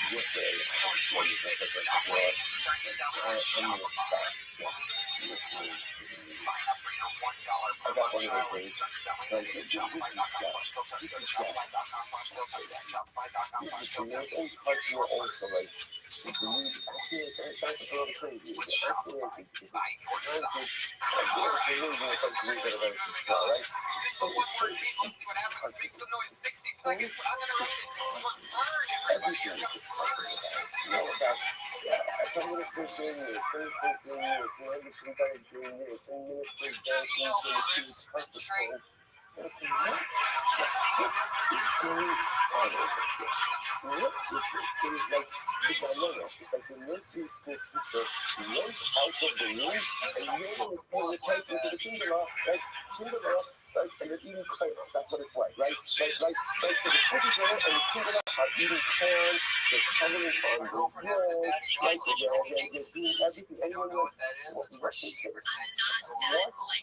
These are adults. They're responsible for millions of people. They're responsible for the future continuity of Clownsville and acting like having children is an insult to children. It's an insult to children. That's really what it is. The children at least, you know, like the core are covered in power. And you wonder to yourself, like, what is this? It's the whole thing. Right there. You know, it's exactly right. It's the whole thing. And then you're like, okay, this is not the face. Because sometimes, like, the worse it looks, cut them off. Wait for it. And this body cell works in the worse it looks, it just means drop out and even closer than ever before. Incredible, you know. Remember, I don't know for a thing of advice, I left the door, the pool is up. Isn't this what this? Again, a reverse idea. You see how someone comes in a generation that is totally innocent, right? Something, you see how comes and finds out everything. Look, this again, on the same page, same line. You see how funny comes when it's something property. You see how funny comes when it's something. You know, you see how funny comes when it's complete piety. You own fight. Or everyone's really bad. So you see how it comes either with everyone's really good or everyone's really bad. You know what it says? All school fight. The rest of the back of the shit. The Amit students are using the knowing what you are. The fight to say, by our key is by showing you in the shit, you're not only us. That's what it says. I'm waiting up over this. That's what you see. I don't know what time you're shit on the right side. You can talk. You stand up inside. You can talk. The boss says, which means the chef will come in at the perfect time. It's so hot and shut up. But then the boss says, I will instantly allow the chef. Which one is it? The chef's coming in at the fine time. After shut up, I will instantly allow the chef. Which one is it? Is that what after shut up? No, it's also the talk. If we are so fat, right? If we are territories, you know, with these, I shall not instantly allow the chef. If we're not notorious, at the end of the day, these are, you know, coming into play this time. I'm not going to tell you, they're showing me the right state. Now, are not Israel. So, about finish, I talk. See, I'm going to Zafu, I'm sorry. Zafu, I'm Ishmael. Zafu, so once again, I was saying, she is going to be similar to the cloud comes from the sky, or like a paparazzi on a donkey. So the clouds moving the sky very quickly, the papa on the donkey, not so much. So which one is it? Does Mashiach come quickly, or does Mashiach come slowly? Once again, it depends on us. So again, in this approach in the Gemara, which we begin to see, is the arrival of Messianic redemption is fundamentally depends on us. If we're righteous, it comes faster. If we're wicked, it comes slower. I'm not saying Shavuot Malkalish, Ishmael wasn't terrible. So Shavuot Malkalish, Shavuot, said to Shmuel, I'm using the Shia al-Hamla Asi. I'm also, by the way, this is the part that we just did over here. This is the part that tells us that Mashiach comes on a donkey. So King Shavuot, Hunter started doing Mashiach comes on a donkey. He goes, how should we still this is Barca? I'm giving my best for it, seriously. Why should Mashiach come on a donkey? I'm making a donation to Mashiach funds. Like I realize donate my best. Why should you come on a donkey? Like I'm giving my best voice. And I know, you just want to buy years, I think, it's just not that good stuff for you have. It works on the 100 pennies, but I want to know what it is. So if you have got the good stuff for you can see it, yeah. That's part of that. You know, you think your voice is better than it does you. I think the time you over the kiosk over the next week of your voice is going to be incredible. And you should always go back to get ready to say it. If you're back in the family, so ever, you can actually feel that you're good. You should have faith. You should tell them, I feel so sorry. My heart is Santa Clara. that you were not able to get out of bed this morning to be part of something dramatically life-altering started to overwhelm. I'm sorry, clearly we must be in the throes of something major. Right, we feel Shalema, right, we feel the level of Hashem, I got it is not funny, right, we're in this, it's like Africa of healing for you, I don't know if you'll be back later. This is, something's missing, right? All right, 7.5 years I'll be back later. So there's already, ask God for Elio to have a kind of kiss that the argument is so like a happy argument. So the show, we're showing at the entrance of the grave of the Torah, those for those who are not the last Yaakov caliber, Yaakov caliber, right? We went to the entrance way of the grave of Rashi in the Rome. There's the grave on top, there's the grave on top, and if you notice the people, you actually go below, right to the entrance way of the Mahara. The entrance way of the Mahara. So the children was standing right down the Rio, in the Rio, by the entrance way of the Mahara and the show by your side. So I'm gonna, I see the Amadasi. So I'm going to say, Elio, and I'm going to Olam Haba. And I'm going to Olam Haba. I'm not going to the world to come. I'm not ready. And you're so Adon Hazak. So if I'm not in charge, right? If I said what to the Olam Haba, I go to Olam Haba. I look at it. Starting ready, since the Kogimo Shalati. So we're still ready because, I'm standing with the Elio. And there's two of us by here, three voices. I heard three voices. So ultimately, again, in the community term, whatever this means, the voice of the Shekhinah. Like she says, the Shekhinah have a Bahadai. The Shekhinah is like that. But Shekhinah being seen, so again, if you all have this thing that the agency of the grave of Rabbi Shema Yachai, so now, Rabbi Shema maybe passes by, he's passing through the Yom HaBah. Nobody can know what to come. And, I don't know, ask Hashem. Then, we're saying, we're taking whatever voice, it's powerfully there as well. I'm a man, Amos Asim Yeshua. So now, we're saying, we say, when is Mashiach coming now? The reason is why he says it's going to be on Nabi, and the Pasuk in Yom Nabi is one that comes before, for an after our Mashiach. So when is Mashiach coming? I'm ready. We don't study in the beginning. They ask him, what Mashiach is coming? He's going to say, okay, where can I find Mashiach? Where is he guys? Where's him? At this spot, because he's situated at the gates of Rome. Not at the gates of Rome. And it might seem like it, but okay, how would I know? First, I go to the gates of Rome, and first I go ahead and first I know who he is. I was going to read it. So you know, so if you look by the way, if you look at Rashi says over here, if this is the Karka, you know the more we never had that had, you have not much color by Eden, so if you make it called the Olam the Kara, all the way to the old sick sad, shut down Eden, so never Pesach, you want to flat shut. Okay, Rashi puts in his teachers and says, Pesach, you never really enters with the sea, never really enters with that over. And so the fact is not the way the other ones enter the other. I'm not saying you want to go to Pesach, you want to go to the roof, the entrance ways to go. Mashiach is out, Mashiach is on, at the entrance to the road. So it's fine, I'm putting into the cow, go find it, but I don't know who it is. There's a lot of people, they are at the entrance to the city of Rome. So how do I know who it is? We might see money. You also gain it and you so many colors. Once the girls in it. Who's the entrance to the road? The lepers. The lepers, those who sat out. They're not allowed inside of the city. Mashiach moves alongside with all of the lepers. Rashi says, "Save the colors." Missouri is not in Yuba. So ultimately, Mashiach will live with all the lepers, and Mashiach himself is also a leper. He's also a leper. Okay, so Mashiach is also a leper. He stands with all the lepers. The Sunnah Shari Va'asir B'Chazim.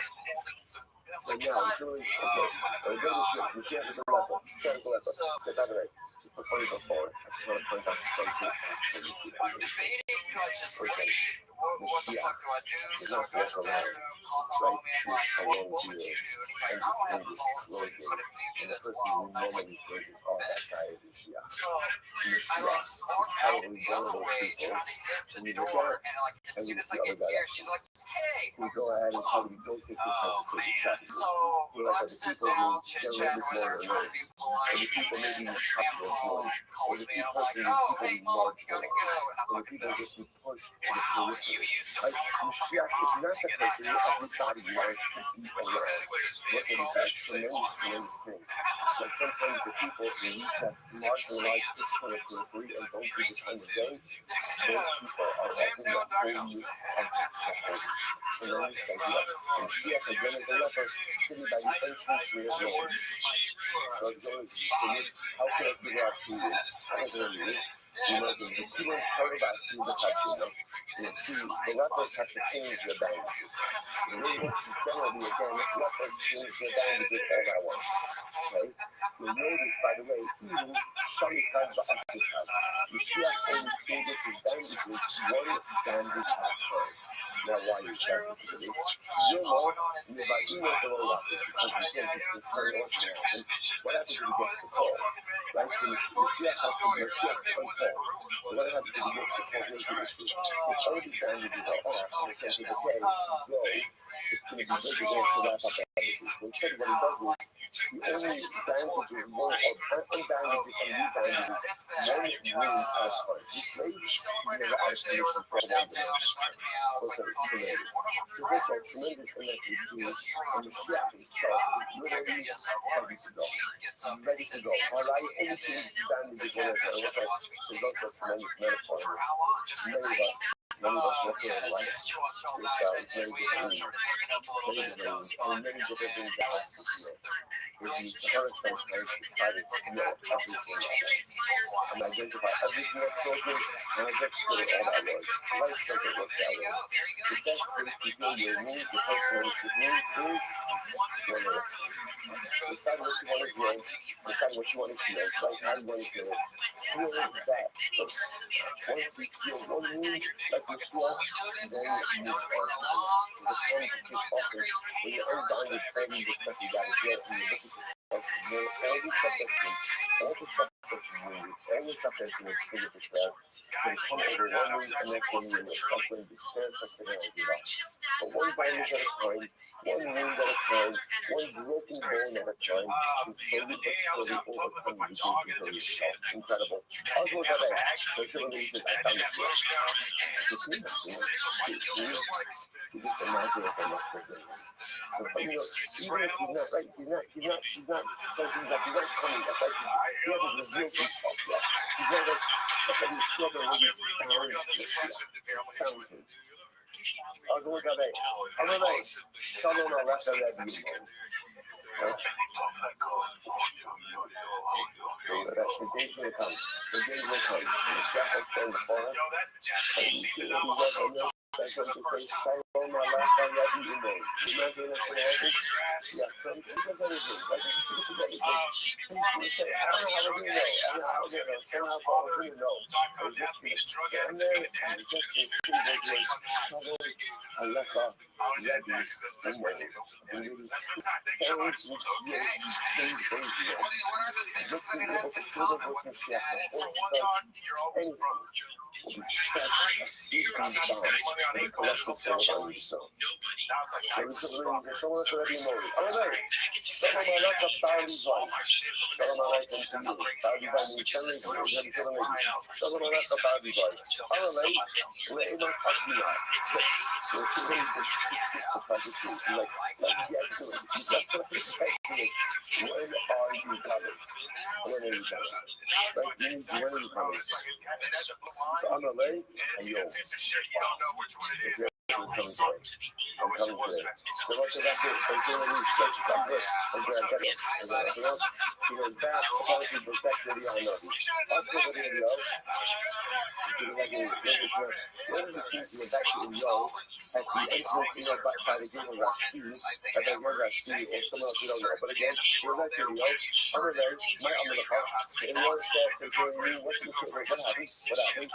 What did Chef tell you? I'm going to tell them about anybody. First thing, How about that, bitch?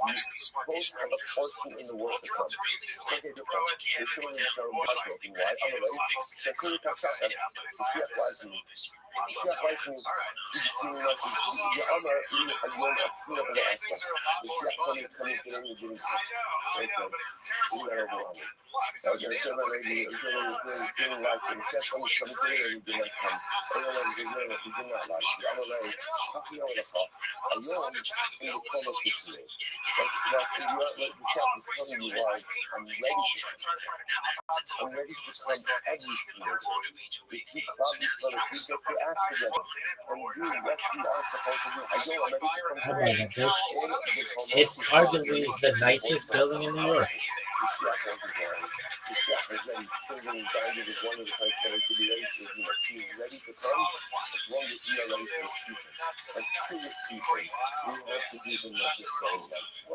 Incredible, but what is it?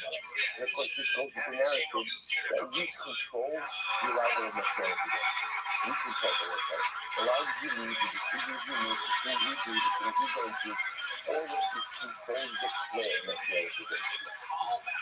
Salut, salut, salut, salut, salut, salut, salut. Steve like to be able to do this, yeah. And what's up, Ben David Bach? Let me just see us for the time. Yes, listen, Emma, the Sarah, I need to back to me. So listen to this myself. You know, I'll give you an answer, but I'm scared that you're going to ask me for a sign. You're going to ask me for a sign. And if I don't answer it, I don't know. Anyone up to me calls. I said, Daddy, this is your question. You will not ask for a sign from me. Okay, I'm not ready. Look, if you call a child, right? You know, you call the you know, you call the enough secret no. So ask the Ben David Bach. This is fine. I'll give you a sign. I'll give you a sign. No, it's fine. I'll tell you when it's your sign. The chef is your gun. Ultimately, when this wall falls down, when his feet fall down, and it falls down the first time you go, it falls down the second time. And before they go ahead and they get through those, the chef will come. Just will come. Look at actually this moment. That's just going over here. Yes, he says, I'm going to decide the covers or not. My team, no, sorry. So fast. Thank you. Yomi should be Romi. So again, this is a reference to Romi. So again, when you're seeing kids, you say, what's going to happen? The gates of Romi fall down, there you go, bit. But it'll fall down again. There you go, bit. It'll fall down a third time. The code will get to go to the third coin, ultimately the Shia will come. That's the sign, that's when the Shia will come.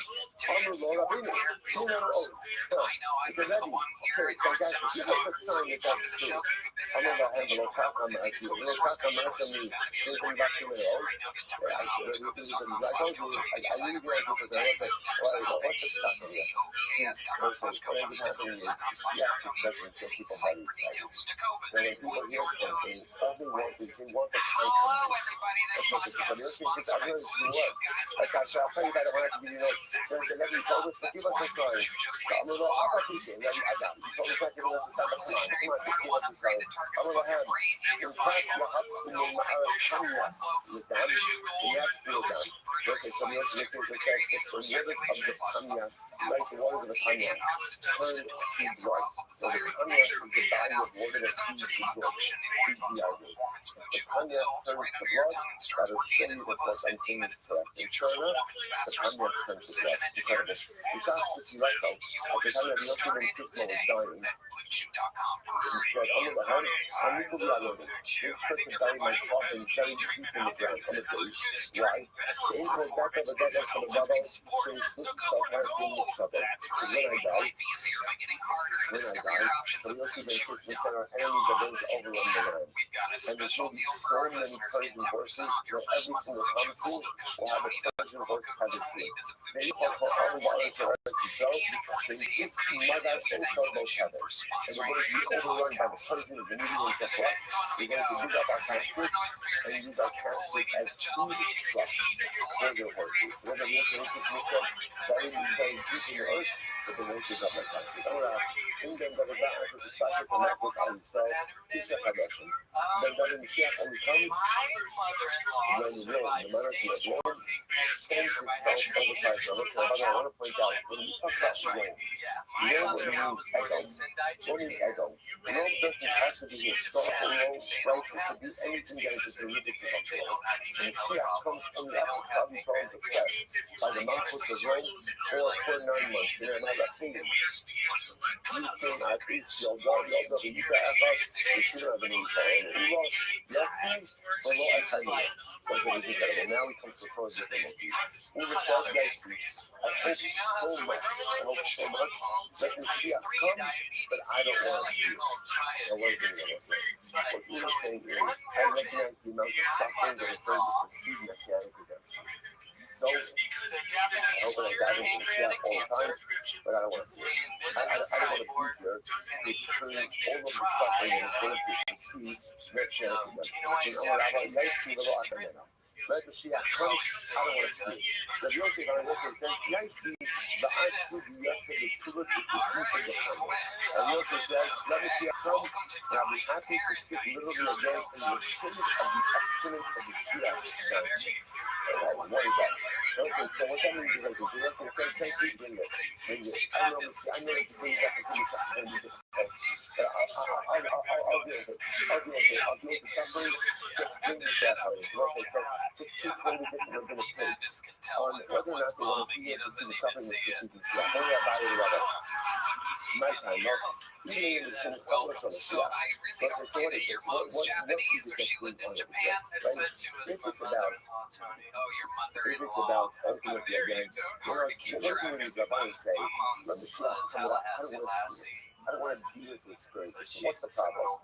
If it's because of the suffering, not most from the Mashiach, right? If it's about the suffering which precedes this, then about him, not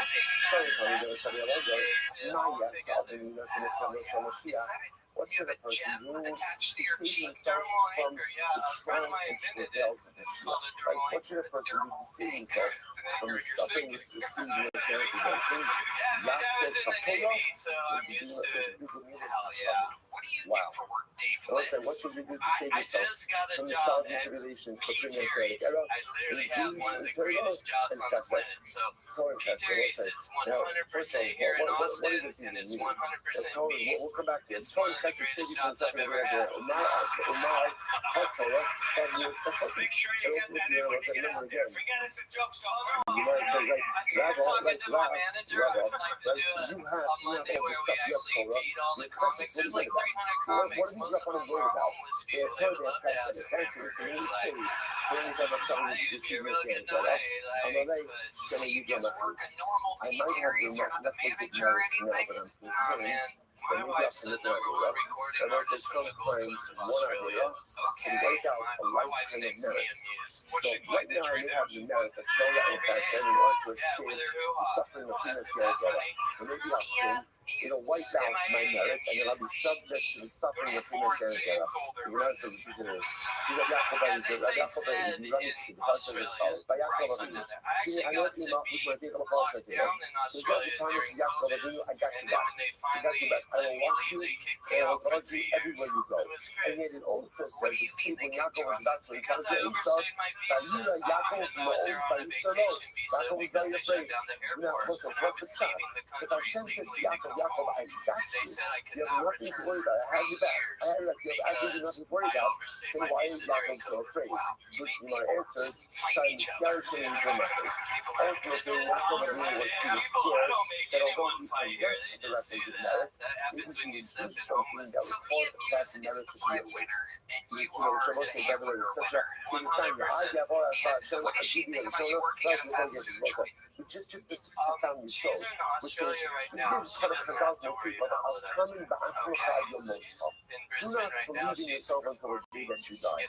Because no matter how many zikhros, how much merit I have locked up in a tube and acquired to myself is incredible, I could listen. You can, as a one bad decision can wipe out so much merit. So you see great people as great as they are, live with this state of existential fear that I may wipe out all of my accrued and acquired merit. And you might say, I get one of Hashem, I get one of Hashem, Zuki and Shora. This is the first one, the first compared to start with Yeshua. I get one of Hashem. So this is the second comment that that doesn't sound like that. Right? You refer to the second arrival in Israel with Ezra.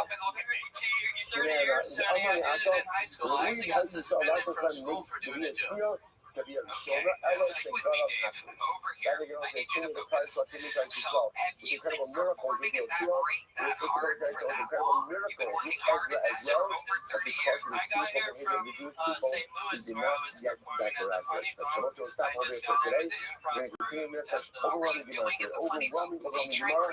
Mashiach continues tomorrow. Let's go by the way. How incredible is it for us to get to Mashiach? Because the Mashiach is not yet here.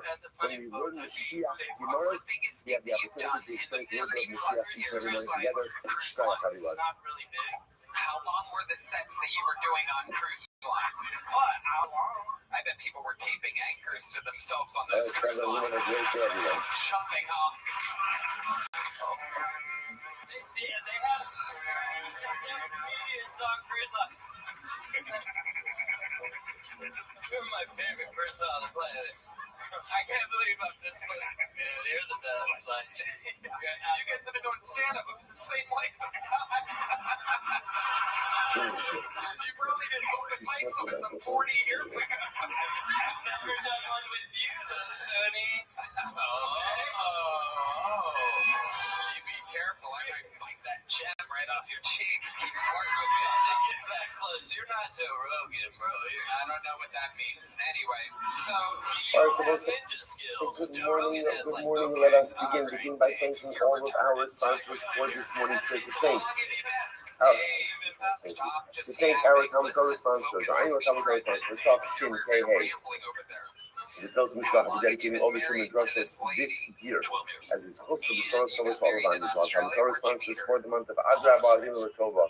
Terry and Steve Zinn, loving area of Terry's father, Dr. Harry Khan, Steve Hirsch, Ben Yosef HaKoin, Ziv Levin, and Brahma founders and money of Mr. William Ziv, Zed Shmuel, Ben Yisrael, Shmuel, the Rafa, and our week of learning sponsors, Nathan and Beth Adler, in memory of Judy Goldman, Yehudis, Esther, Bas, and Lazar, the son of the Rafa. We hope that as a merit of our Talmud Torah, all of them the families in the family, all those who were sharing together, calling for Yisrael, and instructing all of our hostages home, may our holy soldiers be successful before and not save you. With that, let us Allah from Baruch Hashem. That is Tzadik Ches 98. We are picking up on Tzadik Zayin on the days 97b, and we're picking up in the about 5 lines before the widest lines. 5 lines before the widest lines. Rabbi.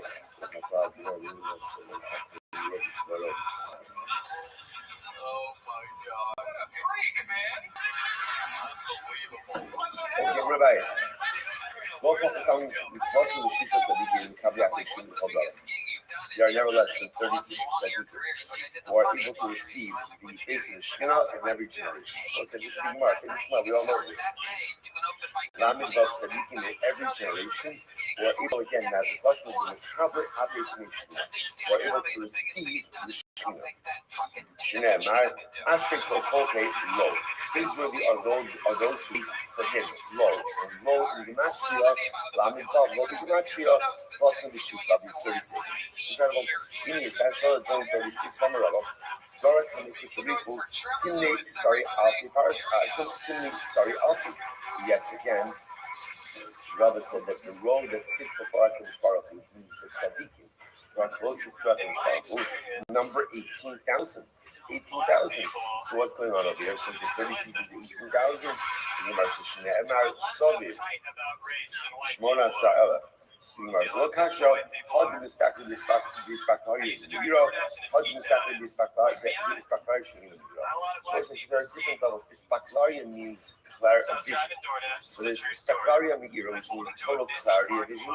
And Ispaklaria Miro, a little bit of a cloudy vision, different types of vision.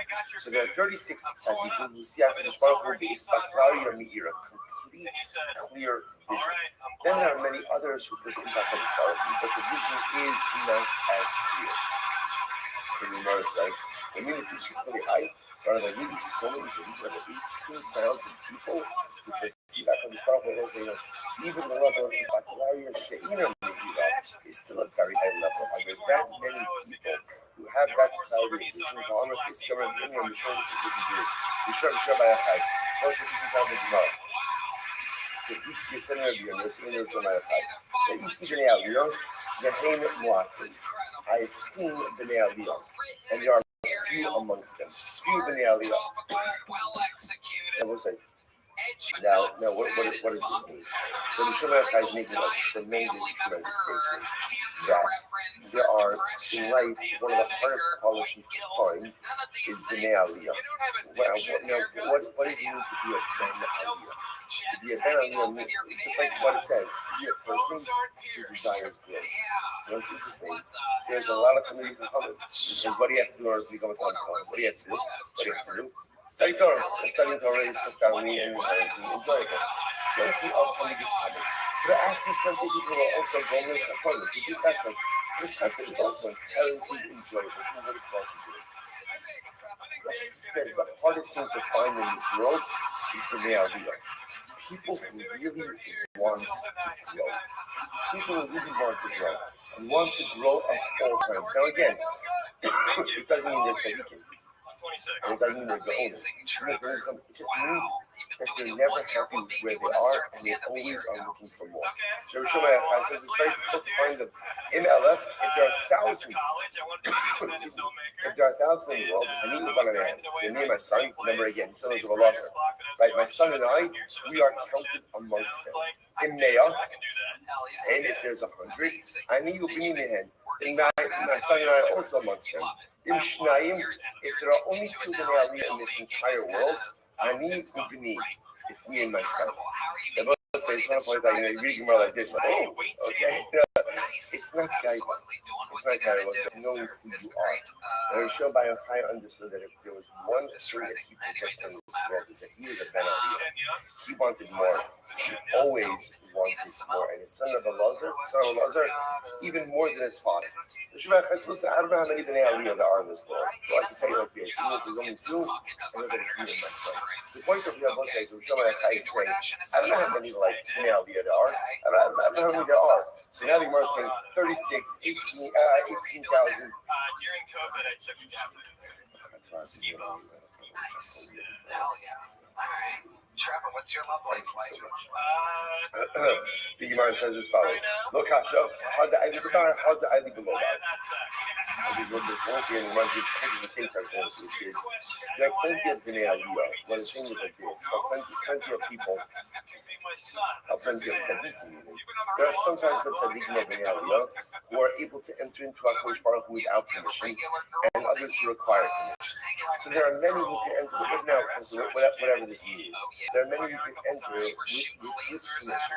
There's a select few who can enter even without permission. Of course, the notion of entering before HaKadosh Baruch Hu without permission represents an incredibly high spiritual level. So you find many holy people, but there's a certain percentage, a certain group of people that, so to speak, have the ability to enter in before HaKadosh Baruch Hu whenever they want. Look at Rashi for just a moment.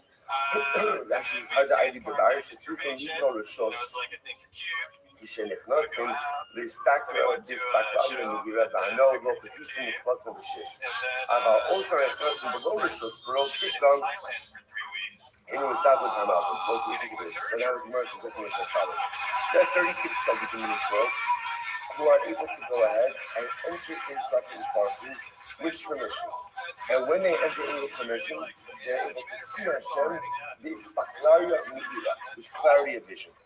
And then there is some unknown number of people, probably obviously a much smaller number of people, who are able to enter into HaKadosh Baruch Hu without permission, whatever this means, and also have that clarity. So 36 is the number of people is Baklaria Mehira that need permission to enter. And then some other group afterwards that don't need permission to have this Baklaria Mehira. Incredible. So the goes back there. You know, so I'm going to public collections, so this is really incredible. After this entirely exhaustive discussion about Mashiach, so what ends up happening? So Rav comes along and says as follows: public collections. There are X many people make calculations when Mashiach is coming. All of those times,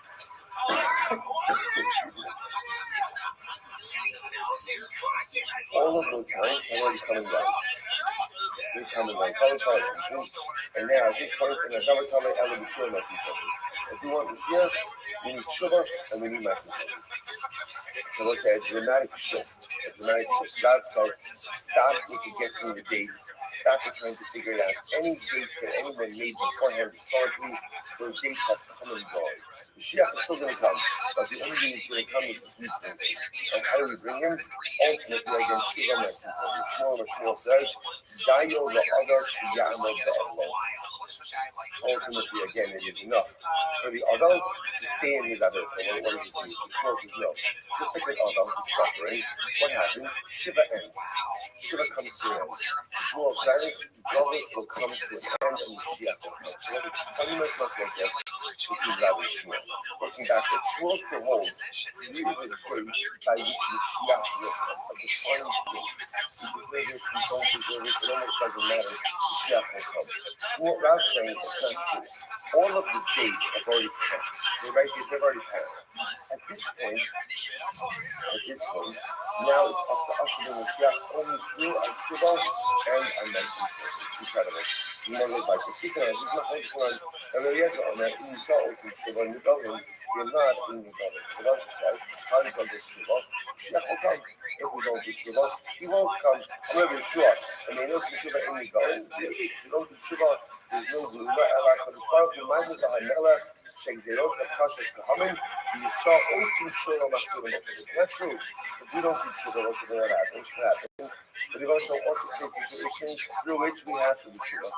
So, please, put a despotic king. Hamas and the despotic king will force us to go ahead and return us to our collective.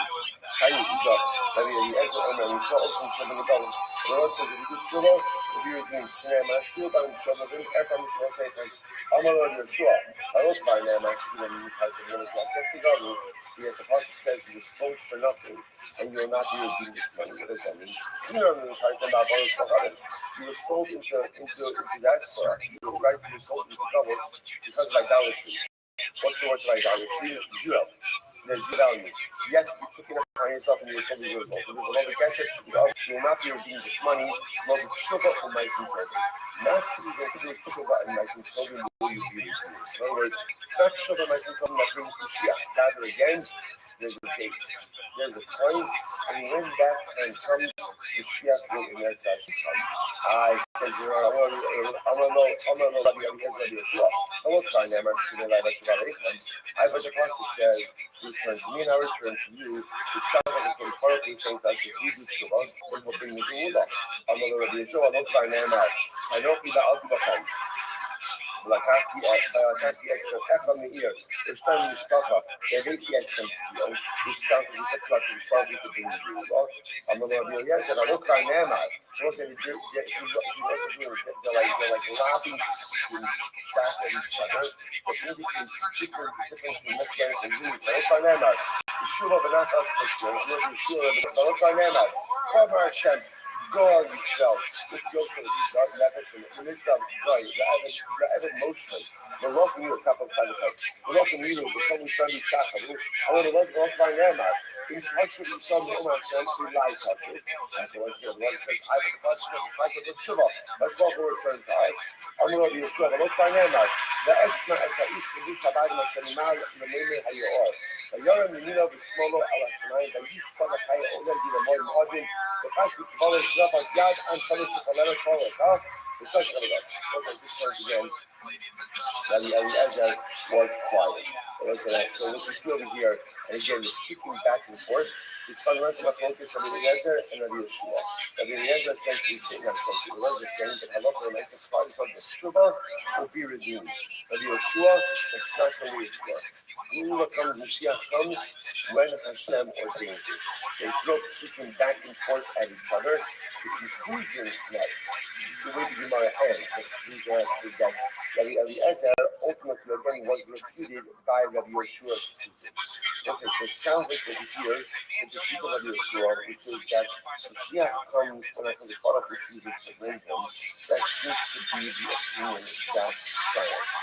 The Lord says, no, man, for these conversations, you can understand there are these people come in the of knowledge that remain uncertain. So when does Mashiach come? Does Mashiach come when we do tshuva, or does Mashiach come almost independent of our tshuva? We're not going to try to do our things. There's just some point in time by which the world has to be redeemed.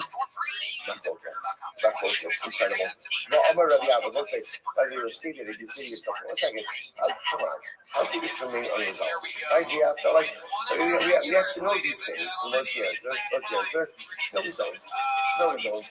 Because the truth is what I'll say, this is the same way why the whole concept of Mashiach is not even explicitly mentioned in the Torah.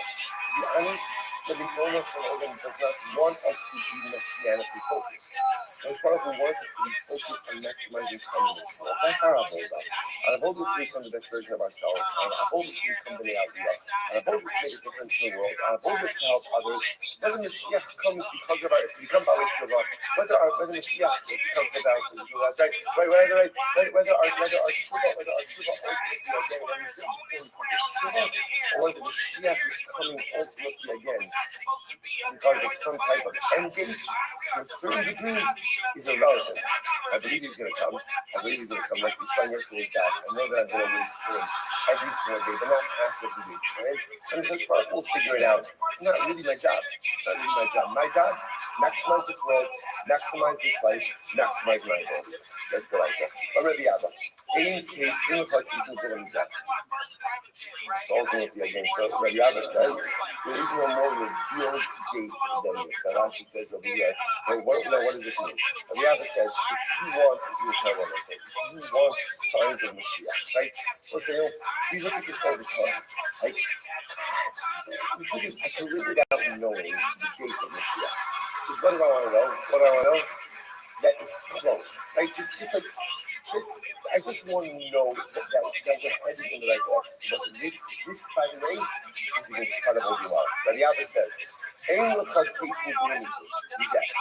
want to know the most overt sign of Mashiach is coming, they will say, what is it? Shneimar, Va'atam, Hari Yisrael, Antechem Titenu, Upreit, Uprichem, Tisu, La'ami Yisrael.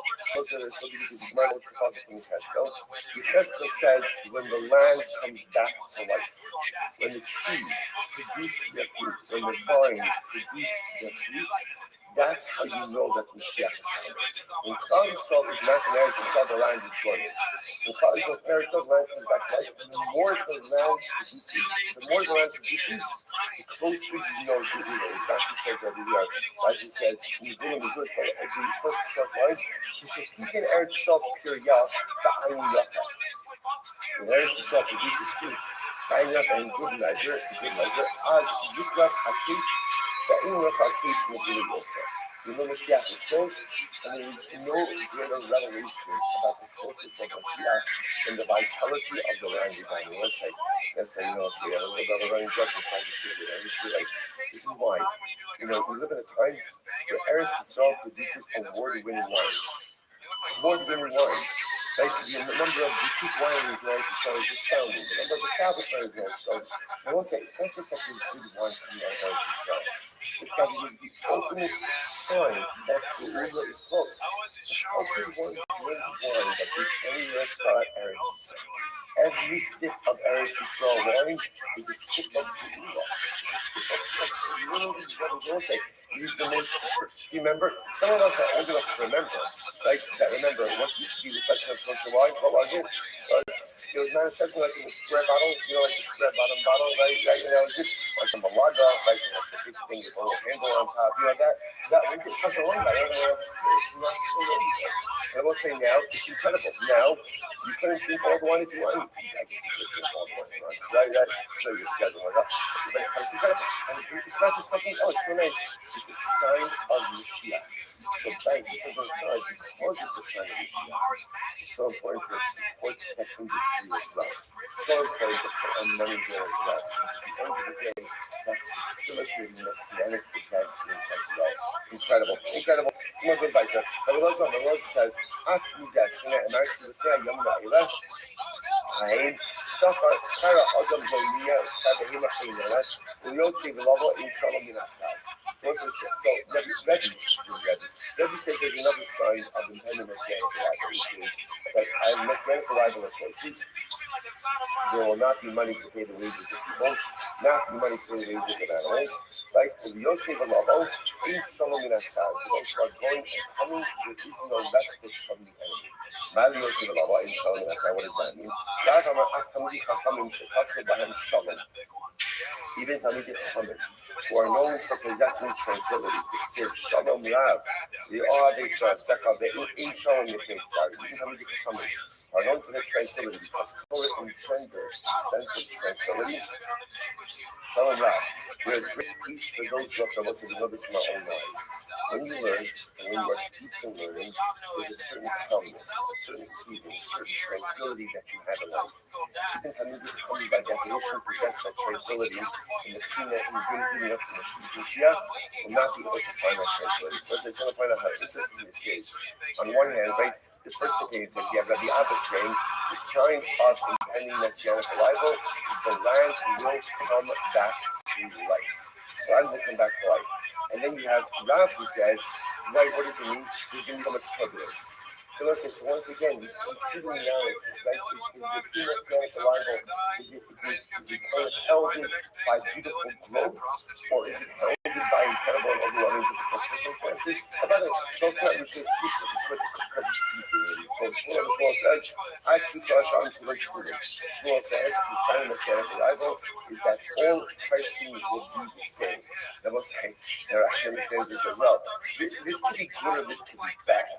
Like, this could be good, meaning that everything will be generally inexpensive. I don't know. Even inexpensive staple items will be as expensive as luxury items. Okay? Ein Ben David Bach actually is back to the phone of the Gilsa. Mashiach only comes to us, so again, this is kind of the suffering motif here. Mashiach only comes when there's incredible suffering, this is financial suffering, the poverty. Now, interestingly enough, what's the number of them? We must be much perspective. The remedy for everything is studying undiluted wine. Right? It works for everything, apparently, right? So you might come back to these guys. Right? So you might say colors. So you might there's really such poverty that even won't even be able to find meat for a sick person. Not only that, have to meet the next best thing that is called fish. You won't even be able to find fish for a sick person. So long you must Ishneemar, as Ashkiya Mineim Ben Arosam, Shem Oldest, Sab Yomahu, Ashkiya Paradise Israel. What is Paradise Israel? In Ben David Bar, Ashkuf and Malchus Hazalam Israel. First, Rabbi Karabachani says, Mashiach only comes when there's a total loss of autonomy to Christ. Now, Malchus Hazalam means even a little bit of autonomy. Right? So, in other words, even when Christ was ruled by other people, there's usually some element of autonomy that's there. When Mashiach comes, there's a loss of any level of autonomy. The Karas Hazalam in his mouth. You see, that's why Va'isahu Yogal Shine, Hashem Tzvakos and Yimshach.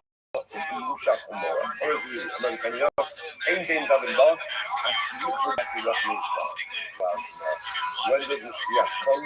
Mashiach comes ultimately again when there are no battles left. When arrogant people just like that in Palestine. But ultimately again, arrogance is what keeps Mashiach away. Isn't that incredible? Right? So when there are no more arrogant people, that's what ultimately again Mashiach will come. We'll say, God, because 98a, about four lines up from before it gets wide. שנאמר כי אז עושים מכיר בך עליך גאווה ספר. Well, he could be sacked a bunch. מכיר בך אני גדל, Unlimited. וחסר בשם השם. But it's not like Yeshua say, by the way, this is going to start another motif, that it's arrogance that keeps Mashiach away. It's arrogance that keeps Mashiach away. What's the logic behind that, right? The logic behind that is because, remember again, well, let's see inside. So in other words, like this. רבי שמאלה, מישהו נבא לזרב שנים, אין בן דוד בא, עד שיחלו כל שופט ומשול של ישראל.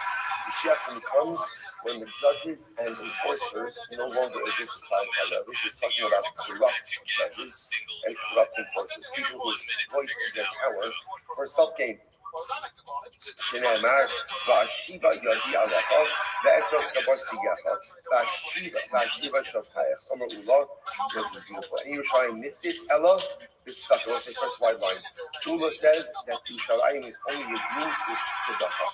שנאמר, ציון במishpat תתפאר, ושווה בצדקה. Like Sion will be redeemed with mishpat, with justice. Vishvav b'tzedakah, and we return to tzedakah. Now listen, this is very important. So whenever we read this Gemara, we say, what a beautiful Gemara. What do you see from here? That tzedakah, that chesed is the key to Gula. Let me back to Abraham first. We see excited question about this. This is something very beautiful. Not in this Gemara, but just in a general sense. He says, one of the most mistranslated words in all of these is tzedakah. He says, we translate tzedakah as charity. As charity. He says that's not so much tzedakah. What's the shortest of tzedakah? Is it tzedek? What does tzedek mean? Justice. The Tversky says like this. In life, there are people. Look who the fuck it is. I said, look who the fuck it is.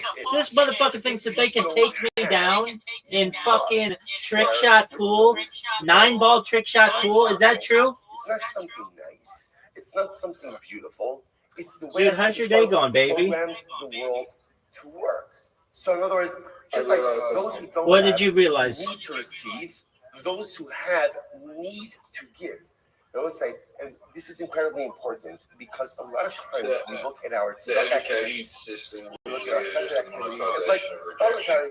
Like, this is like my charity work. It's beautiful. Look, it's not. It's not. It is the moral obligation that we have. But if you have more than you need, Baruch Hashem, we should always go into that. By definition, enlighten me what the monetization of rejection is. It's tzedek, it's justice to give, to do for the other. It's not just with your money. It's not with your money. It's with your time. It's with your resources. It's with your abilities. It's a moral obligation to give and to share with the other. So what does the Gemara say? I think the Gemara saying is like this. So I will say, interestingly enough, when does Mashiach come? Mashiach comes when we realize that helping each other is not something that's nice, but helping each other is something that is an absolute requirement and obligation. So the moment that we realize that tzedakah is not charity, but tzedakah is tzedek, is justice, and suddenly I have a moral clarity and a moral obligation to help. Of course I have to give. Of course I have to do. Of course I have to be there for the other. Not because it's nice, not because it's chesed, not because it's this, but because, and also that's between chesed and tzedakah. Like chesed represents things that maybe you're not obligated to do, but you go above and beyond. Tzedakah represents things that you're obligated to do. The moment, most of the shit that you say doesn't make any fucking sense, but this one does. That's the at the end of the Mashiach comes. It's incredible. Yeah, I think so. So if I was like this, if now, dude, I have a serious question for you. Do you know what that question is? Would no longer exist as well. Who are the Amagushis? Rashi points out over here. Are you ready to lose? Persian sorcerers. So the idea over here is as long as they're arrogant Jews, that's what I like to see here. All right, dog. Do you want to lose at 9-ball first? And if corrupt judges would start to exist, so to corrupt Gentile judges would cease to exist as well. In other words, the idea is we bring about a lot of the negative. Here's your fucking invite. We're arrogant. I'm going to tell you this right now. I'm going to tell you it. I want to make sure that you understand what I'm saying, okay?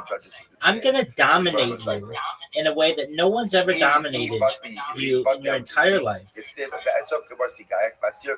Or do you want to play cutthroat? Dog, let's play cutthroat. Let's say third white line. I'm Rabbi Yochanan. I don't know what it means, Incredible. but it sounds fucking baller. We'll say if you see, Oh shit, if you see a we can't play it. that is suffering from It's general 3 people. poverty, wait for Mashiach. All right. Which means again, Well, that's garbage. is the precursor for Mashiach. Here we've seen this motif more. So Yo, baby. will save an impoverished nation. Just a moment, my man. If you see a generation where there are overwhelming sorrows that literally again are coming upon it like a river, just like the river keeps flowing. You have an invitation, baby. Sorrows for cloudy. Are you ready to lose? Ultimately, wait for Yeah, dog. Of course. Look at that shot, Zoo. It should be considered it. So we'll say it's fascinating, right? But it was not. How amazing this is and why it is like the best thing in the world to do.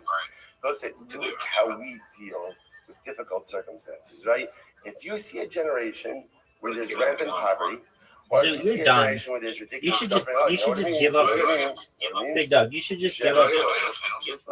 Oh yeah, for sure, big time penalty. I don't know why you would do that. Everyone else, if things are I bad, warned you. You get a penalty, son. That generally means what? And now I'm going to make it incredibly difficult for you to win. Maybe more difficult than anybody in the history of the world. Just know that most probably means that just wait for it, because you're going to see it's about to get ridiculously amazing.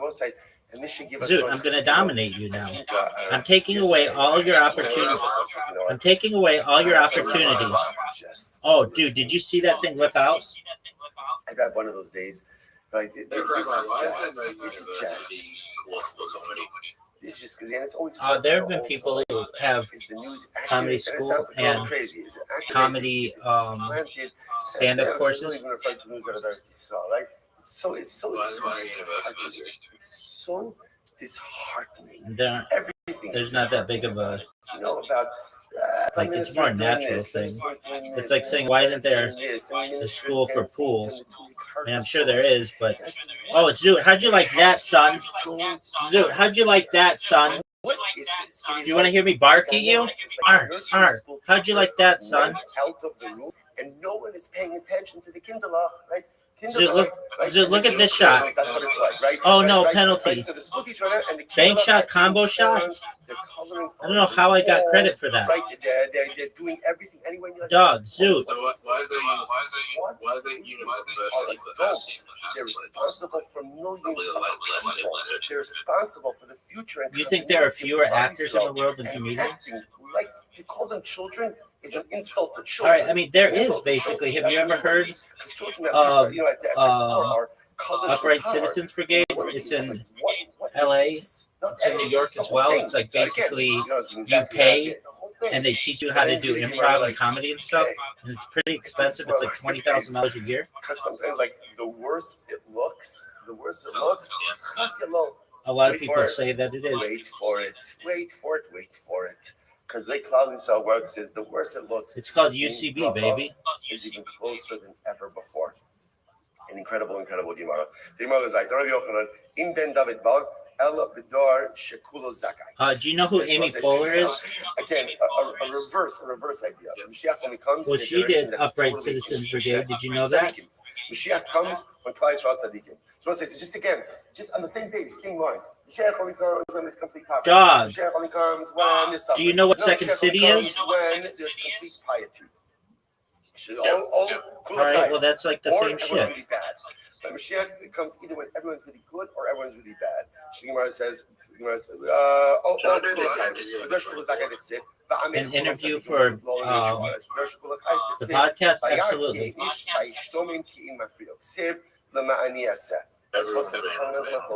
Yeah, Chelsea's been on it. Chelsea had her box munched on it, dog. The pasuk says "Be'ito," which means we're just in the uncut version. Look at this shot, Zoot. Did you see that? No, but I mean, which one is it? Chelsea doesn't seem like somebody who would turn down a good box munching. If we are meritorious, then ultimately Hashem will hasten the arrival of Mashiach. if we're not meritorious, and at the end of the day, he will come at his appointed time. I'm Rabbi Alexandria. All right. Do you think she's into losing at pool, or do you think she is not into losing at pool? Zoot, are you ready for one of the greatest shots in the history of the game? Right here, baby. So once again, I will say, is Mashiach going to be someone who's like a cloud coming from the sky, or like a papa riding on a donkey? Everybody's waiting on you. Let's see your shot. Let's see how good this is. So which one is it? Does Mashiach come quickly? Is it possible for you to win? The answer to this question is no. You're done. In this approach in the Gemara, what you begin to see is the arrival of Messianic redemption is fundamentally dependent on us. That was an amazing scratch. In the history of the world, of all of the scratches, that might have been one of the best ones ever. But look at this shot, Zoot. Get it. By the way, this is the pasuk that we just quoted over here. This is the pasuk that tells us that Mashiach comes on a donkey. I agree. That would be sick as fuck. Zoot, let's see you win, man. Mashiach comes on a donkey. He goes says, "Asi ishtrale susi barka." I'll give him my best horse, Isli. Why should Mashiach come on a donkey? I'm making a donation to the Mashiach. It's possible. We just need the greatest comeback in the history of the universe.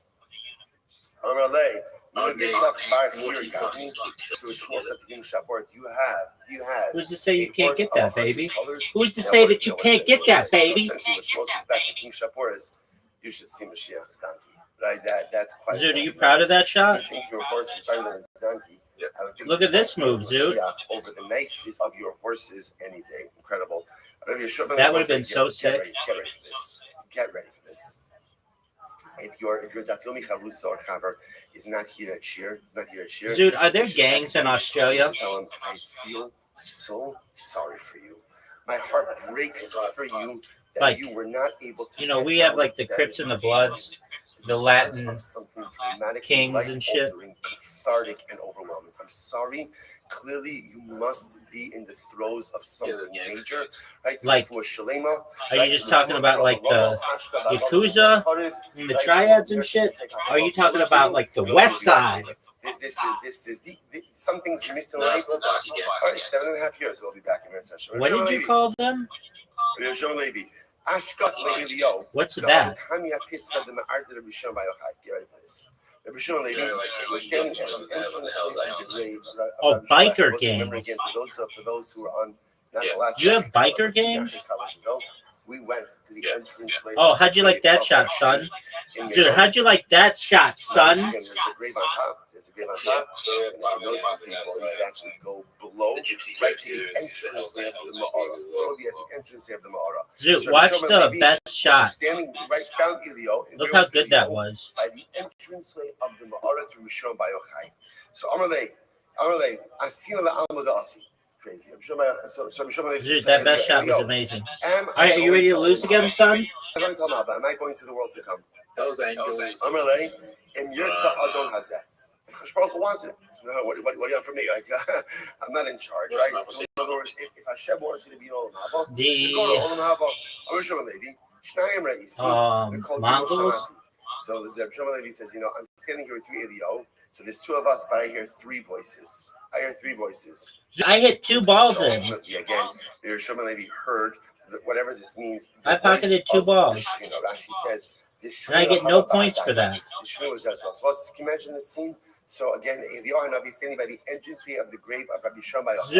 So now, what are your thoughts on the fact that I pocketed two balls? I don't know. Ask Hashem.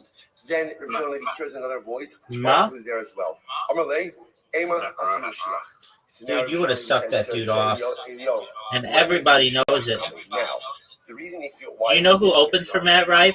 The Pasha Eliyahu is one who comes before to announce the arrival of Mashiach. Everywhere. So Zil Shaile Ledidei.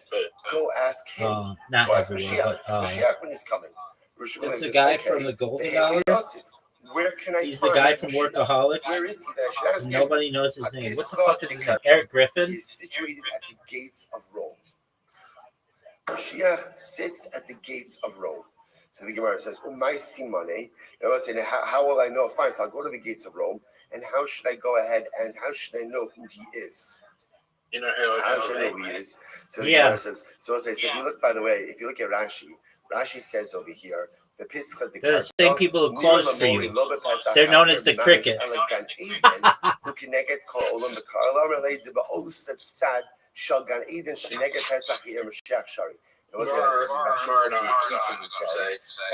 Dude, you're gonna bomb tomorrow night, and that's not because I think you're gonna bomb. It's because you think you're gonna bomb. Dog, are you seeing this? Are you seeing this shit? Mashiach hangs out. Mashiach resides at the entrance. Yeah, baby. So fine. Shimon Levi says, "Okay, I'll go find him." But how do I know who he is? We're going to see. There's a lot of people who are at the entranceway to the city. Have you ever seen? So how will I know who he is? With my money, Yosef. Basically, everything that I've ever seen. Let's say, get ready for this. Which one? Who would stay at the entranceway of the road? The lepers. The one where you got heckled. They were not allowed inside of the city. Mashiach lived alongside with. I don't know. Only show me like 3 videos. So. None of them would I ever say that you absolutely killed. None of them. Himself was also a leper. Is that incredible? Also a leper. But that doesn't. Oh, what a shot! Oh, okay, because that makes no sense. So now, Shimon says, "Okay, I'm going to go to Mashiach. Mashiach is a leper. Make it, Zeus. So, by the way, just before you go forward, I just want to point out something. How come you were not Mashiach does not walk around. Because I know what comedy is, and obviously the judges to that thing don't. And the person we normally think is, oh, that guy is Mashiach. Mashiach Zoot. is probably one of those people who we look at and we go ahead and probably don't take the time to say your chest. There you go. Get a little bit more. There you go. That's and that is now that is funny. And the people just be pushed to the periphery. Right? Mashiach is not the person who everybody wants to be around.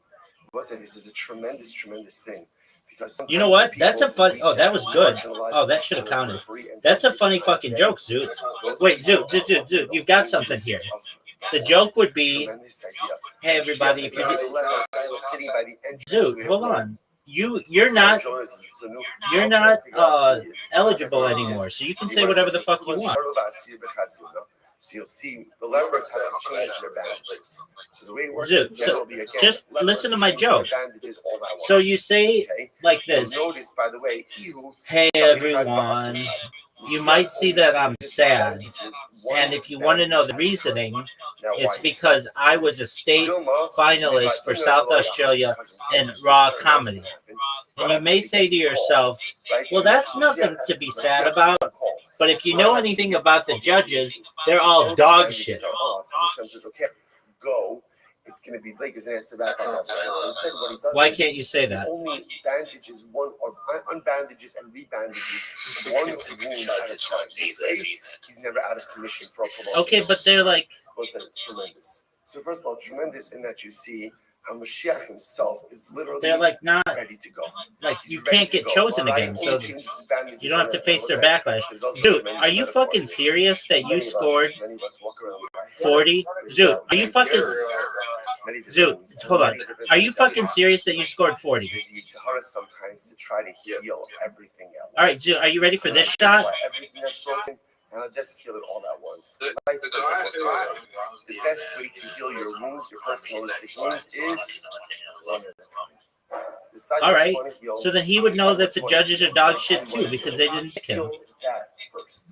Once you heal one wound, like Mashiach, then move on to the next. Because the problem is when you unbandage all of the state finalist. So are you though. All the stuff that's broken. There's no such thing as that. There's only. Are you serious? There's only national finalists and state finalists. There's no national state finalists. Dog, don't you know anything about? Don't you know anything about Raw Comedy?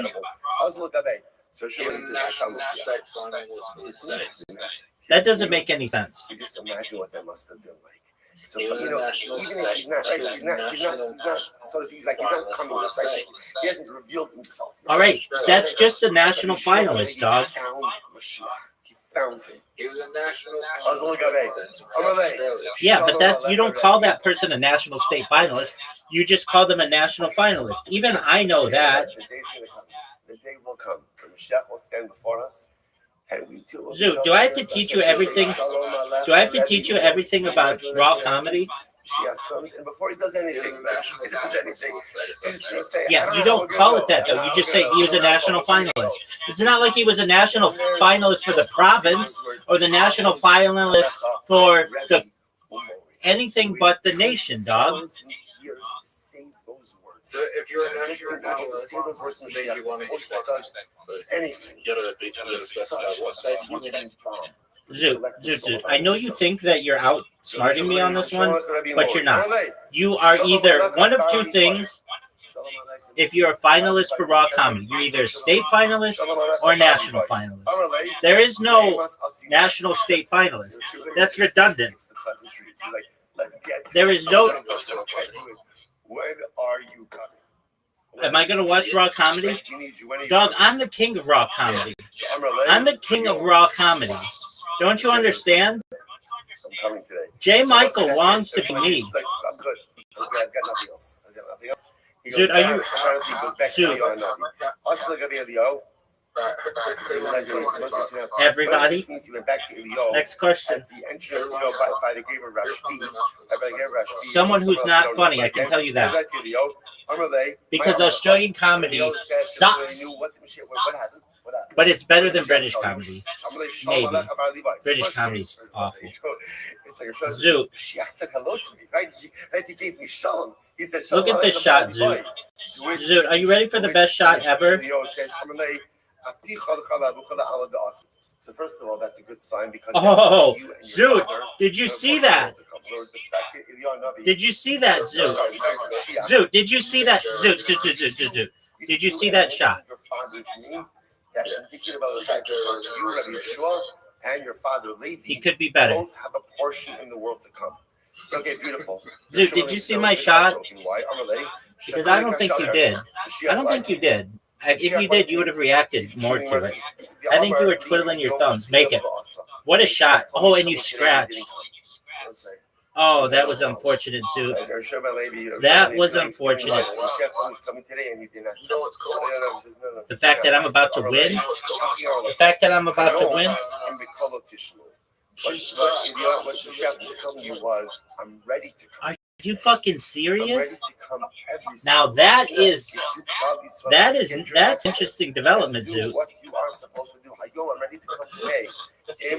That's an interesting development. So that means you could have potentially unlimited points. So it's never over. His bandage is one of the times that he can be ready to redeem us. He is ready to come as long as we are ready to receive him. But to receive him, we have that's really fucking interesting, Zoot. Incredible. Well, Zoot, if anything that you've taught me in terms of raw comedy and or pool, that's an interesting thing. I went from dominating you to you having a legitimate chance at a comeback because of that stupid ass rule.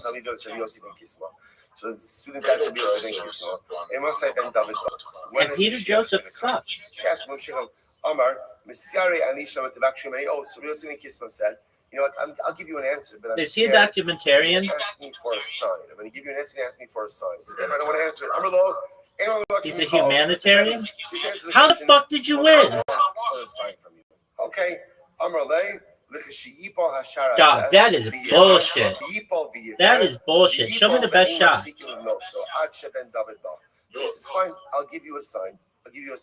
Well, sorry, I'll tell you when Mashiach is coming. Dog, I wish I could see how you fucking won. How did you win? Again, when this wall falls down, when this gate falls down, and then it falls down the first time, it falls down the second time. And before they go ahead and they get to rebuild it, Mashiach's going to come. Mashiach's going to come. You want trick shot? Just a moment. Rashi says over here. But trick shot sucks. Rashi says, no, sorry. Zoot, you have an invitation. Zoot, you have an invitation. Dog, you are such dog shit. You have an invitation. The gate of Rome will fall down. Dog. They'll rebuild it. Dog. It'll fall down again. Dog. They'll rebuild it. Zoot, what the fuck are you doing? Quit jerking yourself off raw. Let's go. Hit the fucking ball, dog. Taylor Oats. He said, Rebbe, okay, fantastic. Are you proud of that shot? That's true. You pocketed the 4-ball? I told you, I knew you were going to ask me first. I'm the best motherfucker ever. You know why? Because I go when it's my fucking turn. So when people hear something, all they want is the confirmation. That's what this is. Rabbi Yossi, I know this is going to work. That's why I said, I'll tell you about it. I won't have to give you notes. So I said, Rabbi, you told like us you get accused of being a shitty 8-ball, 9-ball player? I don't know. I've never seen it formally. So Rabbi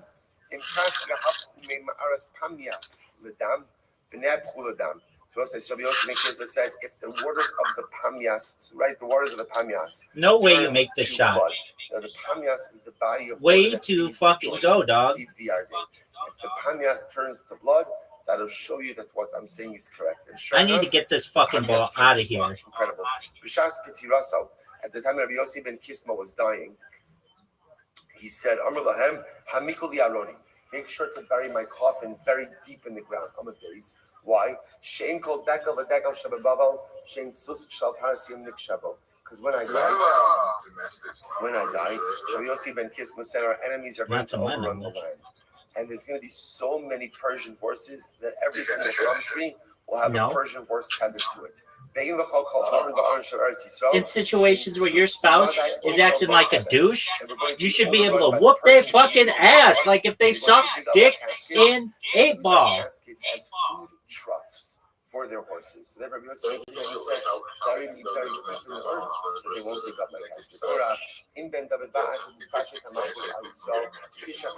Dog, who the fuck cares? If you don't want to be in a relationship, then get the fuck out. Extends itself over college. So listen, by the way, I want to point out when we talk about Rome means Edom. Rome means Edom. If anything, you could do a background check on the person, and they would have domestic abuse charges against them. And that's how we do it in the United States. By the Malchus of Rome for 9 months.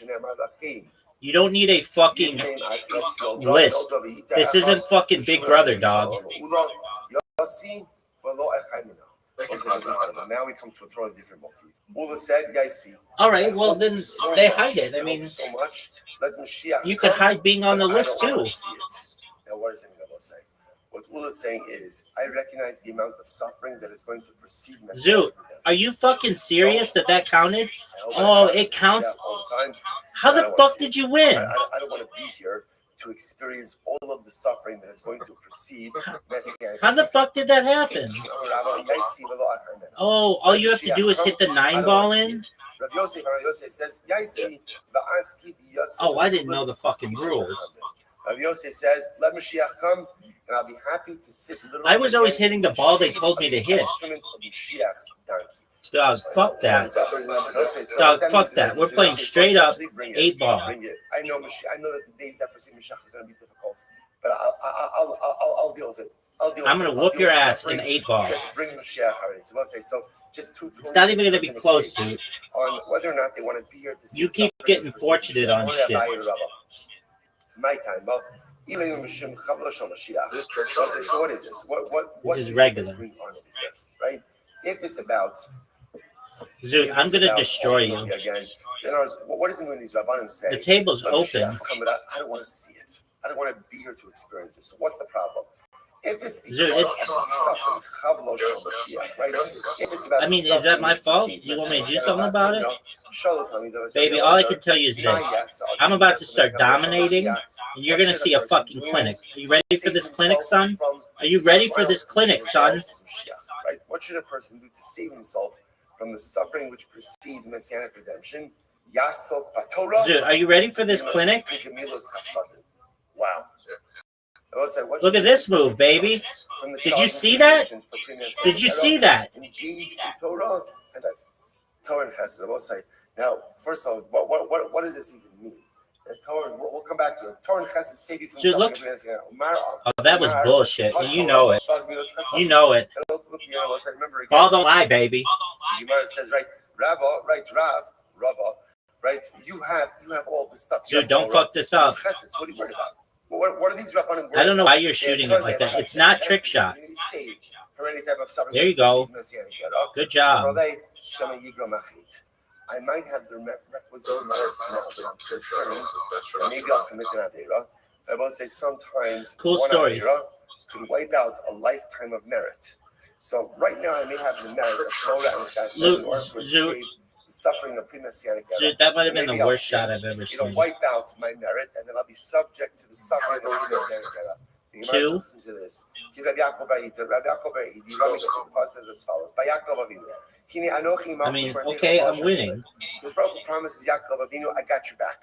I got you back. I will watch you, and I will guard you. Dude, scoreboard everywhere you just go. proves And yet my it fucking also point, says, baby. see, when Yaakov is about to encounter Esav, Vayira Yaakov Ma'od Vayitzer Lo. Yaakov was very afraid. Now, what's the pshat? Baby, Hashem says to Yaakov, I've got you. You have nothing to worry about. I have your back. I have your back. I wish you would tell me. Worry about. Then why is Yaakov so afraid? To which the Gemara answers, Shai Misyari Shem Yigro Machit. Ultimately, Yaakov Avinu was scared. oh, what a that shot. although he possessed the requisite I scratched. merit, That's maybe bullshit. Something that would cause that merit to be erased. You would see that what Shabbos say, by the way, is such a What the fuck was that? Which is just such a profound yesod, which is this is part of Chazal's motif of al-tamin ba'atzmecha ad yom moscha.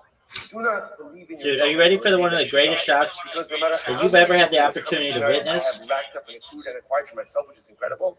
I could lose it. This is easy. And one bad decision could wipe out so much merit. So you see great people, as great as they are, live with this state of existential fear that I may wipe out all of my accrued and acquired merit. Zoot, you ready for this shot? Dude, do you know who Savannah Guthrie is? Dog, her mom was fucking second coming, but that doesn't sound kidnapped. It refers to the second arrival in Which like never happens in the United States. It's very suspicious. Dude, are you watching Absolute Massacre? Dude, they may have to put me on the domestic violence registry because of the ass kicking that I'm delivering to you. Do you recognize that, Zoot? But because of the sinful behavior of the Jewish people, we did not get that miraculous. So let's stop over here for today. I can win, and I will win. Mashiach continues tomorrow. I will say, by the way, how incredible is it to learn Sugyas of Mashiach? Because again, even though Mashiach is not yet here, when we learn Mashiach, are you fucking serious? Are you fucking, dude? You're not gonna have shit.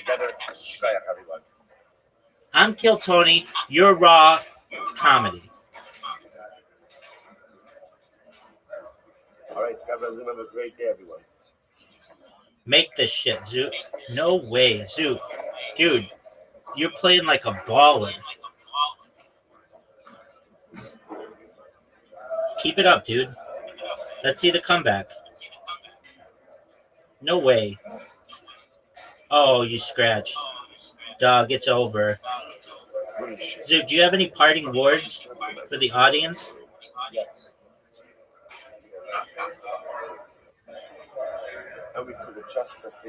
I don't want to talk. I don't want to talk about it.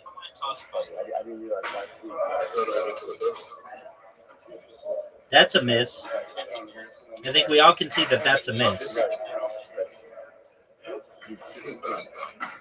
Oh, you're fucked, son. You're fucked.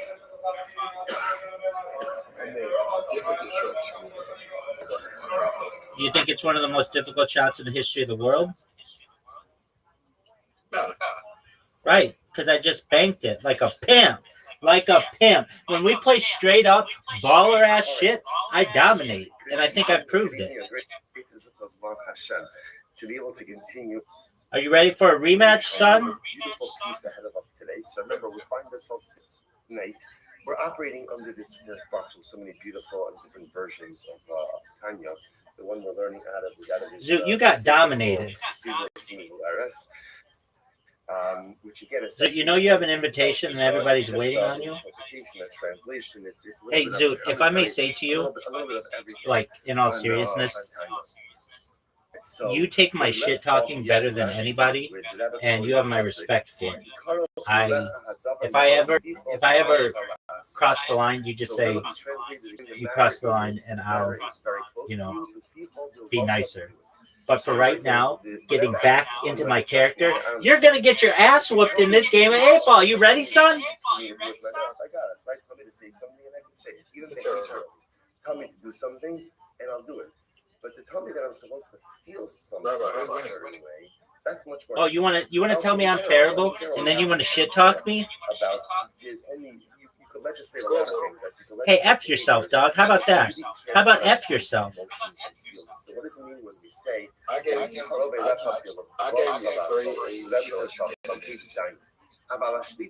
Baby, baby, are you witnessing this? Go ahead. Big dog. The ability to go ahead and regulate emotions is something that is exceptionally I don't think so. So again, top of page 9. Zoot. So once again, you want to tell me Zoot tells me I'm terrible. Well, you're garbage. Something is easy. Oh, what a shot. That was beautiful, big dog. One of the hardest things that we have to do in Yiddishkeit is to control the way we feel. That's a miss. I can tell from here that's a miss. It's just like instinctive to feel a certain way and to have to regulate how it is. Are you going to hit the fucking ball? Feeling is such a tremendous and That's a miss. Look at that time tick down, son. What the fuck was that? One of the worst shots we've ever had the opportunity to see. You just straight up gave me a shot. Hey, Zoot. You know that scoreboard bullshit?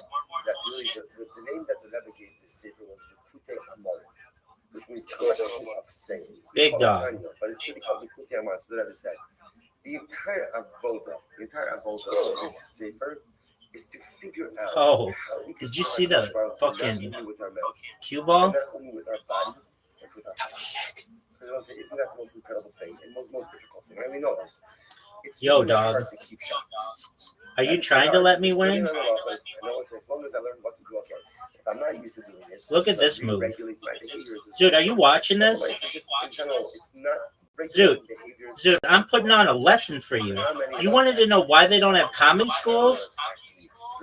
You should be asking why don't they have billiard schools? Because I'm putting on a lesson, son. Sometimes we go through the behavioral actions, the motions, the mechanistic motions. But the heart is not. That was bullshit, and you know it.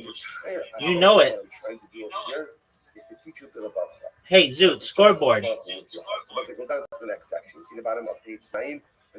Zoot, scoreboard. So they say this is a profound piece. So going down, we're only in the introduction. It's only the introduction. Just wait till we get like to the meat and potatoes of things. So the rest of the dara, now literally I get it up. So I'm going to show you the dara, aruka ukitsara. A long path that's short. What is it? A long path that's short. So listen to this. See closer to the first in the notes. You're using cheat codes. Zoot's using cheat codes, everybody. Small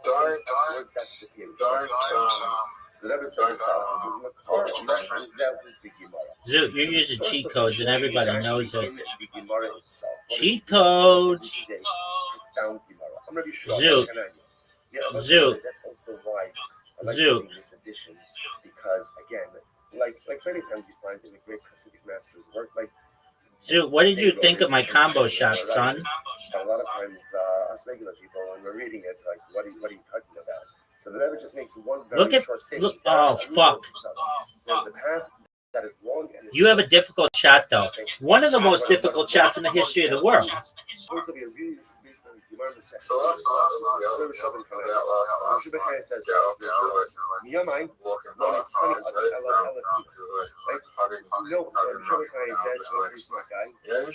ever bested me, except for one time a child. All right, that's some excellent What happened? advice. Was she hot? Scale of 0 to 10 her. One time I was traveling on the road. Okay. A 6, all right. Zoot, if you hit this shot, I'm going to be pissed. That would have been one of the best shots I've ever seen. But it wasn't. I said to the child, my son, Zoot, are you ready for this shot? Just, are you serious? Are you effing serious? Dude, that was garbage. What's the best way to get to the city? So the kid says to me, Dude, what are you doing? So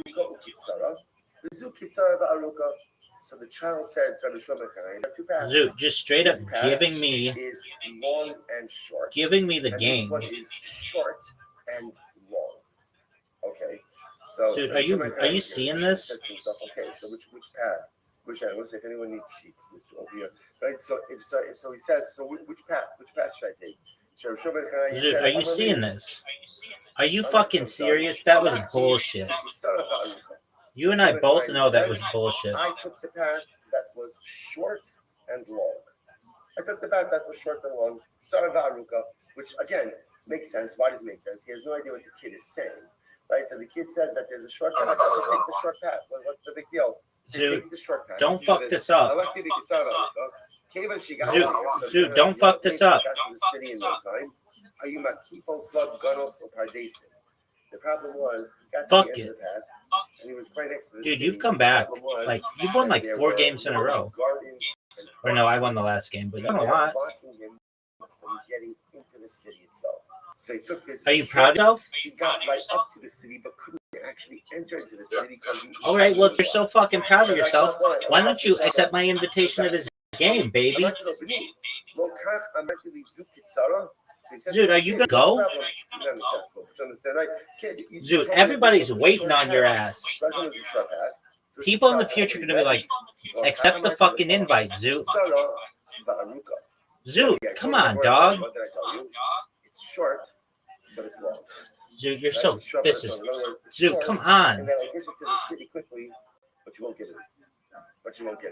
And once they watch this, Perish had the bar. Now, by the way. Dude, do you see how sick that shot was? What was the child saying? Then there's another path. What's the other path? It's Aruka Ukitsara. Illegal break, baby. In other words, it's going to take you longer to get into the city. But what? You'll get it. So look what the Rebbe does as well, saying this is an incredible metaphor for life, and this is so much about what Rebbe is going to teach us. This is what he says. So the truth is, the path that was short and long, it was short. In other words, Yo, Zoot, are you ready? Between point A and point B. I don't understand why mine was in legal break. But you can go. You can go, Zoot. See, here's the problem. On one hand, are you proud of that shot? To get from the crossroads to the city. The problem is then getting into the actual city itself. You couldn't get in. He says, but are you proud of that shot? Now again, don't miss. That's a miss, dog. Obvious. Fuck. Dude, you only have to get one more. Oh no. Are you gonna go? Zoot taking all this fucking time just to miss. Just to miss. It's much more difficult to get into the city utilizing this path. Baby, I'm getting all these in. Zoot, I'm gonna punish you. Do you see this shot?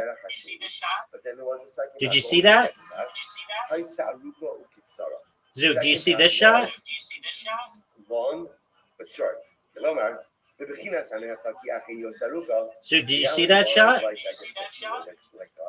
Distance-wise, it was a longer path. Dude, do you see this shot? Oh, that was bullshit.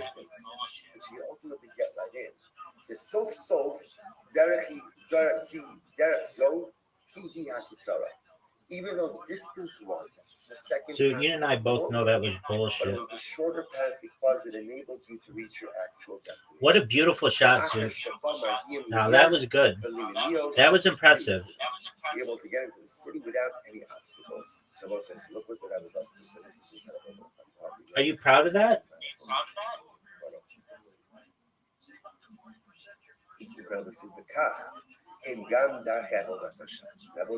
So the Baal says, this Gemara is an incredible metaphor for spirituality. In spirituality, there are 2 roads. There's the Derech Kitzara Va'aruka, the path that. Are you ready for this? Are you ready for perfection? The path that is long, but is actually short. What is that? Listen to this. Did you see that? Listen to this. There is a pathway that is short but long. Meaning what? So watch this shot. Did you see that? For example, a person inspires, right, the emotions of his heart to serve Hashem.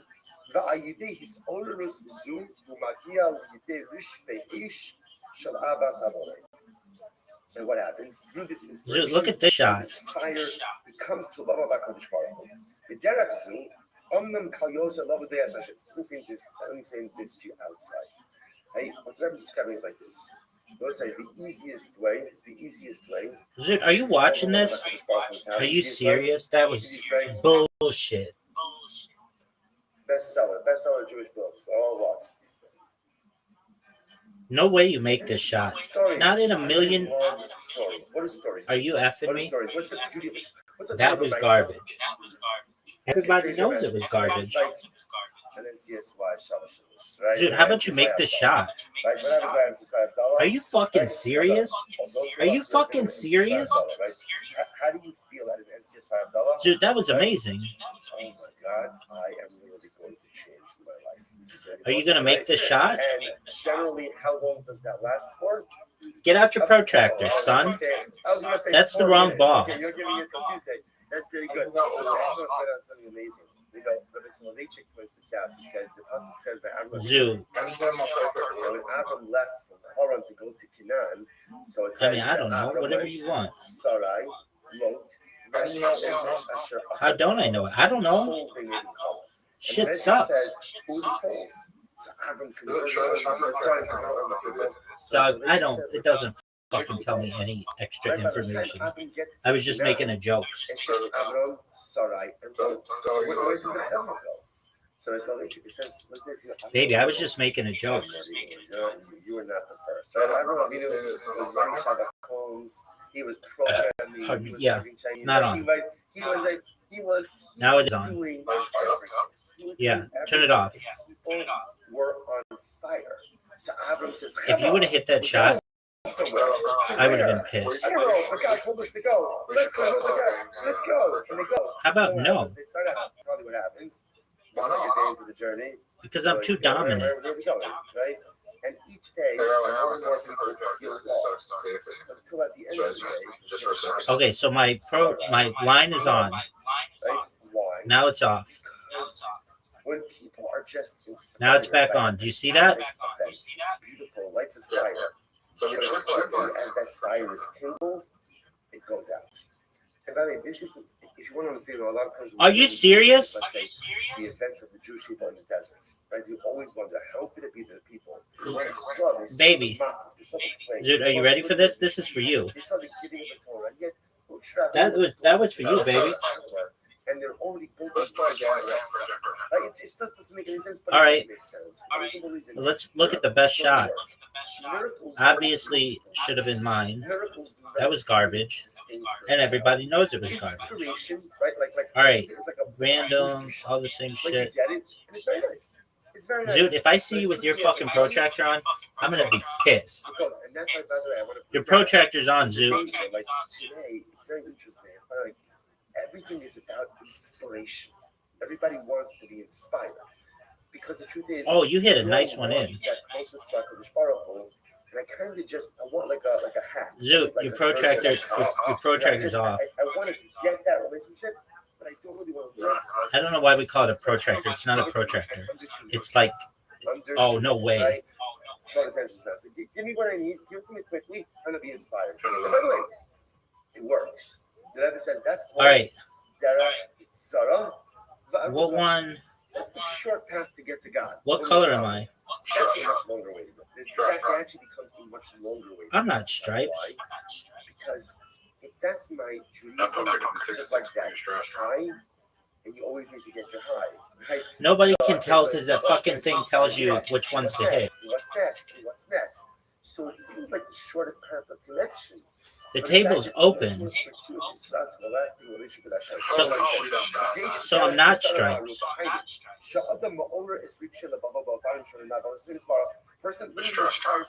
No, I'm not. The table's open, dog. No fucking shit.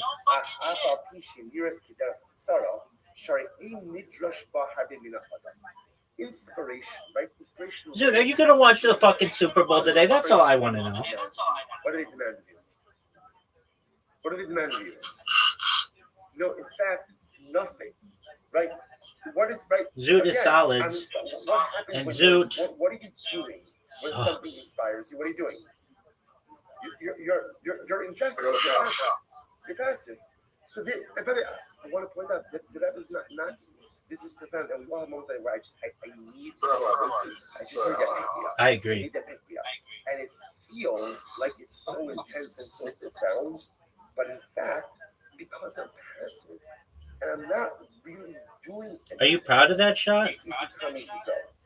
The inspiration comes, and then the inspiration leaves. So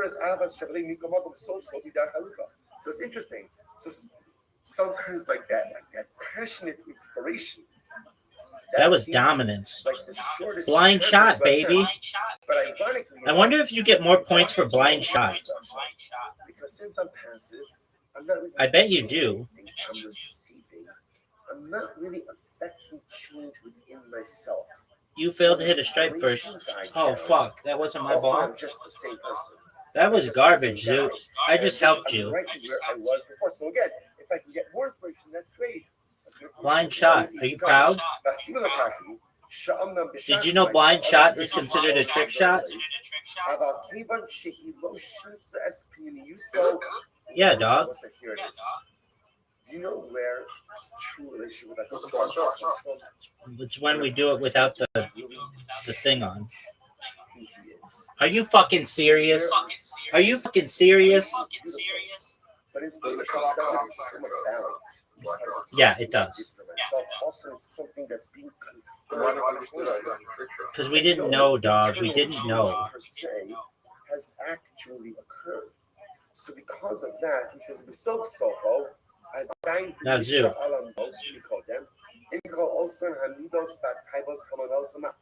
Are you fucking serious? This is so hard. I'm the same person. I'm really the same person.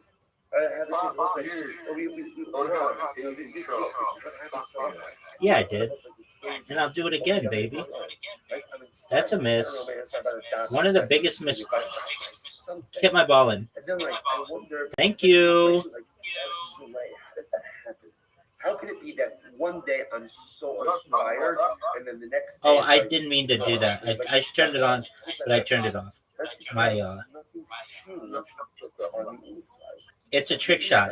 There's no doubt it's a trick shot. And everybody knows it's a trick shot. All right, well, what do you want me to do about it? That's a miss. One of the biggest. Are you fucking serious? You got so fortunate.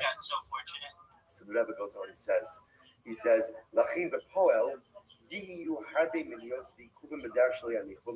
Dude, are you proud of the way you're playing? That's the first path. That first path of Judaism is following. It feels short. In that I agree. I get the inspiration, but there's no work that's been done. There's no. Zoot, did you see that blind shot, baby? So although it feels like it's the fast track to control, what happens? I end up like almost getting to my goal, but then when I want to really. Did I just put your ball in? Fuck. And the orchards, everything is there blocking me from the city. That's some bullshit. Bullshit. Bullshit. You're gonna hit the. You're gonna hit the 8 ball in, and I'm gonna win. General is that there are multiple modalities, right? There are multiple modalities. This is so incredibly important. There's not one right way or wrong way. Incorrect. Ways. So there are some people. Are you fucking serious? Of spirituality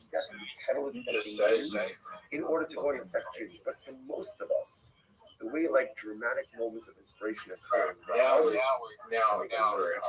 famous idea of maybe it's a repetition. So Kusi again, the Rebbe says so beautifully. He says, when a person has a moment of inspiration, you know what you're supposed to do.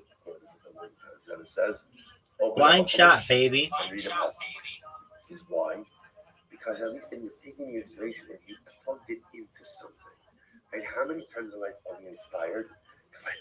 But fire, there's only one problem. What happens with fire is if you don't feed it, right, it extinguishes. And that's right. How I was like, if we're honest, like this is a good time. Monday night, time to share, good time to be honest with ourselves.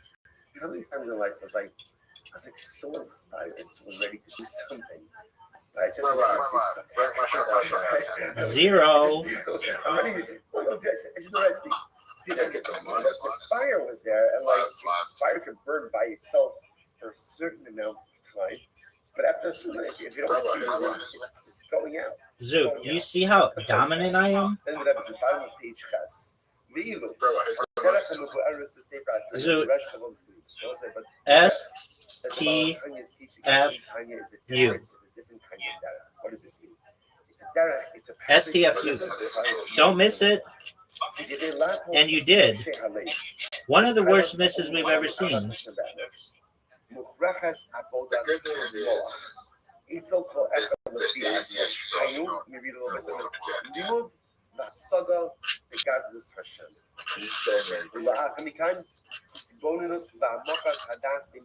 You're going to fuck it up. And we'll talk about this in generalities, and then we'll see more in depth. The Rebbe says, if you want to really wow, one of the most massive fuck ups we've ever seen in the history of the game. You can't. It's hard to now, listen, this of course comes with the caveat.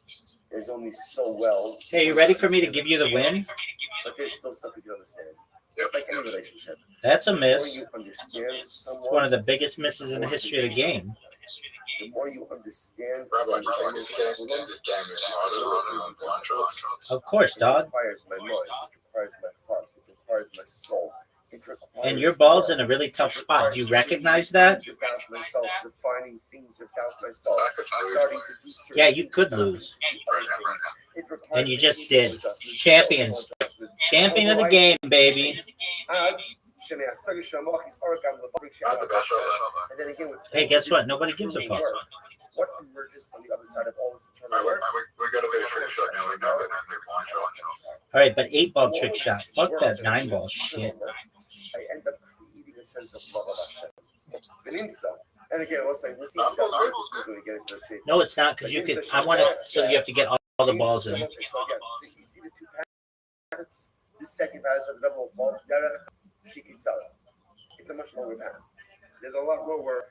There's a lot more to do. But it's the shorter path. Why is it the shorter path? Why? Because it'll get you. So we have to do blind, right? The first path is shorter, right? Like instant. I thought we had to do blind. Almost like consumeristic type of inspiration, which is beautiful and incredible. And that'll help. It will never really get you fully to where you need to get to. It's the shortest path, won't get you. The second path, the Rebbe is describing, which again requires my heart, my mind. I'm striving to understand. Fuck that. Fuck that shit. Because I thought we had to do blind. Affecting change, starting this, snapping this, all different kinds of things. It's a much longer path. Dude, fuck that. Blind shot plus 10. Oh, it's not that good. Because it ultimately gets me to my intended destination. Let's say, look at this line. The last line of page Ches. One of my favorite lines. This is Nimsa. Are you going to go? The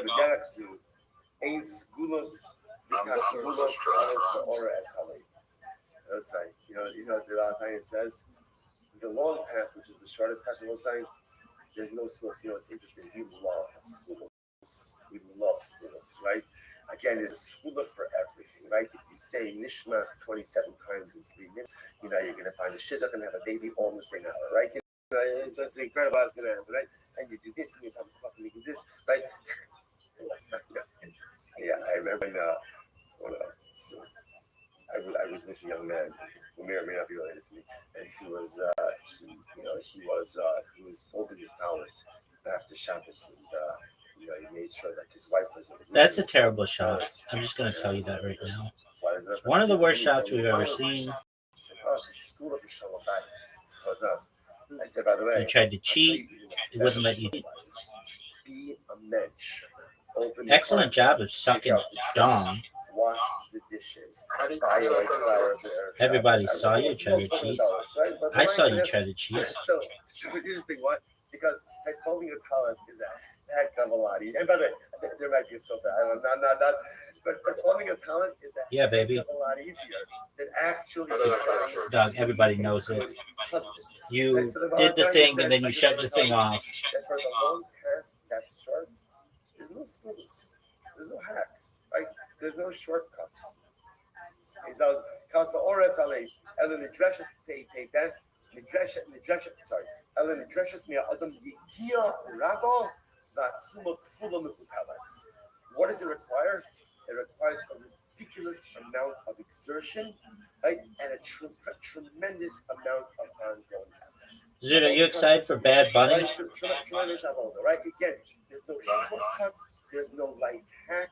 You just have to keep plugging away at it over and over and over. Bad Bunny. I do too. That would be funny. One thing the bank on is you will be a change. Not unless comedians become like way more, This is the program. like make more, way more money. You know, Bad Bunny doesn't get paid to do the halftime show 12-step programs. because none of the people do. They do it for the notoriety and because they sell their music. That's why there's always like a thing after, like Apple Music is proud to present Bad Bunny.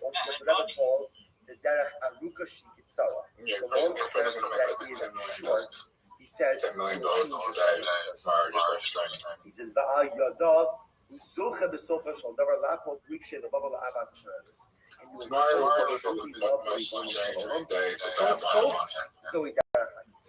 so about time, and I'm going to teach you. What I'm going to teach you about Tanya, this is Derech HaKitzara. Now, the Derech HaKitzara Shiaruka. This is the Spanish? way to get where you want to get. So the whole sauce is going to be Spanish. Yep. This path is how we have It's going to be a lot of What do you want me to do about it? This is the way we do it. Sher Kehi, Derech HaRuka, Tell the I told them that. I told them that was Zoot's specific request, and they said, "Who the fuck is Zoot?" He says, "I'm willing to give you a longer path, but it's the longest path. That's really the shortest path because this path, and we don't even know what the path is. Right? We don't know what it is. The path is excellent stuff. I'm like, sign me up. Like, all right, I'm in. I bought it. I'll take two. Right? I have no idea what the path is, but now I want it. It's like I feel like what am I going to do without it? Right? So I don't even know what the path is. Yeah, baby. No, that's a path he's going to outline over here. And maybe arduous. He's in jail, dog. Only. Yeah, but he's already had a hot time. That you're getting. Okay, put him on your list. P. Diddy, R. Kelly, Bill Cosby as an opener. Next week, we'll actually start. Watch. Unfortunately, I do think I'm probably the most watched Super Bowl history. For sure, dog. That's why I stated it. Maybe holograms of theirs.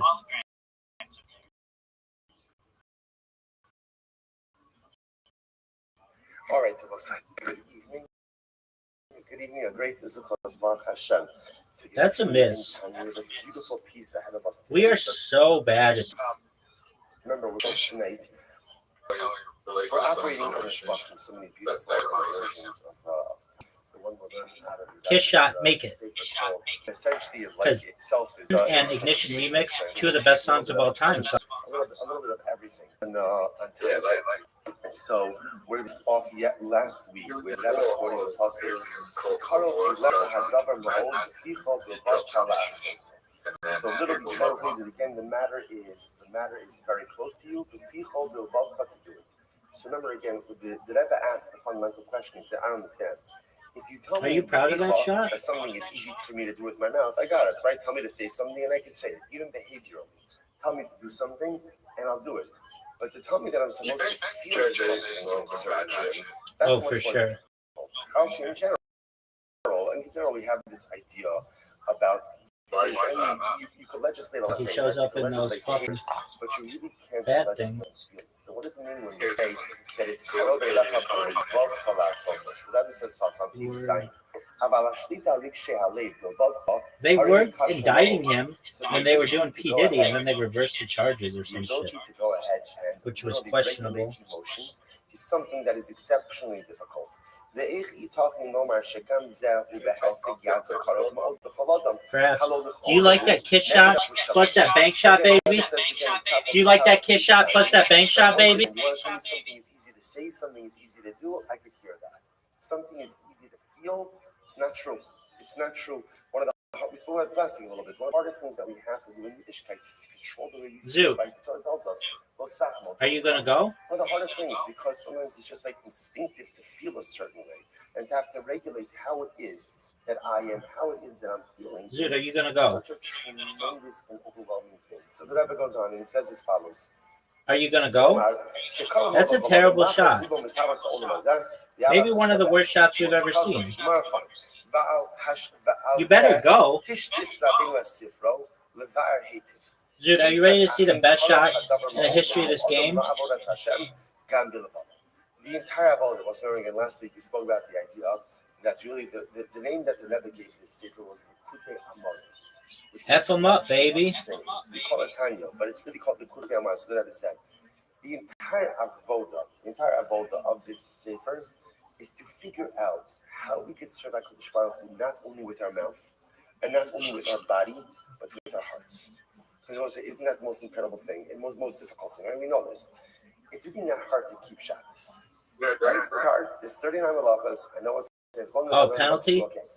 Fuck that. To really regulate my behaviors. Just in general, it's not. Oh, didn't they already have one? Behaviors is something I can do. But how many of us actually feel Shabbos? How many of us actually experience with our heart Shabbos? And how many of us really get a geschmack of our Yiddish? He didn't. You know who does the best is Bruno Mars. Bruno Mars has had multiple, and he's the best. So about time he says the entire avodah of what I'm trying to do over here is to teach you Bilavavcha, how to serve our Kadosh Baruch Hu with heart. So once I go down to the next section, you see the bottom of page Zayin, Aruka Ukitzara. You see that? See the heading? So we'll say this is a profound piece. We're only in the introduction. What do you think they should get, Zoo? Just wait till we get like to the meat and potatoes of things. So the words B'dara now literally again I'm going to show you B'dara Aruka. I think they should. A long path. Bruno Mars, he's amazing. A long path that's short. So listen to this. So you in the notes, all right, while simultaneously eating out. So remember again, the large bolded letters, those are the actual words of the time. The small print afterwards. What's that other bitch's name? So the Rebbe says this also. He says, Sydney Sweeney. So the source of this wording is actually in the Gemara itself. What is the Gemara? So I will say this is a profound Gemara. I'm Rabbi Shua ben Hananya. Yeah, that's also why I like using this. Like many times you find in the great they both look like dogs without makeup. They wrote it, understanding what they were writing. But a lot of times, us regular people, when we're give me a real woman like Lily Collins, baby. So just makes one very short statement. Derech Aruko Kitzara. There is a path that is long and is short. Okay, thank you. Like what does that mean? So he quotes over here. Really, this is based on a Gemara Maseches Erev. Listen to this. I'm Rabbi Shua ben Hananya. Rabbi Shua ben Hananya says, "Follows great Gemara. Miyamai lo nitzchani adam ela tino." Right? Zoot, are you seeing this? Says, I'm a pretty smart guy. Zoot, I'm unstoppable. Right? No one ever bested me, except for one time a child. A child bested me. What happened? Lily Collins, Allison Brie, Anne Hathaway. Traveling on the road. So Rabbi traveling on the road. And I saw that there was a child. That Dia Drosio bitch. Okay. Amarti lo b'ni.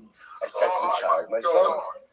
So Rabbi was traveling to a particular. What happened, Zoo? He didn't know he was going. He pocketed the 9-ball. Child, can you tell me what is the best way to get to the city? Incorrect. What's the best way to get to the city? So the kid says to me, Amarli, Zu Aruka Ukitsara, Izu Kitsara Aruka. How the fuck did you do that? There are two paths. This path is long and short, and this one is short and long. Okay, so Rabbi Shimon Chanai hears this and he says to himself, okay, oh, so fuck. which path? This game sucks. sucks. If anyone needs sheets, it's over here. Right, so he says, because I can't see. Which path should I take?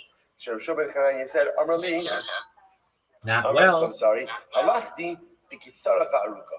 So Rav Shimon ben Chananya says, I took the path that was short and long.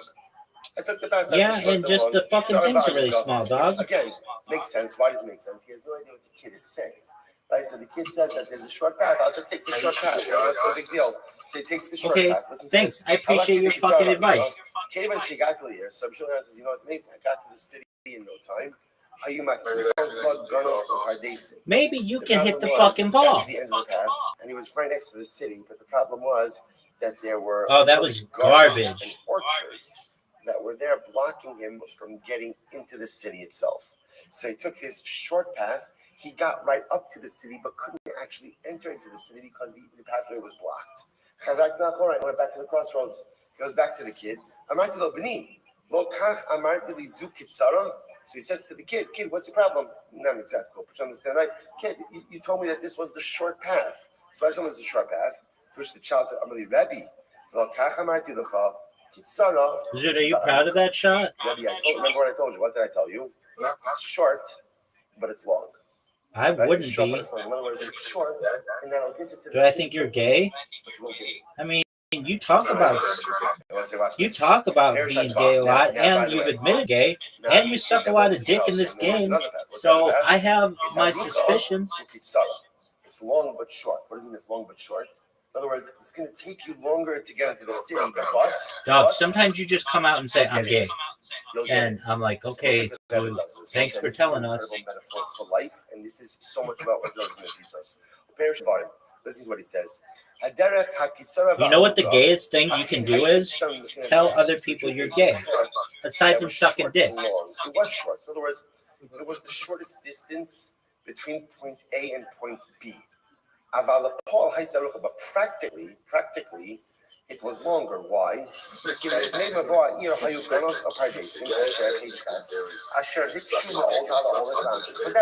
See, here's the problem. Maybe show them pictures of you being anally throttled. From the crossroads to the city. The problem is then getting into the actual city. If you would have, he says, now again, just to point out, could he have gotten into the city? whatever you want, baby. I guess to cross over the gardens and the orchards and all this kind of stuff. Could be hypnotized. And that's the child was saying. It is a short path, but it's much more difficult to get into the city utilizing this path. Okay, why don't you just hit the ball? How about instead of saying something controversial, you just hit the ball? But then there was a second path. The second path was Okay. long but short. I don't really understand that, but that's a cool story. Reality-wise, like I guess what's the word, like distance-wise, it was a longer path.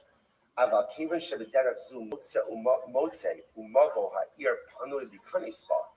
this is the way to get into the city. So it's a longer path, it's a longer distance, but you can ultimately get right in. It says sof sof derechi si derech sof. Even though the distance was, Yes, and you are their club leader. Enabled you to reach your actual destination. Dude, what number is get into the city without any obstacles. Bonnie Blue right now? This is incredible.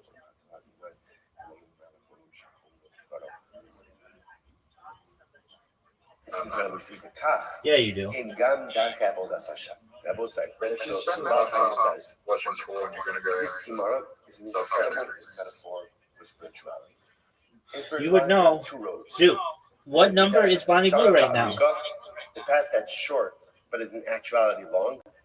And Derech Of course she is. The path that is long. You haven't been working your magic with that bitch. Dude, I keep scratching it. Listen to this. There is a pathway that is short but long. Meaning what? Dude, just hit the fucking ball in. For example, a person inspires, right, the emotions of his heart.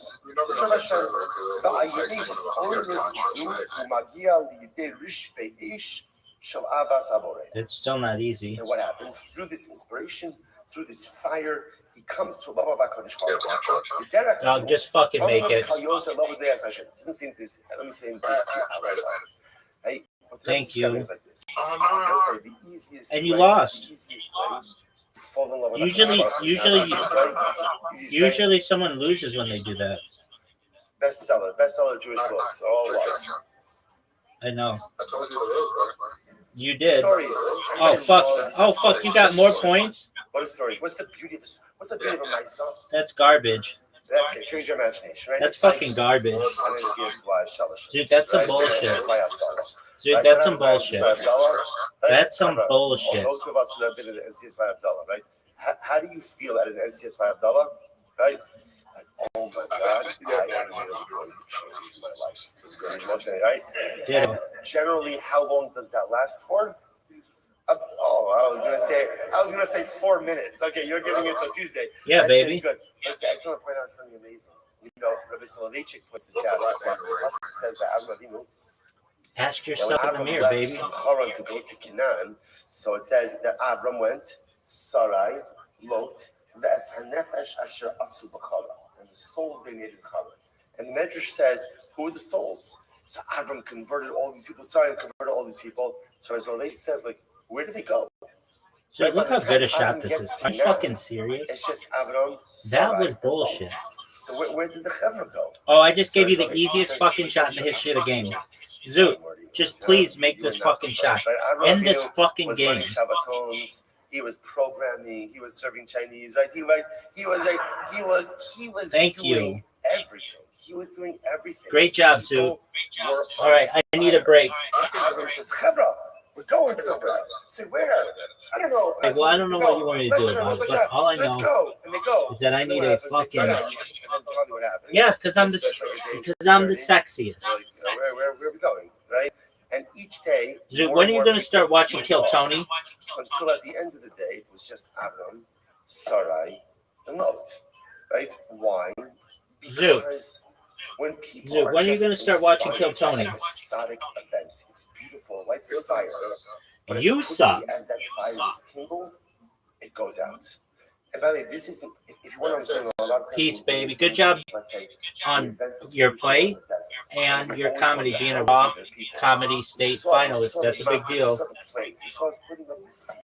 They saw the giving of the Torah, and yet is it? was going like yep. An extra hour. For real? And they're already building calves. It's better than being a loser. I gotta take a shit, allegedly. Don't work. Miracles don't create believers. Miracles do not create sustained spirituality. Inspiration, right? Like it's like a booster shot. Like you get it, and it's very nice. It's very nice, but as quickly as look at this athleticism, folks. It goes. Look at this move. Look at this. Look at this move. Look at this move. Everything is about inspiration. Everybody wants to be inspired. Because the truth is, we all want that closest to HaKadosh Baruch Hu, and I want like a hack. I need like a spiritual life hack. You know, I want to get that relationship, but I don't really want to work for it. Come on, just give it to me in under 2 minutes, please. Under 2 minutes. Right? Short attention span. So give me what I need. Give it to me quickly. I'm gonna be inspired. And by the way, it works. The Rebbe says that's called Derech Kitzara Va'aruka. That's the short path to get to God. There's only one problem. It's actually a much longer way to get. It actually becomes a much longer way to get to God. Why? Because if that's my Judaism, just like that high, and you always need to get your high, right? So what's going to inspire me next? And what's next? And what's next? And what's next? So it seems like the shortest path of connection.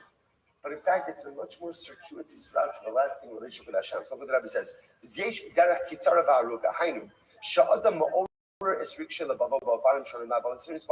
person literally inspires himself.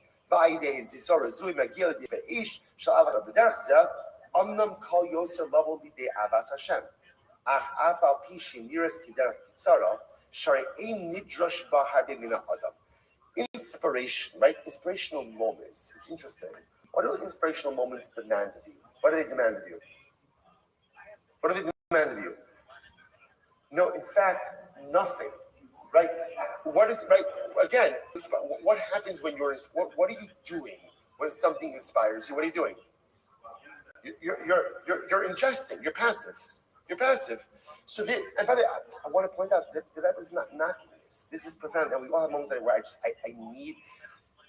need that pick me up. I need that pick me up, and it feels like it's so intense and so profound, but in fact, because I'm passive and I'm not really doing anything, it's easy come, easy go. The inspiration comes, and then the inspiration leaves. So it's interesting. So sometimes like that passionate inspiration, that seems like the shortest pathway to Hashem. But ironically enough, it's actually the longest way to Hashem. Because since I'm passive, I'm not really doing anything. I'm receiving. I'm not really affecting change within myself. So when the inspiration dies down, often I'm just the same person. I'm just the same guy. And I'm right where I was before. So again, if I can get more inspiration, that's great. But the inspiration isn't always easy coming.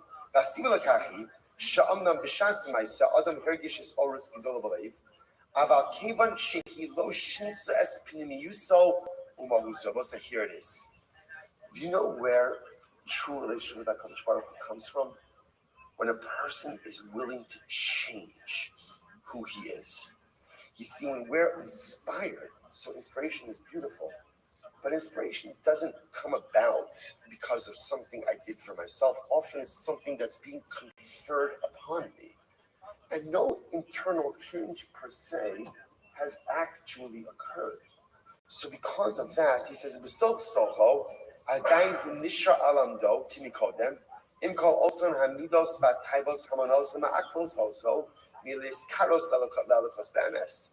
I'm the same person. I'm really the same person. Right? I haven't changed. I was like, no, we all have this. You know, this is what happens so often. I think a lot of us like experience this over Yamim Noraim. Right? I'm inspired. I don't know, maybe I start by the davening, by the nigun, by something. And then I wonder, and then the inspiration ebbs away. How does that happen? How can it be that one day I'm so on fire and then the next day it's like flatline? How does that happen? That's because nothing's changed on the inside. So if the inside remains the same and all of the negative wants and desires and proclivities and lusts and all those things are still there, then I'm like a car spinning my spiritual wheels.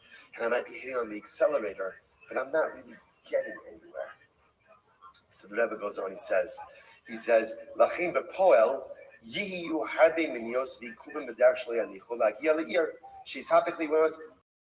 So we'll say that's the first path. That first path of Judaism is called what we call kisara va'aruka. It feels short, right? It feels short in that I get the high, I get the inspiration, but there's no work that's been done.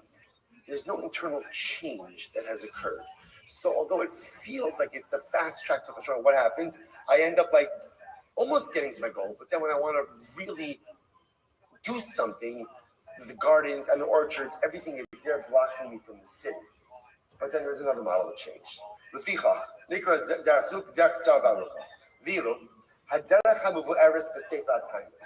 Rebbe is going to subscribe to, now obviously, and again, I want to point out, the beauty of Judaism in general is that there are multiple modalities, right? There are multiple avenues of connection, and this is so incredibly important. There's not one right way or wrong way. People connect to HaKadosh Baruch Hu in different ways. So there are some people for whom that burst of spirituality is exactly the catalyst that they need in order to go and affect change. But for most of us, the way dramatic moments of inspiration occur is they come and they go. There's the famous idea of Levi Yisrael B'Dijiv. It's a chuzia again that the Rebbe says so beautifully. He says, when a person has a moment of inspiration, you know what you're supposed to do? Of course, it's a million times. The Rebbe says, open up a chumash and read a pasuk. He says, why? Because at least he's taking the inspiration and you plugged it into something. And how many times in life are we inspired? I'm on fire. There's only one problem. What happens with fires if you don't feed it? Right? It extinguishes. And that's right. If we're honest, this is a good time. Monday night, time to share, good time to be honest with ourselves. How many times in life was I was like so on fire, so ready to do something, but I just never did something. I'm ready. Well, no, I just never actually did it. The fire was there, and like fire can burn by itself for a certain amount of time, but after a certain amount, if you don't feed it, it's going out. It's going out. So that's the first path. Then the Rebbe is at the bottom of page Ches. Veilu haderech hamevu'eres b'sefer HaTanya. The rest of all this communities. We all say, but the derech that the Baal Tanya is teaching us in Tanya is a different kind of derech. What does this mean? It's a derech. It's a pathway to Hashem that requires real internal work. Ki gedei lapoch es rikshe halev mitayvas ha'olam hazali avas Hashem be'emes muchreches avodas hamoach itzel kol echad lefi arko. Hainu. Let me read a little bit and then limud v'hasaga begadlus Hashem. Ula'achar mikan hisbonenus ba'mokas hadas ben yonim shalom adesi. So it says we're going to see, and we'll talk about this in generalities, and then we'll see it more in depth. The Rebbe says, if you want a real relationship with HaKadosh Baruch Hu, it's going to really need an understanding of Hashem. You can't. It's hard to love something that you don't know. Now, this of course comes with the caveat that what? There's only so well you're going to understand HaKadosh Baruch Hu. But there's still stuff you can understand. It's like any relationship. The more you understand someone, the closer you become. The more you understand the Ribono Shel Olam, the closer you can come to him. It requires my mind. It requires my heart. It requires my soul. It requires work. It requires changing things about myself, refining things about myself, starting to do certain things, stopping to do other things. It requires behavioral adjustments, emotional adjustments, a whole variety of different things. And then again, with all of this internal work, what emerges on the other side of all this internal work? A sense of love of HaKadosh Baruch Hu. From all of this work that I'm doing, this internal work, I end up creating a sense of love of Hashem. Benimsa, and again, we'll see exactly what this means when we get into the Sefer.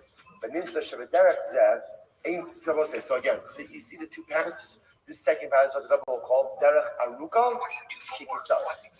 It's a much longer path. There's a lot more work. There's a lot more to do.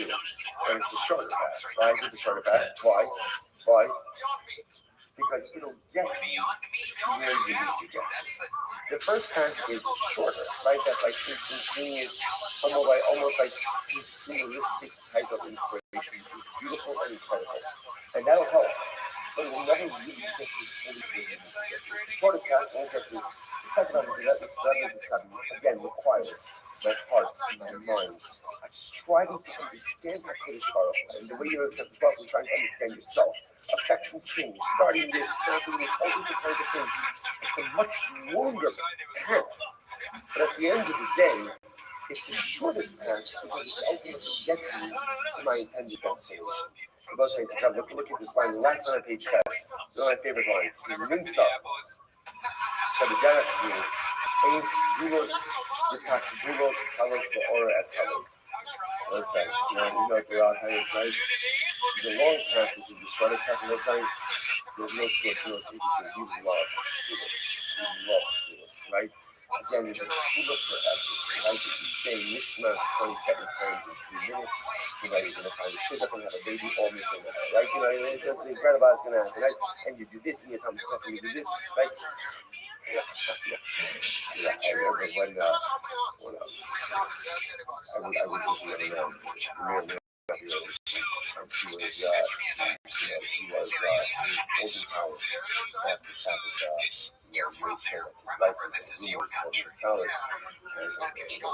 Why does it have to be holding his Talis? I said, oh, it's a school of Shalom Bayis. What does? I said, by the way, I'll tell you even a better school of Shalom Bayis. Be amazed. Open the car door, take out the trash, wash the dishes, buy white flowers. I don't know if it's not holding the dollars, right? But when I say so interesting, what? Because like folding the collars is a heck of a lot easier. And by the way, there might be a skill there. I'm not. But folding a collars is a heck of a lot easier than actually trying to be a good husband. Okay, so the Baal Tanya says, I just want to tell you that for the long path that short, there's no excuses, there's no hacks, right? There's no shortcuts. He says, "Cause the ores ale, Ellen Nidreshes Peites, sorry, Ellen Nidreshes me Adam Vigia Rado, that Sumot Fulam Fupelas." What does it require?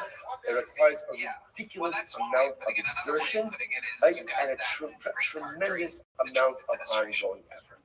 Of all the kinds, all right, tremendous order, right? Again, there's no shortcut, there's no life hack. You just have to keep plugging away at it over and over and over. About here's a Zoo, Mishtanis Mahusha Newscom, so let's say here's the good news. As much work as this is, one thing is the bank on, which is you'll be a change person. You'll be a change person. Now let's say this is it. It's a working program. This is the program, right? This is the program with the Balatanya. And there's no shortcuts to the program, right? Just like Lahapio, 12-step programs. You can't say, I'm going to skip, 4, 5, and 6. 7's really my thing. You can't work a 12-step program like that. In any program with comprehensive change, you got to start from 1, and you got to make your way all the way through 12. That's the way that it works. Step after step. Let's just finish up. This is about keeping to get a zoo. But if you work on what the Rebbe calls the derech aruka shikitsara, the long path that is short, he says you will change yourself as a person. He says, and you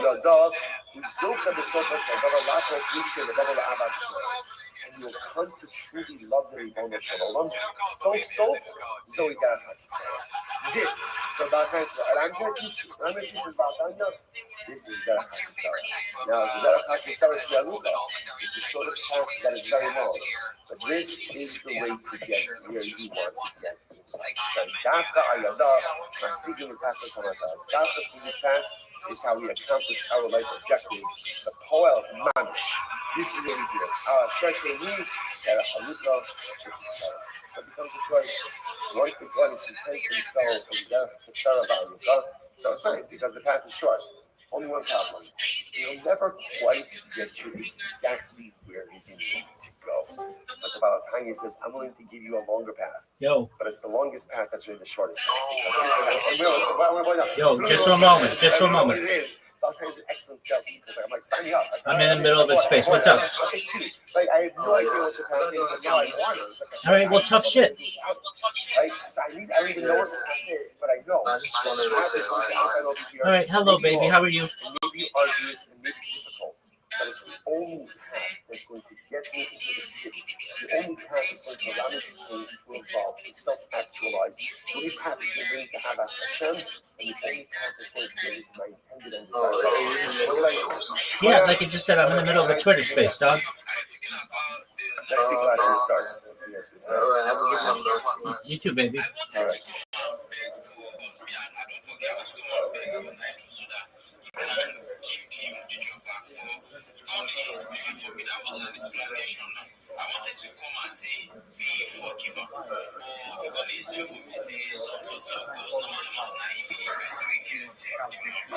Sometimes that person will get money, you can still see you don't work before night over this year, drop back 1 or 2 weeks. So now waiting in the matter be that because I think All right, so it's like good morning. so sometimes the person will spend money, be paying up, to allow me yet to invest. So if there's any way, I can see by taking all of our responses for this morning trip to faith. Our annual Commodore Bank for Patrick Day, the Coaching Stock of dedicating all Restream this year. This is most for the source levels to Amusra, and the source levels for the month of Agar, Chinese, the Zing Lavino, Harry's father, Dr. Harry Khan, Stevie Birch, Ben Yosef HaKohen, the Ziva Yadin, and Dennis family in memory of William Zeb Shmuel Ben Yisrael, and we can bring sponsors to Nathan and Beth Amber in memory of Jude Goldman, the Buddhist Esther Bas Alonzo, the Corner of the America, Kamazora, all of the things from the Southern Area. Families in the Kama, all those who are 4-7, Kong for the Israel, the prophecy years that should bring home all of our hostages, and all the soldiers should be successful to call Maaseh David. Those are the guys, let us begin. We have a lot to do today about our shows. Good. Okay, today's topic is designing. 97, we are picking up on Tzaddik Vav on the base, second line down in the white line. First one we left off on a cliffhanger yesterday of Sankhira, after killing almost 1 million people, having this desire to hurt, recognizing again the enormity of his actions, and ready to go ahead and join the ranks of Klal Yisrael. Gemara now picks up on that. Gemara says, Naaman, your Toshapana. So Naaman was the general of Aram. Also focus is pretty much Jewish blood. So Naaman became a Ger Koshab. Now what's like, Ger Koshab usually means a non-Jew who repudiates idolatry, except Sharon says to the north, there is no stuff. That's the general definition of the Ger Koshab. So Naaman became a Ger Koshab. He would Zaron Ger Tzedek. Now it's interesting. So Gemara seems to be over here that when the Zaron became Ger Tzedek, means again, he converted. Sisra, let me tell you Sharai. Sisra's grandson, remember again Sisra, the general who went against the Jewish people, defeated by Barak and Yael. In Sisra, we read the Atar Shana, that Yazid and Sisra, his mother's prize, sort of the basis for that whole unit. So the name Barak of Sisra, let me tell you Sharai. The grandsons of Sisra, the Torah Yerushalayim, the Barak of Sancheriv, the Mildu, Torah Berabim, the grandsons of Sancheriv, taught Torah in public. Remind you, two of these grandsons of Sisra who taught Torah in public, Shmaya and Aptarion. That's wild. But the Shmaya and Aptarion was who they were the rebellion of Hillel and Shammai. And so Shmaya and Hillel and Shammai themselves were descendants or grandsons of Sancheriv. Midney Barak Shal Haman, London Torah of Nebra. Haman's grandsons learned Torah in Nebra. Ra'at Midney Barak Shal Osa Rasha, Biki Shakarish Baruch. Even the grandsons of Nebuchadnezzar were going to become Jewish. Like what happened? Abu Malach says to his brother, Malachim said to his brother, Ribono Shalom, Mish Mikra Shezecha. The Sarfas in Chalecha, Tatis Takas Kandiasina. So the Malachim said, no, what's going on with you? Could it be that someone who destroyed the Santa, someone who destroyed the city, someone who did so many terrible things to your children, such a person like this should never have his family come underneath the wings of the Shina? How did this what's interesting? Seems to be that the Malachim convinced HaKadosh Baruch Hu not to allow Nebuchadnezzar or Nebuchadnezzar's descendants from joining the ranks of Klal Yisrael. How you deceive? Rafiu as Baba V'Olefesam. He tried to heal Baba, but it cannot be healed. Because of this idea that Baba could have been healed technically by the conversion of Nebuchadnezzar's children. But Baba was so broken. Baba was such a big state of disgrace. The Baba did so much to us that they were beyond incredible. Ula Amma they got it from someone else. Ula Amma is Nebuchadnezzar. This is Nebuchadnezzar. There was no going back to Nebuchadnezzar. No children of Nebuchadnezzar. No started Jewish for him. Rabbi Shmuel Bar Nachmani Amma Ilu Naros Bodo. The Tigumah, it's a nice of the Babylon. Some say that it refers to the rivers of Bodo. Rashi says over here, it's the last Rashi, second last Rashi on the right hand side. Ilu Naros Bodo, Shemra'im Yishtos. The waters are very bitter, and there's no way to sweeten those waters. The Gemara says, it's a nice of the Babylon. Rashi says, the Kalim Marinim Sha'omdim Benaros. Ultimately, again, they have bitter date comes, not only are the waters bitter, but ultimately again, the date palms that grow by the water are also bitter. And I will say, it's interesting, by the way, that the Gemara says that the one thing you can't feel is Naros Baba. Reminiscent of the capital of Tilin, Naros Baba, Shana Bafinu. Zachinu Seal, Shana Bafinu, Zachinu Seal. And Naros Baba, that image, is never how these things being led out from Eretz Yisrael.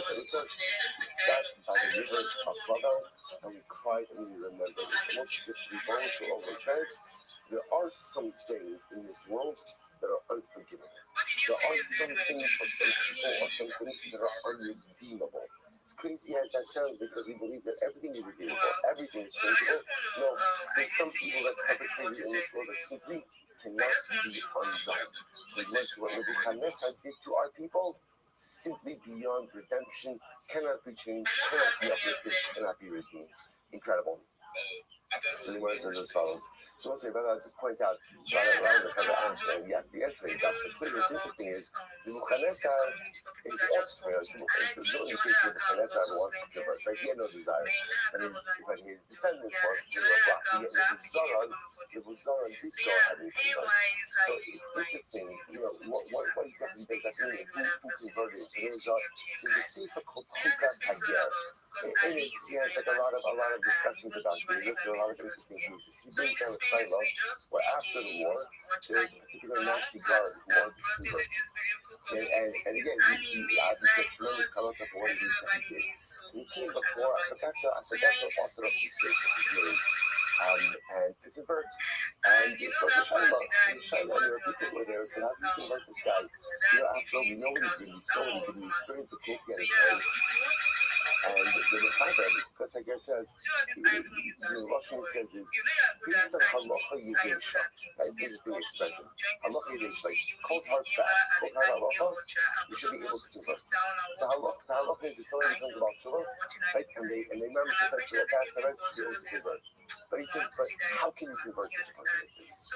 How can a person like this be welcomed into Am Yisrael after everything that he did? How could it be that a person would have behaved in such an egregious fashion with such cruelty towards Am Yisrael, and then we would welcome him into our ends? So he's asking, don't convert.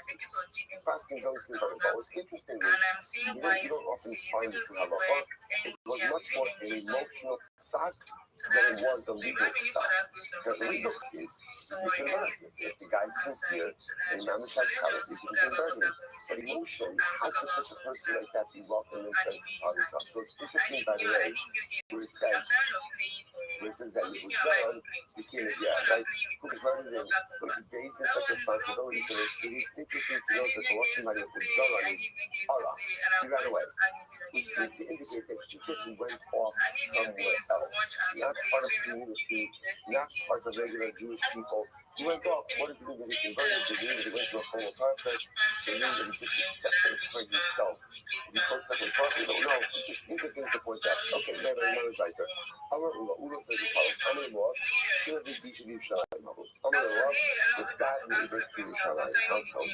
Even the Shalim, when the becomes Nabi B'Korban Yerushalayim, when Amar Moab heard that the Nabi was prophesying about the destruction of Yerushalayim, Shaltu, Nebuchadnezzar. They sent word to Nebuchadnezzar.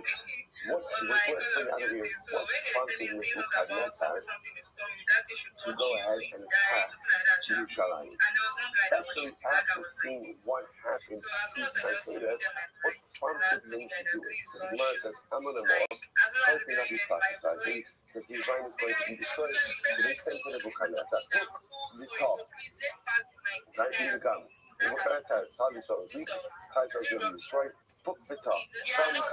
Come and literally again look and come. Amar, Mistafir Abudi to divide the command. So again, Nebuchadnezzar said, I'm afraid that they're going to beat me. What the previous sound is, again, he's referring to Sankedah. I am. Thank you so much for the opportunity. I've done my best to follow every single person in this space. I'd appreciate a follow back. I know many of the people in here already have. I am really pretty close to my limit of the amount of people who I can follow. So if you aren't following me back, please do, or else I don't want to have to unfollow you. You'd be on the naughty list. I love the game. I have a server where we game. It's discord.me/rabbi. It's in my name. It's in my profile. It's in my pinned post.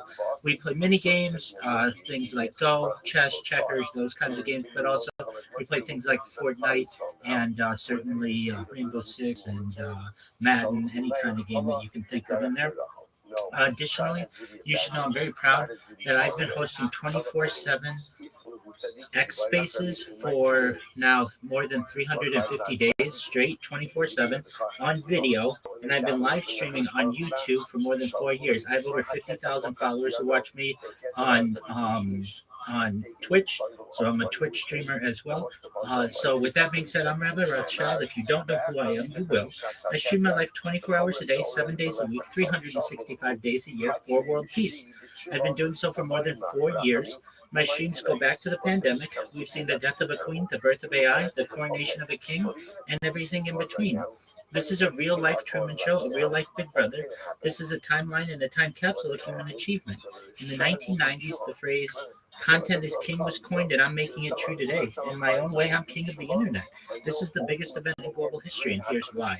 In 2018, The Economist magazine stated that data had overtaken petroleum as its #1 resource, and I have more data archived on the internet than any person ever.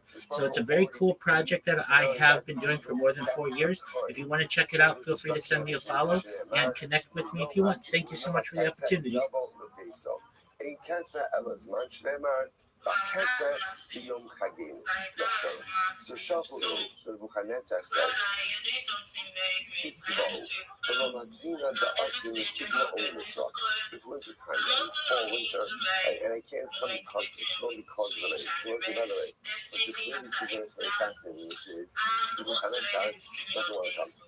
He doesn't want to come. In other words, he has this a bad feeling about this that even if someone is successful, the repercussions and ramifications will be overwhelming. So I don't want to come to the weather is very bad. Shalfullah will say to him, don't worry about it.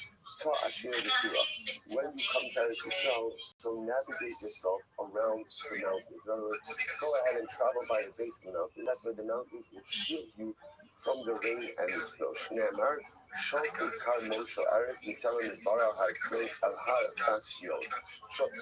Shalafu Yasira Leslie Dukta Yasigna Bay. There's no place for me to stay. There's no place for me to house my army. The man says, don't worry about it. They send back Queen Shaful. People, Shalahem, moving the Parkman Shafal. The graves of the Jews are even nicer than the palaces. Because we're going to say, the Tzid, Va'itzehin Umar Hashem, Yotzias Atzmos Malchus Judah, Es Atzmos Sarab, Es Atzmos HaKohanim, Es Atzmos HaRavim, Es Atzmos Yoshi Shani Kivayim, the shut from the Shamayim, the Yarek, the Kotra, Shoresha, Adam, Basha, Abdul Bacha, Boachabayim. Otherwise, Renach, the Yadizka.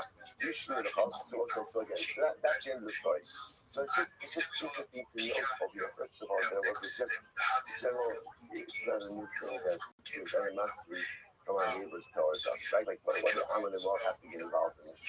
Those are our cousins. Like, why do they have to get involved? I don't know. Ammon and Moab come, and then it's like the Nebuchadnezzar ultimately again to march against Yerushalayim. Incredible. I'm going to say now, she's back to the topic of Mashiach. So remember again, up until now, the focus really was on Yemos Mashiach. Now the Gemara is going to focus a little bit more on Mashiach himself. Some really beautiful Gemaras ahead of us. I'm not going to be Yitzchak. Chi-boy! How you living, pimp? Amos Asi Bar Nafli. What is Chi-boy? That's my man. How you living? When I met you, you had 700 followers. Now you have more than 2,000. What's good, son? How you living, big man? What's good?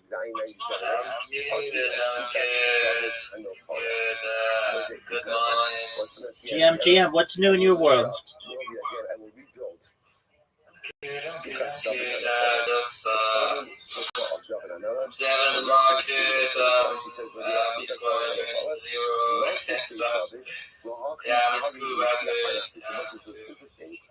All right, is that why you haven't been hosting spaces? Yeah, I've been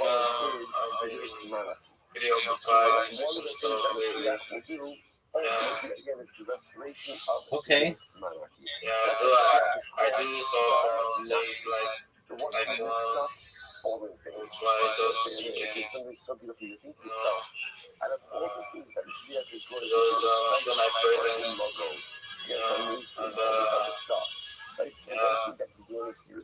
All right. Every day is a holiday. Every meal is a feast. I just surpassed 3,750 followers on X, which is tight. Over 50,000 on Twitch, which is tight. So that's cool. What's good in your neck of the woods? How's school going? And then rebuild it again. Fine. 50,000 tweets. That's massive. It is massive. So what does Mashiach do? What are you studying? Yeah, Oh, that's good. thick Okay, structure excellent. that was destroyed And that's Mashiach. what are your plans? You want to be an accountant? tells us also within ourselves, what's the greatest accomplishment of the self? To become about Shula. You want to be an accountant? Means to take all of your broken pieces and to mend them and make them whole. Yo, baby. Put yourself back together.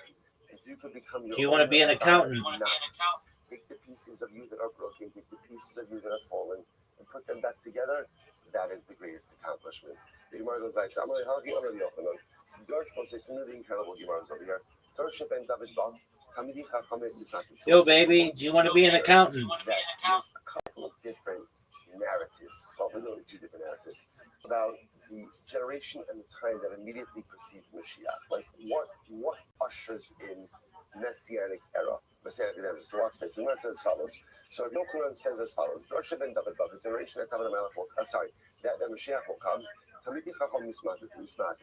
There's a diminution, right? Less Torah. There's less Torah to be found. There are fewer Talmidei Chachamim. So there's fewer Talmidei Chachamim, and in general, a lot of suffering. The tzaros, rabos, terrible suffering. Gziras, kashos, and new terrible decrees every single day. Shavua Shaben David, the year, or Shavua usually means like the 7-year cycle in which Mashiach comes. Shana Rishonim is Kayim Mikrazeh. So this is the 7-year period before Mashiach comes. In that 7-year period, the following will occur. In year number 1, Shana Rishona is Kayim Mikrazeh.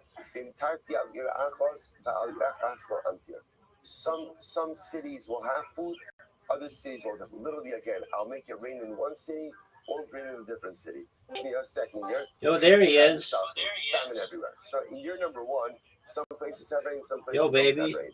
Year number 2, everyone has famine. Year number 3, Shlishis is Yo, how you living? All right. So when do you graduate? Children die. I think next year. Okay. And do you want to be a overwhelming? So material suffering, an accountant? Suffering, the 4th year. Some of it Yes, some places. You don't think that position's going to be, you know, like replaced by AI pretty easily?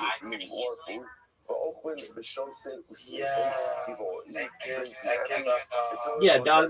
That's like one of the easiest positions that's going to go by the wayside. In the 6th year, there'll be sounds. Rashi says there'll be B'shishis kolos, yotzu kolos sheben David ba. So there'll be murmurings.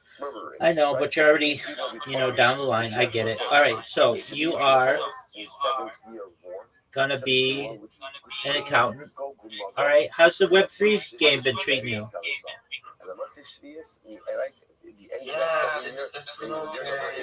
That's when Mashiach. So it's like, so this is the description, the basic description of the 7-year cycle which precedes Messianic redemption.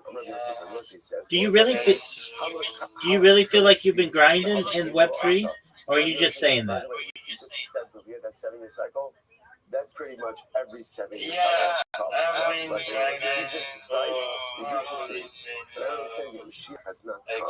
So Abaya says, Mashiach is coldness. Mashiach is Muhammad Mirhaba. All right.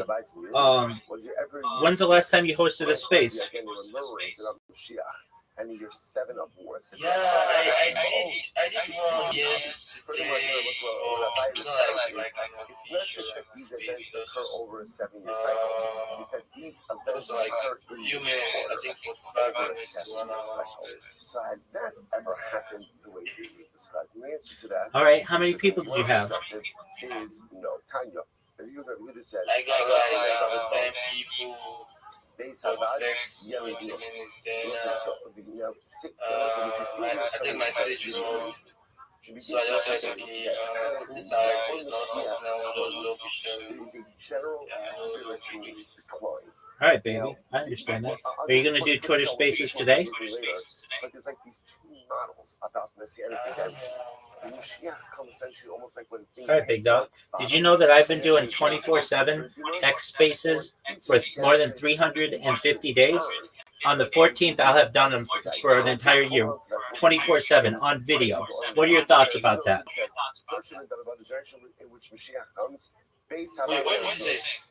Okay, I've been doing 24/7 spaces, hosting them for 355 days.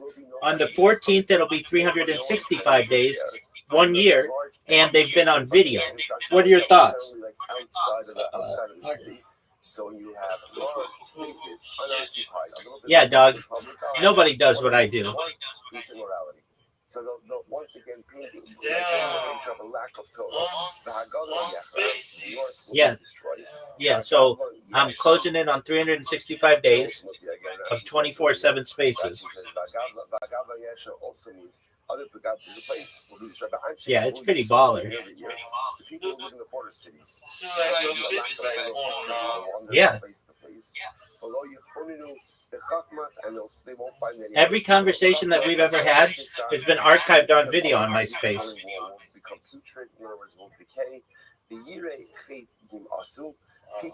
So our entire friendship has been archived online. What are your thoughts? It's really good.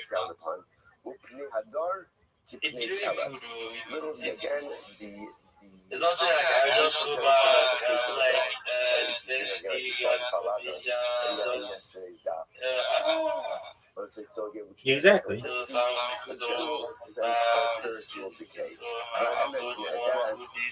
will not be found. Exactly. Isn't that baller? Yeah, it's baller as shit, dog. Like a group that will wander around, right? And those who seek them become wanderers as well.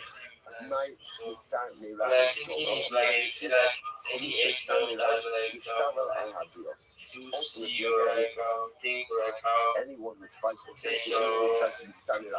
Chi-boy. Why think hard when I have to go and reach out to you? Why aren't you just in the free airdrop community on X? Try to go ahead and do the right thing. Will essentially be ostracized.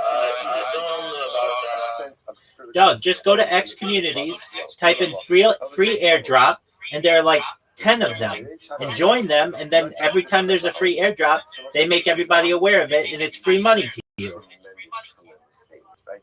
Rabba says, in the beginning, I thought to myself, there is no truth in this world. Joe says, an overwhelming statement back. He says,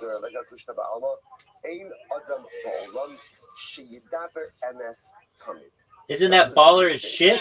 There is no person who always speaks the truth. Actually, and I'm just saying, you can't find I know. a person in this world who always speaks the truth. And I'm saying, I want to point out, by the way, that statement is not even a condemnation.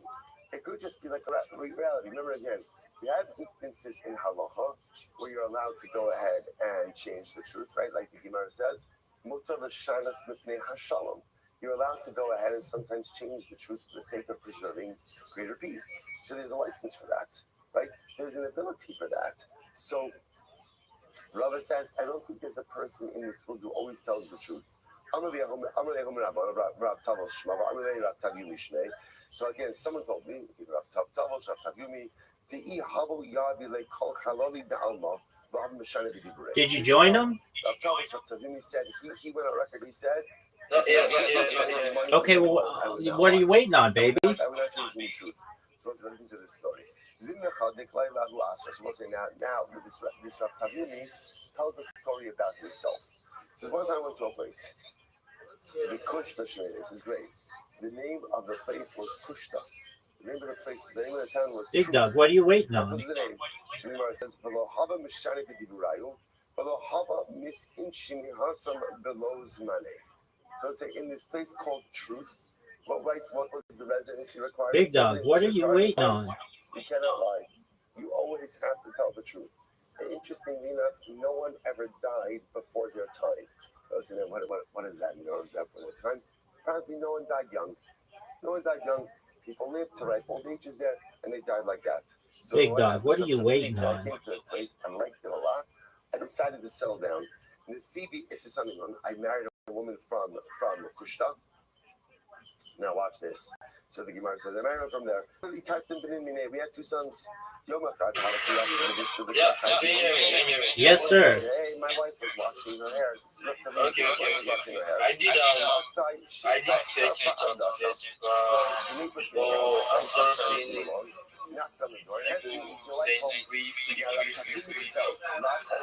I'm not saying community. Dog, what are you talking about? Search communities, dog. But she's taking a bath. It wasn't right. So instead, what he said is, no, I'm sorry, she's not home. Wait, you said it's more like X basis. No. On the left side, My two sons passed away. there is a place. It's called communities.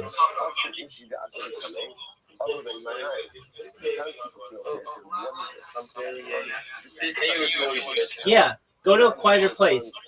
On the left side, under your profile, it says Profile Premium Video Communities. Go to Communities and search the communities that offer free airdrops.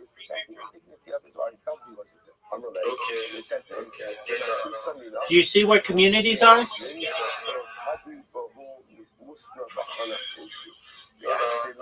you don't mind, please leave our town.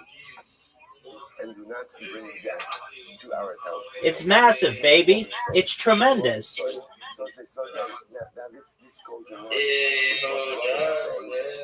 Find a person in this world who always tells the truth. That is interesting. You can't always find a person in this world. Because even if you have a town like Kushta, like what was the population of Kushta?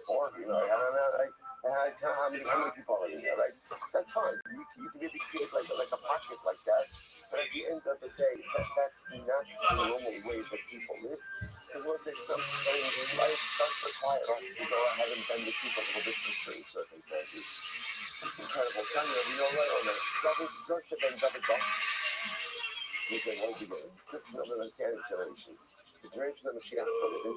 It says, you are in the Yavir community. The young will embarrass the old. There's a king in the Andu of the Arin. And the eldest will be forced to give respect to the younger ones. There's going to be like this sense of like generational, like the sense of generational disrespect. So the young will disrespect the old. The old will be forced to respect the young. And last time, you want to rebel against your mother. The kind of the Hamusa, a daughter-in-law against her mother-in-law. The face of generation will be like the face of a dog.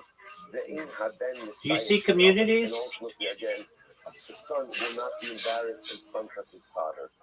Yeah, I see them now. Okay, do you see the search? I see a couple of free airdrops. All right, so like join like 10 or 12 of them, and then you'll know when all that shit happens.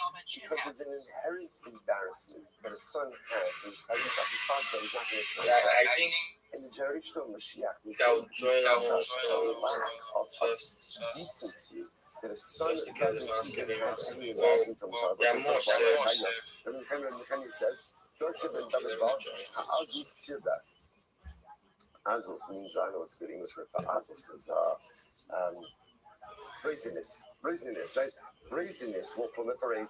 Vayoker Yavis Gaiva, that she says, so you have Yakar covered. So there's such arrogance that no one will give honor one to the other. Vagaben Yitin Perio, the vine will produce many grapes. Vahayim Biyoker, but wine will be very expensive. They must say, what does that mean? The vine will produce a lot of grapes, but the wine will still be very expensive. So once it actually points out to me what that means, there's going to be a lot of wine consumption. In other words, it's an indulgent, hedonistic society. Seeing there's plenty of supply, there's also plenty of demand, and therefore the prices keep going up. And the entire monarchy will turn to heresy, and no one could rebuke anyone. It's fascinating to see like a lot of these elements, right? In other words, everyone is right, everyone's opinion is right, everyone's feeling is right, and even if they're wrong, no one can say anything to the other. Support of Yitzchak, Okay, we'll refresh, close your app, reopen it, and try again. Turns to heresy. So it's interesting. It's a little bit of play on Saras. Whatever the Saras, if the entire body turns white, then ultimately again it's Tahar. So when there is this unfortunate comprehensive change in society, that society as a whole turns heretical, that society as a whole just loses it, interestingly enough, that's actually a sign that redemption is on the way. Ki yira Hashem, ki yireya, ki az los yad va'afes atzer va'azov, ein bein David ba, so sorry, Mashiach only comes at shiyirbu hamusaros. Until there is a proliferation, ultimately, again, we'll say, of the musaros. Now, again, we'll see what that means in just a moment. Until, again, there is a diminution, ultimately, again, of Talmidim. Rashi says over here, so there's no Talmid Chachamim. Ultimately, again, there's going to restore Klal Yisrael. Okay, what's it saying? People give over the Jews to the government. You have all of this together, and once again, community.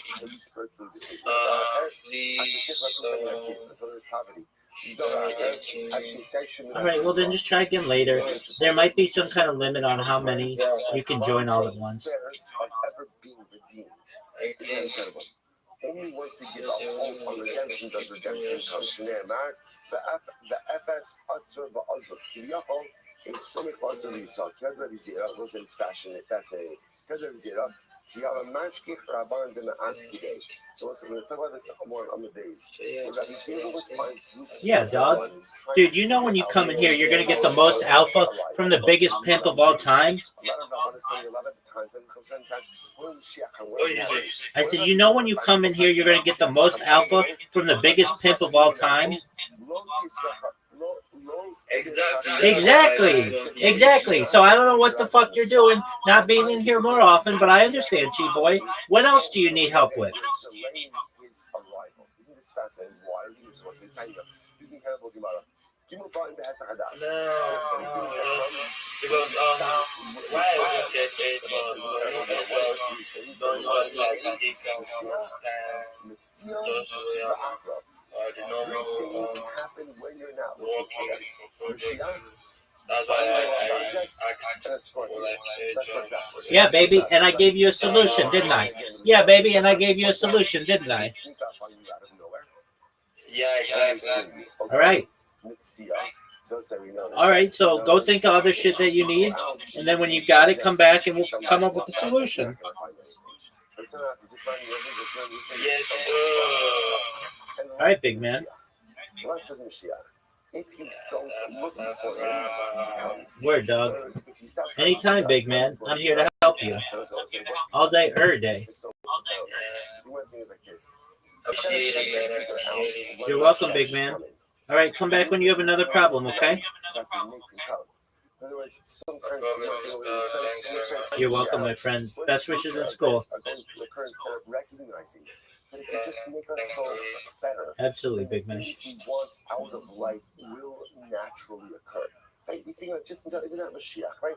I spend so much time trying to figure out, when is my marriage going to improve? When is my parnasa going to improve? What are my kids? What am I this? What am I this? All the things going to improve. Well, instead of worrying about when it's going to turn around, there's something better. Do something to turn it around. Change yourself. Change your life. Work harder. Put in more effort, right? We spend so much time, when? Where's the story about when? Just worry about what can you do right now to improve the status quo of your life? What can you do right now to bring about the brachos that you so badly want out of life? Stop waiting and start doing. Incredible Gemara. What's your thinking? Try it in the Latinas, the whites, what are we going with nowadays? Everyone's going to go into an exhaustive discussion about what Mashiach's going to come. All right, so again, what's that? Because there's two different schools of thought. There's a better say, just like what is about messianic redemption, right? Again, is it terrible stuff? Is it good stuff? It's two schools of thought. Contemplating or trying to figure out when Mashiach is going to come, also two schools of thought. So just out the saying about the world is 6,000 years. Everybody knows this, but this is what we know. The world is programmed to operate for 6,000 years. That's the weird You think you one. might enjoy yourself? How are they 6,000 years? How are they? Maybe And then 1,000 years of Just destruction. saying. In other words, once they apparently the major destruction to work is, the world doesn't know would exist for 6,000 years. After that, again, there's a 1,000 years of desolation. That's when they're like tomorrow. What happens? So we can go to 1,000 years never again. What happens? They give it wings and they fly over the water. But the weekend work brought back by Kesser Reason. They don't die during that time. They hover for 1,000 years, and then after 1,000 years, another world. Another world lead. So there's a Shnema, in this Kavashon Levada by Yomahu. By Omar straight colors. Allah says, no, the world will exist for 6,000 years, and then for 2,000 years there's destruction. Shnema, Yuchayuni, in your mind, there was issue for every other, but the next year, the Palatari Kavashon Levada, the right place to go to the he wants us to see Shashvis. Misha Meko Shana Shana, just like Shemitah, right? Ultimately, again, there's a Shemitah year once every 7 years. Maybe that is another place. Who knows? Seems to be more, so to speak, 100 goes to Shemitah once every 7,000 years. In other words, the world exists for 6,000 years. And then the year and the 7,000th year, ultimately, when the is like Shemitah, universal Shemitah, where everything is reset. Shenema b'niskar Hashem levado. What's interesting about the way that often think that also b'niskar Hashem levado, that Hashem will be established by himself. Well, it's like more reference to the Messianic era. The Gemara understands over here, know that the Levada refers after the 6,000 years of this world, and everything is reset. They'll only be up to the start when it goes to that 1,000 year period. Roma, Mizmor Shiri Yom HaShabbos, Yom Shekul Shabbos. Incredible. Yom Shekul Shabbos, apparently again, that 1,000 years that followed the 6,000 years of this world. Incredible. Roma, Jela Shonadei Necha Krom Eslo, Yahba, Shonadei Elio, Sheshes Alafin Shana Havi Alma. The world will exist for 6,000 years. The Gemara says, Shna Havi Alma, Shnei Alpayim, so now, how are those 6,000 years broken up? For the first 6,000 years, for the first 2,000 years of the world, most of these retrospective years. Right? So for the first 2,000 years, it was Tovavon. It wasn't even Tovavon. The Torah wasn't given. But for the first 2,000 years, the Torah was not given in the world. Okay? Shnei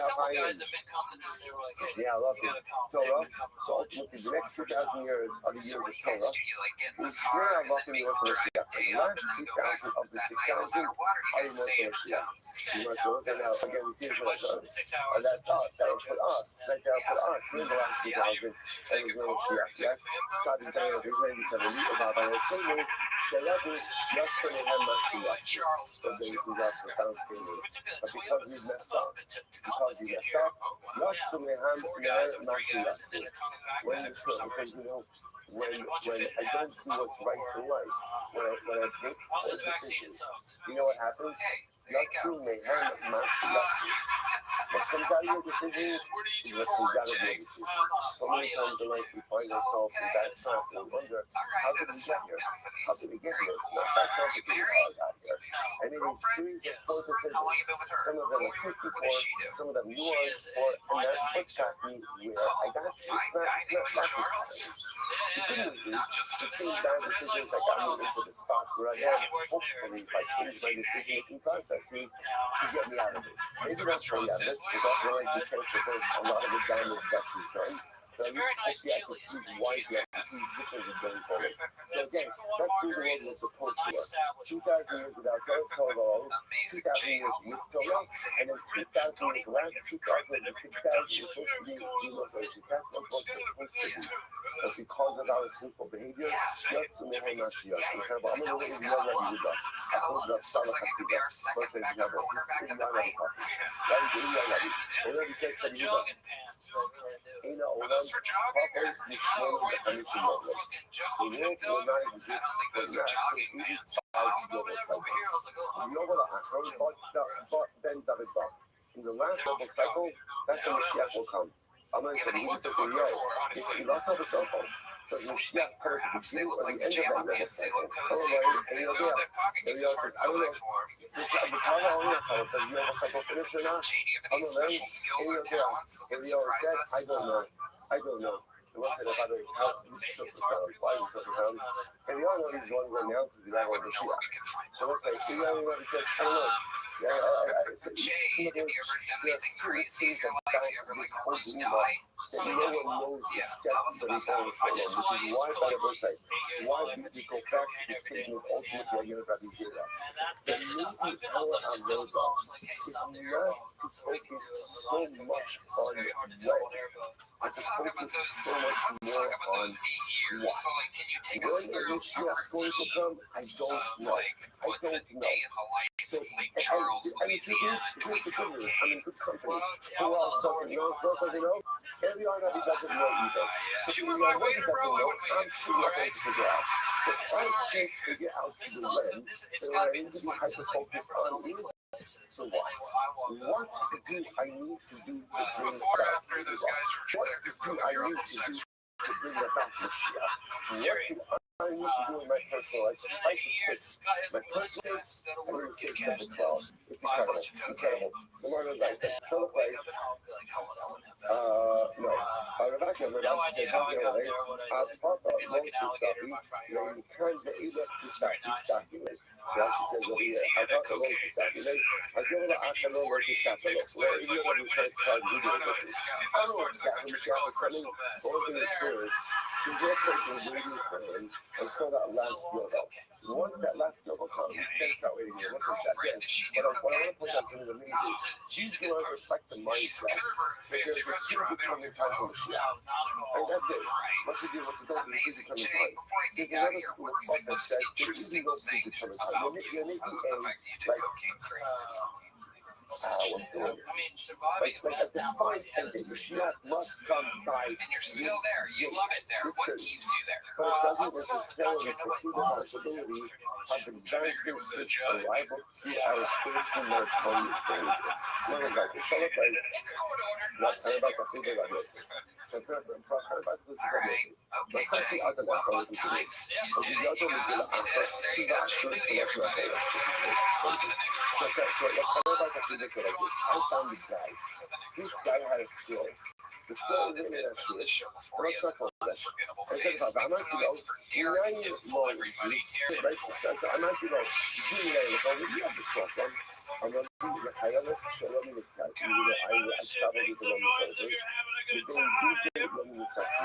They found this scroll amongst the for treasure.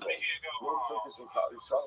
I found this in the treasures. Because in Bar, I found this following message. لآخر دولة أعطاني مسائل وتشين لأخرج شلون بيوصل شلون يوصل man says to this شلون أوليتهم we finally did this goal after 4,000 right after 4,000 Masai Tishra after 4,291 years Ha'olam Yito the world ceases to exist. Okay, Me'an, as Umar says, Me'an almost 10 years. Some of those years were the wars of great sea creatures.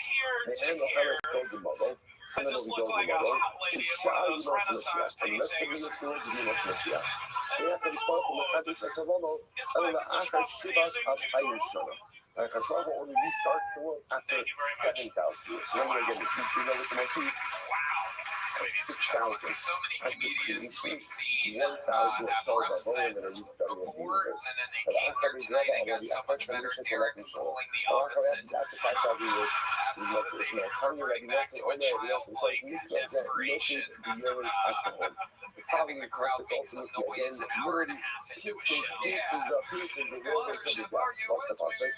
He owned Chazon Lamoid. The Yaakov case for the Chazon. In the Sinameh Fakelo, he called Yobo, Lo Yaakov. This is an incredible passage from Chabad. So let's tell you the passage I know the old Chazon Lamoid, the vision for the time. Yaakov was the Sinameh Chazon. The end will come. The end will come, and you will not be deceived. In the Sinameh Fakelo, if you believe, wait for him, people the other will Yaakov. He will come, and you will not be believed. Most of the stories say Russian had even ignorant equality. They are to that one of the same. Has anything interesting happened since the last time you were on the show? Oh my God! I was in Vegas a month and a half ago, and I had sex with 3 different people on 3 consecutive days. Wow!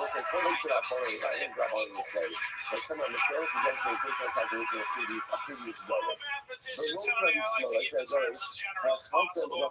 Okay, so tell us about this run you went on there. Oh yeah, the legendary Eagle. Ja, wat we hebben zijn Just imagine all the regrets that people wake up in Vegas.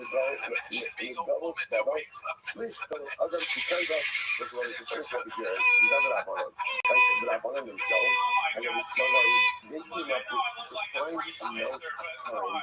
from the Shiach comes. So So look at the He's power the anyway. Heimeiser, I'm But the look free at sweat. Akiva. Shai Golan Wrong Afas again. and At. okay, how did you get laid in Vegas exactly? So it says ultimately again, and it's not Rabbi Akiva either. It's Rabbi Akiva Can you give also us an gives the example of how calculation. you Ella, pulled this Malchus off? Rishon, I Shivim got pulled Shana, off, but Malchus Shnia, Elisa Stein, yeah, so and Malchus Ben Tuesday Chaviva, night, Shtei Shanim in there was Nasa. a lady So who was interested in me, and Rabbi, I what's the went proper back to her calculation? hotel room at Malchus the Rishon, Strap, now that's what the and sounds like is. The she first was is a on the black church lady for 7 named years. Mahogany. Second is Are you Malchus serious? Shnia. Yes, absolutely. Hadith Mishai, 52 years. And Malchus Ben Chaviva, Can I believe it, My baby? God, right it's when 2.5 years. right when you So think what, it couldn't be any what worse does that for mean? those The people. words we can say is as follows. The words we can say is halacha Right when l'maisa. you think life We don't couldn't get any harder. We have As no a idea black what woman in today's So what happened? society. Most of the time between now and Yeshua, Next thing you know, it's this these is incredible who they have on cultures top activity. of them But there nowadays. are periods of On top to tranquility. the side. There are periods of calmness. So Oh, that's what he's saying hell over here. no. In the first place, on the crash, I ultimately, must be again, is 70 years. But that's just perfect to balance itself. Secondly, on the crash, looking ultimately, like a 52 years. motherfucking back to And the then there are the future 2.5 ass year reign motherfucker. of Bachocha. Now, the 2.5 year of reign of Bachocha is actually a relatively Oh good my time. God, so For tell us about this Like to be experience on with a top. black So the woman. idea is the way I this cannot fucking picture this. we're just so turbulent times for our present tranquility. What we believe is at some point in time, we can't be It's like taken. go eat it till you But feel you a have nutty to use professor. yourself in the calculation of those who type on the family going to All come. right. But often those calculations are not correct.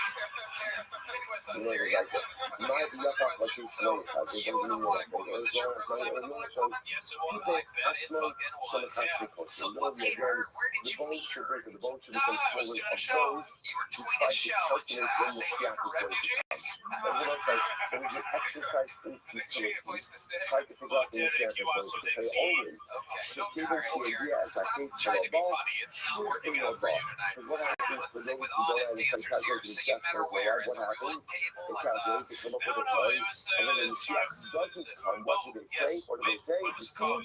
he's not coming. It's Doesn't been matter the just name to of the place. calculate the Sounds like date of a Messianic restaurant. arrival. There you Ella, go. So is that a was it restaurant? Ella? And then what happened? Chakelo. Oh, What is our avodah on Mashiach? What's our avodah? Wait. and then That is our we were avodah to texting, wait. Shneimar, and she was like, even if I'm you here. believe, She invited you just back to her wait. hotel room. You Shema definitely Tamar, did. What time of the night is this exactly? maybe I'll say ultimately again, Jamal but Parker we worked wait, here. but he doesn't wait.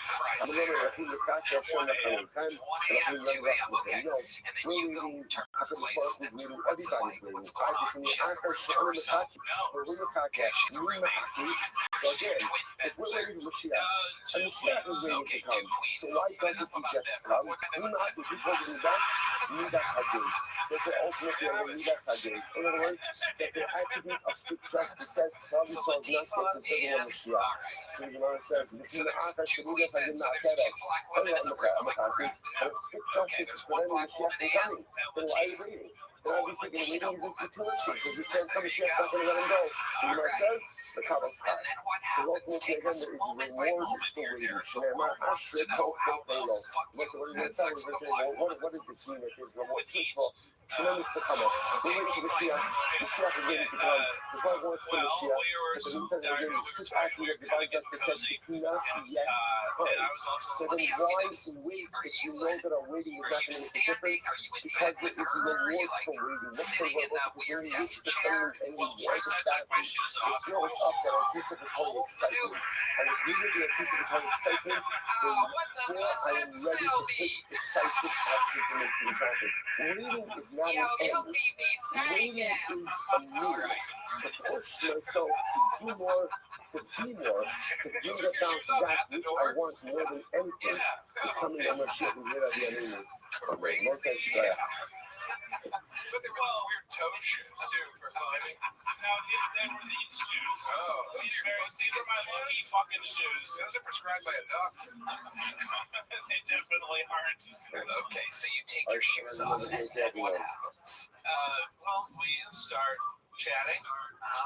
And again, where are you? You're just standing there? She's sitting on a bed? Floor 14 of the stratosphere. No, again, in the room. Yeah, oh. Are you standing there? Is she sitting? Hotels are so awkward, especially standing, Alright, talking fellas, first. good morning. Good morning. Let us begin by thanking all of our sponsors for this morning's trip. Hey, our annual commentary sponsor for Tough Shoot and the Toasting Spot of dedicating all of the Restream instructions this year.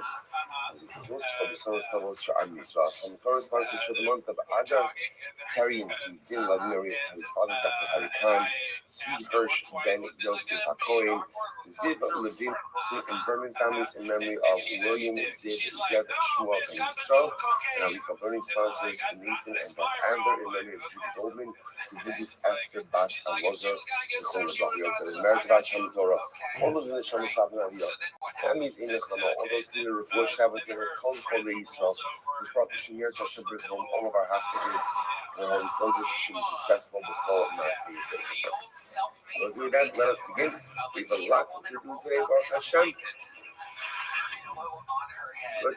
Okay, today's dot is Tzadik Zayin, 97. We are picking up on Tzadik Vav on the base, second line down in the wide line. So let's remember again, we left off on the cliffhanger yesterday of Sancheriv at the side. The Vuzaran, after killing almost 1 million people, having this desire to convert, recognizing again the enormity of his actions and ready to go in and join the ranks of Klal Yisrael.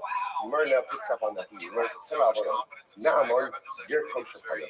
So Naaman, was the general of Aram, also responsible for spilling much Jewish blood. So Naaman became a Ger Kosher. But we'll say, Ger Kosher usually means a non-Jew who repudiates idolatry, accepts that's the general definition of the Ger Kosher. So now I'm became Ger Kosher. The Vuzaran Ger Tzedek. Now it's interesting. So the Gemara seems to people here that the Vuzaran really became Ger Tzedek means again he converted. Ibn one of Shal Sisra, one of Tari Yishalayim. Sisra's grandson. Remember again Sisra. The general who went against the Jewish people, defeated by Barak and Yael. In Sisra, we read the Aftar Shana that Yagid in Sisra, his mother's cries serves the basis for a lot of what is with Kiyat Shofar. The name of Sisra and Tzadi Shalayim. The grandson of Sisra learned Torah Yerushalayim. His name was Sancheriv, Limdu Torah Berabi. The grandsons of Sancheriv taught Torah in public. Who were these grandsons of Sisra who taught Torah in public? Shmaya and Avtalion. That's wild. Remember Shmaya and Avtalion? Shmaya and Avtalion, they were the Dayan of Hanor and Shammai. And so Shmaya and Avtalion, the Dayan of Hanor and Shammai, also were descendants, the grandsons of Sancheriv. They brought up Shal Hama, Lamdu Torah of Neba. Haman's grandsons learned Torah in Bnei Brak. Va'af Bnei Brak also Rasha. Speaking Shakadosh Baruch Hu. Even the grandsons of Nebuchadnezzar were going to become Jewish.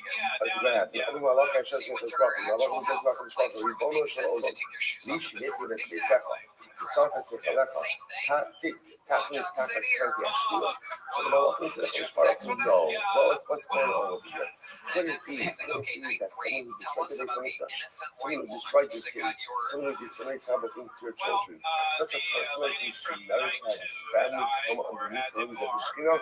Henry the Sixth was interesting. It seems to be that the Malvachim convinced HaKadosh Baruch Hu not to allow Nebuchadnezzar's descendants from joining the ranks of Klal Yisrael. Henry B'Sid, Rafinu as Baba Volonefeso. We tried to heal Baba, but it cannot be healed. So this idea that Baba could have been healed technically by the conversion of Nebuchadnezzar's children. But Baba was so broken. Baba was such a deep state of despair. Baba did so much to us that they were beyond incredible. Ula Amr Ula says that refers to something else. Ula Amr is Nebuchadnezzar. This was Nebuchadnezzar. There was no going back to Nebuchadnezzar. No children of Nebuchadnezzar. No, sorry, change for him. Rabbi Shmuel Bar Yochai Amr Elu Naros Baba. Tigama, Ditzinai of the Babylon. Some say that it refers to the rivers of Babel.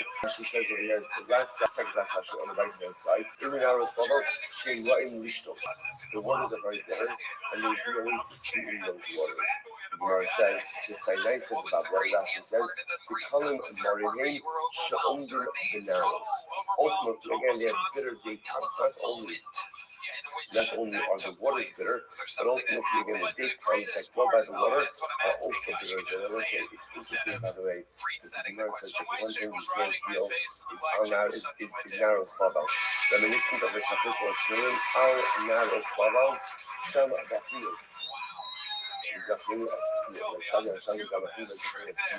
The narrow Babel, that image, is remembering when Klal Yisrael was being led out from Eretz Yisrael, he sat by the rivers of Babel and he cried in remembrance.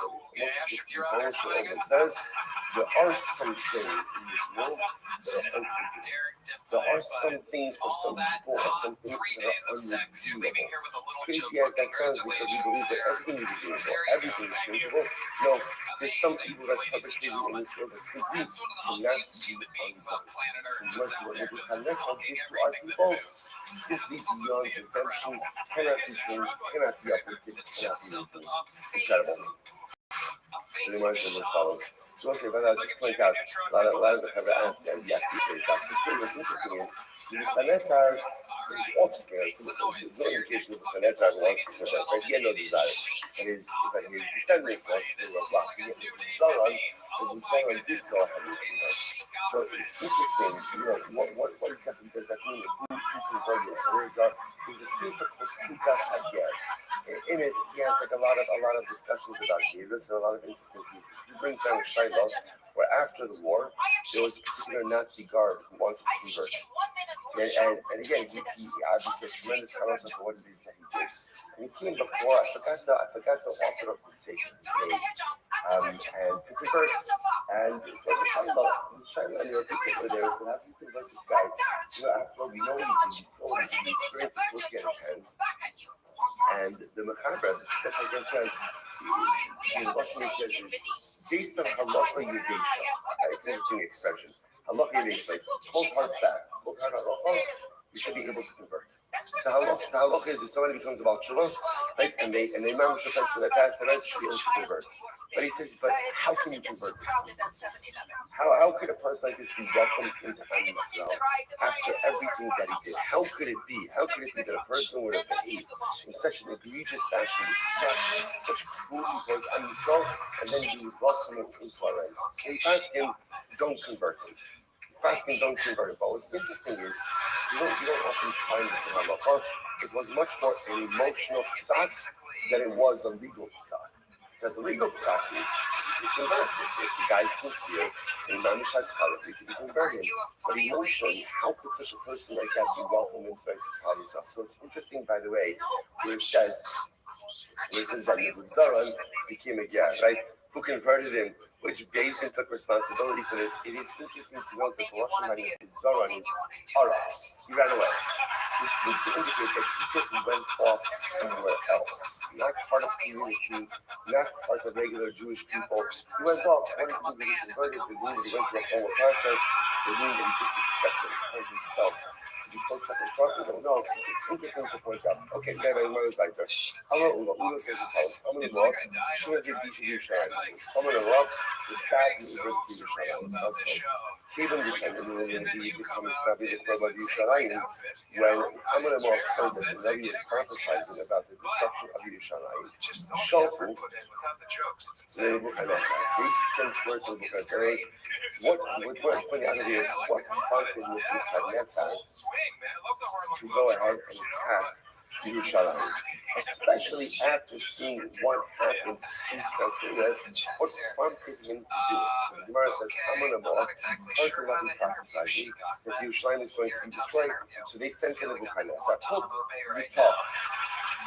Time for you to come." Nebuchadnezzar, Chazal is weak, Chazal is going to be destroyed. Look, the top. Come and literally again, look and come. Amar, Mistafina Dolola Abdi to divide the command. So again, Nebuchadnezzar said, I'm afraid that they're going to do to me what they did their previous enemies, meaning again, referring to Sennacherib. Shal Kulei, Ke'im Ha'ish B'Leisa. The Ish is not home, Ve'im Hadarach Mirachol. I'm sorry, Halach Midarach Rachel. So the Gemara says the aim Ish is the Ish Halach Kodesh Baruch Hu. So the Ish means that he said the man is not home, is Kodesh Baruch Hu has left his home. Shneimar Hashem Ish Milchama. So ultimately again we tell Nebuchadnezzar this is the right time. Kodesh Baruch Hu has abandoned Klal Yisrael. You should come and fight. Shalfu B'Shibul Vasi. So he says, well, maybe you get Kodesh Baruch Hu is close by. In other words, maybe the Rosh as much as it looks like he's left Klal Yisrael now, when they're in a state of losing, he will return. Shalom. Allah. No, God is really abandoned. God is really far away. And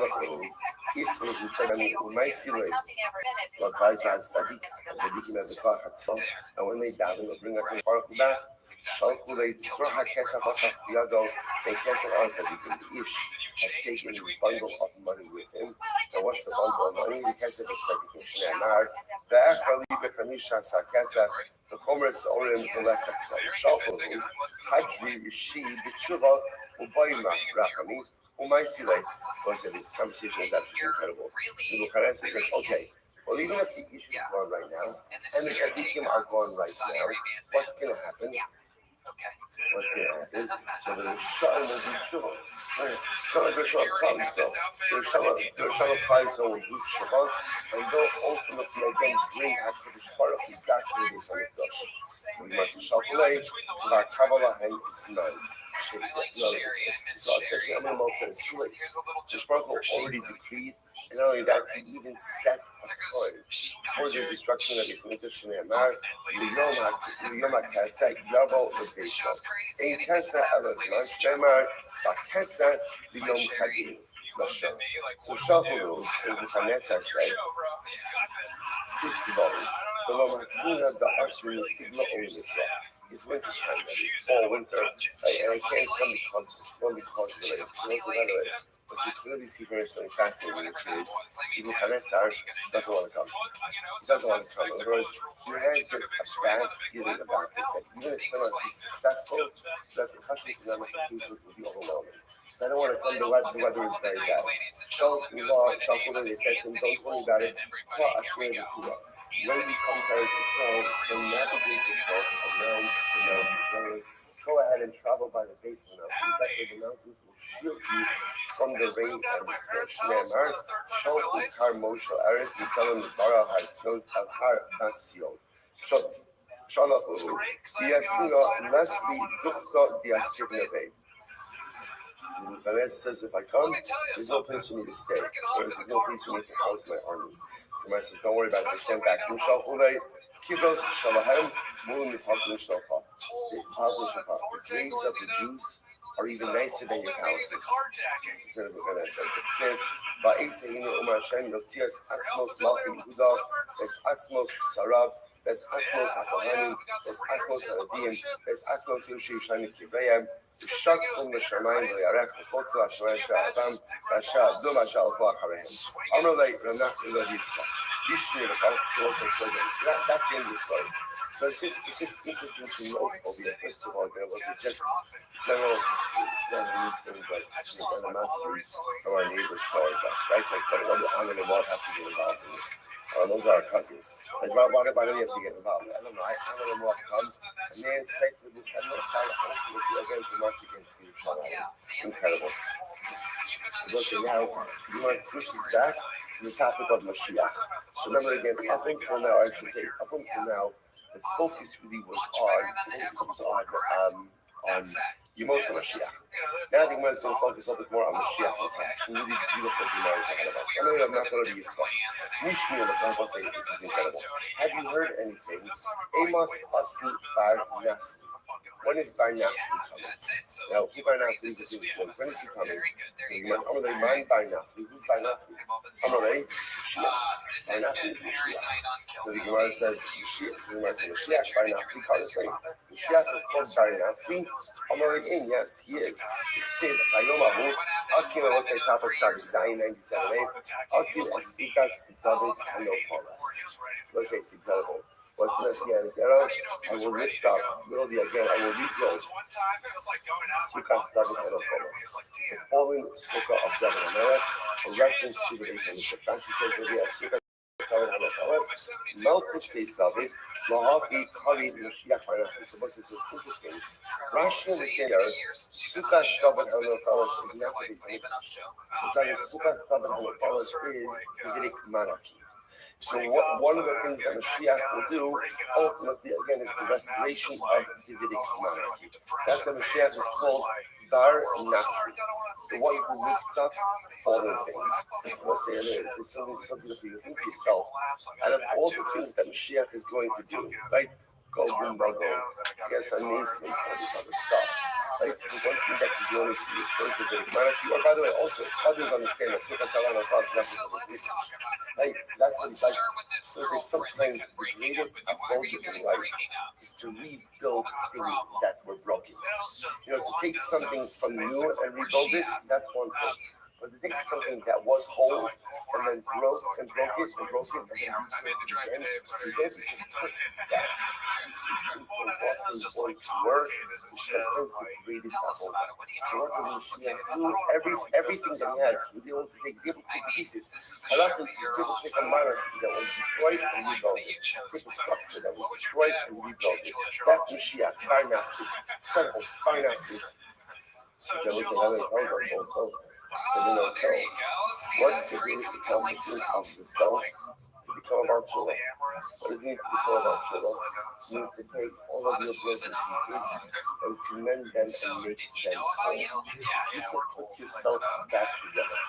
You can become your own Bar Nafli. Take the pieces of you that are broken, take the pieces of you that are fallen, and put them back together. That is the greatest accomplishment. The Gemara goes like, I'm going to help you, I'm going to help you. George was this Indian kind of Gemara over here. First, Ben David Bach, Hamidi Chachamim, so let's say, we're going to see over here that there's a couple of different narratives, well, we know 2 different narratives, about the generation of Israel that immediately precedes Mashiach. Like, what ushers in Messianic era? So watch this. The Gemara says as follows. So the Yochanan says as follows. Rosh Ben David, the generation that's coming out, that the Mashiach will come. There's a diminution, less Torah. There's less Torah to be found. There are fewer Talmudim coming. So the short Talmudim coming, and in general, a lot of suffering. Yitzhara's Rabos, terrible suffering. Zeros, Hashos, and new terrible decrees every single day. Shavuot Sheben David Bach, year. Shavuot usually means like the 7-year cycle in which Mashiach comes. Shana Rishon is Kayim Mikrazeh. So this is the 7-year period before Mashiach comes. In that 7-year period, the following will occur. Year number 1. Shana Rishona is Kayim Mikrazeh. In Tarti al Ir Achaz, al Ir. Some cities will have food, other cities won't. Literally, again, I'll make it rain in one city, won't rain in a different city. Second year, famine everywhere. So in year number 1, some places have rain, some places don't have rain. Year number 2, everyone has famine. Year number 3, Shlishis, Ra'ab Gadol, Nisa, Nashim, Nashim, in year number 3, so be a great famine. Men, women, children died. Chassidim, Anshe Ma'aseh, great people will die. The Torah, Mishtachachas Milam down. Torah will virtually be forgotten. Overwhelming. So material suffering, spiritual suffering, during the years of the fourth year, some of it in a Soma. Some places have food, some places don't have food. Different issues in the fifth year. Soma Gadol. There'll be a great satiety, more food. But open the Tosin Usilkim, people will eat, drink, be happy. The Torah goes out from God. The Torah will come back. Maybe for the Shishis Kolos, in the sixth year will be sound. Rashi says that here, the Shishis Kolos, Yotzi Kolos Shabem David Ba. So there'll be murmurings, right? There'll be people will be talking. The Shach is close. The Shadias Machalos, the seventh year war, which couldn't go the Mogo, the Mosei Shadias Ben David. And the Mosei Shadias, right, the end of that 7 year, meaning year number 8, that's when the Mashiach is Mashiach. So it's like, so this is a description, basically a description of the 7-year cycle which precedes Messianic redemption. I'm not going to say what Yosef says, but 1 second. How much is the Havakim V'lo Asa? But Yosef says, by the way, what you just said here, that 7-year cycle, that's pretty much every 7-year cycle starts. Like, in other words, if you just describe the Jewish history, and I don't understand you, Mashiach has not come. So I'm not buying it, but the Shishis Kolos, the Shishis, Mekamos, Ni Habas. Rabbi Zimri was it every year 6. They also be again in the middle of the Mashiach. And in year 7 of the war, the death was what happened. But the Sidra happened. Furthermore, what Rabbi responds is, it's not just that these events occur over a 7-year cycle. It's that these events occur in this order over a 7-year cycle. So it's not ever happened to the answer to that is, from the Gemara's perspective, is no Tanya. The Rebbe says, Starship and David Ba, Beis Havad, Yeliz Nus. So we'll say, so what you see over here is something very, really amazing. You begin to see that before Mashiach comes, there is a general spiritual decline. Now, I'll just put this out, we'll see this more clearly later. But there's like these 2 models about Messianic redemption. The Mashiach comes essentially almost like when things hit rock bottom, and therefore there's no choice but to redeem us, or is redemption something we can earn, right? And we can even expedite. So just hold on to that. We'll see this change as we go on in the coming days. So as we go, it says, very shortly, in which Mashiach comes, Beis Havad Yeres Nes. I will say, Beis Havad is the Beis Hamedrash. The Beis Hamedrash will be turned into a place for immorality. What's the shot? Because there will be no coming to therefore no one congregates there. And you have large empty spaces. And Baka Medrash actually goes out with generally like outside of the city. So you have large spaces unoccupied, a little bit used for public eye. What are they used for? Used for morality. So once again, painting a picture of a lack of Torah. The Hagadol Yachrav, the north will be destroyed. The Hagadol Yasham. And ultimately, again, Rashi says that Vagavla Yeshua also means other Pagavla is a place. You saw in the year, the people who live in the border cities, because there'll be a lack of general security, will wander from place to place. Although you follow the Chachmas, and they won't find any mercy. Chachmas, Asaf, and Kisra, the wisdom of the political will become putrid, will decay. The Yirei Chet Yim Asu, people who fear sin will be despised. In other words, not only will Torah be forgotten, but those who try to be pious will be looked down upon. Upnei Hadar to Pnei Kelas.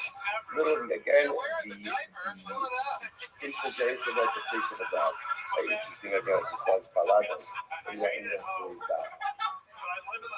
So again, which means that there'll just be a general sense of spiritual decay. By MS will not be found. So we must lie about the MS Nadaris. I mean, so literally again, MS will become like a group that will wander around. Right? And those who seek MS will ultimately again become wanderers as well.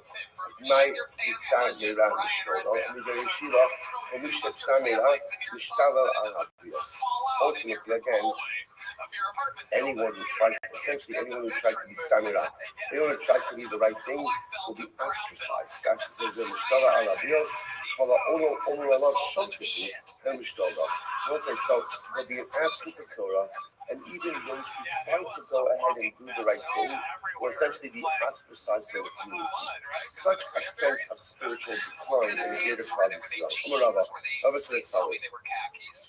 Ladies and gentlemen, Leka Kushta Ba'alma. So let's say this is a tremendous statement. Right? Rava says, in the beginning, I thought to myself, there is no truth in this world.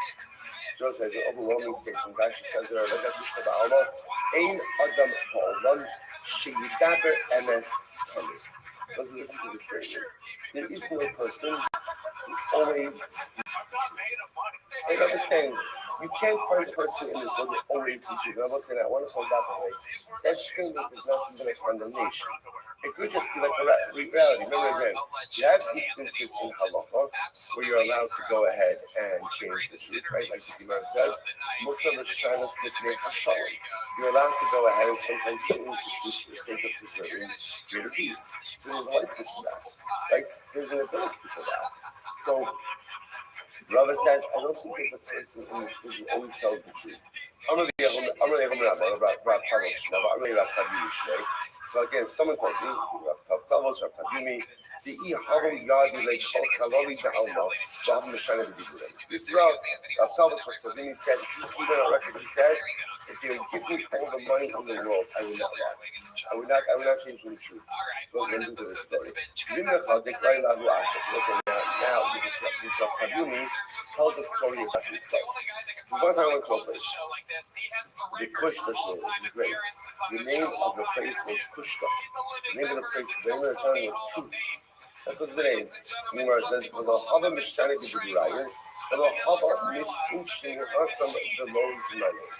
So say in this place called Truth, what was the residency requirement? Residency requirement was you cannot lie. You always have to tell the truth.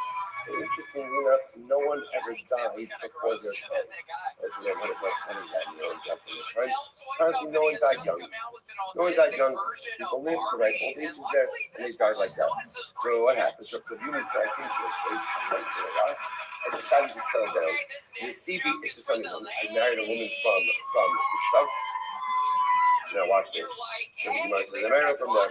We had 2 sons. So it was one day, my wife was washing her hair. My wife was washing her hair. Outside, so the neighbor came along, my trust friend came along, knocked on the door and asked me, is your wife home? Now Rav Tavimi felt, not or Rav Ara, Amara, Lasahaha. But Tavimi felt it wasn't seen as the same as like he's washing her hair. Right? He's taking a bath. It wasn't right. So instead what he said is, no, sorry, she's not home. She's not home. What's what happened? My 2 sons passed away. 2 sons passed away. Also, Ushi the Asher Kameh, unrelated my high. The townspeople said, what is this? First, this doesn't happen in our town. Why did your sons pass away? I'm on the roof. How can you have a nice son? So I told them this is what happened. So the Fadini realized that what happened here is he lied. He lied. Now, granted, he lied for good reason. If he was lying, something like this. Unrelated. So they said to him, "B'matusa minach, hok me'asrin, v'lo tagri b'hu musma b'hana penshi." They asked him, if you don't mind, please leave our town. Please leave our town and do not bring death to our townspeople. That's an overwhelming story. Overwhelming story. So again, now this goes in line with what Rava was saying, that you can't really find a person in this world who always tells the truth. That is a true statement. You can't always find a person in this world. Because even if you have a town like Kushta, like what was the population of Kushta? 4, how many people are there, right? So that's fine. You can create like a pocket like that. But at the end of the day, that's not the normal way that people live. Because I want to say sometimes life does require us to go ahead and bend the truth a little bit for certain circumstances. Incredible. Tanya, you know, right? Oh man, David, Gorsha ben David Bach. We'll say once again, the generation of Mashiach comes in, and when you aren't, you have no names for you. The young will embarrass the old. The king and the undo the name the Arim. and the elders will be forced to give respect to the younger. So it's going to be like this sense of like generational, like sense of generational disrespect. So the young will disrespect the old. The old will be forced to respect the young. The best time you know, girl will go against the mother. The kind of so a daughter-in-law against her mother-in-law. The face of generation will be like the face of a dog. The aim had then was and ultimately again, the son will not be embarrassed in front of his father. And let's say, by the way, I just want to point out, remember this tomorrow? And Sora and Morad, remember this, even about Sora and Morad. He steals the money from his father, and where does he eat the meat and wine? Where does he eat it? Is someone else's resource. Why? Because it's an inherent embarrassment that his son has in the presence of his father that he's not going to transgress. In the generation of Mashiach, there's going to be such a lack of decency that his son doesn't even have any embarrassment from his father. So first why do I tell you? When Nehemiah says, Joshua ben David Baal, Ha'azus Kirdah. Azus means, I don't know if you know brazenness, right? Brazenness will proliferate. Vayoker Ya'aves, Gaiva, Rashi says, so you have to yakar covered.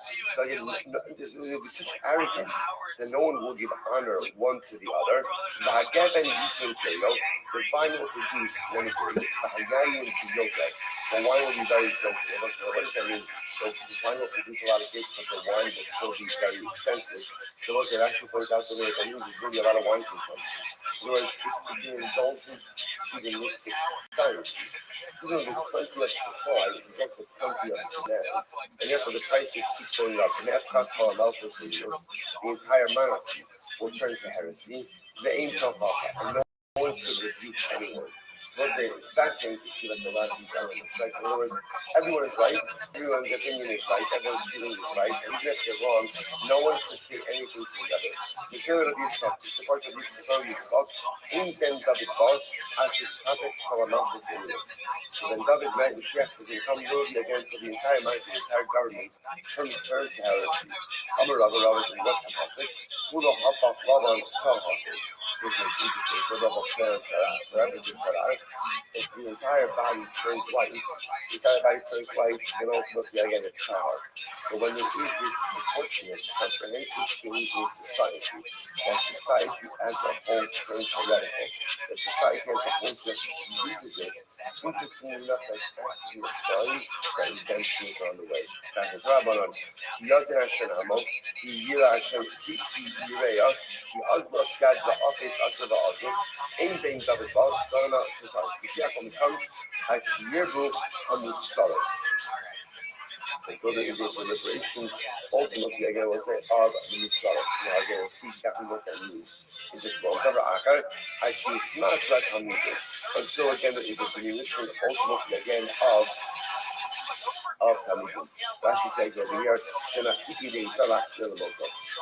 nothing to be coming. There's nothing to be coming. Ultimately, again, the Lord says, don't call these spells to the right path. There are more sense people who go over the district. You see, have all of this together, and once again, we paint a picture of a society that is highly spiritually deficient. Actually, take my foot into that case, so there's poverty. Actually says to me as Lula. Mashiach only comes when quality self despairs of ever being redeemed. Isn't that incredible? Only once we give up hope on redemption does redemption come. The FS Archer the Husband, Yachol, and so much like the Lisa, Pedro Vizera, was in fashion, fascinating. Pedro Vizera, you have a match gift for our barn than the ask today. So what's going to say about this one on the days? When the Vizera would find groups of Rabbanim trying to figure out the date of Messianic arrival. What's it is on the days? A lot of Rabbanim spending a lot of time sometimes, when is he happening? Whenever we see find people trying to figure out Mashiach is coming, I'm going to go, you might two something in our group, Lo Tirchakuha. He said, please do not believe you have a Mashiach. I tried to figure out when Mashiach is coming. Ultimately, again, you're delaying his arrival. Isn't this fascinating? Why is this? What's he saying? He's incredible, Gemara. Give me a button that has a hadas. There are three things that come when you stop looking for them. The boss says incredible. What are the three things? Number one, Elohim, Messiah, the Akrav. Three things happen when you're not looking for them. Messiah, finding a lost object, and a scorpion. So let's work backwards. Right? Scorpions, apparently, again, the scorpions work, Rashi points out, is that they sneak up on you out of nowhere, and they sting you. Okay? Mitzia. So let's say you know this, right? In other words, if you go out looking for just somebody's lost object, you're not going to find anything. But sometimes just finding your little thing, you stumble across stuff. And the last thing is if you don't look for him, he comes. Or if you start trying to figure out when he's going to come, then we'll go and say, what's the pshat of this? And this is so profound. You might say it like this. Instead of trying to figure out when the Mashiach is coming, live the kind of life that will make you come. Otherwise, sometimes you might say, well, we spend so much time trying to figure out when future events are going to occur instead of recognizing. But if we just make ourselves better, then the things we want out of life will naturally occur. And you know, just about even on the Mashiach, right? I spend so much time trying to figure out, you know, when is my marriage going to be? When am I going to be? What am I doing? What am I doing? Everybody's out with me. Well, instead of worrying about when it's going to turn around, do something better. Do something to turn it around. Change yourself. Change your life. Work harder. Put in more effort, right? You spend so much time when. Let's just go about when. What about what can you do right now to improve the status of your life? What can you do right now to bring about the brachos that you so badly want out of life? Stop waiting and start doing. Incredible Gemara. Rav Katina. So now, interesting. Now that we just spoke about how we're not trying to figure out when Mashiach will come, Gemara is going to go into an exhaustive discussion about what Mashiach is going to come. All right. So again, because it's two different schools of thought. That's what I'm saying. Just like what things about messianic redemption, right? Again, is it terrible stuff? Is it good stuff? It's two schools of thought. Contemplating or trying to say when Mashiach is going to come, also two schools of thought. So you don't have to, Shis Alfi Shana, the world is 6,000 years old. So let's say, everybody knows this, but we all speak on this. The world was programmed to operate for 6,000 years. That's the way of the world. How are those 6,000 years? How are they? The Chadchar, and then 1,000 years of destruction. In other words, apparently the way that the world is structured to work is the world as we know will exist for 6,000 years. After that, again, there's like a reboot. 1,000 years of desolation. Most women are going to have tomorrow. But what happens? Let's say we can run those 1,000 years. Remember again, what happens? They give them wings and they fly over the water. It's like you can brought back by cancellation. They don't die during that time. They hover for 1,000 years, and then after 1,000 years, another world. Another world is created. The world exists for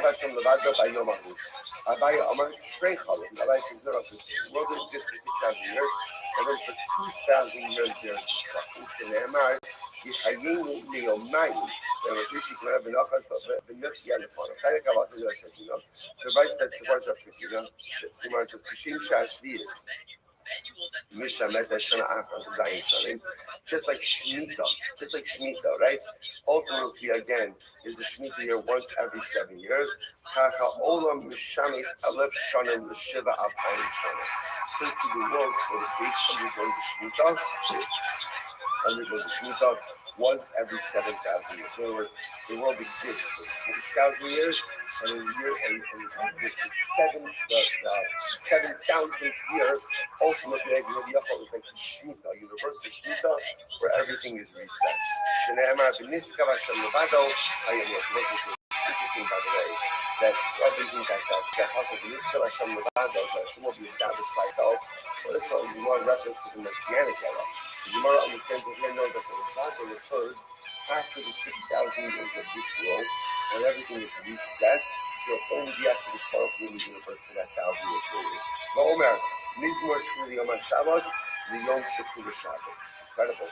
What's the Yom Shekul Shabbos? Apparently, again, that 1,000 years that follows the 6,000 years of this world. Incredible. V'omer, יאללה, שונה בעיניך טוב עצמו. יאללה, turn the video. Sheshes alafim shona havi alma. The world will exist for 6,000 years. The Gemara says, not havi alma. Shnei alpayim tovavo. So now, how are those 6,000 years broken up? For the first 6,000 years, for the first 2,000 years of the world, most of this is retrospective here. Like the world that we're in. For the first 2,000 years, it was tovavo. There wasn't even tovavo. The Torah wasn't given. But for the first 2,000 years, the Torah was not given in the world. Okay? Shnei alpayim. Shnei alafim Torah. So ultimately, the next 2,000 years are the years of Torah. Ushnei alafim Yosef Mashiach. The last 2,000 of the 6,000 are Yosef Mashiach. So let's say now, again, we see this like, that's us. That would put us. Right there, put us. We're in the last 2,000, and there's no Mashiach yet. Sadi saying, "Oh, these guys said, oh, Baba, I was saying, Sharabu Yatsu Mehem Mashiach."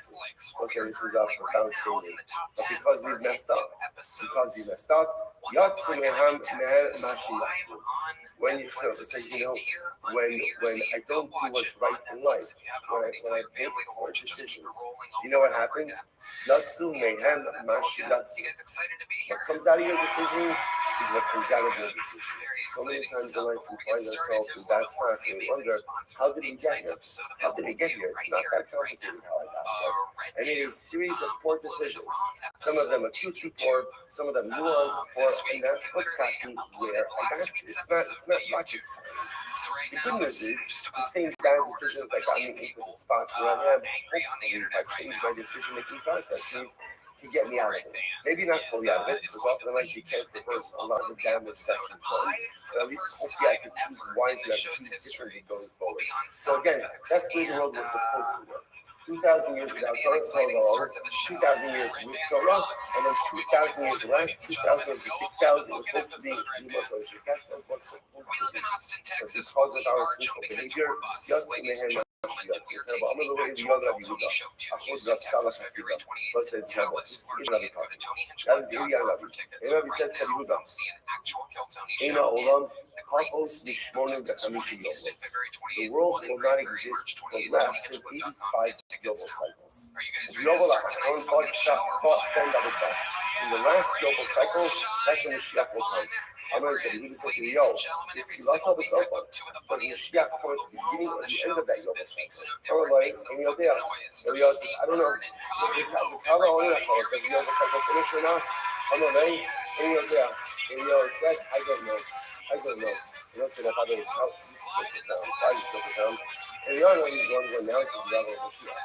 So don't say, he says, I don't know. So, in other words, there are certain things about this whole Buddha that no one knows except the Rebbe, which is why, by the Rebbe say, why we go back to the statement ultimately again of Rabbi Zera, that maybe our avoda is not to focus so much on when, but to focus so much more on what.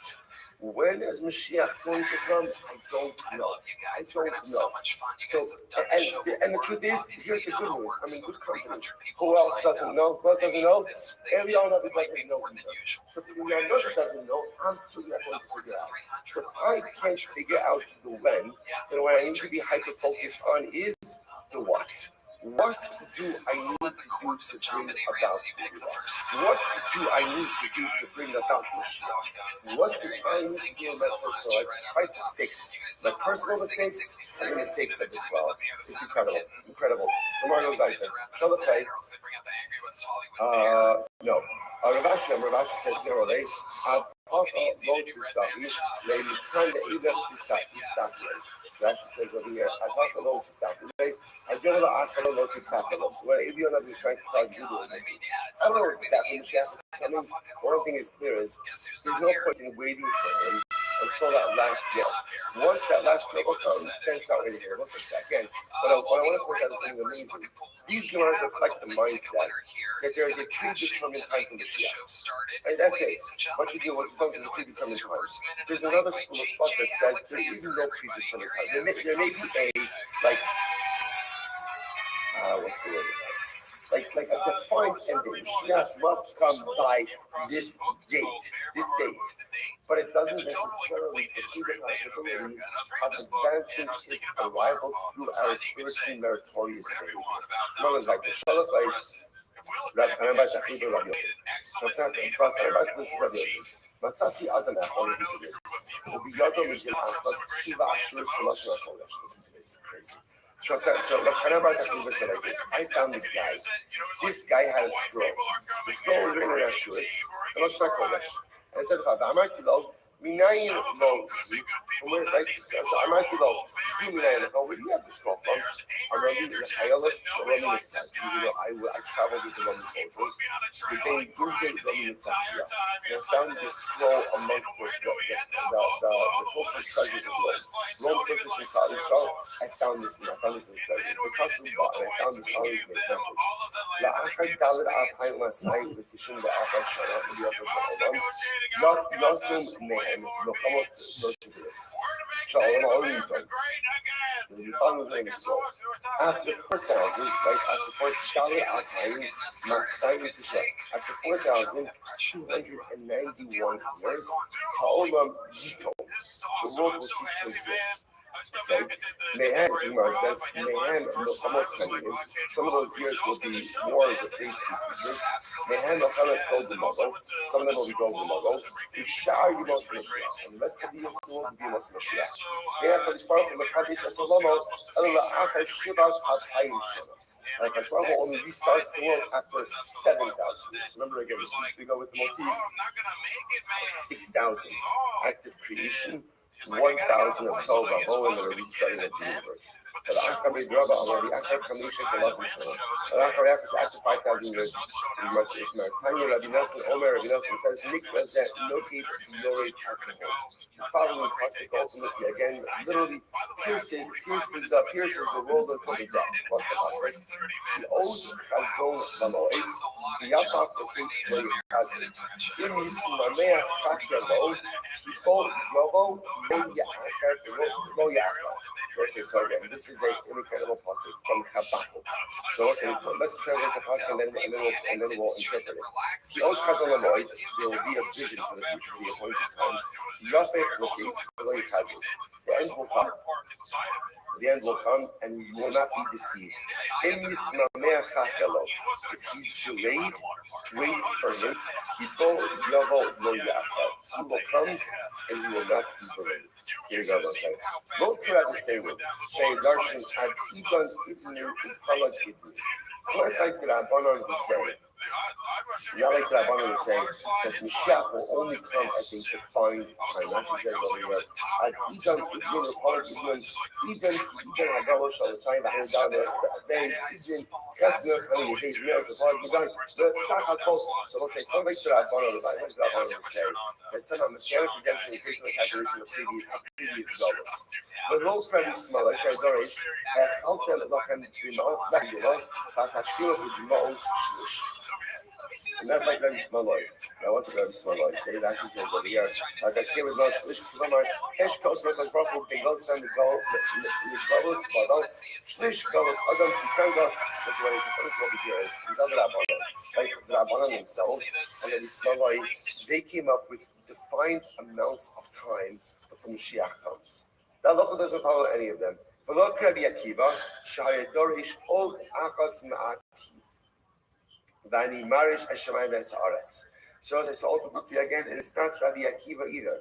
Right? Rabbi Akiva also gives a calculation. Ella malchus rishon shevim shana, malchus shniya chamishim u'shtayim, u'malchus ben koziva shtei shanim u'mechza.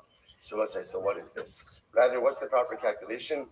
Malchus Rishon, what it sounds like is the first base of Mikdash was 70 years. Second base of Mikdash, Malchus Shniya, Chamishim Mushnayim, 52 years. And Malchus Ben Koziva, Barkov, what we just learned about, is 2.5 years. So I say, what does that mean?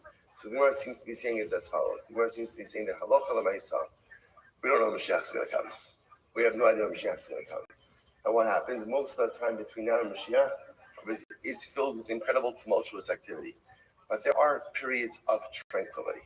There are periods of calmness. So that's what he's saying over here. During the first Beis Hamikdash, ultimately again, there's 70 years. Well, that seems to refer to Galus itself. Second Beis Hamikdash, ultimately 52 years. And then there is the 2.5-year reign of Bar Kokhba. Now, the 2.5-year reign of Bar Kokhba was actually a relatively good time for Klal Yisrael, right? We were on top. So the idea is the world is filled with difficulties. The world is filled with turbulent times. There are periods of tranquility. What we believe is at some point in time, Mashiach is going to come. But do not lose yourself in the calculations of those who try to understand when he's going to come, because often those calculations are not correct. What is the meaning of that phrase? Literally, again, the bones should break, or the bones should become swollen of those who try to calculate when Mashiach is going to come. As I was saying, that is an exercise in futility to try to figure out when Mashiach is going to come.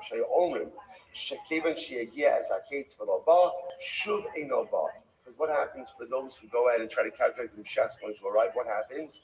They calculate, they come up with a time, and then when Mashiach doesn't come, what do they say? You see, he's not coming. It's dangerous to calculate the date of Messianic arrival. Ella, we'll say Ella, Chakelo. What is our avoda by Mashiach? What's our avoda?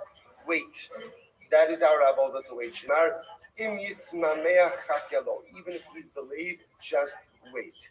Shema Tomar, anu mechakim v'hu einu mechakem. Maybe you'll say ultimately again that we wait, but he doesn't wait. No, we're waiting. HaKadosh Baruch Hu is waiting. Everybody's waiting. So again, if we're waiting for Mashiach, and Mashiach is waiting to come, so why doesn't he just come? Who's holding you back? Midas Hadin. So let's say ultimately again, Midas Hadin. In other words, that the attribute of strict justice says Klal Yisrael is not yet deserving of Mashiach. So the Gemara says, but if strict justice is preventing Mashiach from coming, then why are we waiting? Then obviously again, waiting is in futility because we can't come. Mashiach's not going to let him go. The Gemara says, the Kabal Schar. Because ultimately again, there is reward for waiting. Shneimar ashrei kol chochelo. What are we going to start with today? But what does this mean that there's reward? First of all, tremendous nechama. We're waiting for Mashiach. Mashiach is waiting to come. The Torah wants some Mashiach. But the mitzvah, then the strict attribute of divine justice says it's not yet time. So then why wait if we know that our waiting is not going to make a difference?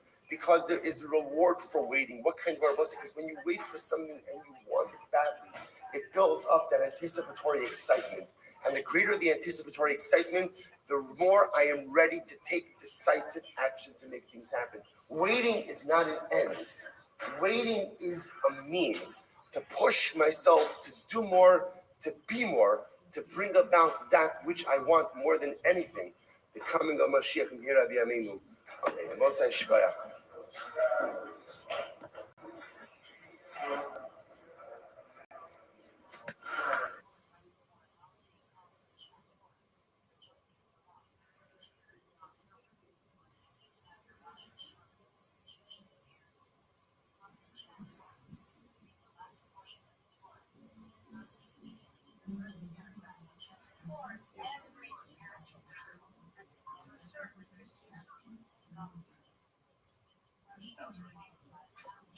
All right, I will say good morning. Good morning. Let us begin by thanking all of our sponsors for this morning. Share to thank our annual Talmud Torah sponsor for Tafshin Pei, the Tilson Mishpacha, for dedicating all the Shumer Drushos this year as a zechus for Risonah Tavos Olavan Yisrael. Talmud Torah sponsors for the month of Adar, Terry and Steve Zinn, in loving memory of Terry's father, Dr. Harry Khan, C. Hirsch Ben Yosef HaKohen, the Ziv Levin and Berman family's memory of Mr. William Ziv, Zev Shmuel Ben Yisrael Zechron Lebracha. Our week of learning sponsors, Nathan and Beth Adler, in memory of Judy Goldman, Yehudis Esther Bas Elazar Zechron Lebracha, and our Datomi sponsors for today, Matt and Diane Marks, in memory of Matt's father, Charles Marks, Kalman Ben Mordechai Zechron Lebracha. We hope that in the merit of our Talmud Torah, all of the Neshama Slav and Aliyah, the families in the Chama, all those who need a refuah Shalom Kedat Kol Chali Yisrael.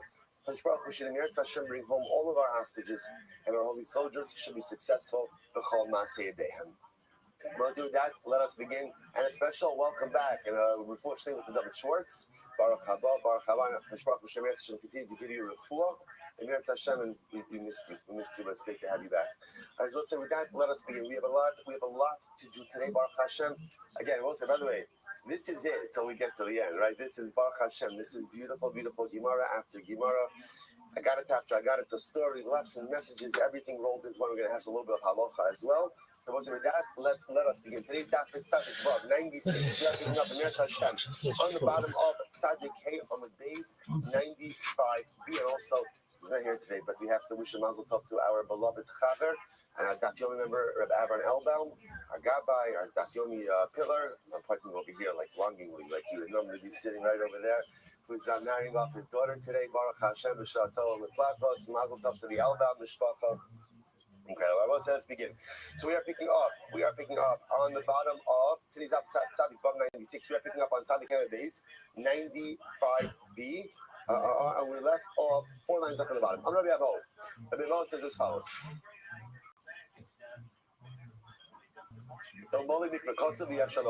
Had the pasuk not said it, you couldn't have said it yourself. So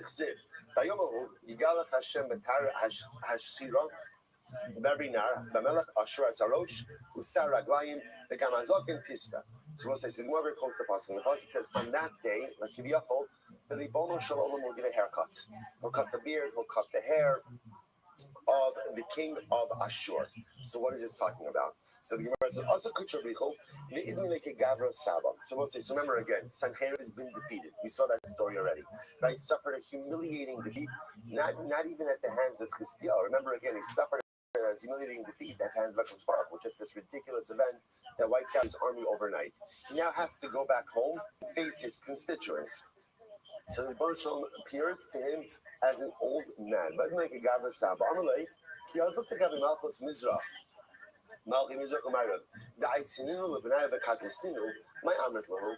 So the old man, HaKadosh Baruch Hu, right, comes to Sancherib and says, Sancherib, when you have to go back home and you have to talk to all of the kings, remember again, Sancherib raised a huge army. Those were armies from neighboring kingdoms as well.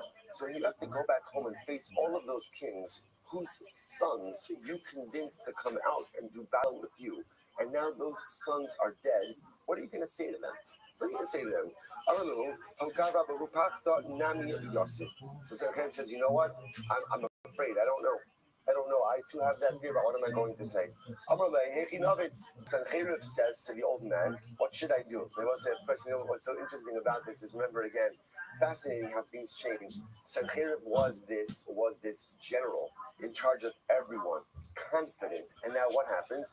He's asking an old guy he just met, right? He has no idea who this person is. And he's asking this old man for advice, what should I do? So ultimately, again, so it's incredible. So the old man says to Sancherib, listen to this, Amalei, Zil Vishani Nafshach. You should really change. Rashi says over Imshi Nafshach, Shana Atzmucha Kidei Shlo Yakirucha. So it's fascinating. So the old man says to Sancherib, you know what you should do? You should change yourself enough that nobody recognizes you. And so when you go home, no one's going to bother you. All right, so how should I change? Go get a pair of scissors. I'll give you a haircut. We'll change your appearance a little bit. I just want to point out before we go on, what a profound Gemara. And this is the timing of this is incredible because it's almost Elul. And we really have to and how it is so important to be able to get into the mindset of change. So look what happens over here. So Sancherib is in trouble. What does Sancherib realize? Sancherib realizes the way I'm living right now, right? What I'm doing is not the way I need to be focusing. I will say, we all have those epiphanical moments, right? When I realize that what I'm doing, this is not the way it should be. It's just not the way it should be. I know that I could be more. So Sancherib has that epiphanical moment. And he says, right, so he goes to the old man. The old man says, you should change yourself. Change. You can change whatever you want about yourself whenever you want. You should change. And let's see, what so often happens when it comes to change? Sancherib says, what, that's a great idea. It's a great idea. And how should I change? Oh, take a haircut. We'll say, sometimes in life, we have these moments of clarity where I recognize that I need to change. And then instead of affecting real change, we affect cosmetic change. It's kind of change. Oh, you know what I really should change? You're right, that hairstyle really should change a little bit, right? It's the wrong muscle for me. But you understand, right? Like in other words, like we just instead of focusing on real change, cathartic change, personalistic change, we just content ourselves with cosmetic change.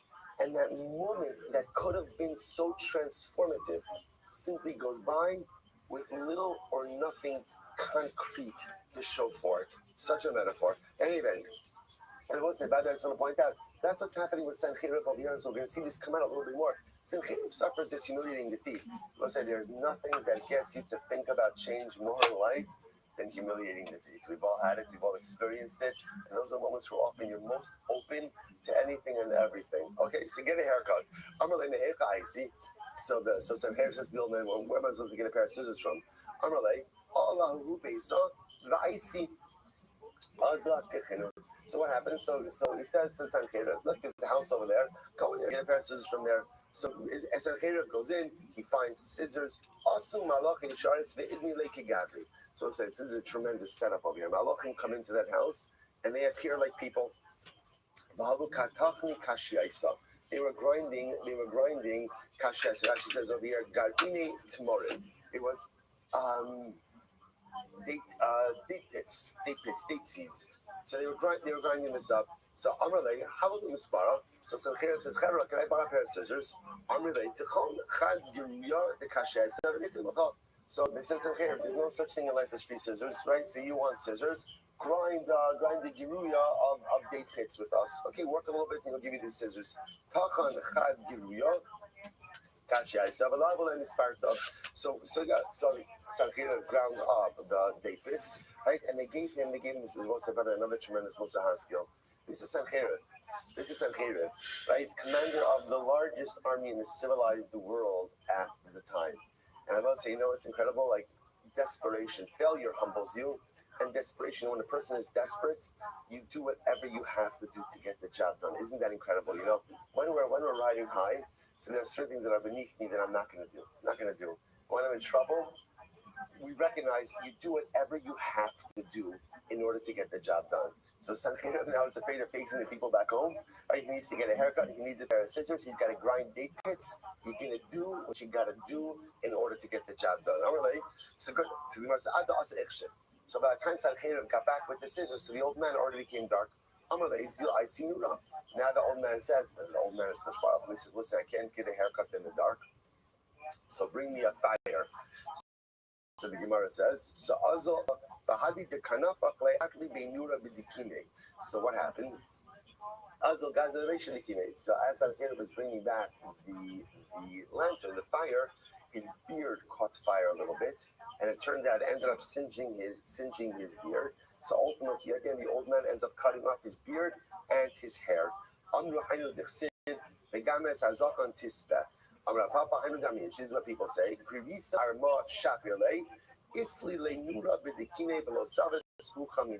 So we'll say this gives this apparently birthed the famous adage, right? It says if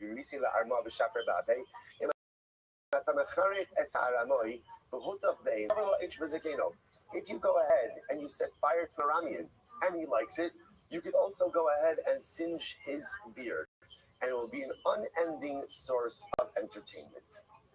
Okay? You do with that what you want, right? I don't have anything on it. Right? So nice again, the idea over here, we'll say, talking about also, I think the takeaway from this entire Gemara, in a serious sense, is life could change so dramatically. And we experience this in different ways. That a person could be on the top of the world one moment and literally get in the bottom of the bottom the next. And what's so profoundly important, and again, to Sancheriv's credit a little bit, you have to be able to roll with it. You have to be able to pivot. You have to be able to know what to do when you're the commander of the army, and you have to know what to do when you're a humble, defeated individual. And if you notice again, so now it's just a Sancheriv, get a haircut, Sven gets a haircut, whatever you need to do. But listen, there are some people in life, when life doesn't go their way, and the plan doesn't materialize, simply get paralyzed. They don't know what to do. They're stuck. They can't get over the fact that life did not materialize the way that I wanted it, and they don't understand the power of the pivot. And I think you see the serves on here to his credit. You don't become the commander of the largest army in the civilized world by just being a regular guy. Sancheiriv must have had ridiculous co-hosts. Part of those co-hosts is the power of the pivot. You gotta be able to lean into whatever life throws your way and recognize that whatever it is, figure it out. Also, Ashka Rapa, Mitibusa Dinoch, what is incredible. So Sancheiriv is journeying home. As he's journeying home, what does he find? It's supposed to be incredible stories. He finds a plank from Noach's table. From Noach's table. That will say, by the way, geographically, we know that, remember again, the table kind of, what's the word? Landy, was it? Dock? I don't know if it's docked per se. Grounded. But there's isn't this like a Russian for like when it washes ashore, whatever, docked, grounded, it's stopped, right? On Hare Ararat, right? Which actually, by the way, interestingly enough, geographically works along this idea as he's heading back to our shore.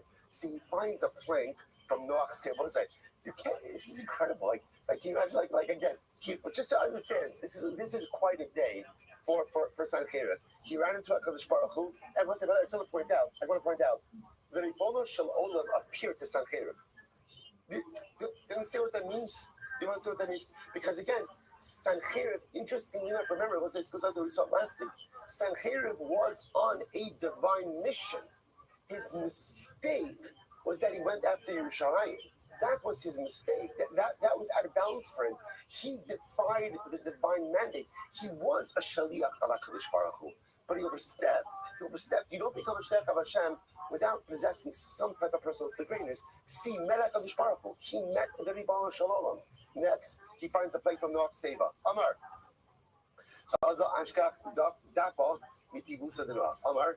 Amar Hainu Elka Rabba. The Shizve the Noach Mitifuna. And he said, oh, this is the great God who saved Noah from the flood. Amar Ieza Hu Gavra Matzah Makrab Lahu Betrain Benoit. So Sancheiriv says, if I go and I'm successful, in other words, if I go and ultimately I'm able to survive and reclaim my former greatness, I will offer up my 2 sons as a sacrifice to the God of Noah. The God of Noah. Now, interesting, I'm going to say, it seems to be that he's ascribing some type of divine power to the actual plank itself. In any event, he pledges to go and offer up his 2 sons. Well, as one can imagine, Shamu Benoit, his sons heard about this and weren't overly excited about this promise, and therefore they killed him. Sancheiriv is assassinated by his own sons.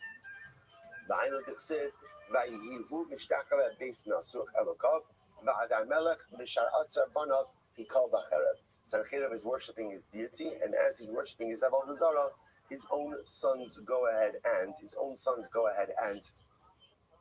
kill him. I will say, by the way, it's also interesting, when you think about this imagery, Sancheiriv is trying to hold on to a plank from Noach's teva. So I understand, the Medrash tells us who else held on to Noach's teva and was saved? Og. The Medrash says that Og Melech HaBashan, right, was held on to the teva and was saved. And let's say, in times of distress, everyone's trying to hold on to something. The issue is in life, you have to make sure that you're holding on to the right thing. See, even here, Sancheiriv is always, the tragedy of Sancheiriv, you don't feel bad for Sancheiriv. The tragedy of his condition is, so often he's so close to turning things around, but just never manages it to get together. In other words, this idea that he finds the plank of the teva, and he's like, you know what?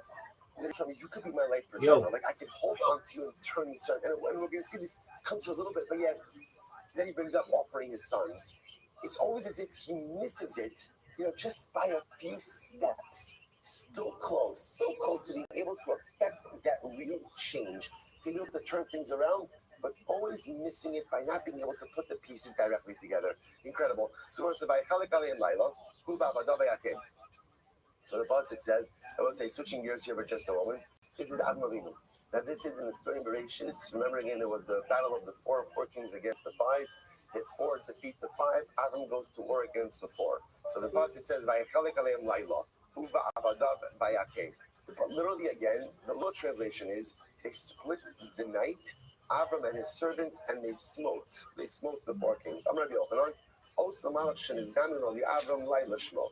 There was actually an angel who was helping Avram Avinu to fight this battle, and the angel's name was Laila Shneimar B'Halayla Amar Horageva. Rabbi Yitzchak Nafka says Sha'as Imo Maisa Laila. That ultimately, what it means is that the Rashi points out the stars. Like the stars actually fought on behalf of Avram Avinu. They actually did battle on behalf of. They fought together alongside Avram. Shneimar means Shamayim Milchamu HaKochavim Some Milcha in Sisra. Amrei Shlagish Tava Nafka Midibar Nafka.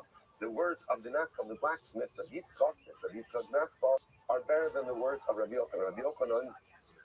Rabbi Yochanan is known in Shas sometimes as Bar Nafka. So the words of the blacksmith are better than the words of the son of the blacksmith. Okay, so ultimately, Rish Lakish chooses Yitzchak Nafka's idea, and the stars went to war with Avram Avinu against the four kings. As I just point out here, how we've mentioned this many times in our trainings in Shas. Why does the Gemara need to call it Yitzchak Nafka? Okay, so simple answer is because there's more than one. There's more than one of Yitzchak. I'll say the deeper message is, a lot of times in life we think that if we have a profession, that's my tour from becoming an outstanding Talmid Chacham, a Gadol Batorah. So what does the Gemara do? Everyone's thought the Gemara says, by the way, you could be a blacksmith, you could be a Gadol Batorah. You could be a blacksmith and earn yourself a place on the page of Shas. You all have to work for a living. That's just the way that it is. Unless you think that your career exempts you from achieving excellence in Torah, not true. We have an obligation to be excellent in our professions, and we have an equal obligation, if not a greater obligation, to be excellent in Torah as well. There is no telling what we could become, even though we all have day jobs. Mirdov ad Dan. So let's remember again, the pasuk says, Avram Avinu pursued them, the four kings, up until Dan. So what happened in Dan? So Avram Avinu saw, when Avram Avinu was pursuing the kings, when he got to the area of Dan, suddenly again his strength was diminished. Why? Because he saw prophetically that his descendants would worship Avodah Zarah in Dan. So because Avram Avinu's spiritual strength was weakened, as soon as they got to Dan, Shneimar, they will say, now what happened in Dan? Shneimar, Vayasem Esa Echa Bebeis El, Ve'esa Echa Nasan B'Dan. So this is actually referring to Yerovam ben Nevat. We spoke about this last week also. Yerovam ben Nevat, the first king over the split kingdom, Yehuda Yisrael, installed two eagles, right? Two calves, two golden calves. And one of them was put in the tribal area of This is incredible. So even though this wasn't going to happen until centuries later, nevertheless, Avram Avinu's strength was diminished when he got to the future site of Avodah Zarah's children. So to again, Nebuchadnezzar, the Zara also, were not strengthened until they got to Dan Shneimar. Midan Nishma Nechras Susav. I'm Rabbi Zera. Abagam the Shalach. Rabbi Zera said this evening. I want to get ready for this. So this the Rabbi Zera said the following message was given by Rabbi Yehuda ben Zera. Izara B'Zakin Sheshachach Nemuda Machmasonso. I want to be careful with the Talmid Chacham who lost his learning because of extenuating circumstances. Or I will say sometimes in life a person gets older, they forget their learning. Whether it's because of something like dementia or Alzheimer's, or whether again it's just part of getting old in life. Be careful with a Talmid Chacham who forgot his learning, even though he doesn't necessarily have the recall. That learning is still a part of who and what he is, and therefore there is an obligation to go ahead and respect it. Which also teaches us a tremendous life lesson as well. The power that Torah has upon us is not only in the knowledge that we retain. And this is a very important source of chizuk, especially for us, Daf Yomi Chevra. And a lot of times, one of the most beautiful things about Daf Yomi is you see so much in one day. One of the most difficult things about Daf Yomi is come the next day, I had absolutely no idea what I learned. Right? But so sometimes that's very frustrating for us because, like, what am I doing? We'll say, of course, now, again, the answer to that is, you know what I'm going to say. What's the answer to that? The answer to that is Chazara. That's why a person has to chazar the daf. We know that. But we'll say, in addition to that, the real power of Torah is what it does to you as a person, what it does to your neshama, and that has nothing to do with retention. It is entirely experiential. The act of sitting and learning Torah, by definition, fundamentally changes me as a person. And even if I don't remember one word, I am still a changed human being. That's what the Gemara says. You have a Talmud Chacham, a Zaki, who forgot his learning. You think that because he can't recall it, therefore, again, it's the Torah impacts any less. Chas v'shalom. He's still the same holy Jew because Torah has imprinted on his neshama, fundamentally changed it. Furthermore, the Zara of breathing. Also be careful with the breathing. So it's interesting how I remember again from the last cycle in Kulim, we learned about this. When you shech the bird, when you shech ophos, so there's a blood vessel that runs next to the esophagus. There's a machlokes as to whether or not that artery needs to be cut as part of shechita. Rabbi Yehuda says you should be careful to do it because that allows the animal to bleed out faster and drains the animal of blood faster. That's called the breathing. The Gemara says, "He's over breathing." Rabbi Yehuda is Rabbi Yehuda. But let's say, watch this. Dizara b'bnei amaretz. Be careful with the children of ignorant people. Shemehen teitzei Torah, because from them, from the children of Amei Haaretz, ultimately, again, that's where Torah will come from. I'm going to say this is an astounding Gemara. Take a look at Rashi for just a moment. It's the last Rashi on the right side. He's talking about over here children who grow up who are children of Amei Haaretz, who are children of ignorant people. And I will say, by the way, in this context, Amei Haaretz is not used in a disparaging way. It's used in a factual way. Right? A person grows up in a home where his parents are ignorant. But ignorant doesn't have to mean they're not ignorant, just means they don't know Torah. They don't learn Torah per se. So Rashi says, and those children who grow up in a home of Amei Haaretz become Talmidei Chachamim, Lasos Lam Kavod. Make sure to give those Talmidei Chachamim whose parents are Amei Haaretz, make sure to give them the greatest amount of kavod. Why? Shemehem teitzei Torah liyisrael. Because those that Talmidei Chachamim are going to create and affect the greatest change for Am Yisrael. Share Yatsu Shmaya Batan Neymar. So we'll see examples. What's the pshat? That is the children of Amei Haaretz who make the greatest impact to Klal Yisrael. Not the children who are the children whose fathers are Talmidei Chachamim, grandfathers Talmidei Chachamim. What's the pshat? First, I think it's a very simple yesod. When a person grows up in a home of Amei Haaretz and then decides to become a Talmid Chacham, they have to work 10 times harder. Sometimes they have to work against parental resistance. Certainly, again, they have to learn a whole new body of things that perhaps they did not receive growing up.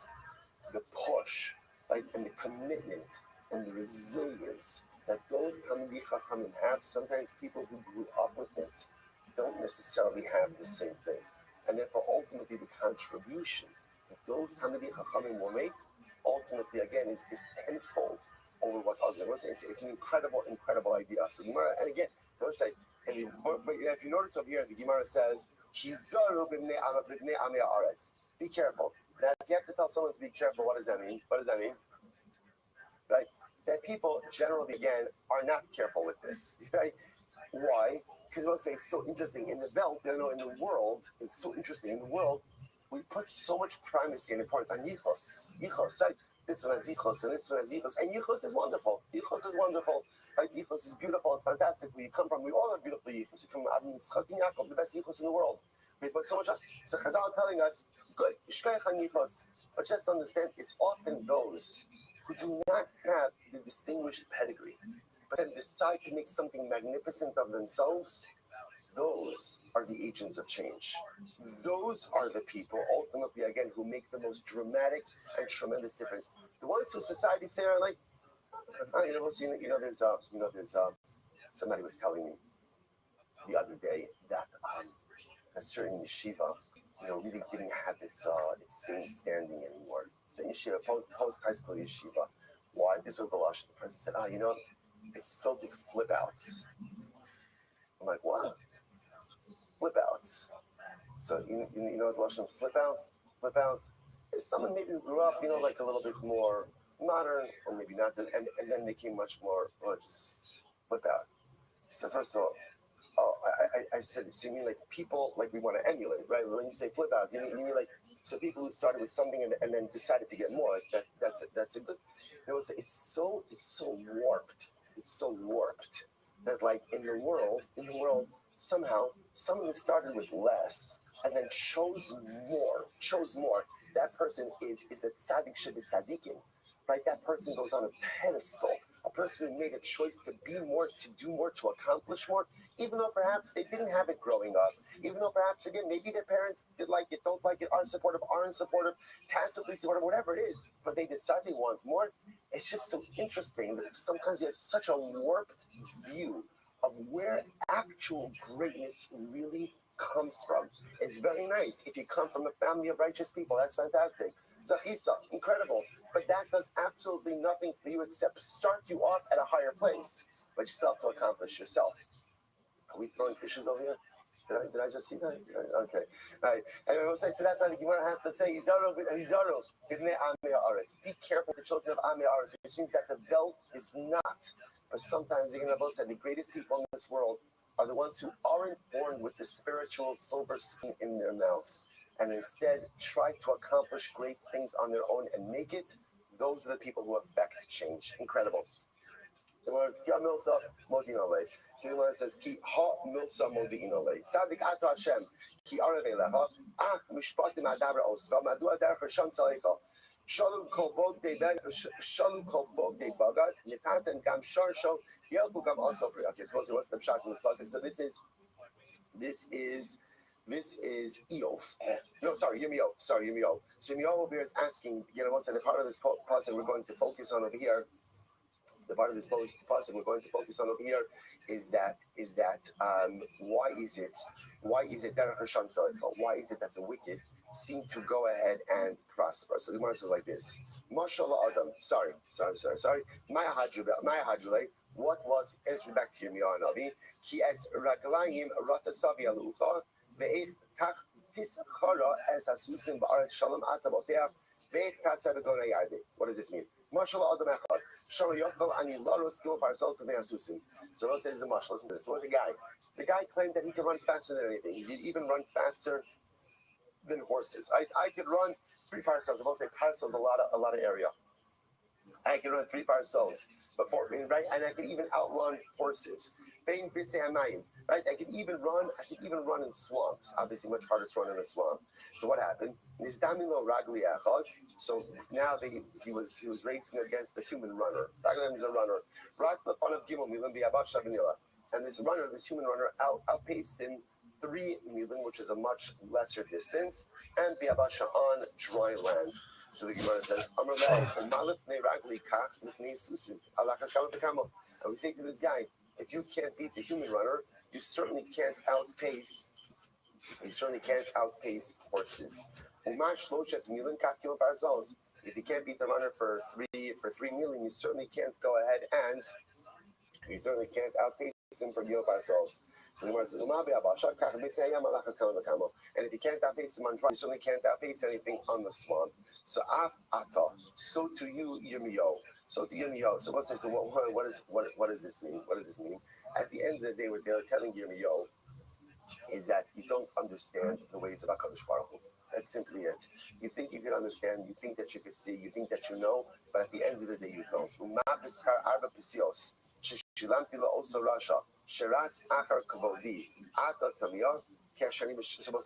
to see this story in just a moment. So Yirmiyahu, you're bothered by the fact that I went ahead and I allowed Nebuchadnezzar to be successful in such a dramatic way. But just you should see, Nebuchadnezzar got the reward of 4 psios, of 4 steps. We'll see the story of those 4 steps in just a little bit. So if you see all of the reward that Nebuchadnezzar got for taking 4 steps, then ultimately, again, you're going to be overwhelmed. When I reward Abraham, Yitzchak, and Yaakov, Shiratzu lefanai kisusim alachas kama v'kama. So Nebuchadnezzar took 4 steps and was rewarded. You'll be overwhelmed when you see the reward ultimately of Abraham, Yitzchak, and Yaakov, who ran before me like horses. Again, we'll see that story in just a little bit.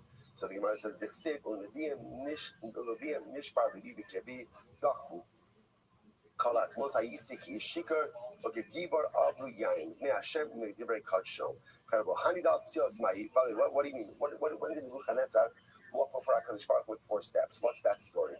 Dechsev, here goes an incredible story. Dechsev ba'isa hishalach merudach beladon ben beladon melech babel svarim. So it happened that Merudach Baladon, that was his name, Ben Baladon, son of Baladon, right, who was the king of Babel, sent a letter. Now the rest of the pasuk is, he sent a letter to Chizkiyahu because here Chizkiyahu was ill and then he was healed. Okay, so the Gemara understands. So the Gemara says, understand, because Chizkiyahu got sick, so this king, the king of Babel, Merodach Baladon, sent a letter and to give to Chizkiyahu, what's going on over here? To which the Gemara says, in Lidrosh es Mofes Haya. So the Gemara says, Lidrosh Asher Haya Ba'aretz. Yes, because Baladon Merodach, or Merodach Baladon, was very interested because he said when Chizkiyahu was healed, a miracle occurred. He was overwhelmed by this miracle, and he said, I got to find out about this guy Chizkiyahu. What's his story? What was the miracle? Listen to this. Now I'm going to be open on. Listen, by the way, I apologize. I know we're going quickly at some points also. So actually, Menachem Mendel said a very good idea that maybe Shavuos night this year, we're going to do Parak HaChelek. That's going to be our topic for this year. Man, it's just like identify some of these incredible stories and just go through them. I think it's a worthy endeavor. So what happened? The day that Achaz died. Who was Achaz? Achaz was the father of Chizkiyahu. Achaz was a tremendous Rasha. On the day that Achaz died, Shtei Sha'os Chaya. HaKadosh Baruch Hu shortened the day dramatically, caused the sun to set after 2 hours. Now, why did he do that? He did not want Achaz to be day 44. This bitch. Achaz to be buried. Really? Oh, so for sure. All right. Let's just get down to brass tacks, Rabbi. Give me that Yiddish. Prematurely. Really? So what are we reviewing? So I don't know if we'll do it. We'll see. All right. So and it was incredible. When Chizkiyahu was healed, pleasurable. It so can ultimately, again, revivicate the dead. Alibi means I wish. That's what the Rebbe says. That's all. That's what the Rebbe said. Mamachai, that's what we do. That's what she said. That's what we So the day was prolonged by 10 should hours cop. because he was Yeah, healed. that's kind of a fetish. Again, the day was prolonged by Toxic everyone. bitch. So Tackless, Baladon brass Merodach, tacks. I keep getting his name wrong. No, that means snacking on pussy. That shirt, that's ultimately saw this 10 extra daylight hours. Like, what's going on over here? So the Gemara says, so Baruch Hashanah, he later said, "Inni mishiv et sel hamalos hashegad v'malos achad v'shem shakoros." The malos hashegad. Only my life. So Merodach Baladon said, "What is this?" Neutral, kosher, smooth, So mensch, Chizkiyahu was ill. He man. became healed, and Avakshon Moshe gave him back 10 hours of Then daylight. you could have Zedekias, Roy, So this is incredible. So and Merodach Baladon said, Ishak listen, and there is a man like this who gets 10 extra hours of daylight from HaKadosh Baruch Hu. How can I not write him a letter and say a Shalom Aleichem? Right? You got to get to know a man like this. So the Gemara says, "Kasvili, listen to this." So here is the letter. Here is the letter that Merodach Baladon sent to Chizkiyahu. Here it is. The Gemara says, Scheidel, "Kasvili, milk Shalom Aleichem fly shape, Chizkiyahu. carb, Peace be unto milk you, King meat, fly Chizkiyahu. shape, Shalom Lakarta Yerushalayim. fly shape Peace unto is Yerushalayim. meat. Shalom Carb is Elokar neutral. Rabbo. What is Peace Haimish unto the mean? great God. Haimish, Peace unto the great God." Hamish, Incredible. dog, So the Gemara Hamish, says, so what happened? or Haimish, based on Jewish word Haim, So means Nebuchadnezzar, home. now everyone It said, describes things that are Nebuchadnezzar was young. homey or So what familiar. was his job? Make yourself He at was home. the Going back scribe to of Abraham, the He was first the Jew, scribe of the very Merodach first Jew. Baladon. Our people have always So valued the Gemara inviting says, listen to others this. into our homes. The Ha'ishai mitzvah Telo Hadahasam. is known as So apparently Nasa, Nebuchadnezzar or him bringing wasn't him there guests. when Merodach Baladon When inviting wrote in this guests, letter. the host may There's no say, break, so, Machzek he Haimish, comes back, make he yourself at finds home, out nice that and Merodach informal. Baladon wrote If this the letter. guest finds that the home is the informal type where Well, tell me, what was the everyone letter is that was welcome written? or to just be themselves and no one stands on ceremony, he may say that it's a Haimishi type of place. What is this? Oh, fuck! What is this bullshit? Right? You say Shalom Aleichem, great King Chizkiyahu. Shalom Aleichem, great City Yerushalayim. Shalom Aleichem, great God. And the Quran says it doesn't make any sense. If God is great, then where does he belong? All the way in front. We're saying, but this is Nebuchadnezzar. Nebuchadnezzar. It's an informal type of everyone's hoping to just be themselves and no one stands on ceremony. You may see, Shalom Aleichem Chizkiyahu. or he may say it's So a Nebuchadnezzar Hamish says, type how of you supposed place. to write it? Shalom Aleichem to great God. Shalom Aleichem to Chizkiyahu. Shalom Aleichem to Yerushalayim. So it says, so right, you know, Home means home. like, guys, Home cooked food or baked goods can be referred to as Haimish. What about speaking So what broadly? happens? Amalei, they said to him, Yiddish speaking Jews can be divided into two groups, Litvox on the one end and Polish Jews on the other end. Each group having many subcategories and branches. Those of the Litvak camp use the first pronunciation of Hamish, while the Polish Jews and their Hungarian cousins will say Hamish. In fact, Hungarians will refer to their fellow Hungarian Hasidic Jews as Hamish because they can trace their roots back to Der Heim, or Der Hem, because the country is known to first generation immigrants. What do we call it? The whole country. Thus, retail establishment belonging to Hamish fellow, in which only kosher items are sold, of course, will be referred to as a Hamish store. Note that in this context, only the Polish pronunciation of Hamish is used. Challah in a pan. Challah is Hebrew for loaf, however, in Yiddish it refers specifically to the braided loaf that grates festive Shabbat and holiday tables. These two loaves remind us of the double portion of manna that God would provide for our ancestors in the desert every Friday. For reasons that are not to the author of this article, challah that baked in an oval pan with walls is sometimes called Hamish challah, also limited to Polish pronunciation. Hamish, yeah. Hamish challah. Do you have something to add? Yeah, let's find out what the fuck that is. Sometimes it's always interesting to see like what makes great people great. Like how you're gonna find this out. We're gonna fucking find this out, and I might even send it into Chabad.org. Like, hey peeps, get your shit together. If that aren't clear, nobody was like, "Oh yeah, it's good." Or they were just like, "Yeah, it's good. Throw it up on the fucking site." Nobody was like, well, "Why don't we answer this fucking question?" Full of ideas, you know, and it's great. And you know, I'm willing to take all of my ideas. Please tell me why it would be called this. To give them over to someone else, and then as long as someone else does the execution. Short answer, because Hamish challah isn't really about the shape as it is much the vibe, and the oval pan became the visual shorthand for a very specific Eastern European Jewish home culture. To get the job done. And if Nebuchadnezzar has this insight, it's not like, okay, Chaver, who wants to run after the courier? Again, if he's the longer unpacked answer, what Hamish actually means. Hamish, Yiddish, home-like, warm, familiar, old school, doesn't mean traditional in the abstract. It means not fancy, not showy, not bakery perfect, something your Bobby grandmother would make at home, not something bought. So when something gets labeled Hamish, it's being contrasted with modern decorative braided French influenced challah. The oval pan with walls equals Eastern Europe home baking. In Poland, Galicia, and nearby regions, home ovens were inconsistent, shallow, and not great for freeform baking. As a result, challah was often baked in oval or round pans with walls. The walls helped the dough rise upward instead of spreading.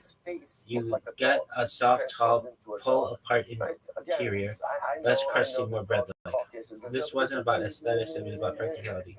Why the specific pan became the marker. Once the braided challah became popular in bakeries, especially in Germany and later in America, in contrast to much freeform bread baked in a pan, freeform bread was glossy photogenic company challah. Freeform braid is glossy photogenic company challah. That's baker challah, and then Hamish challah, baked in a pan, plain, thick, soft, family table challah. So the oval pan with walls became a symbol of this wasn't made to impress guests, this was made to feed a family. That's Hamish. By Polish pronunciation matters. Polish rooted Yiddish tends to pronounce Hamish closer to Hamish or Hamish. And culturally, Polish Jewish cooking is associated with heavier breads and close baking, less ornamentation. Think pan challah, pull-apart rye, thick kugels. So the term stuck specifically in Polish descendant communities, even though other Jews baked similar breads. It's retrospective label. Here's the key thing the article probably missed. No one in 1880 said, "I'm now breaking Hamish challah." The term comes later, once braided challah became dominant and people needed a word for the old way, the home way, the before bakers took over way. So the shape didn't cause the name, the shape became the evidence of His servant who revered his master was Here they are. Nebuchadnezzar. It's Now, called now we're transitioning back. Remember, again, just to get rid of Kala Nebuchadnezzar because is the king of the oval Babel. walled pan reflects Nebuchadnezzar was his top the general. oval walled pan Nebuchadnezzar reflects Eastern was European home baking cool and signals and non-fancy bloodthirsty man. family style He's giving the pre-bakery appellation Judaism. Rab HaTavachim, Polish the Jewish chief culture preserved the butcher. style. The chief That butcher. In fact, we Polish speak about Jewish culture Nebuchadnezzar preserved that style longest. in the keynote The of name Shabbat, describes a and feeling, not a halakhic Jewish legal category. for children. All right, that's Cruelty cool. that he exhibited to children. So the Gemara says over here, so the Gemara quotes the passage that says We forgot to that say all our Nebuchadnezzar shit. goes So ahead, it's he 44 burns the house days. of HaKadosh Baruch Hu Today and the is palace of the 21st of king. Shvat, Now the pasuk said 5786, that Sunday, Nebuchadnezzar February was 8th. It's Super Bowl Sunday. That's a big before fucking HaKadosh, deal. was standing Why? before Well, Super Bowl is Nebuchadnezzar, his giant master. The Gemara in says, "Amadeus, Judaism Amadeus." and When everything. we saw Nebuchadnezzar in All right. Yerushalayim, someone say, so now let's just get Super the Bowl Jared right over 60. here. Nebuchadnezzar Big is in time. Yerushalayim All right. because he's just destroyed Here we Beis go. Hamikdash. He's destroyed all Gay, the palace Kakin, of the king. Afen, Yam. But it That's says that he's Yiddish gold. standing before Piss in the Nebuchadnezzar, the ocean. king of Babel. Black, But tis Nebuchadnezzar was never dying. in Yerushalayim. He would go The Gemara piss in says, the "Mi ocean. salik Nebuchadnezzar That's a Yerushalayim, long Nebuchadnezzar fucking in thing. Yerushalayim b'aksiv. Juris, Vayalu also juris, Babel, means Rivlasah, problems in Yiddish. v'amra v'yavo, Zuam Tochio." That one So fucking Nebuchadnezzar was never in snail or whatever It was is not Kalazon, Right, that's what he Eretz, was. So how does Trunculus. it say? How does it say Golis that refers to stood before Nebuchadnezzar? the Jewish diaspora or exile. Right. Alright, so that's cool. What about that one thing? That Nebuchadnezzar I'm had never such gonna covet get for this. his king. Akin that he Ani had an Medaber image of Ivrit, Nebuchadnezzar Bekar Ivrit, literally engraved on Grade, his chariot. So he felt like he was Avshe, always Befoal, before his king. Anaknu, The Amurim, Ledaber, Yiddish O, Ulai Arami, The Shigam, other thing it says he had so much Otan reverence Ani for Yakol, Nebuchadnezzar, so much reverence Ledaber, that it was as if he was Bemida, standing before the king at all times. Su Incredible. Yemet, So Aval, Rabbi says as Ani, follows. So now we're Angli, jumping back a little bit. Bakin, So the initial attack on Ba'u, Yerushalayim. So it says, Nedaber, Angli, Ze Nishma, Tolecha. Indeed, So I speak Nebuchadnezzar biblical, had sent to well, Nebuchadnezzar they're supposed to speak Yiddish or wagon Aramaic. loads of 300 of Well, the I can sharpest also speak axes. Axes that were so sharp that the metal Well, could which cut I can through also metal. speak to some extent. Alright, Yeah, the Zohar very much is on. different. Let's Shut speak like English. Nebuchadnezzar Nebuchadnezzar. Does that sound good to you? And Okay. all the axes broke, trying All to right, are break you down done? one Hey, gateway Kate, of are you Yerushalayim. Shneimar, Okay, this is Kabbalah, coffee and so Kabbalah. boy Coffee. Hadar. Amar, Mistafina Deloli Abdu Bi, Ki Echi Da Abdu Besanchir. So it says, listen to this. Nebuchadnezzar is ready to turn back. Ready to turn back. Now why is Nebuchadnezzar ready to turn back? Because remember again, it wasn't Do you so think you long could before do that what happened? Sancheriv.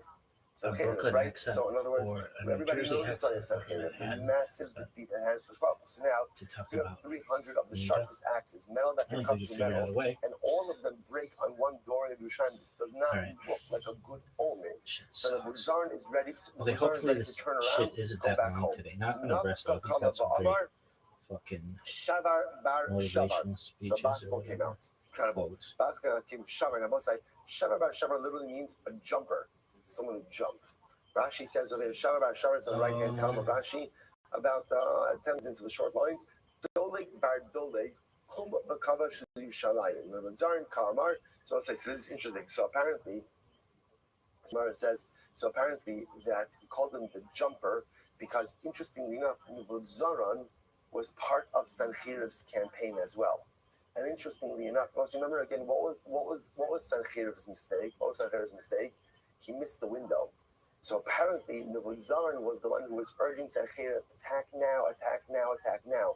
That's why he's called the jumper. That he was ready to leap into battle, to jump into battle. So the Baskel comes up and says, jumper, jumper. Don't abandon your plan over here. So the Gemara says, Shavar, Shavar bar Shavar. Shavar Demat Zimna Demikta Shachariv Ve'echalam Mikle. So ultimately, again, it is time for the Beis Hamikdash to be destroyed. I will say, by the way, I just want to point out that these Gemaras are very profound because a lot of times when we suffer misfortune at the hands of the nations of the world, what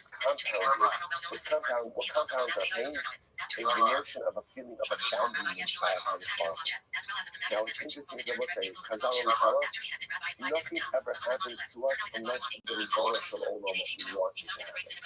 And even when there's pain, and even when there's suffering, even when there's loss, it only comes from HaKadosh Now, on one hand, it's painful because a lot of what we discussed. On the other hand, there is, interestingly enough, or ironically enough, a certain element of nechama. Because I know it's not something that someone else is doing to me, it's something that I call a Baruch is doing to me. Which means that the Muslim is choreographing even this overwhelmingly painful situation, which is difficult as it is, but I know it's not haphazard, I know it's not random, I know it's coming from HaKadosh Baruch Hu. So the Vasco comes out and says, Zaran, don't abandon ship, it is time for the Beis HaMikdash to be destroyed. So watch this. There was one axe left. One axe left. Also, not to the Kufa de Ifta.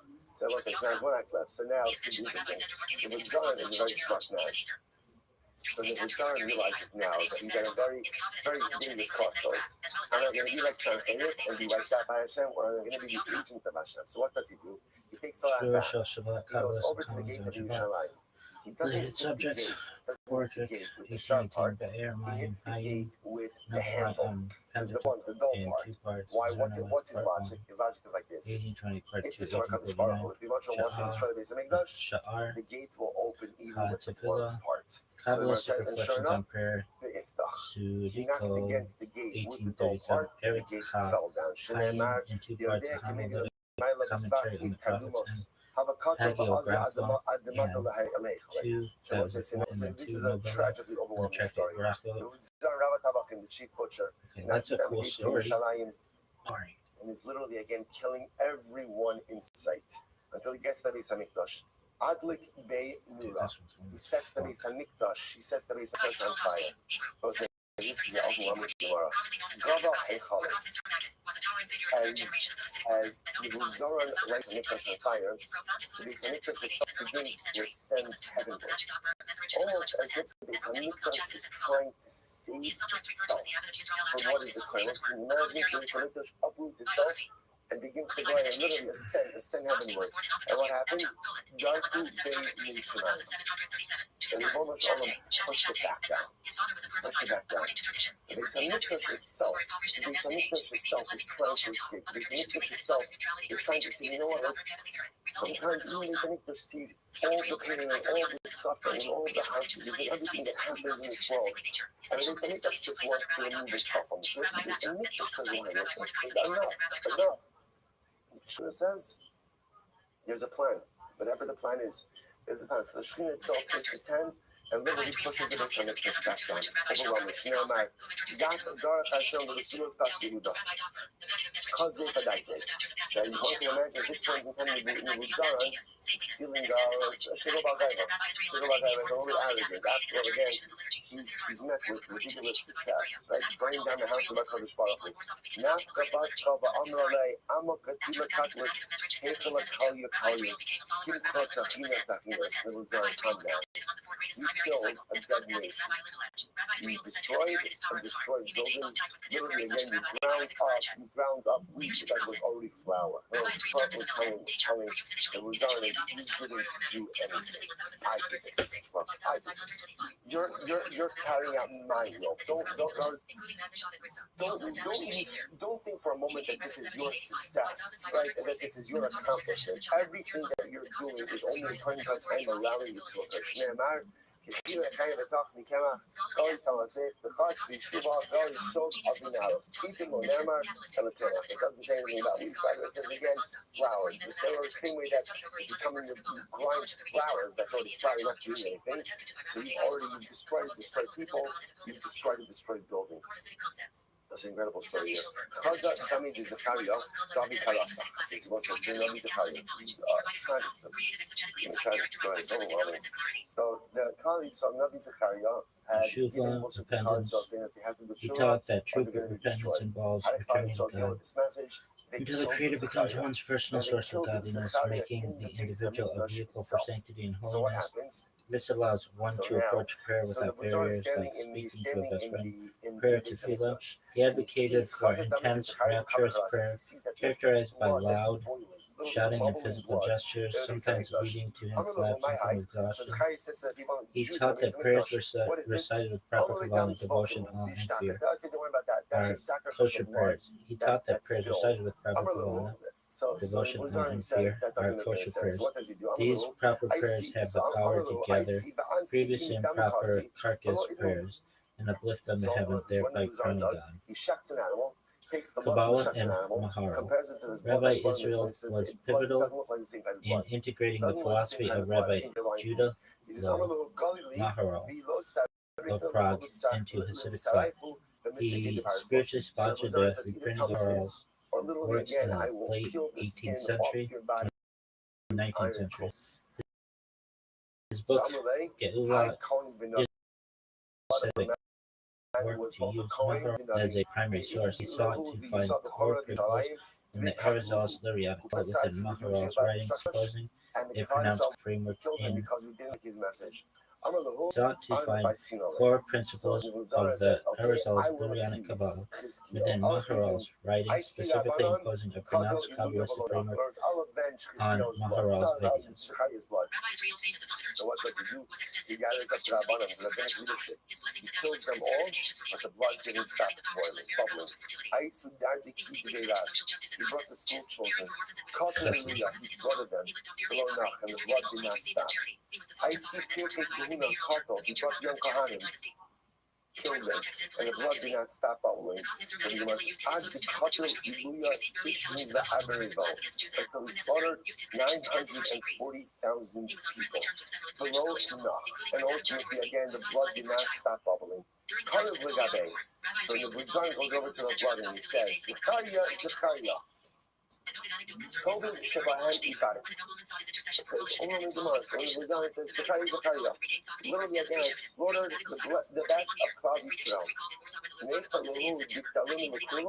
Should I kill more? Miyad? No. In that moment again, so the blood of Zechariah stopped bubbling. Such a you should just know, by historical accounts, it's interesting to note that approximately over close to 1 million Jews were slaughtered when the Beis Hamikdash fell, when they were destroyed. So it's interesting. A lot of times, like Gemara, sometimes numbers are hyperbolic. It's interesting. The 940,000 number is again close to 1 million people fell. That's like when we think about destruction of the Beis Hamikdash, we have to think about just the destruction of the structure. But we forget about just the colossal loss of life over almost 1 million people. So the Gemara says, so now so literally the Zara says, what else do you want? Get up on it. Kill the children. Kill the Pirkei Kahuna. I killed the best of Klal Yisrael. You want more? You want more blood? You want more bloodshed? And then the blood stopped bubbling. So you might as well stop here and just look at the Gemara says, a classic Hasidic commentary on the Torah, and so Pirkei Avot, Ethics of the Fathers, which is, so the first Zara published says, as they posthumously say, in like, Mashu lo normali, 1842. right? This is not normal. Geula This is Yisrael, not the commentary normal on the Zach works over here, of right? And he Maharal has of Prague, thoughts of tshuva. particularly Why does he have thoughts Gevuro of tshuva? Hashem, He says, Nezer Yisrael, commentary on the Zohar, or Yisrael, commentary on the Tikunai HaOzer, Tikunai Klal Yisrael HaZohar, was held to such a degree of accountability because they killed one person. commentary on the Torah, Tehilot Yisrael, commentary on the Book of Psalms, What's going to happen? Gevurat Yisrael, I killed commentary on the almost 1 Pesach million Haggadah, people. Beit What's going to be Yisrael, with me? Talmudic Arak, Novelai, Shader Pertisa Novelai, Labese, Vaisgaya. Lagunat Yisrael, Responsa, Zaran focus sends a on letter to cases Hadassah, regarding Chevron Laguna not coming women home, chained to and he goes inaccessible off and he husbands, converts. demonstrating He his goes off and he expertise in legal converts. matters. So we'll say, Chidu absolutely Sharai, overwhelming mercy. Even Magid Zara, Mishnah, even innovative Zara, interpretations of the Rabbi Mishnah, Tabach, the chief She'eri butcher, Yisrael, says commentary this on Midrash, overwhelming Ner moment Yisrael, of here, commentary Shabbos. I on just want to point out also Uktai, over here, the Rav Lashon over here Hai is Gaon, here, the and Tshuva. Shar You know, Hashemayim, the Lashon of the Rambam in Hilchos Tshuva. Okay, with this one, I'll just say this very quickly. Lashon of Hilchos Tshuva, Parak Al That's Halacha tight. Aleph That's a is really great start. Kishiyas Tshuva. Thanks, friend. Kishiyas Tshuva, Chayav Liznados. So it's interesting that Don't what does it bear mean some worry. Kishiyas Tshuva? What is that Lashon Kishiyas Tshuva? The Gifter Shiva has a beautiful sefer called Yerusha Tshuva. The Gifter writes, the Salvation has a similar idea as well, but the first step of Tshuva is Hirur Tshuva. What's Hirur? Here is a thought. Before you even do anything concrete, before I change anything about my life, the first step in Tshuva is that thought. What's that thought? That thought is, I can't go on the way things are. The first step in Tshuva is the this level of tavush, do I say to myself, I gotta change. Things just have to be different. How, what, when, where, that remains to be seen. But I know that the way things are now should not be the way they go forward. The Zoran has that moment of fear, right? As he's standing there with blood of precious Jews on his hands, standing in a Beis Hamikdash that is going up in flames, has this cathartic moment of fear. Says, you know what? I don't know what I'm going to do. I know that I can't continue in this way. Runs away from everything, gives up everything, and goes on to become a guy, goes on to become a member of Congress. I will say, the story's not over, but we're going to stop here for today. The rest of the Zara's stories, and it says other great games I check tomorrow. What is that thing about that? Smearing launched a campaign in 1822 or 1823 to urge Jews to learn trades and skilled factory work. He urged communities to organize trade schools. He also encouraged the study of agriculture, dairy farming, and the like, reminding them that once upon a time, when the Jewish people lived in their own land, they were a people of farmers, fruit growers, and herdsmen. He urged that boys who did not show promise of becoming Torah scholars should, after the age of 13, devote part of their time to the learning of a trade or work in the fields to help support the family. In 1815, with government permission and sponsorship. All right, Rabbi, good morning. Good morning. Let us begin by thanking all of our sponsors for this morning's shir today. Our annual Talmud sponsor for Tafshin Pei, the Tosim Mishpacha, dedicating all the Shuman Roshos this year as his chus for the Sorah Savas Alavan Yisrael. Talmud sponsors for the month of Adar, Terry and Steve Zinn. In loving memory of Terry's father, Dr. Harry Khan, C. Hirsch, Ben Yosef HaKohen, the Ziv, Levin, and Berman family's memory of Mr. William Ziv, Zev Shmuel, Ben Yisrael, our week of learning sponsors, Nathan and Beth Adler, in memory of Judy Goldman, Yehudis Esther Bas Elazar, and our Dashkomi sponsors for today, Matt and Diane Marks, in memory of Matt's father, Charles Marks, Helman Ben Mordechai, we hope that in the merit of our Talmud Torah, all of the Neshama Slav and Aliyah, the families in Nechama, all those in the Refuah Shalom, Kedot, Kol Chali Yisrael, Kadosh Baruch Hu should in Eretz Hashem bring home all of our hostages, and our holy soldiers should be successful to call Maseh Dehem. Well, with that, let us begin. A special welcome back. Refuah Shalom is up Schwartz, Baruch Haba, Baruch Haba, continue to give you Refuah, and Eretz Hashem, and we missed you. It's great to have you back. As well, so with that, let us begin. We have a lot today, Baruch Hashem. Again, also, by the way, this is it until we get to the end, right? This is Baruch Hashem. This is beautiful, beautiful Gemara after Gemara. I got it to stories, lessons, messages, everything rolled. We're going to have a little bit of halacha as well. So also with that, let us begin. Today's daf is Tzadik Vav 96. We are picking up in Eretz Hashem on the bottom of Tzadik Hey on the page 95b. And also, he's not here today, but we have to wish a mazel tov to our beloved Chaver and our daf member, Reb Avron Elbaum, our Gabbai, our daf pillar. I'm talking over here like London, like you would normally be sitting right over there. Who's marrying off his daughter today, Baruch Hashem, B'Shato, and Mechlakos, and Mazel Tov to the Elbaum, Mishpacha. Let's begin. So we are picking up on the bottom of today's episode, Tzadik 96. We are picking up on Tzadik Days 95b, and we left off 4 lines up at the bottom. I'm going to have all. The Bible says as follows.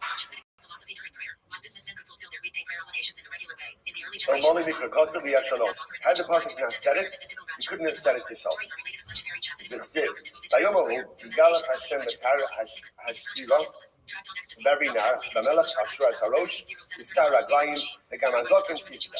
it says, the more very close to the pasuk. The pasuk says, on that day, like Yachol, the Ribono Shel Olam will give a haircut. He'll cut the beard, he'll cut the hair of the king of Ashur. So what is this talking about? The Gemara says, also Kutrabichol, they didn't make a Gavra Sabbath. Remember again, Sanherib has been defeated. We saw that story already. They suffered a humiliating defeat, not even at the hands of Christian. Remember again, he suffered a humiliating defeat at the hands of Christian, which is this ridiculous event that wiped out his army overnight. He now has to go back home and face his constituents. So the Rebbe Shalom appears to him as an old man, doesn't like a Gavra Saba. Amalei, he also said Gabi Malchus Mizrach. Malchus Mizrach Amayrav. So the old man, like comes to Sancherib, and says, Sancherib, when you have to go back home and you have to talk to all the kings, again, Sancherib raised a huge army. Those were armies from neighboring kingdoms as well. So when you have to go back home and face all of those kings whose sons you convinced to come out and do battle with you, and now those sons are dead, what are you going to say to them? his What are you gonna say there? news, Aralu, Hogarabahu his Pakta bone Nami Yossi. So Sanchev says, you know what? his I'm afraid. I don't know. news. I don't know. I too have that fear about what am I going to say. Amarle, Hechinavit. So Sanchev says to the old man, what should I do? And I was saying, of course, you know what's so interesting about this is, remember again, fascinating how things change. Sanchev was this general in charge of everyone, confident. And now what happens? He's asking an old guy he just met, right? He has no idea who this person is. And he's asking this old man for advice. What should I do? Amarle? Explanation. So ultimately, again, so this is incredible. So the old man says to Sanchev, listen to this, Amarle, Zil Yishani Nafshach. You should really change. You should really change. Rashi says over in Shinafshach, Shana Atzmucha Kadesh Yakirucha. So it's fascinating. So the old man says to Sanchev, you know what you should do? You should change yourself enough that nobody recognizes. No one really knows for sure. They say when you go home, no one's going to bother you. All right, but my mission. So how should I change? I'm related. So I see the Nispera Vazaga. Go get a pair of scissors. I'll give you a haircut. We'll change your appearance a little bit. I just want to point out before we go on. What a profound Gemara, and this is the timing of this is incredible because it's almost Elul, and we really have to and how it is so important to be able to get into the mindset of change. So look what happens over here. So Sanchev is in trouble. What does Sanchev realize? Sanchev realizes the way I'm living right now, right? What I'm doing is not the way I need to be focusing. I was like, we all have those epiphanical moments, right? When I realize that what I'm doing, this is not the way it should be. It's just not the way it should be. I know that I could do more. So Sanchev has that epiphanical moment. And he says, right, so he goes to the old man. The old man says, you should change yourself. Change. You can change whatever you want about yourself, whatever you want. Change. And once it's so often happens when it comes to change. Sanchev says, that's a great idea. It's a good idea. And how should I change? Oh, you know what? Take a haircut. Rabbi Frankel anonymously published the book these moments of clarity where in 1909, Rabbi Frankel anonymously published his and then book instead of entitled affecting real change, we affect cosmetic change. Work on the It's second kind of volume change. of the I really should change. You're right. That hairstyle really should change a The little book bit, was right? republished during the But author's you lifetime in understand, right? Like in 1930. other words, Since then, the book has been instead of republished numerous times. In focusing on 1915, real Rabbi change, Frankel published the first cathartic volume change, of his work personalistic entitled change, Kabbalist we just Arge, content ourselves a Kabbalistic work cosmetic on the change. Rambam's And that commentary moment that on the could have Torah. been The so second volume was transformative published in simply goes 1924. by Both with volumes little were or then nothing reprinted as a single book concrete to show in for it. 1932. Such a metaphor. The Anyway, book was reprinted again and in I will say, by that, I just want to point 1995. out, that's what's Machlon happening with Sha'arei Sanchev over here, so we're going to see this come out a little bit more. Sanchev suffers this humiliating Kabbalah defeat. Yeshiva in We'll say there's Jerusalem, nothing that where the book gets is you to studied think about regularly. change more in life In than 1927, humiliating defeat. Rabbi We've all Frankel had it, we've all published his book experienced it. dedicated to And those are Chakos, moments where often you're critical, most entitled open to Meditinos, anything and everything. Laharel. Okay, so get a haircut. The I'm book really was I printed see. in So Sanchev says, the old man, where am I supposed to get a pair of scissors Slovene. from? I'm Allah In who the book, Rabbi Frankel writes that so what happens? So he says to Sanchev, look, there's a house over there. Go in there and get a pair of scissors from there. Rabbi So Frankel and explained that Sanchev he goes could in, not he publish the finds rest due to his scissors. manuscripts at Also, the time. Malach and Sharetz ve'idmi lekigab. Explained that So he it's could a not publish the tremendous rest of his setup over here. manuscripts Malachim come into at that that house time. and they Due appear to like people. financial reasons, furthermore, he expressed his desire to publish the rest of They were his grinding. work They in were the future, grinding. as he had done Rashi says over previously here, with the book Garine entitled Tzmorik. It was Kabbalist Aryeh. um, Rabbi Frankel's they dream never materialized, and the they manuscripts were seeds. destroyed during the So they were Holocaust. grinding this The up. exact So date of Amrle, the publication of Rabbi Frankel's so book Sanchev says, "Chevra, entitled can I borrow a pair of Shabbat scissors?" Lefi, Amrle, commentary on Haggadah Shal is is undocumented, however, since the author, in his introduction to the book, refers to his 1927 book entitled Okay, work a little bit and we'll give you the Maharil, scissors. and since the 1930 edition of Magid Sheni refers to Sheva Lefi, Sanchev we ground can up deduce the that big it bits. must have been Right, and published they between gave him 1927 this and was another 1930. tremendous The book Moshe was This is republished by Sanchev. Rabbi This is Dr. Sanchev, Ari right? Edelstein, Commander a of the grandson of largest Rabbi army in the Frankel, civilized in world 1994 in at New York the City. time. In And also, 1937, you know, it's incredible, only like 3 years prior desperation, to his failure death, humbles you, Rabbi Frankel and published desperation. When a his person is final work desperate, entitled you do whatever Likutei you have to do to Maharil, get the job a done. Isn't that commentary on the incredible? Torah. You know, All right, when we're next up, riding high, so we're there's just certain going things to that are get into beneath me that I'm not nitty-gritty. going to do. Not going to do. When I'm in Ready? trouble, we Yeah. recognize you do Nitty-gritty whatever for the you have itty-bitty to do committee. in order to get the job done. So Sanchev Sanchev now is afraid of facing the people back home. Giant, Right, he needs to get a massive, haircut. He heavy needs a pair of scissors. He's got to grind big Shabbat, bits.